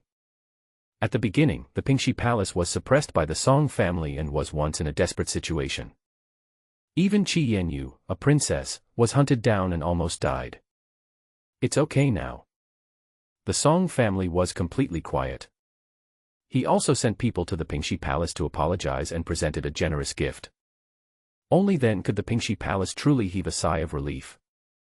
How can we not thank our benefactors when we are through the hard times?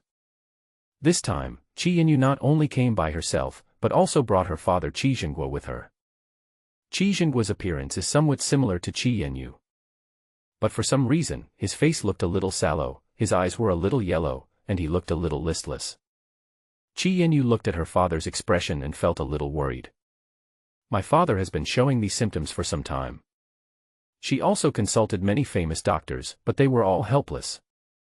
There was even a famous doctor who said that once this symptom appears, unless you rely on rare and precious medicines to prolong your life, you will not have much time left.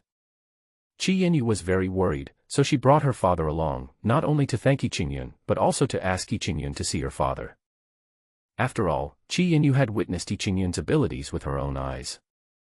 Even Bai Suyi's strange disease, which she had suffered from since childhood, was cured by Yi Qingyun. Perhaps Yi Qingyun is the only one who can cure his father's illness. Daughter, I am a little worried. Do you think a master like that would be willing to heal me? Qi Zhenghua said worriedly. Although he was the king of Pingxi, he knew that in the eyes of the real big shots, he was nothing. Especially since Qi Yanyu said that even the martial emperor Dongfang Su had to be polite in front of Yi Qingyun, this made Qi Zhenghua even more nervous.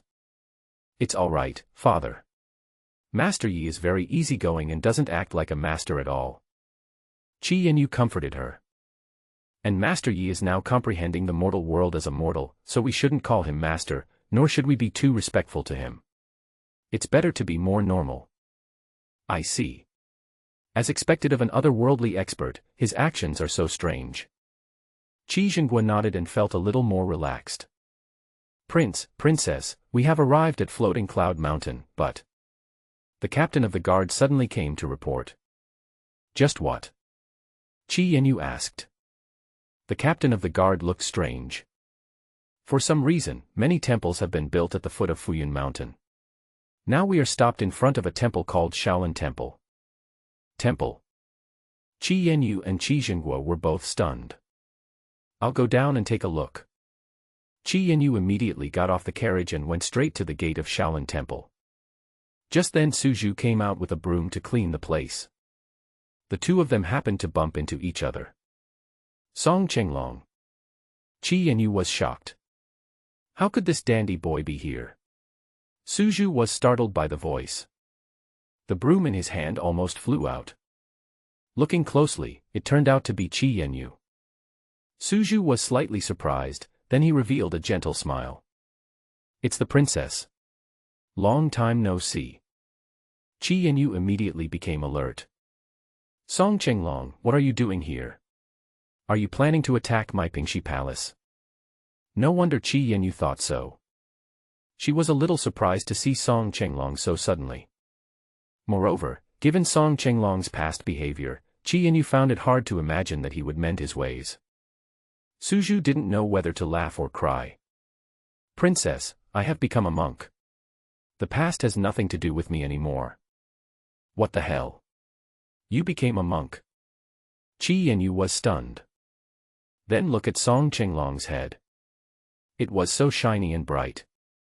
Qi Yanyu was a little confused. Did Song Chenglong become a monk? When did this happen? Not only me, but my father has also become a monk now. He is in the Shaolin Temple with me, practicing with Master Huikong. Su Zhu said again. Your father also became a monk. Qi Yanyu was even more shocked. The father and son of the Song family, both of them became monks. This is really the sun rising from the west. The Song family father and son, who were once notorious, have now become Buddhist monks. This is a huge change. Soon, Su Zhu's father Su Hai also walked out of Shaolin Temple. When Qi Yanyu saw Su Hai, her jaw almost dropped to the ground. This father and son actually became monks. These bald heads are brighter than each other. Amitabha, thank you, Donor Chi.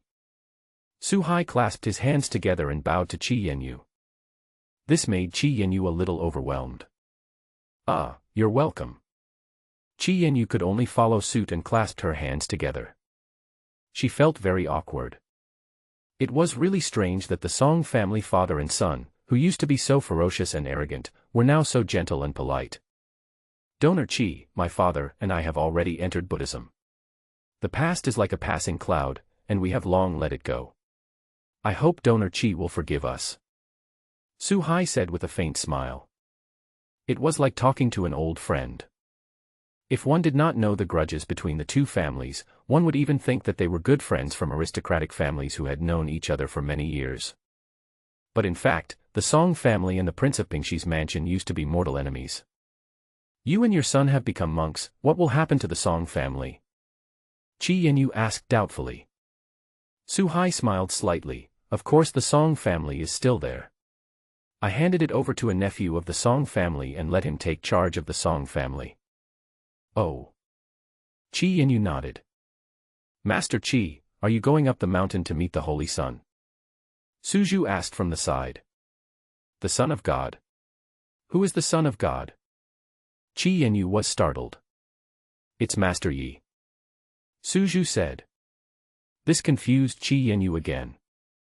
Isn't Yi Qingyun a hermit? How did he become the Holy Sun? How many identities does this Master Yi have? Well, I'll take my dad to meet Master Yi. Chi Yenyu said. Then go quickly. Master Yi should be working in the fields with his disciples right now. Suhai said. Well, see you later. Chi Yenyu returned to the carriage. The carriage then passed by the Shaolin Temple and headed up the mountain. When they reached halfway up the mountain, the others stayed behind to wait, and only the Chi father and daughter went up the mountain. The closer they got to the top of the mountain, the more anxious Chi Zhenghua became. Seeing her father like this, Chi Yenyu felt helpless. When they reached the top of the mountain, the father and daughter saw from afar Yi Qingyun and a child hoeing the fields outside the yard. Apprentice, hurry up and prepare this piece of land. When summer comes, these watermelons will sprout up. Good. Have you ever eaten watermelon? No, by the way, master, what is a watermelon? Really? You don't even know what a watermelon is. I really don't know. Well, watermelon is a very delicious melon, juicy and sweet, and the watermelons are very big. A big watermelon is enough for several people to eat. It sounds like it's really delicious. Hee hee, you'll know when the watermelon is ripe. As the master and the apprentice talked, they worked even harder. The Chi family father and daughter came closer at this time. Mr. Yi. Chi Yenyu shouted. Yi Qingyun, who had his back to the Chi father and daughter, turned around. When he saw it was Chi Yenyu, Yi Qingyun smiled. It's the princess, you haven't been here for a long time. I remember that after eating hot pot last time, Chi Yenyu never came back. Chi Yenyu bowed. Chi Zhenghua also followed his daughter in bowing to Yi Qingyun. Mr. Yi, I came here to thank you. Yi Qingyun quickly reached out to help. As a result, because his hands were covered with mud, the mud got on Chi Yenyu's clothes. Both of them felt a little embarrassed. Sorry, I forgot to wash my hands. Chi Yenyu naturally wouldn't care. Not to mention that Yi Qingyun had mud on his hands, even if he had dog shit on his hands, Chi Yenyu wouldn't mind at all. Master Yi, this is my father. Chi Zhenghua stepped forward, looking nervous. I am Chi Zhenghua, and I have long heard of Mr. Ye's great name. It is a great honor to meet you today. Chi Zhenghua looked very respectful and his smile was brilliant. He also took the initiative to grab Yi Qingyun's muddy hand and squeezed it hard. Yi Qingyun was a little overwhelmed. It turns out to be the prince. Sorry for the inconvenience. Yi Qingyun reacted and spoke quickly. Chi Yenyu saw that her father was very reserved and seemed to not know what to say. He immediately spoke up, Master Yi, thank you for your guidance and help in helping my Pingxi Palace overcome the difficulties. Here is a small gift. It is not a token of respect, but I hope you will accept it, Master Yi. Qi Yanyu handed over a storage bag with both hands. My lord, you are too polite. I just gave you a little reminder last time. It was not that exaggerated. Yi Qingyun was very polite and did not feel that he had done any great favor to the father and daughter of the Qi family. Naturally, I felt embarrassed to accept this gift. After all, Qi Yanyu had given him a lot of things before. Yi Qingyun's daily expenses all come from Qi Yanyu. Otherwise, Yi Qingyun would have to worry about his livelihood. Master Yi, please accept it. Qi Yanyu suddenly knelt down. Yi Qingyun had no choice but to quickly take the storage bag. You should get up soon. Qi Yanyu then stood up. Disciple, go make tea and prepare lunch. Good. Guo Xiaoyun went there happily. At this time, Yi Qingyun noticed Qi Zhengguo's expression. I couldn't help but frown slightly. Coincidentally, Qi Yanyu also spoke. Master Yi, I have another unwelcome request. My father has been unwell for some time, and now his spirit is getting worse, but we still can't find the cause of the disease, so I hope Master Yi can treat my father. Qi Zhengguo also hurriedly said, Thank you, Master Yi. Yi Qingyun stared at Qi Zhengguo's face. Your Highness, do you like drinking? Qi Zhengguo looked at the 3 dishes on the table, chopsticks in his hand, but for a moment he didn't know which one to eat first. Dad, eat quickly. Qi Yanyu said to her father while shoveling rice into her mouth. Well. Qi Zhengguo also quickly picked up a piece of pork liver and put it in his mouth. This smell. I thought ordinary pork liver wouldn't be very delicious. But I didn't expect it to be so delicious when I put it in my mouth. The pork liver is just the right degree of tenderness and seems to have been marinated in advance, with the fresh and fragrant flavor already infused into it. Paired with the unique flavor of leeks, the taste is simply indescribable. The dishes in the Prince's Palace in Beachy Town are much more delicious.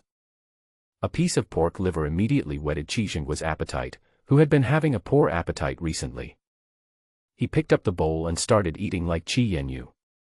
Yi Qingyun and Guo Xiaoyun ate slowly and leisurely, not in a hurry at all. The father and daughter of the Qi family seemed like 2 starving ghosts reincarnated, and they finished the bowl of rice very quickly. As soon as Qi Yanyu put down her chopsticks, she felt something coming immediately. Here it comes. Qi Yanyu's cheeks suddenly flushed and her eyes became blurred. Seems to feel very comfortable. The next moment, Qi Yanyu actually let out a moan. Her breath suddenly became stronger. I made a breakthrough. I made a breakthrough. Qi Yanyu was ecstatic. She went directly from the great perfection of the Kaling realm to the Juyuan realm. This is the state she has always longed for. Now, just because of a bowl of rice, I have made a breakthrough so simply. Qi Yanyu was extremely happy and even more grateful to Yi Qingyun. In Qi Yanyu's opinion, she was able to break through so easily because of this meal. This is the opportunity Yi Qingyun gave her. Thank you, Master Yi. Qi Yanyu couldn't help but thank him. Yi Qingyun, with rice in his mouth, looked at Qi Yanyu with a puzzled look. Qi Zhengguo was also very happy to see his daughter had made a breakthrough. His talent for cultivation is very poor, and he can only stop at the spiritual awakening realm in this life. But I have a daughter who is very talented.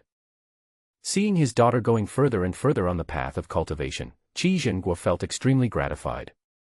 Dad, your complexion doesn't seem so yellow anymore. Qi Yanyu looked at her father in surprise. Qi Zhengguo was startled, really. He touched his face. Yi Qingyun also took a look. Really? Not so yellow anymore. Yi Qingyun immediately asked Guo Xiaoyun to bring a mirror from inside the house. Qi Zhengguo looked in the mirror and found that his complexion looked better than before. Although it is still yellowish, it is not as frighteningly yellow as when it first came. Could it be because of the food you ate? Qi Zhengguo was secretly shocked. Qi Yanyu seemed to have thought of this as well, and immediately signaled to her father with her eyes to eat more. Qi Zhengguo quickly continued to eat. During this time, I didn't forget to put some food into the bowl. The bowl of rice was quickly finished. Qi Yanyu could clearly see that her father's complexion was improving. And it's the kind that can be seen with the naked eye. Dad, I'll get you another bowl. Without further ado, Qi Yanyu filled another bowl of rice for her father. Qi Zhenguo looked at the rice in the bowl that had almost piled up into a small mountain, and groaned inwardly. I haven't eaten so much in many years. I remember when I was a young man, I had such a big appetite. But now. For some reason, although Qi Zhenguo ate a lot, he didn't feel full at all. On the contrary, my appetite has gotten better. It seemed that these meals were very much to his liking. Master, look at his face. Guo Xiaoyun was sitting on the side, also looking at Qi Zhenguo's face. Yi Qingyun glanced a few more times, a puzzled look on his face. That's strange, are you okay now? If this is true, it would be a medical miracle. Such a serious liver disease will take at least half a year to recover. As a result, before the meal was over, his complexion was about to return to normal. Yi Qingyun looked at the dishes on the table and then at the rice in his bowl. Apprentice, you didn't add anything to the food, did you? Yi Qingyun couldn't help but ask.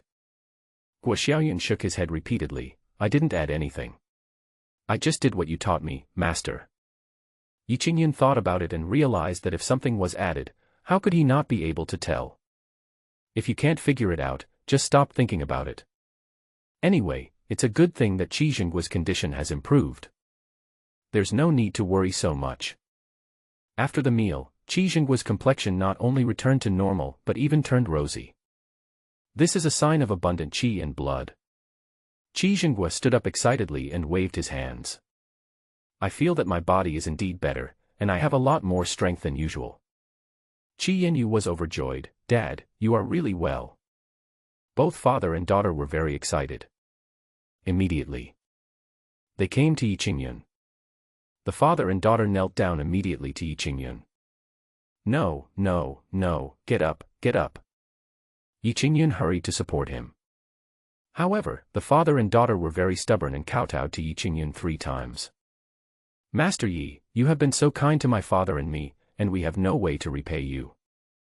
Qi Zhenguo's voice trembled and was full of excitement. If Master Yi has any orders, my father and I will go through fire and water for him without hesitation. Qi Yanyu's face even blushed. If Master Yi doesn't mind, I am willing to follow you from now on. Even if I have to be your personal maid, I am willing to do so. When Guo Xiaoyun heard this, his eyes suddenly lit up.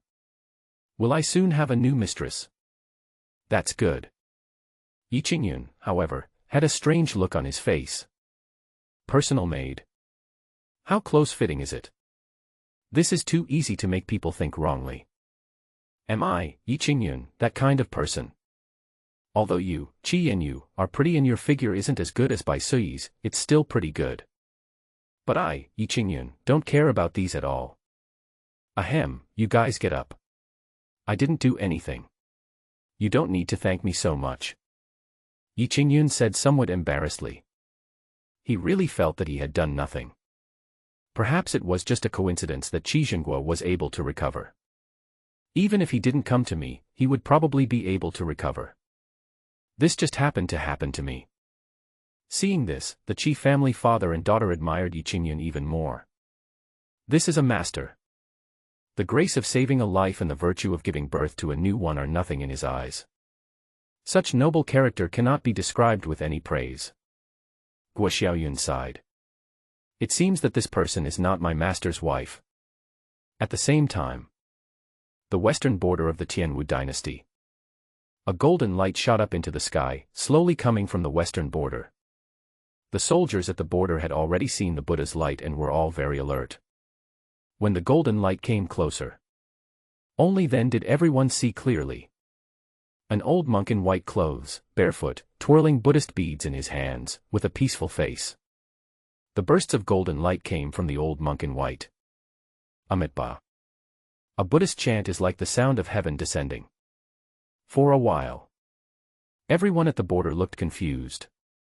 It was as if they had forgotten everything at this moment. The Qi family father and daughter were both stunned. I didn't expect Yi Qingyun to ask this. Why does Mr. Yi ask that? Qi Zhenguo was puzzled.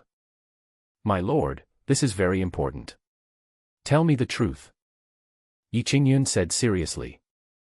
Seeing Yi Qingyun's serious expression, Qi Zhengguo did not dare to hide it. I love drinking. I drink at least half a caddy of wine every day. Especially before going to bed, I like to have a couple of drinks so that I can sleep more soundly. Yi Qingyun heard it. This guy is really addicted to alcohol. I drink at least half a pound of alcohol a day, and have 2 sips before going to bed. No wonder. Yi Qingyun sighed and said. Qi Yanyu frowned. Master Yi, could it be that my father's illness is related to his drinking? Yi Qingyun nodded. But my father has been drinking for decades. Why did he get sick only a while ago? It's because of decades of drinking that your father's health has problems. Hearing Yi Qingyun say this, the father and daughter looked at each other. So is my father's illness serious? Qi Yanyu asked nervously. Because Yi Qingyun's face looked a little heavy, she was naturally very nervous. He was afraid that even Yi Qingyun would find his father's illness difficult to deal with. It's not serious, actually. But to say it's not serious, if we continue to let it go, it will really be fatal. Yi Qingyun said with a stern face. Well, Master Yi, why don't you speak frankly? Qi Yanyu smiled bitterly. Yi Qingyun touched his chin. Wait a minute, let me take a look. He waved towards Qi Zhengguo. She motioned for him to follow her into the house. Qi Zhengguo was stunned for a moment and looked at his daughter again. Qi Yanyu nodded and motioned Qi Zhengguo to follow. So. Qi Zhengguo followed Yi Qingyun into the house. You lie down flat on your back, face up.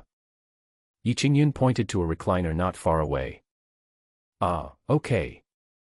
Qi Zhengguo lay down as he was told. Yi Qingyun washed his hands and walked in front of Qi Zhengguo. My lord, I will press your stomach later, please don't be offended. Qi Zhengguo felt strange. Press your belly? What is going on? He had never seen anyone treat patients in this way. But he is an hermit and perhaps he really has some unique methods. It's all right, Master Yi, please do as you please. Qi Zhengguo said. Yi Qingyun hummed, and then lifted up Qi Zhengguo's shirt. Qi Zhengguo was very embarrassed. After all, he is a grown man, and he lets another grown man simply lift up his clothes and expose his belly. This is really a first time. It feels weird no matter how I think about it. Yi Qingyun was serious, with no distracting thoughts in his mind. He stretched out his right hand and gently pressed on Qi Zhengguo's right abdomen. What do you feel? No. Yi Qingyun then increased the strength in his hands. This time. A look of pain appeared on Qi Zhengguo's face, and his brows suddenly furrowed. How? It hurts, like a needle prick. Qi Zhengguo said while holding his breath. Yi Qingyun increased his efforts again. Hiss. This time, Qi Zhengguo took a deep breath and his face turned pale. Even beads of sweat were oozing out. It hurts. Master Yi, be gentle. Qi Zhengguo exclaimed. Even Guo Xiaoyun, who was cooking in the kitchen, heard the shouting and ran out to watch curiously. Master, what are you doing?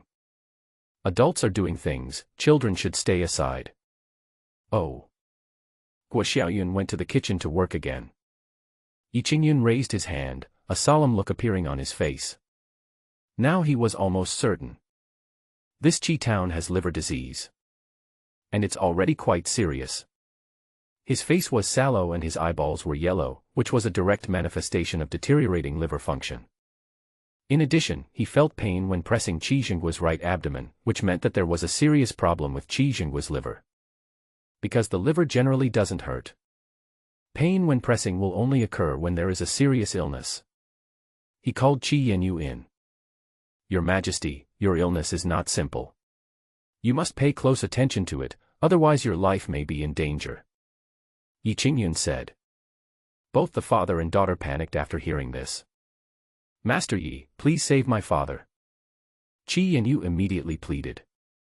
Qi Zhengguo was also panicked. Mr. Yi, as long as you can save me, I am willing to give everything. Yi Qingyun waved his hand. Don't worry, wait until I finish. The father and daughter stopped talking. First of all, Your Majesty, you must not drink alcohol anymore. As soon as these words came out, Qi Zhenghua immediately felt a little embarrassed. Can you drink less? No, if you want to save your life, I suggest you pour out all the wine in the house and never think of drinking again. Yi Qingyun said very seriously. Qi Yanyu also immediately looked at Qi Zhenghua. Father, never drink a drop of alcohol again. Qi Zhenghua always listened to his daughter's words, and at this moment he could only nod repeatedly with a bitter face. Qi Zhenghua felt extremely uncomfortable when he thought about not being able to drink alcohol in the future. In addition, the diet should be light and avoid eating too much fish and meat. Good. By the way, can't the prince practice? Qi Zhenghua nodded. My cultivation aptitude is very poor, so my cultivation is very low, only in the middle stage of the Kaling realm. Yi Qingyun said, that's fine, just get some pills to nourish your body and take them. Good. Besides, Yi Qingyun gave some instructions. Basically, they are all about regulating the body and protecting the liver. After all, the problem lies with the liver. As long as the liver is taken care of, Qi Zhenghua's health will naturally get better. Especially since Qi Zhenghua himself has some cultivation foundation, he is different from ordinary people. As long as you change those bad habits and take care of yourself slowly, you will naturally recover. Master Yi, can my father's illness really be cured so easily? Qi Yanyu couldn't believe it. It's easy to say, but it's not easy to stick to it. Yi Qingyun looked at Qi Yanyu deeply and said, don't relax just because there is a little improvement. You must persist. We understand. The father and daughter bowed to each other. Master Yi is truly a great doctor. He is simply a miracle doctor among miracle doctors. The father and daughter both praised each other. Yi Qingyun was also a little proud. Put your hands on your waist. It really makes me angry. Master, the meal is ready. At this time, Guo Xiaoyun shouted in the kitchen. Yi Qingyun said to the Qi family father and daughter, it's a good opportunity for us to have a meal together. Qi Zhenghua was about to politely say no, but Qi Yanyu agreed immediately. Okay. Qi Yanyu was full of anticipation. But she knew that Yi Qingyun must have delicious food here. And after eating it, there will definitely be some opportunities. Now, a word has been secretly spread in the cultivation world of the Tianwu dynasty. Want to get a chance? Want an epiphany? Want to extend your lifespan? You can get all of this as long as you can get a meal at the top of Floating Cloud Mountain. Disciple, what did you do today? Stir-fried pork liver with leeks, fried duck liver with soy sauce, and beef liver soup. Good job. This meal is all liver. Guo Xiaoyun brought the food to the yard. Sit down and eat. Don't be polite here. It's like home. Yi Qingyun greeted warmly. The Qi family father and daughter sat down. Qi Yanyu was very rude. She picked up a bowl of rice and started eating. Seeing his daughter eating voraciously, Qi Zhenghua couldn't help but grumble to himself. Why does this girl seem like a different person when she eats here? Don't they usually have enough to eat in the palace? The old monk in white looked at the border soldiers who were in confusion, and a sacred and ethereal expression appeared on his face. If you stray and return to the right path, you will enter the Buddhist sect and achieve liberation. If you stray and return to the right path, you will enter the Buddhist sect and achieve liberation. Return to the right path. The old monk in white robes kept repeating this sentence. The soldiers at the border seemed to be bewitched and knelt before the old monk in white. Their faces were filled with fanaticism and piety. The old monk in white robes walked up to the border guard. The latter knelt at the feet of the old monk in white and kowtowed deeply. Okay, very good. The old monk in white stroked the guard's head with a smile on his face. Then, the old monk in white continued to move forward. And those soldiers at the border followed the old monk in white like the most devout believers. The old monk in white soon arrived at a town. It is still a Buddhist chant. Amitabha. For a moment, Buddha's light shone everywhere. The people in the town were all illuminated by the Buddha's light. Bang. The blacksmith dropped the hammer in his hand. The hawker put down the goods in his hands. The owner of the restaurant pushed the abacus aside. If you stray and return to the right path, you can enter my Buddhist sect and attain liberation. It's still the same sentence. It echoes in the ears of every citizen in the small town. Plop, plop, plop. The townspeople knelt down one after another, just like the border soldiers before them. The old monk in white smiled and waved gently. The common people spontaneously joined the team of followers and then continued to move forward with the old monk in white. That's all. Wherever the old monk in white arrives, he attracts a large group of believers. It was only 3 days. Behind the old monk in white, tens of thousands of believers gathered. Among these people, there are even some who practice cultivation. They chanted Buddhist scriptures, each of them was as pious as a monk. Such a commotion naturally alarmed the entire Tianwu dynasty. The court was shaken, and Emperor Wu Dongfang-su summoned all the ministers for an emergency court meeting. Your Majesty, that evil monk has already bewitched nearly 100,000 people. When the latest news came, the court was immediately in an uproar. Dongfang-su's expression turned extremely ugly. 100,000 people.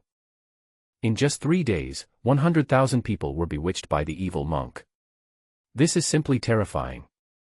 If this continues, the entire Tianwu dynasty will be turned upside down by this evil monk. Send someone immediately to stop this evil monk. Yes. One by one, the palace masters were dispatched. Led by a master in the early stage of Tongtian realm, the rest of the people also have the cultivation level of the late stage of Ningdan realm. The lineup is quite powerful. But the result was unexpected. The experts sent out retreated in less than half a day. Your Majesty, that demon monk is extremely powerful. We are no match for him at all. The leading Tongtian realm warrior said helplessly. Dongfang-su was shocked. Is this evil monk really so powerful? Yes, at least he has reached the peak of Tongtian realm. The subordinate said. Dongfang-su took a breath of cold air. This is a difficult situation. The peak of Tongtian realm is already comparable to Dongfang-su's cultivation. Is he going to go out in person to deal with that evil monk? That's not impossible. But if Dongfang-su, the emperor, took action personally, the situation would be completely different. Even if the evil monk was defeated, the Buddhist sect in the Western Territory would certainly be furious about this matter. It is impossible for the Tianwu dynasty alone to withstand the wrath of the Buddhist sects in the Western Territory. Your Majesty, it seems there is only one way now.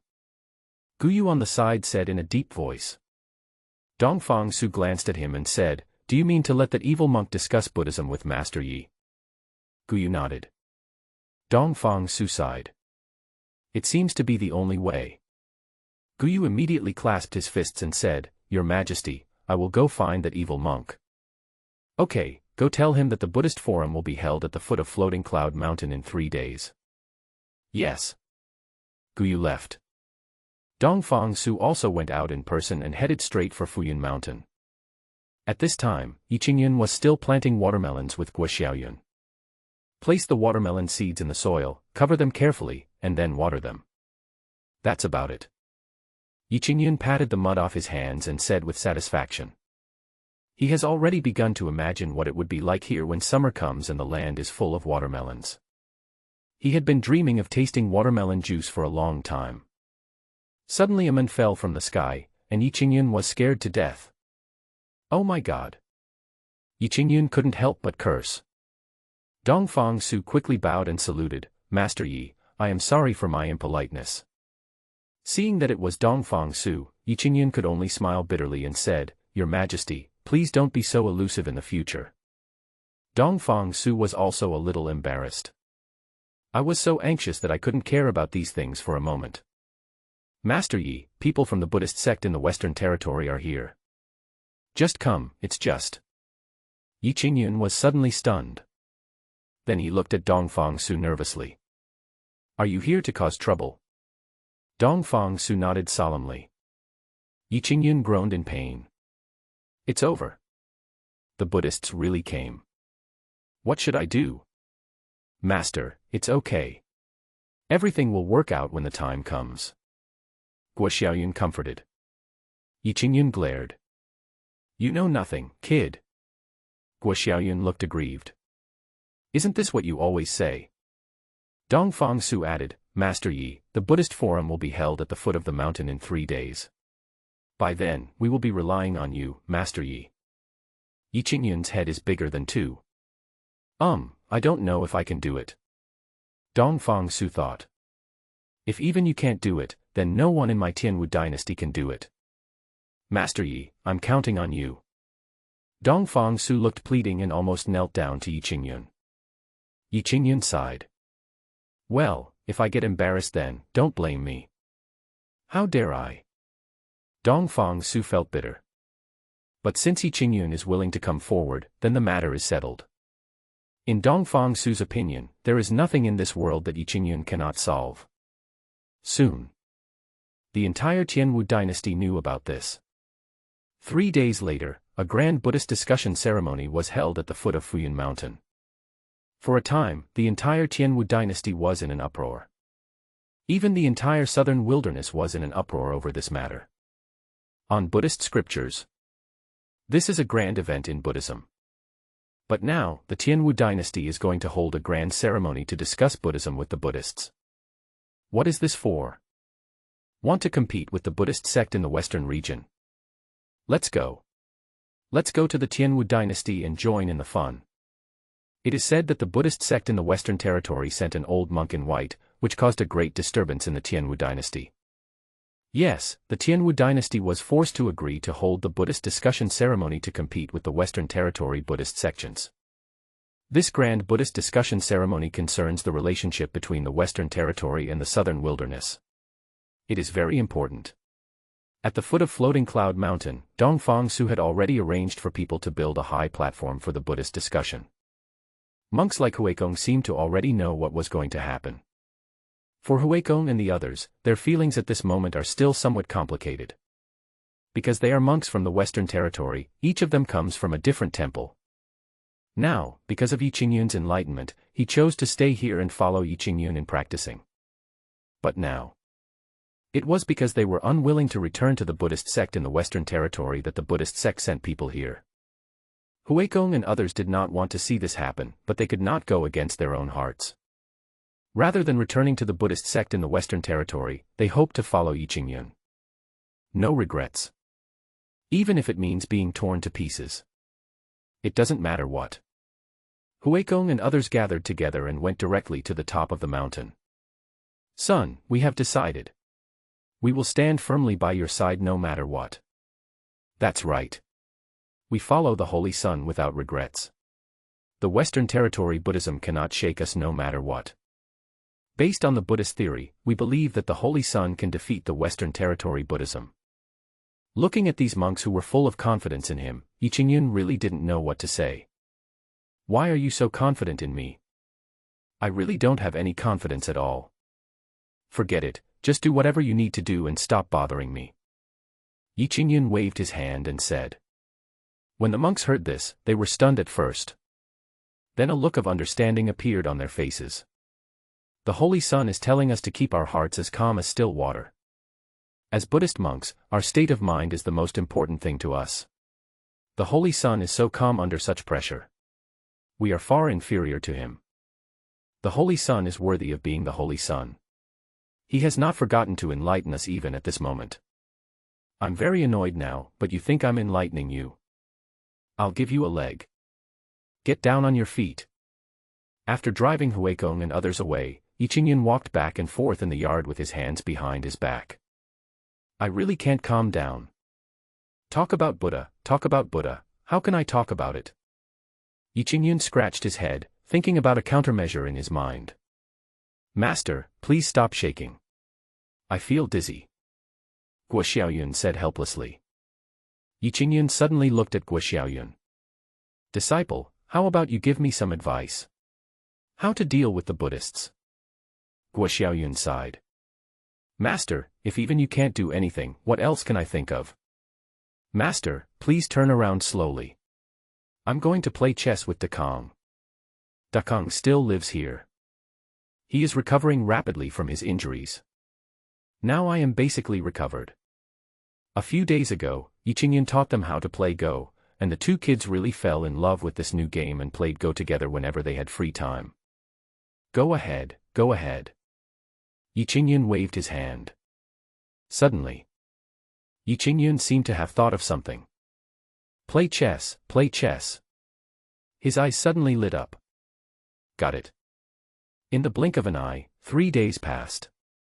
At the foot of Floating Cloud Mountain, the platform had already been built. And the whole foot of the mountain is very lively. Not only warriors from the Tianwu dynasty, but warriors from several other countries in the southern wilderness also came here. They all wanted to see how this earth-shaking Buddhist debate would proceed. Dongfang Su, surrounded by a group of palace masters, sat on the seat next to the high platform. All the heads of the 3 major sects were also present. Even Shen Tianhua, who had always lived in seclusion in Yutian Valley, appeared in the viewing seats. Huikong and other monks were gathered under the high platform at this moment, looking towards the west. There was nervousness on their faces. And on the high platform, Yi Qingyun stood with his hands behind his back, his expression calm and his posture chic. He looked down at the people below and smiled. Everyone looked at Yi Qingyun's demeanor and couldn't help but admire him secretly. This Mr. Yi is truly extraordinary. I am so lucky to be able to see this master's heroic appearance. It is said that this Yi Gao is also a Buddhist saint and has great Buddhist wisdom. No wonder so many monks stay here and are unwilling to return to the West. Everyone was talking about it. The reason why Yi Qingyun on the stage did not move. It's not about being extremely graceful, nor is it about pretending to be cool. This platform is really too high. Who the hell came up with the idea of making the stage so high? I don't even dare to move now. Yi Qingyun's feet trembled slightly. I can only try to keep myself calm as much as possible. Suddenly, the sound of chanting sutras could be heard from afar. Everyone looked in the direction where the chanting sound came from. A golden light shot up into the sky, dazzling. Everyone present changed color. This golden light contains a strong Buddhist atmosphere. There is also an indescribable pressure. It seems to be deliberate. Here it comes. Many people were secretly awed. The first ones to notice it were Huikong and others. As Buddhists, Huikong and others can feel more deeply the power of this Buddha's light. This is the breath of the great light Buddha. A monk exclaimed. Huikong looked solemn and clasped his hands together. My people from Xichang Ancient Temple are here. If my guess is correct, it should be my uncle Master Xian Jing. Mysterious and pure. Upon hearing this Dharma name, the other monks all changed color. Xian Jing of Xichang Ancient Temple is an extremely powerful person. The monks of the Xian generation are very powerful in themselves. And Xian Jing is the best among them. His strength is enough to rank among the top 3 among the monks of the Xian generation. In addition, Xian Jing has practiced the Great Light Buddhist Sutra for many years, and his Buddhist attainments are very profound. He is very good at using the Buddha's light to save the world. I didn't expect that Master Xian Jing would come. I don't know how the Holy Sun will respond. It doesn't matter. The Holy Sun must be full of confidence. We should also believe in the Holy Sun. The sound of chanting scriptures came from far away. An old monk in white robes, barefoot and with a peaceful face, walked towards us from a distance. Seeing this old monk in white, everyone present stared at him. Look behind this person. Someone exclaimed. Then I saw that the old monk in white was followed by many people. The vast majority of these people are ordinary people, but there are also those who practice cultivation. The only thing these people have in common is that they all have their hands clasped together, look pious, and recite Buddhist scriptures. This strange scene gave everyone here an invisible pressure. Amitabha. A Buddhist chant was heard. A golden Buddha suddenly appeared behind the old monk in white. Great Light Buddha. The Buddha's light shines everywhere, and everyone is affected invisibly. Those with lower cultivation levels suddenly had confusion in their eyes. However, those with high levels of cultivation can still resist. But his mind was also a little dazed. Only those who have practiced at the nascent soul stage and above can remain completely calm. I am Xian Jing, a monk who has come from the Western Territory to meet you all from the Tianwu dynasty. Xian Jing stood at the foot of the platform, his face peaceful, and bowed slightly to the crowd. Everyone was silent. They were all stunned by the scene when Xian Jing arrived. 100,000 people followed them chanting sutras. What a spectacular sight! No one present had ever seen such a scene. This is simply a demonstration. After Xian Jing saluted, he looked at Huikong and others opposite him. Seeing Huikong and others looking at him with fear, Xian Jing couldn't help but feel a little stunned. He originally thought that Huikong and others would be excited and happy to see him. But now it seems that I was wrong. Aren't Huikong and the others detained here by the Tianwu dynasty? Brother Huikong, why don't you return to the Buddhist sect in the Western Territory? Xian Jing asked. Huikong bowed to Xian Jing. Uncle Master, we are willing to stay here and follow the Holy Sun to practice. As soon as these words were spoken, Xian Jing's brows immediately frowned. Holy Sun. Have you found the Holy Sun? Huikong nodded and pointed at Yi Qingyun on the platform. The sun is on the stage. Only then did Xian Jing look at Yi Qingyun on the high platform. But after looking at him, Xian Jing couldn't see any trace of Buddhism in Yi Qingyun. There wasn't even the slightest fluctuation in his cultivation. How could such an ordinary young man be the holy son of Buddhism who could lead Buddhism to glory as rumored? Absolutely not. Huikong, you have been deceived. He is not the holy son of Buddhism.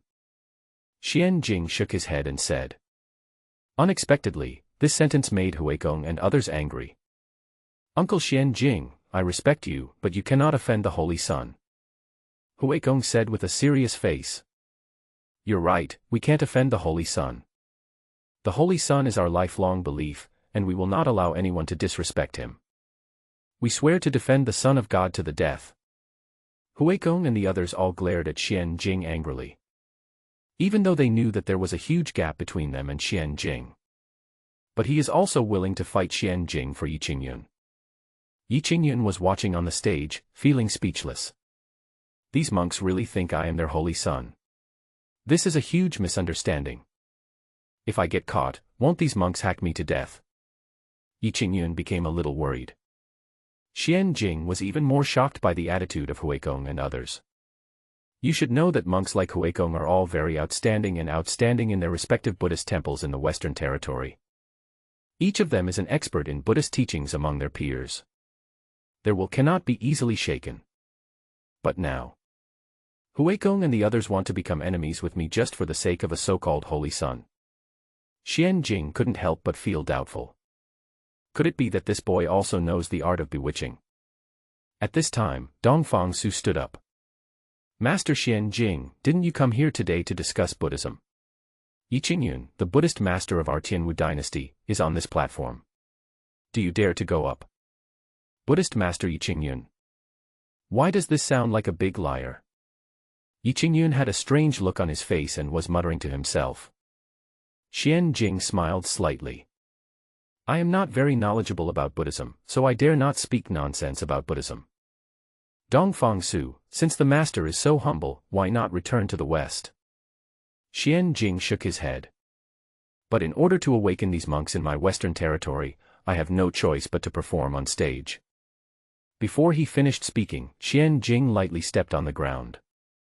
A lotus flower appeared out of thin air.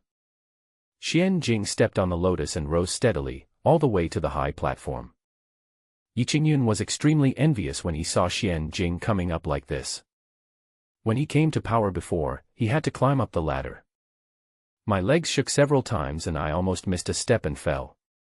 Others thought that Yi Qingyun didn't want to show off his magical powers, so he chose such a simple way of climbing the ladder to get on stage. Thank you, benefactor. Xian Jing bowed to Yi Qingyun. Yi Qingyun put his hands together and said, Master, you are polite. When others are polite, you should also be polite and observe proper manners. But unexpectedly Xian Jing suddenly attacked. Donor, are you really the holy son of Buddhism? This is a very direct question. If Yi Qingyun admitted it, then the next step would be to start the real Buddhist reasoning. If Yi Qingyun does not admit it, Xian Jing can just say that Yi Qingyun is an impostor, which will shake Huikong and others below.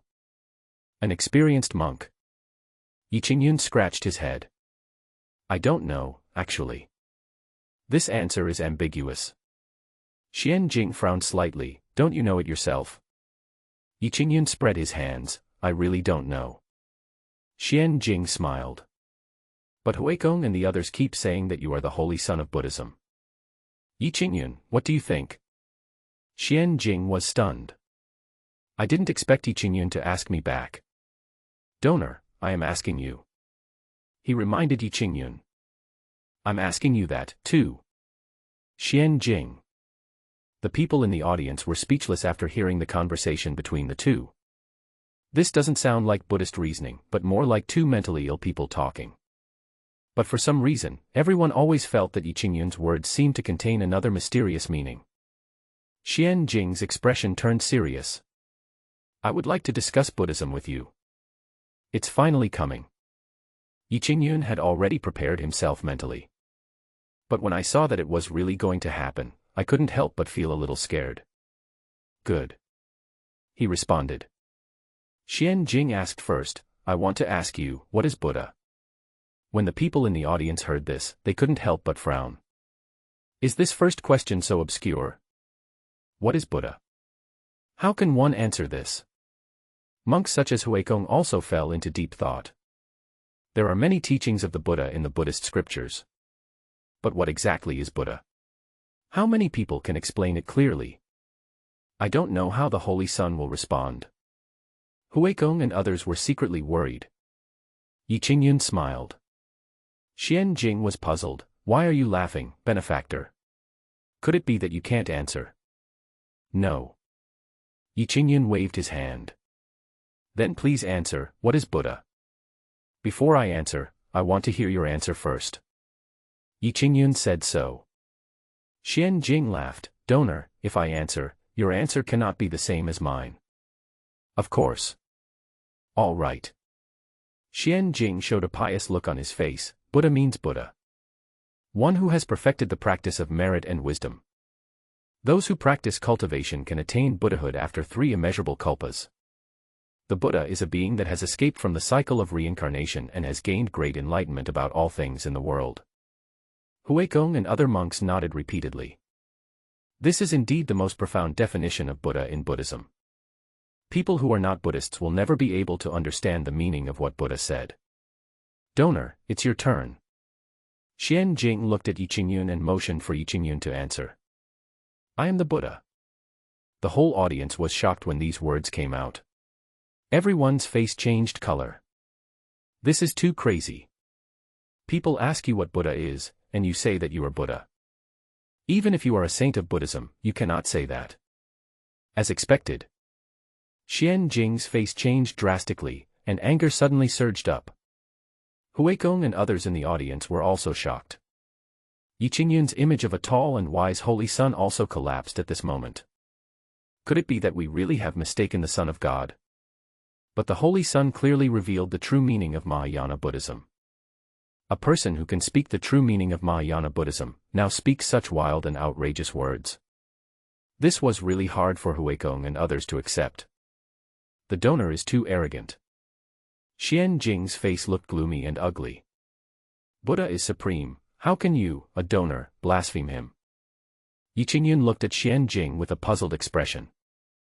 Why can't I be a Buddha? Xian Jing was furious. There are tens of thousands of Buddhist monks in my Western territory, and many of them are proficient in Buddhism, but no monk dares to call himself a Buddha. What right do you have to say that you are a Buddha? Yi Qingyun shook his head. In your heart, Buddha is supreme. But in my eyes, I am a Buddha, you are a Buddha, and everyone present can be a Buddha. These words made Xian Jing stunned. Even everything in the world can be a Buddha. Yi Qingyun put his hands behind his back, his expression empty and indifferent. Can everything be Buddha? These words, like the sound of a huge bell, immediately resounded in the ears of everyone here. Especially those in the Buddhist community were deeply shocked. This was a kind of speech they had never heard before. It can be said that this directly overturned the Western Buddhist community's consistent understanding of the existence of Buddha. This is a fallacy. How can everything in the world be a Buddha? Xian Jing was not easily shaken. Why can't everything in the world be a Buddha? Yi Qingyun showed a meaningful smile. The Buddha said that all living beings are equal and all things can become Buddhas. All beings are equal. Everything can become a Buddha. As soon as these words were spoken, the sky and the earth suddenly changed color. At the same time, the sound of chanting could be heard from more than a dozen temples at the foot of Fuyun Mountain. And in the distant western Buddhist territory, every temple and every ancient monastery was filled with the sound of loud chanting. Moreover, all the Buddha statues enshrined in their temples also became brighter.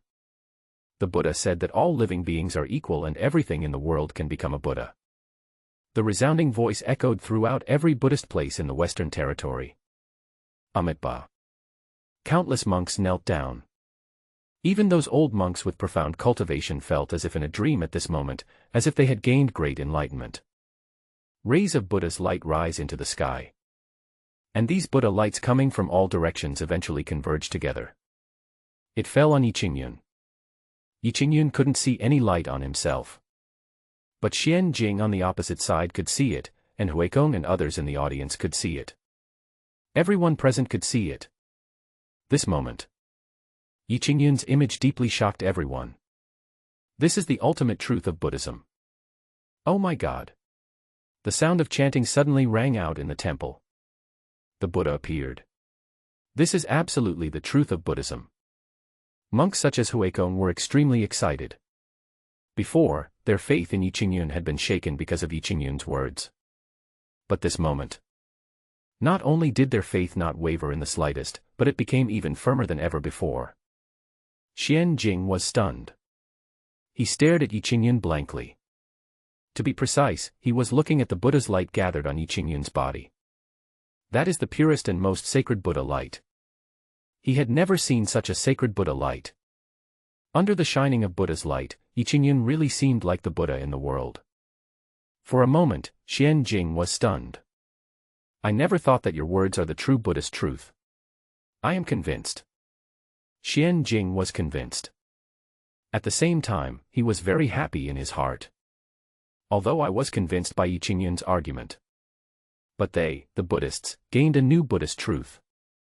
This also invisibly strengthened Buddhism. Thank you. Yiqingyun also breathed a sigh of relief.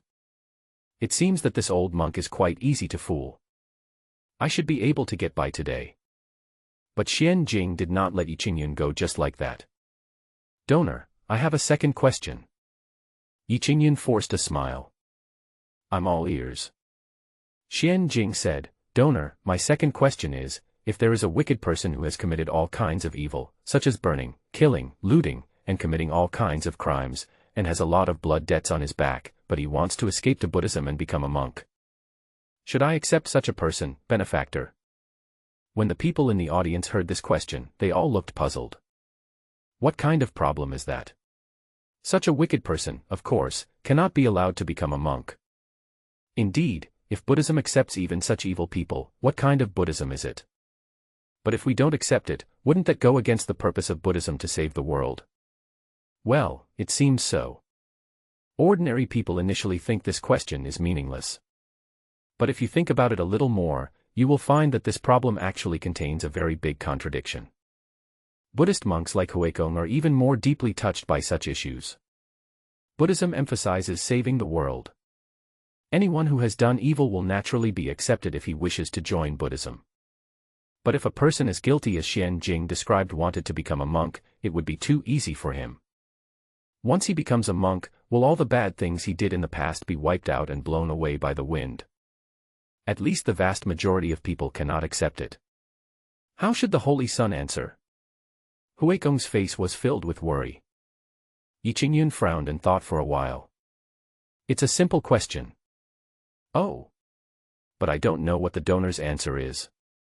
Xian Jing asked curiously. Yiqingyun looked at Xian Jing.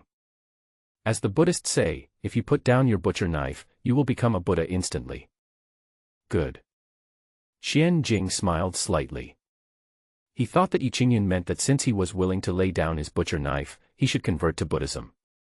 But in this case, how can the sins of the past be resolved? Since a person who has committed the 10 most heinous crimes is willing to join the Buddhist sect, then we should naturally give him the opportunity to be enlightened and enlightened. Having said that, Yi Qingyun suddenly changed the subject. But the sins of this person will not disappear just by entering Buddhism. The grudges must be resolved. Xian Jing asked doubtfully, then I wonder how you think we can resolve this. Yi Qingyun looked solemn.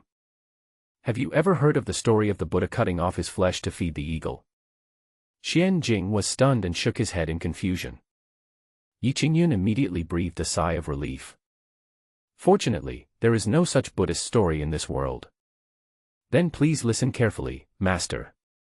The Buddha was once out and about and encountered a hungry eagle hunting a poor pigeon. The dove hoped the eagle would let it go, but the eagle said, "If I don't eat you, I will starve to death." When the Buddha heard this, he felt compassion and hid the pigeon in his arms. The eagle was very angry, thinking that although the Buddha was merciful and saved the pigeon, he wanted to let the eagle starve to death. Master, guess what the Buddha said? I can't guess. Xian Jing shook his head. Yi Qingyun took a deep breath.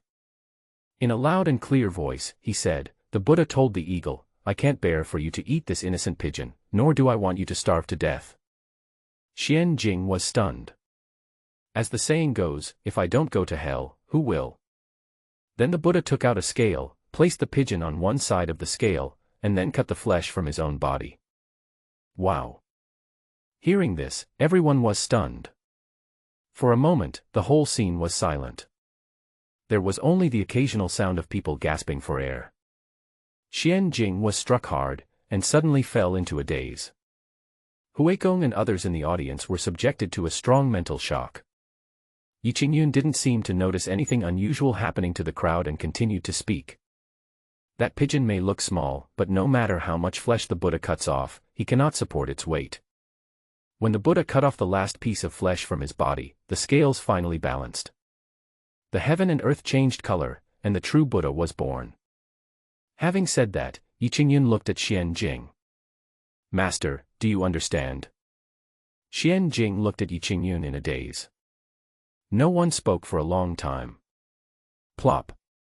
Plop. Plop. Under the high platform, monks including Huikong knelt down one by one. Their faces were full of piety and solemnity. Buddha have mercy on me. Buddha have mercy on me.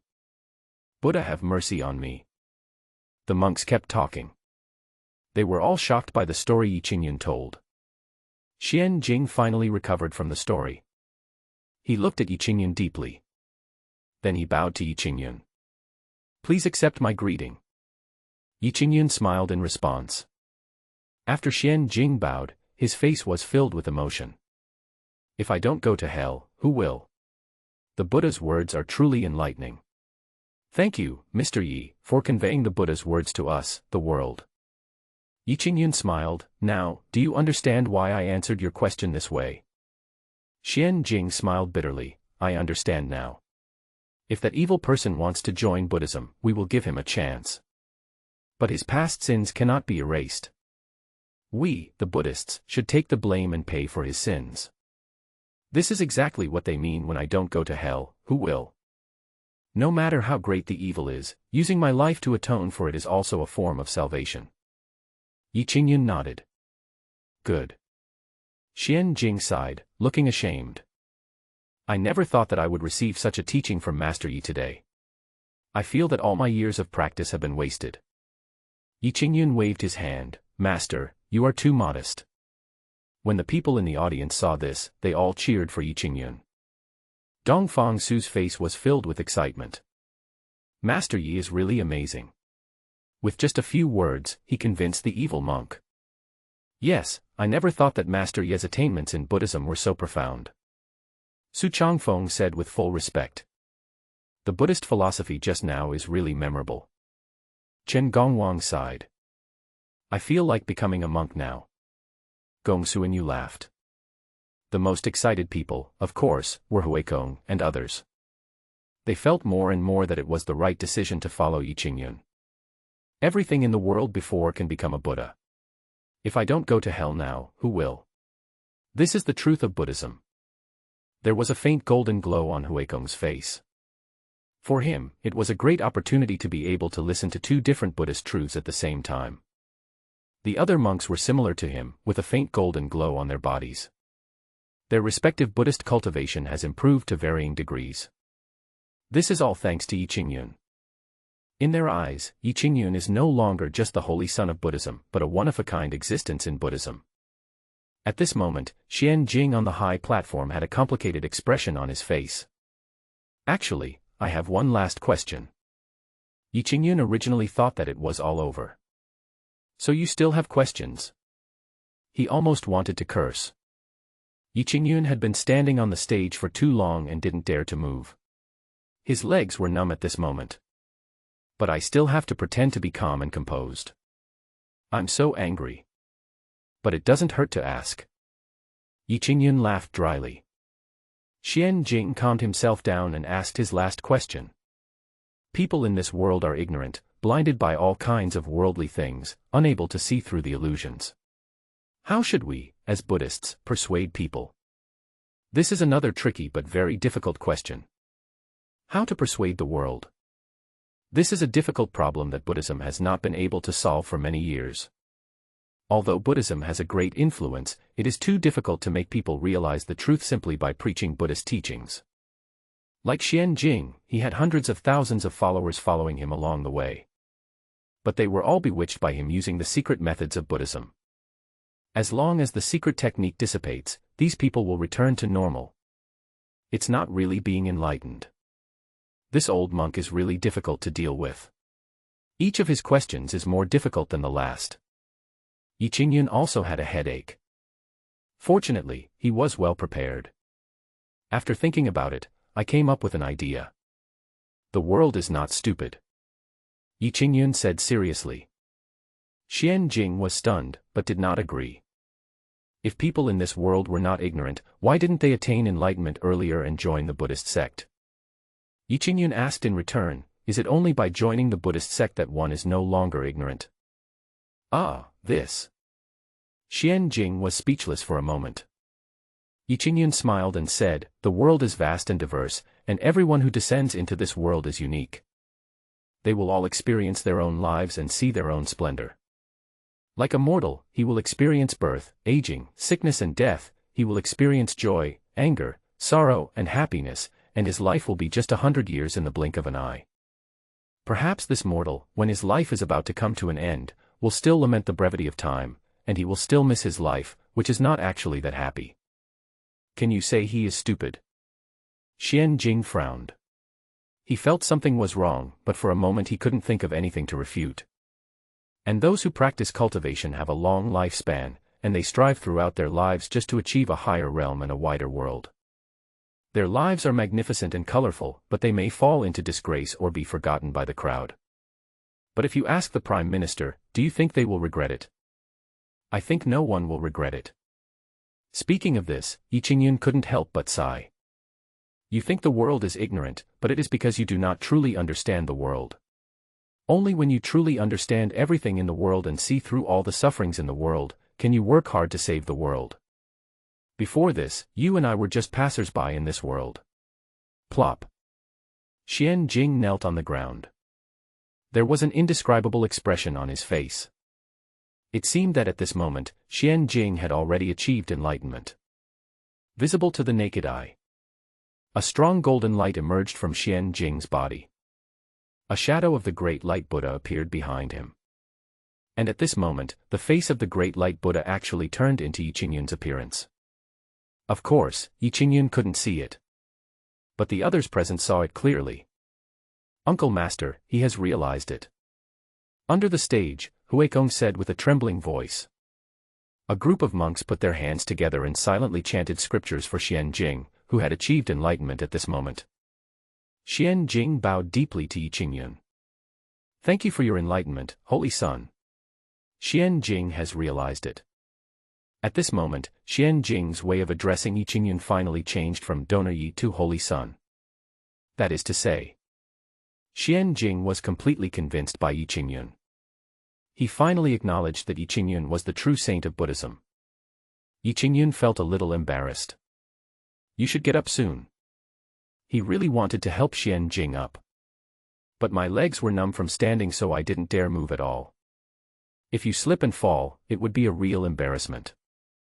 Xian Jing has no regrets in this life as he has been taught by the Holy Sun. Xian Jing looked at Yi Qingyun with full piety. I only hope that the Holy Sun can come to the Western Territory and bring the supreme Buddhist teachings to the Buddhist monks in the Western Territory. This is an invitation for Yi Qingyun to go to the Western Territory Buddhist temple to explain Buddhism. Hui Gong and others were extremely excited.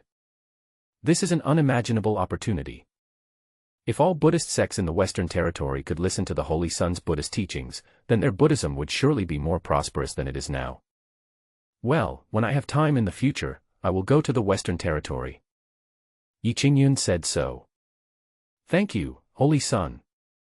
Xian Jing was overjoyed and didn't care when Yi Qingyun would go to the Western Territory. To him, the words of the Holy Sun are the Supreme Buddha's will. Since it has been said that it will definitely come. There is no need to rush. When the people in the audience saw Xian Jing kneeling before Yi Qingyun and respectfully calling Yi Qingyun the Holy Sun, they knew that this Buddhist debate was completely settled. I never thought that Master Yi had such unfathomable Buddhist cultivation that even such a great Buddhist monk was impressed by him. Of course. Didn't you hear even Xian Jing call Yi Gaoren the Holy Sun of Buddhism? It is our great fortune that such a great man is willing to stay in our Tianwu dynasty. Alas, it would be great if this master could come to our country. The people in the audience were talking about it, all of them were amazed at Yi Qingyun's Buddhist attainments. Many warriors from other dynasties were envious. In their eyes, the Tianwu dynasty was simply lucky to have such a hermit willing to stay here. Dongfang Su's face was full of smiles. He hadn't been this happy in a long time. This time, his Tianwu dynasty was in the limelight. Although they relied on Yi Qingyun's power, it was actually the Tianwu dynasty that blocked the Buddhist sect in the Western Territory. Saved the face of the 7 countries in the southern wilderness.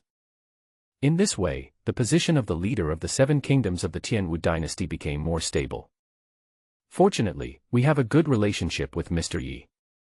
Otherwise, it would be unimaginable to offend such a master. Yeah, that's right. The 3 sect leaders nodded repeatedly, feeling even more fortunate that they had established a good relationship with Yi Qingyun early on. At the same time, they also made up their minds to hold Yi Qingyun's thighs tightly in the future. Following such a hermit, you will surely be able to rise to a higher level in the future. Xian Jing slowly stood up, and the figure of the great light Buddha behind him also retracted into Xian Jing's body. Son, it is now your turn to ask me questions. Yi Qingyun looked painful. Is this going to continue? Yi Qingyun naturally had nothing to ask. But he was prepared. Hey, please help me bring the things up. Yi Qingyun shouted to the people below. Yes, sir. Then a man jumped into the air and brought a chessboard and 2 chess boxes to the platform. Yi Qingyun placed the chessboard on the ground and sat down. Comfortable. Yi Qingyun groaned in his heart. After standing for a long time, I finally got the chance to sit down. What does this mean, Holy Sun? Xian Jing looked at Yi Qingyun with some confusion. I don't have anything to ask you, but I would like to play a game of chess with you. Yi Qingyun placed the chess box on the chessboard. By the way, you can play chess, right? Yi Qingyun once saw people playing chess in a tea house in the market, so he knew that Go also existed in this world. I'm sorry to have made you laugh, Saint Sun. I know a thing or two. Xian Jing smiled. He knew more than just a little bit. In the entire Xichang ancient temple, the person with the highest attainment in Go was Xian Jing. Monks all love to play chess.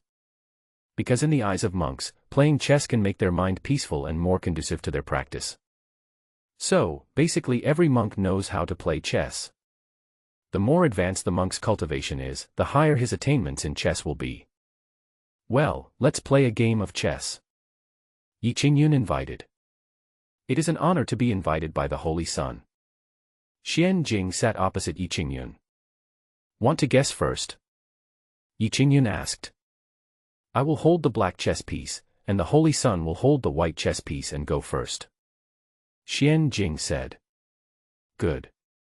Yi Qingyun was not polite either. He immediately held the white chess piece and placed it directly on a corner of the chessboard. This move is extremely unorthodox and completely different from the normal start of a chess game. Xian Jing was stunned for a moment. He has been playing chess for so many years, but he has never seen anyone play chess like this right from the start. Not acting according to common sense at all. Is this really someone who can play chess? However, Xian Jing did not dare to doubt Yi Qingyun. He just felt that the Holy Sun must have his own deep meaning in playing chess in this way. Looking again, Xian Jing's expression suddenly changed. Although there was only one white chess piece on the chessboard, for some reason, in Xian Jing's eyes, this white chess piece looked like a whirlpool. It can absorb Xian Jing's mind into it. Xian Jing was suddenly frightened and broke out in a cold sweat. The Great Tao. This chess piece actually contains the Great Tao. Xian Jing was extremely shocked. This seemingly strange move of chess actually contains unimaginable avenues. Xian Jing was shocked. How terrifying is this Holy Sun? It's your turn. Seeing Xian Jing sitting there in a daze, Yi Qingyun couldn't help but urge him. Xian Jing picked up a black chess piece with trembling fingers. He looked at the empty spots on the chessboard, wanting to place his piece, but found that no place seemed to be suitable. In the end, Xian Jing gritted his teeth and placed the chess piece next to the white piece that Yi Qingyun had just placed.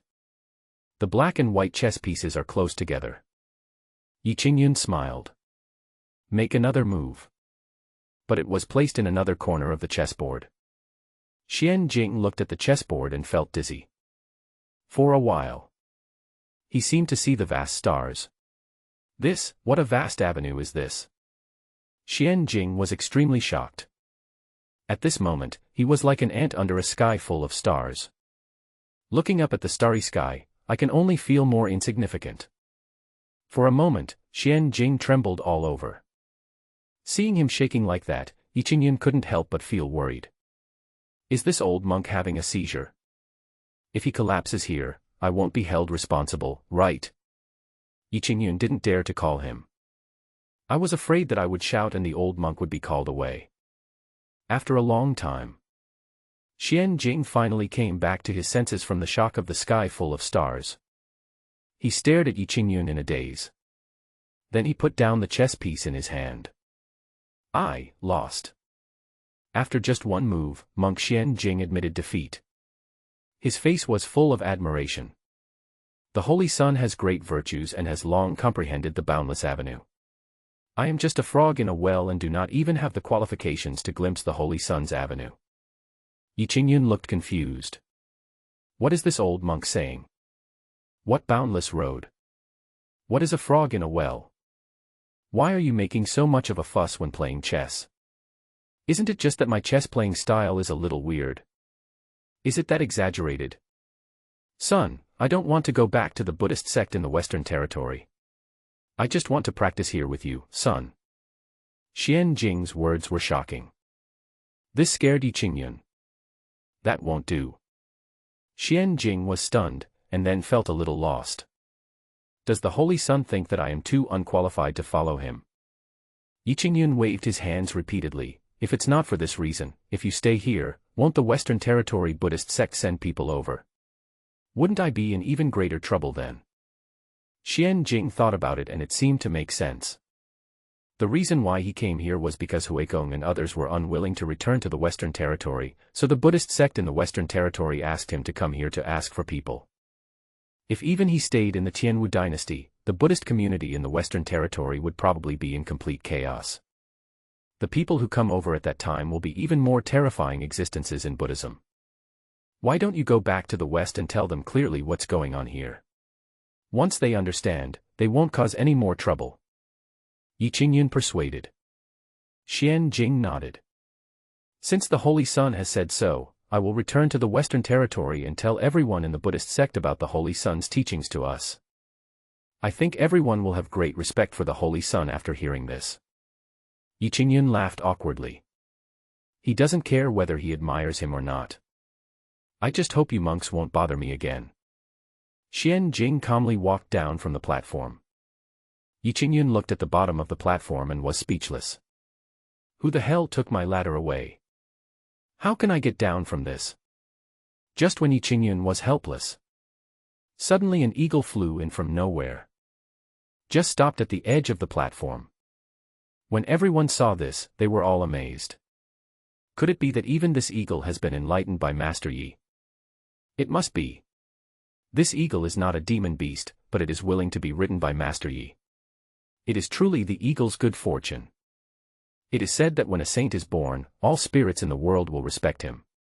Could it be that Master Yi has also reached the level of a saint? Don't dare to say that. Yi Qingyun looked at the eagle with an attentive face. The eagle looked at Yi Qingyun with anticipation. One man and one eagle, staring at each other. The eagle seemed to be saying, "Come up quickly." Yi Qingyun's face was full of rejection. He didn't want to fall to death. I don't want to step on a bird. But no one in the audience was willing to help Yi Qingyun. They were not even willing to bring a ladder for Yi Qingyun. It's faded, the feelings have faded, and you're not even willing to give me a ladder to use. Yi Qingyun let out a long sigh. Still chose to go on the eagle's back. As soon as Yi Qingyun stepped on it, before he could stand firmly, the eagle whooshed to the ground. Yi Qingyun was so scared that he almost wet his pants. Fortunately, the eagle landed safely. Yi Qingyun also came down trembling. Master! Holy Sun! Suddenly, everyone gathered around. There was admiration on everyone's face. Yi Qingyun had no choice but to keep smiling. Everyone should go away. But no one wanted to leave. Mr. Yi, we admire you very much. Can you give us some advice? Yes. We all admire Master Yi very much, and we would like to ask for your guidance. We would be willing to die if we can get some advice from Master Yi. Yi Qingyun looked at the extremely enthusiastic crowd and felt very gratified. It seems that I, Yi Qingyun, am still quite popular in this world. Thinking of this, my mood suddenly became relaxed and happy. Ahem. Yi Qingyun cleared his throat. Quiet down. Master Yi is about to speak. Someone shouted. Everyone immediately quieted down. At this moment, Yi Qingyun was like an old cadre who was about to express his opinions at a meeting. But I have to say that the feeling of being an old cadre is really good. No wonder those cadres always like to speak a few words at various meetings. Since everyone asked me to say a few words, I will say a few words and show my ugliness. Yi Qingyun also spoke in the tone of a veteran cadre. Everyone's face was full of anticipation, and they looked at Yi Qingyun with curious eyes. Yi Qingyun thought about it and decided what to say. We are all cultivators, so I won't say much else. In short, I hope everyone can maintain a good attitude. No matter what kind of cultivation you are in or what age you are, you should be optimistic, positive, and enterprising, and be a cultivator full of positive energy. Here, I have come up with a slogan for everyone. The first thing you should do when practicing every day is to cheer yourself up. Shout out Ali Gay 3 times. You will be full of energy for the whole day. Everyone looked confused. Awesome. Full of energy. Where do these words come from? Why does it sound so weird? Mr. Yi, how do you want to shout? Someone asked tentatively. Like this. Yi Qingyun took a deep breath, and then opened his throat. Come on. Ali go. This shout stunned everyone. Yi Qingyun was not embarrassed at all. I feel pretty good about it. Let's give it a try. What Master Yi said shouldn't be wrong. Yeah, let's shout too. Maybe it really works. So. Many people began to try to shout. Come on. Olgo. Come on. Olgo. Come on. Olgo. For a while, shouts of Ali Gay were heard one after another. After some people shouted, excitement suddenly appeared on their faces. It seems to be working. Yeah. After I shouted, I felt full of energy. I feel my blood boiling. I can't wait to have a big fight with my enemy. I want to practice. I want to fight. Yi Qingyun looked at these people, and each of them became excited. Is it really so magical to just shout Ali Gay? He himself began to doubt. The Dharma conference was over. Monk Xian Jing came with full confidence and left with full of excitement. He felt that his trip was not in vain. Although he did not bring Huikong and the others back, he still received guidance from Yi Qingyun. Xian Jing's attainments in Buddhism became more profound, and he had a clearer understanding of the future path of practice. This was the biggest gain from his trip. Although Xian Jing still had to return to the Western Territory, his devotion to Buddhism had already completely remained in the Tianwu dynasty and in Fuyun Mountain. When I return to the Western Territory, I will spread the Holy Sun's Buddhist teachings widely, so that all Buddhists can be grateful for the Holy Sun's enlightenment. Xian Jing swore secretly in his heart. The Holy Sun's Buddhist teachings must be spread throughout the Western Territory. Let all Buddhists be enlightened by the Holy Sun. After the Buddhist conference ended, the process of discussing Buddhism was quickly spread by those who watched it. The entire 7 countries of the southern wilderness were filled with various legends about Yi Qingyun. Have you heard? Yi Qingyun is truly an otherworldly master. Even the high monks from the Western Territory are impressed by him and kowtow to him. I saw it with my own eyes. Yi Qingyun was like a god, majestic and radiant. He was just like a saint descended to earth. Is it that exaggerated? Someone expressed doubts, but was immediately attacked by the crowd. That's not an exaggeration. It is said that when this person opens his mouth, he speaks profound Buddhist teachings, causing Buddha statues all over the sky to appear. Also, there is news coming from the Western Territory that the Buddha statues in countless temples have resonated with Yi Qingyun.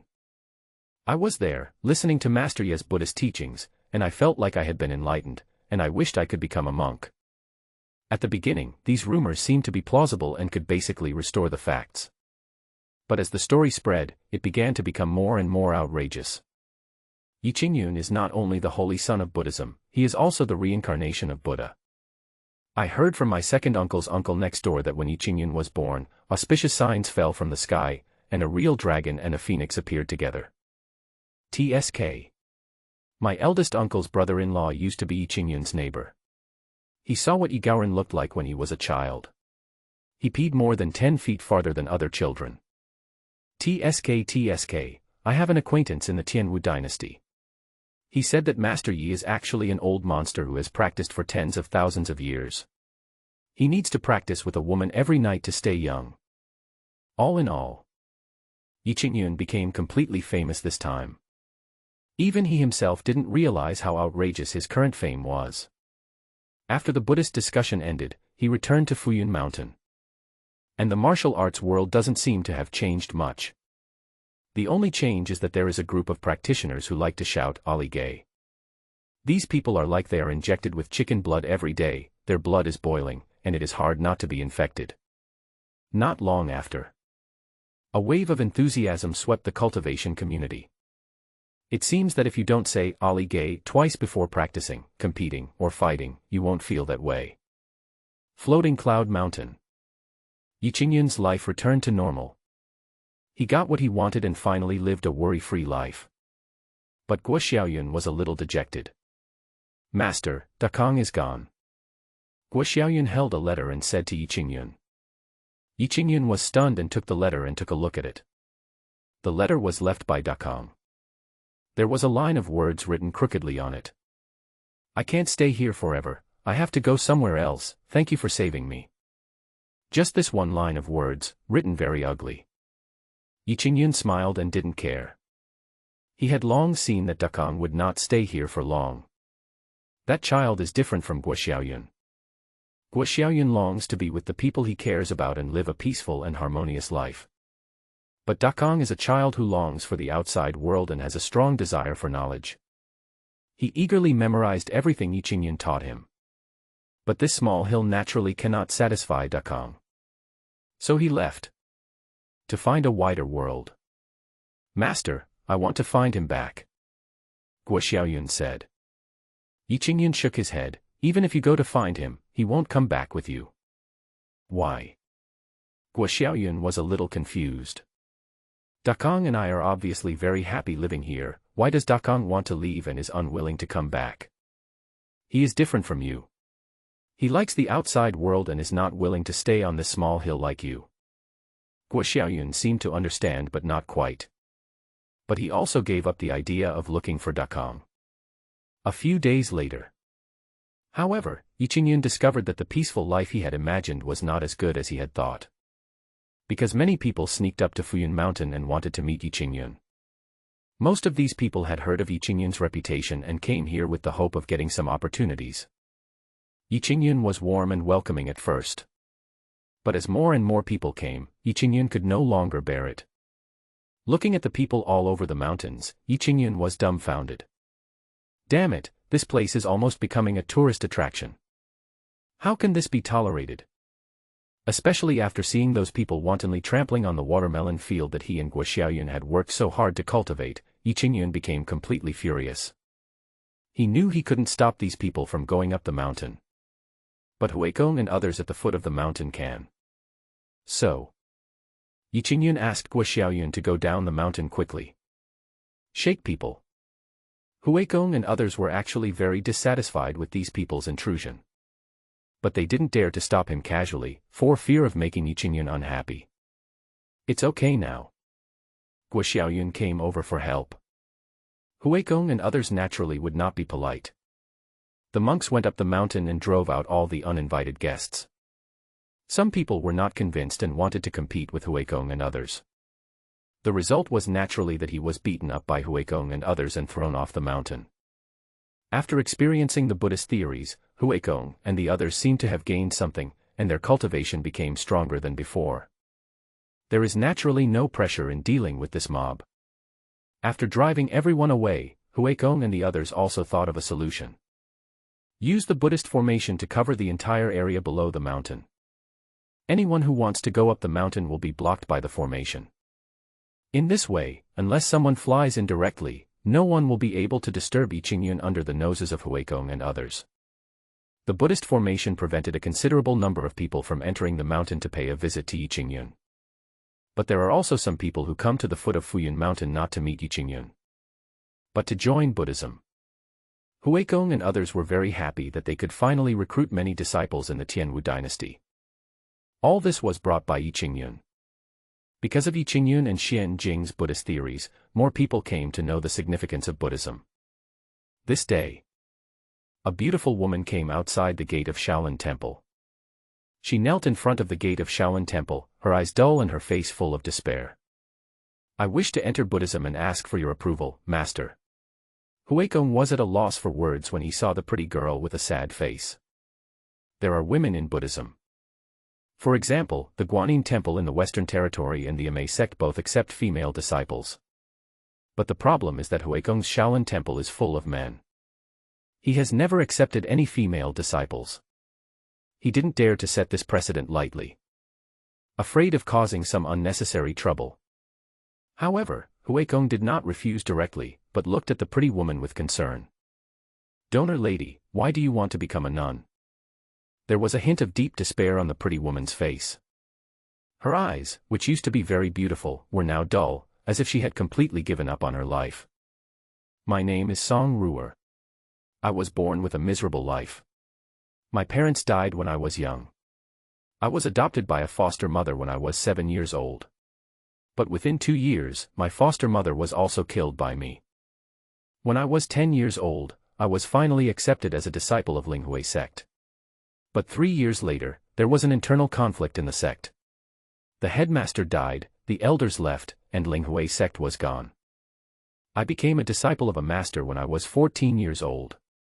However, the next day after I became his disciple, Master Bai went astray due to a mistake in his cultivation and died on the spot. Upon hearing this, Huikong's expression changed. Oh my God. This is really a case of dying wherever you go. It's a bit too weird. Later, I didn't want to cause any more suffering to innocent people, so I hid in the mountains. Unexpectedly, a wildfire broke out in the mountains, and all the birds and animals on the mountain were burned to death. Even several farmers at the foot of the mountain were affected. I have been wandering around for several years, and innocent people have been killed by me all the time. I really have no other choice. When Song Ruer said this, she bowed deeply to Huikong. I just want to shave my head and become a monk, to be away from the mundane world and always be close to the Buddha. Master, please help me. Huikong frowned. Su Hai and Su Zhu standing aside also had conflicted expressions. Song Ruer's life experience is indeed pitiful. Almost everyone involved died.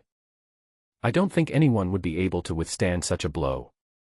No wonder Song Ruer is so young but wants to become a nun. Master, why don't you accept this poor girl? Suju said with some sympathy. Huekong sighed, but there are no women in my Shaolin temple. Suju pointed at Song Ruer and said, if she becomes a disciple, she will be the first female disciple of Shaolin temple. Song Ruer also pleaded quickly, I have no other request, I just want to spend the rest of my life in the temple. Huekong hesitated for a long time. Finally I agreed. Okay, but you don't have to shave your head for now. Wait for me to write a letter and ask the monks and nuns from the Western Territory to come here. Then you can become a disciple of the monks and nuns. This is the proper way.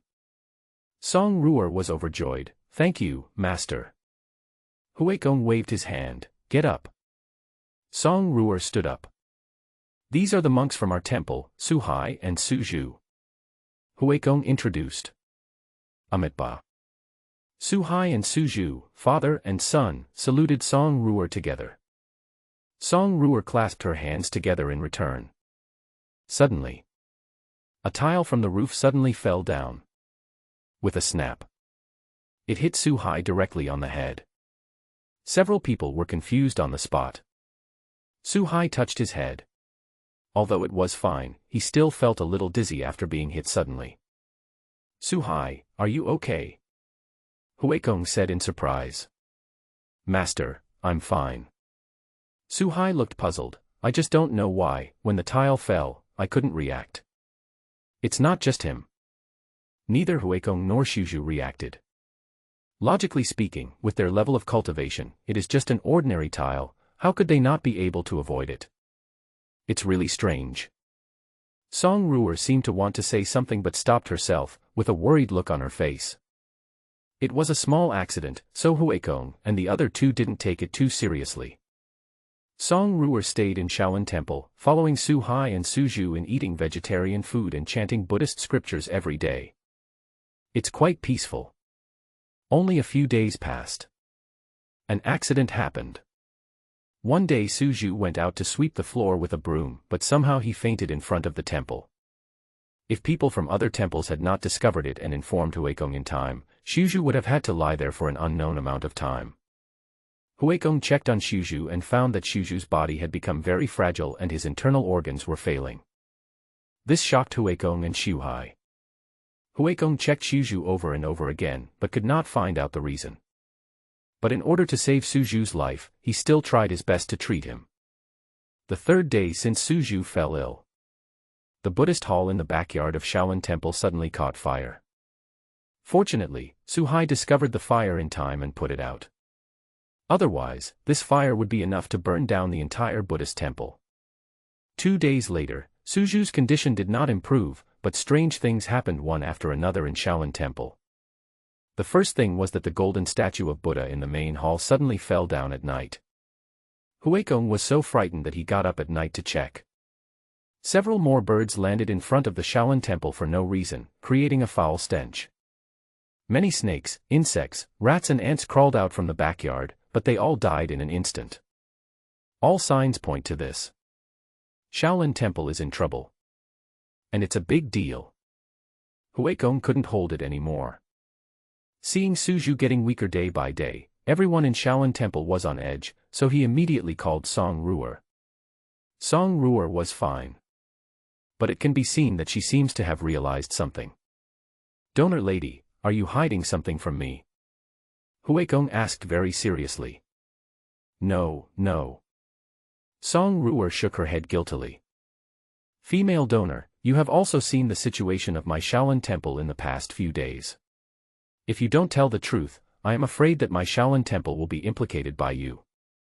Huekong said sternly. Tears welled up in Song Ruer's eyes. Actually, I was born with a body that brings disaster. When these words came out, Huekong was stunned at first.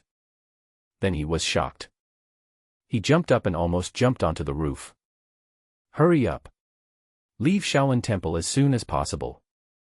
Huekong, who was always calm and peaceful, was like a mouse seeing a cat at this moment, and was eager to drive Song Ruer away. Song Ruer knelt on the ground, crying, Master, I have nowhere to go. Huigong also wanted to kneel down to her. My aunt, your evil body can kill people. Even though my Shaolin temple is blessed by the Buddha, it cannot withstand the disaster brought by your evil body. The body of disaster is a special physique that is extremely terrifying in ancient legends. Wherever people with this physique go, disasters will occur. Those close to them will not die a good death, and people related to them will also die one after another. To put it bluntly, he is a born disaster. You will die wherever you go.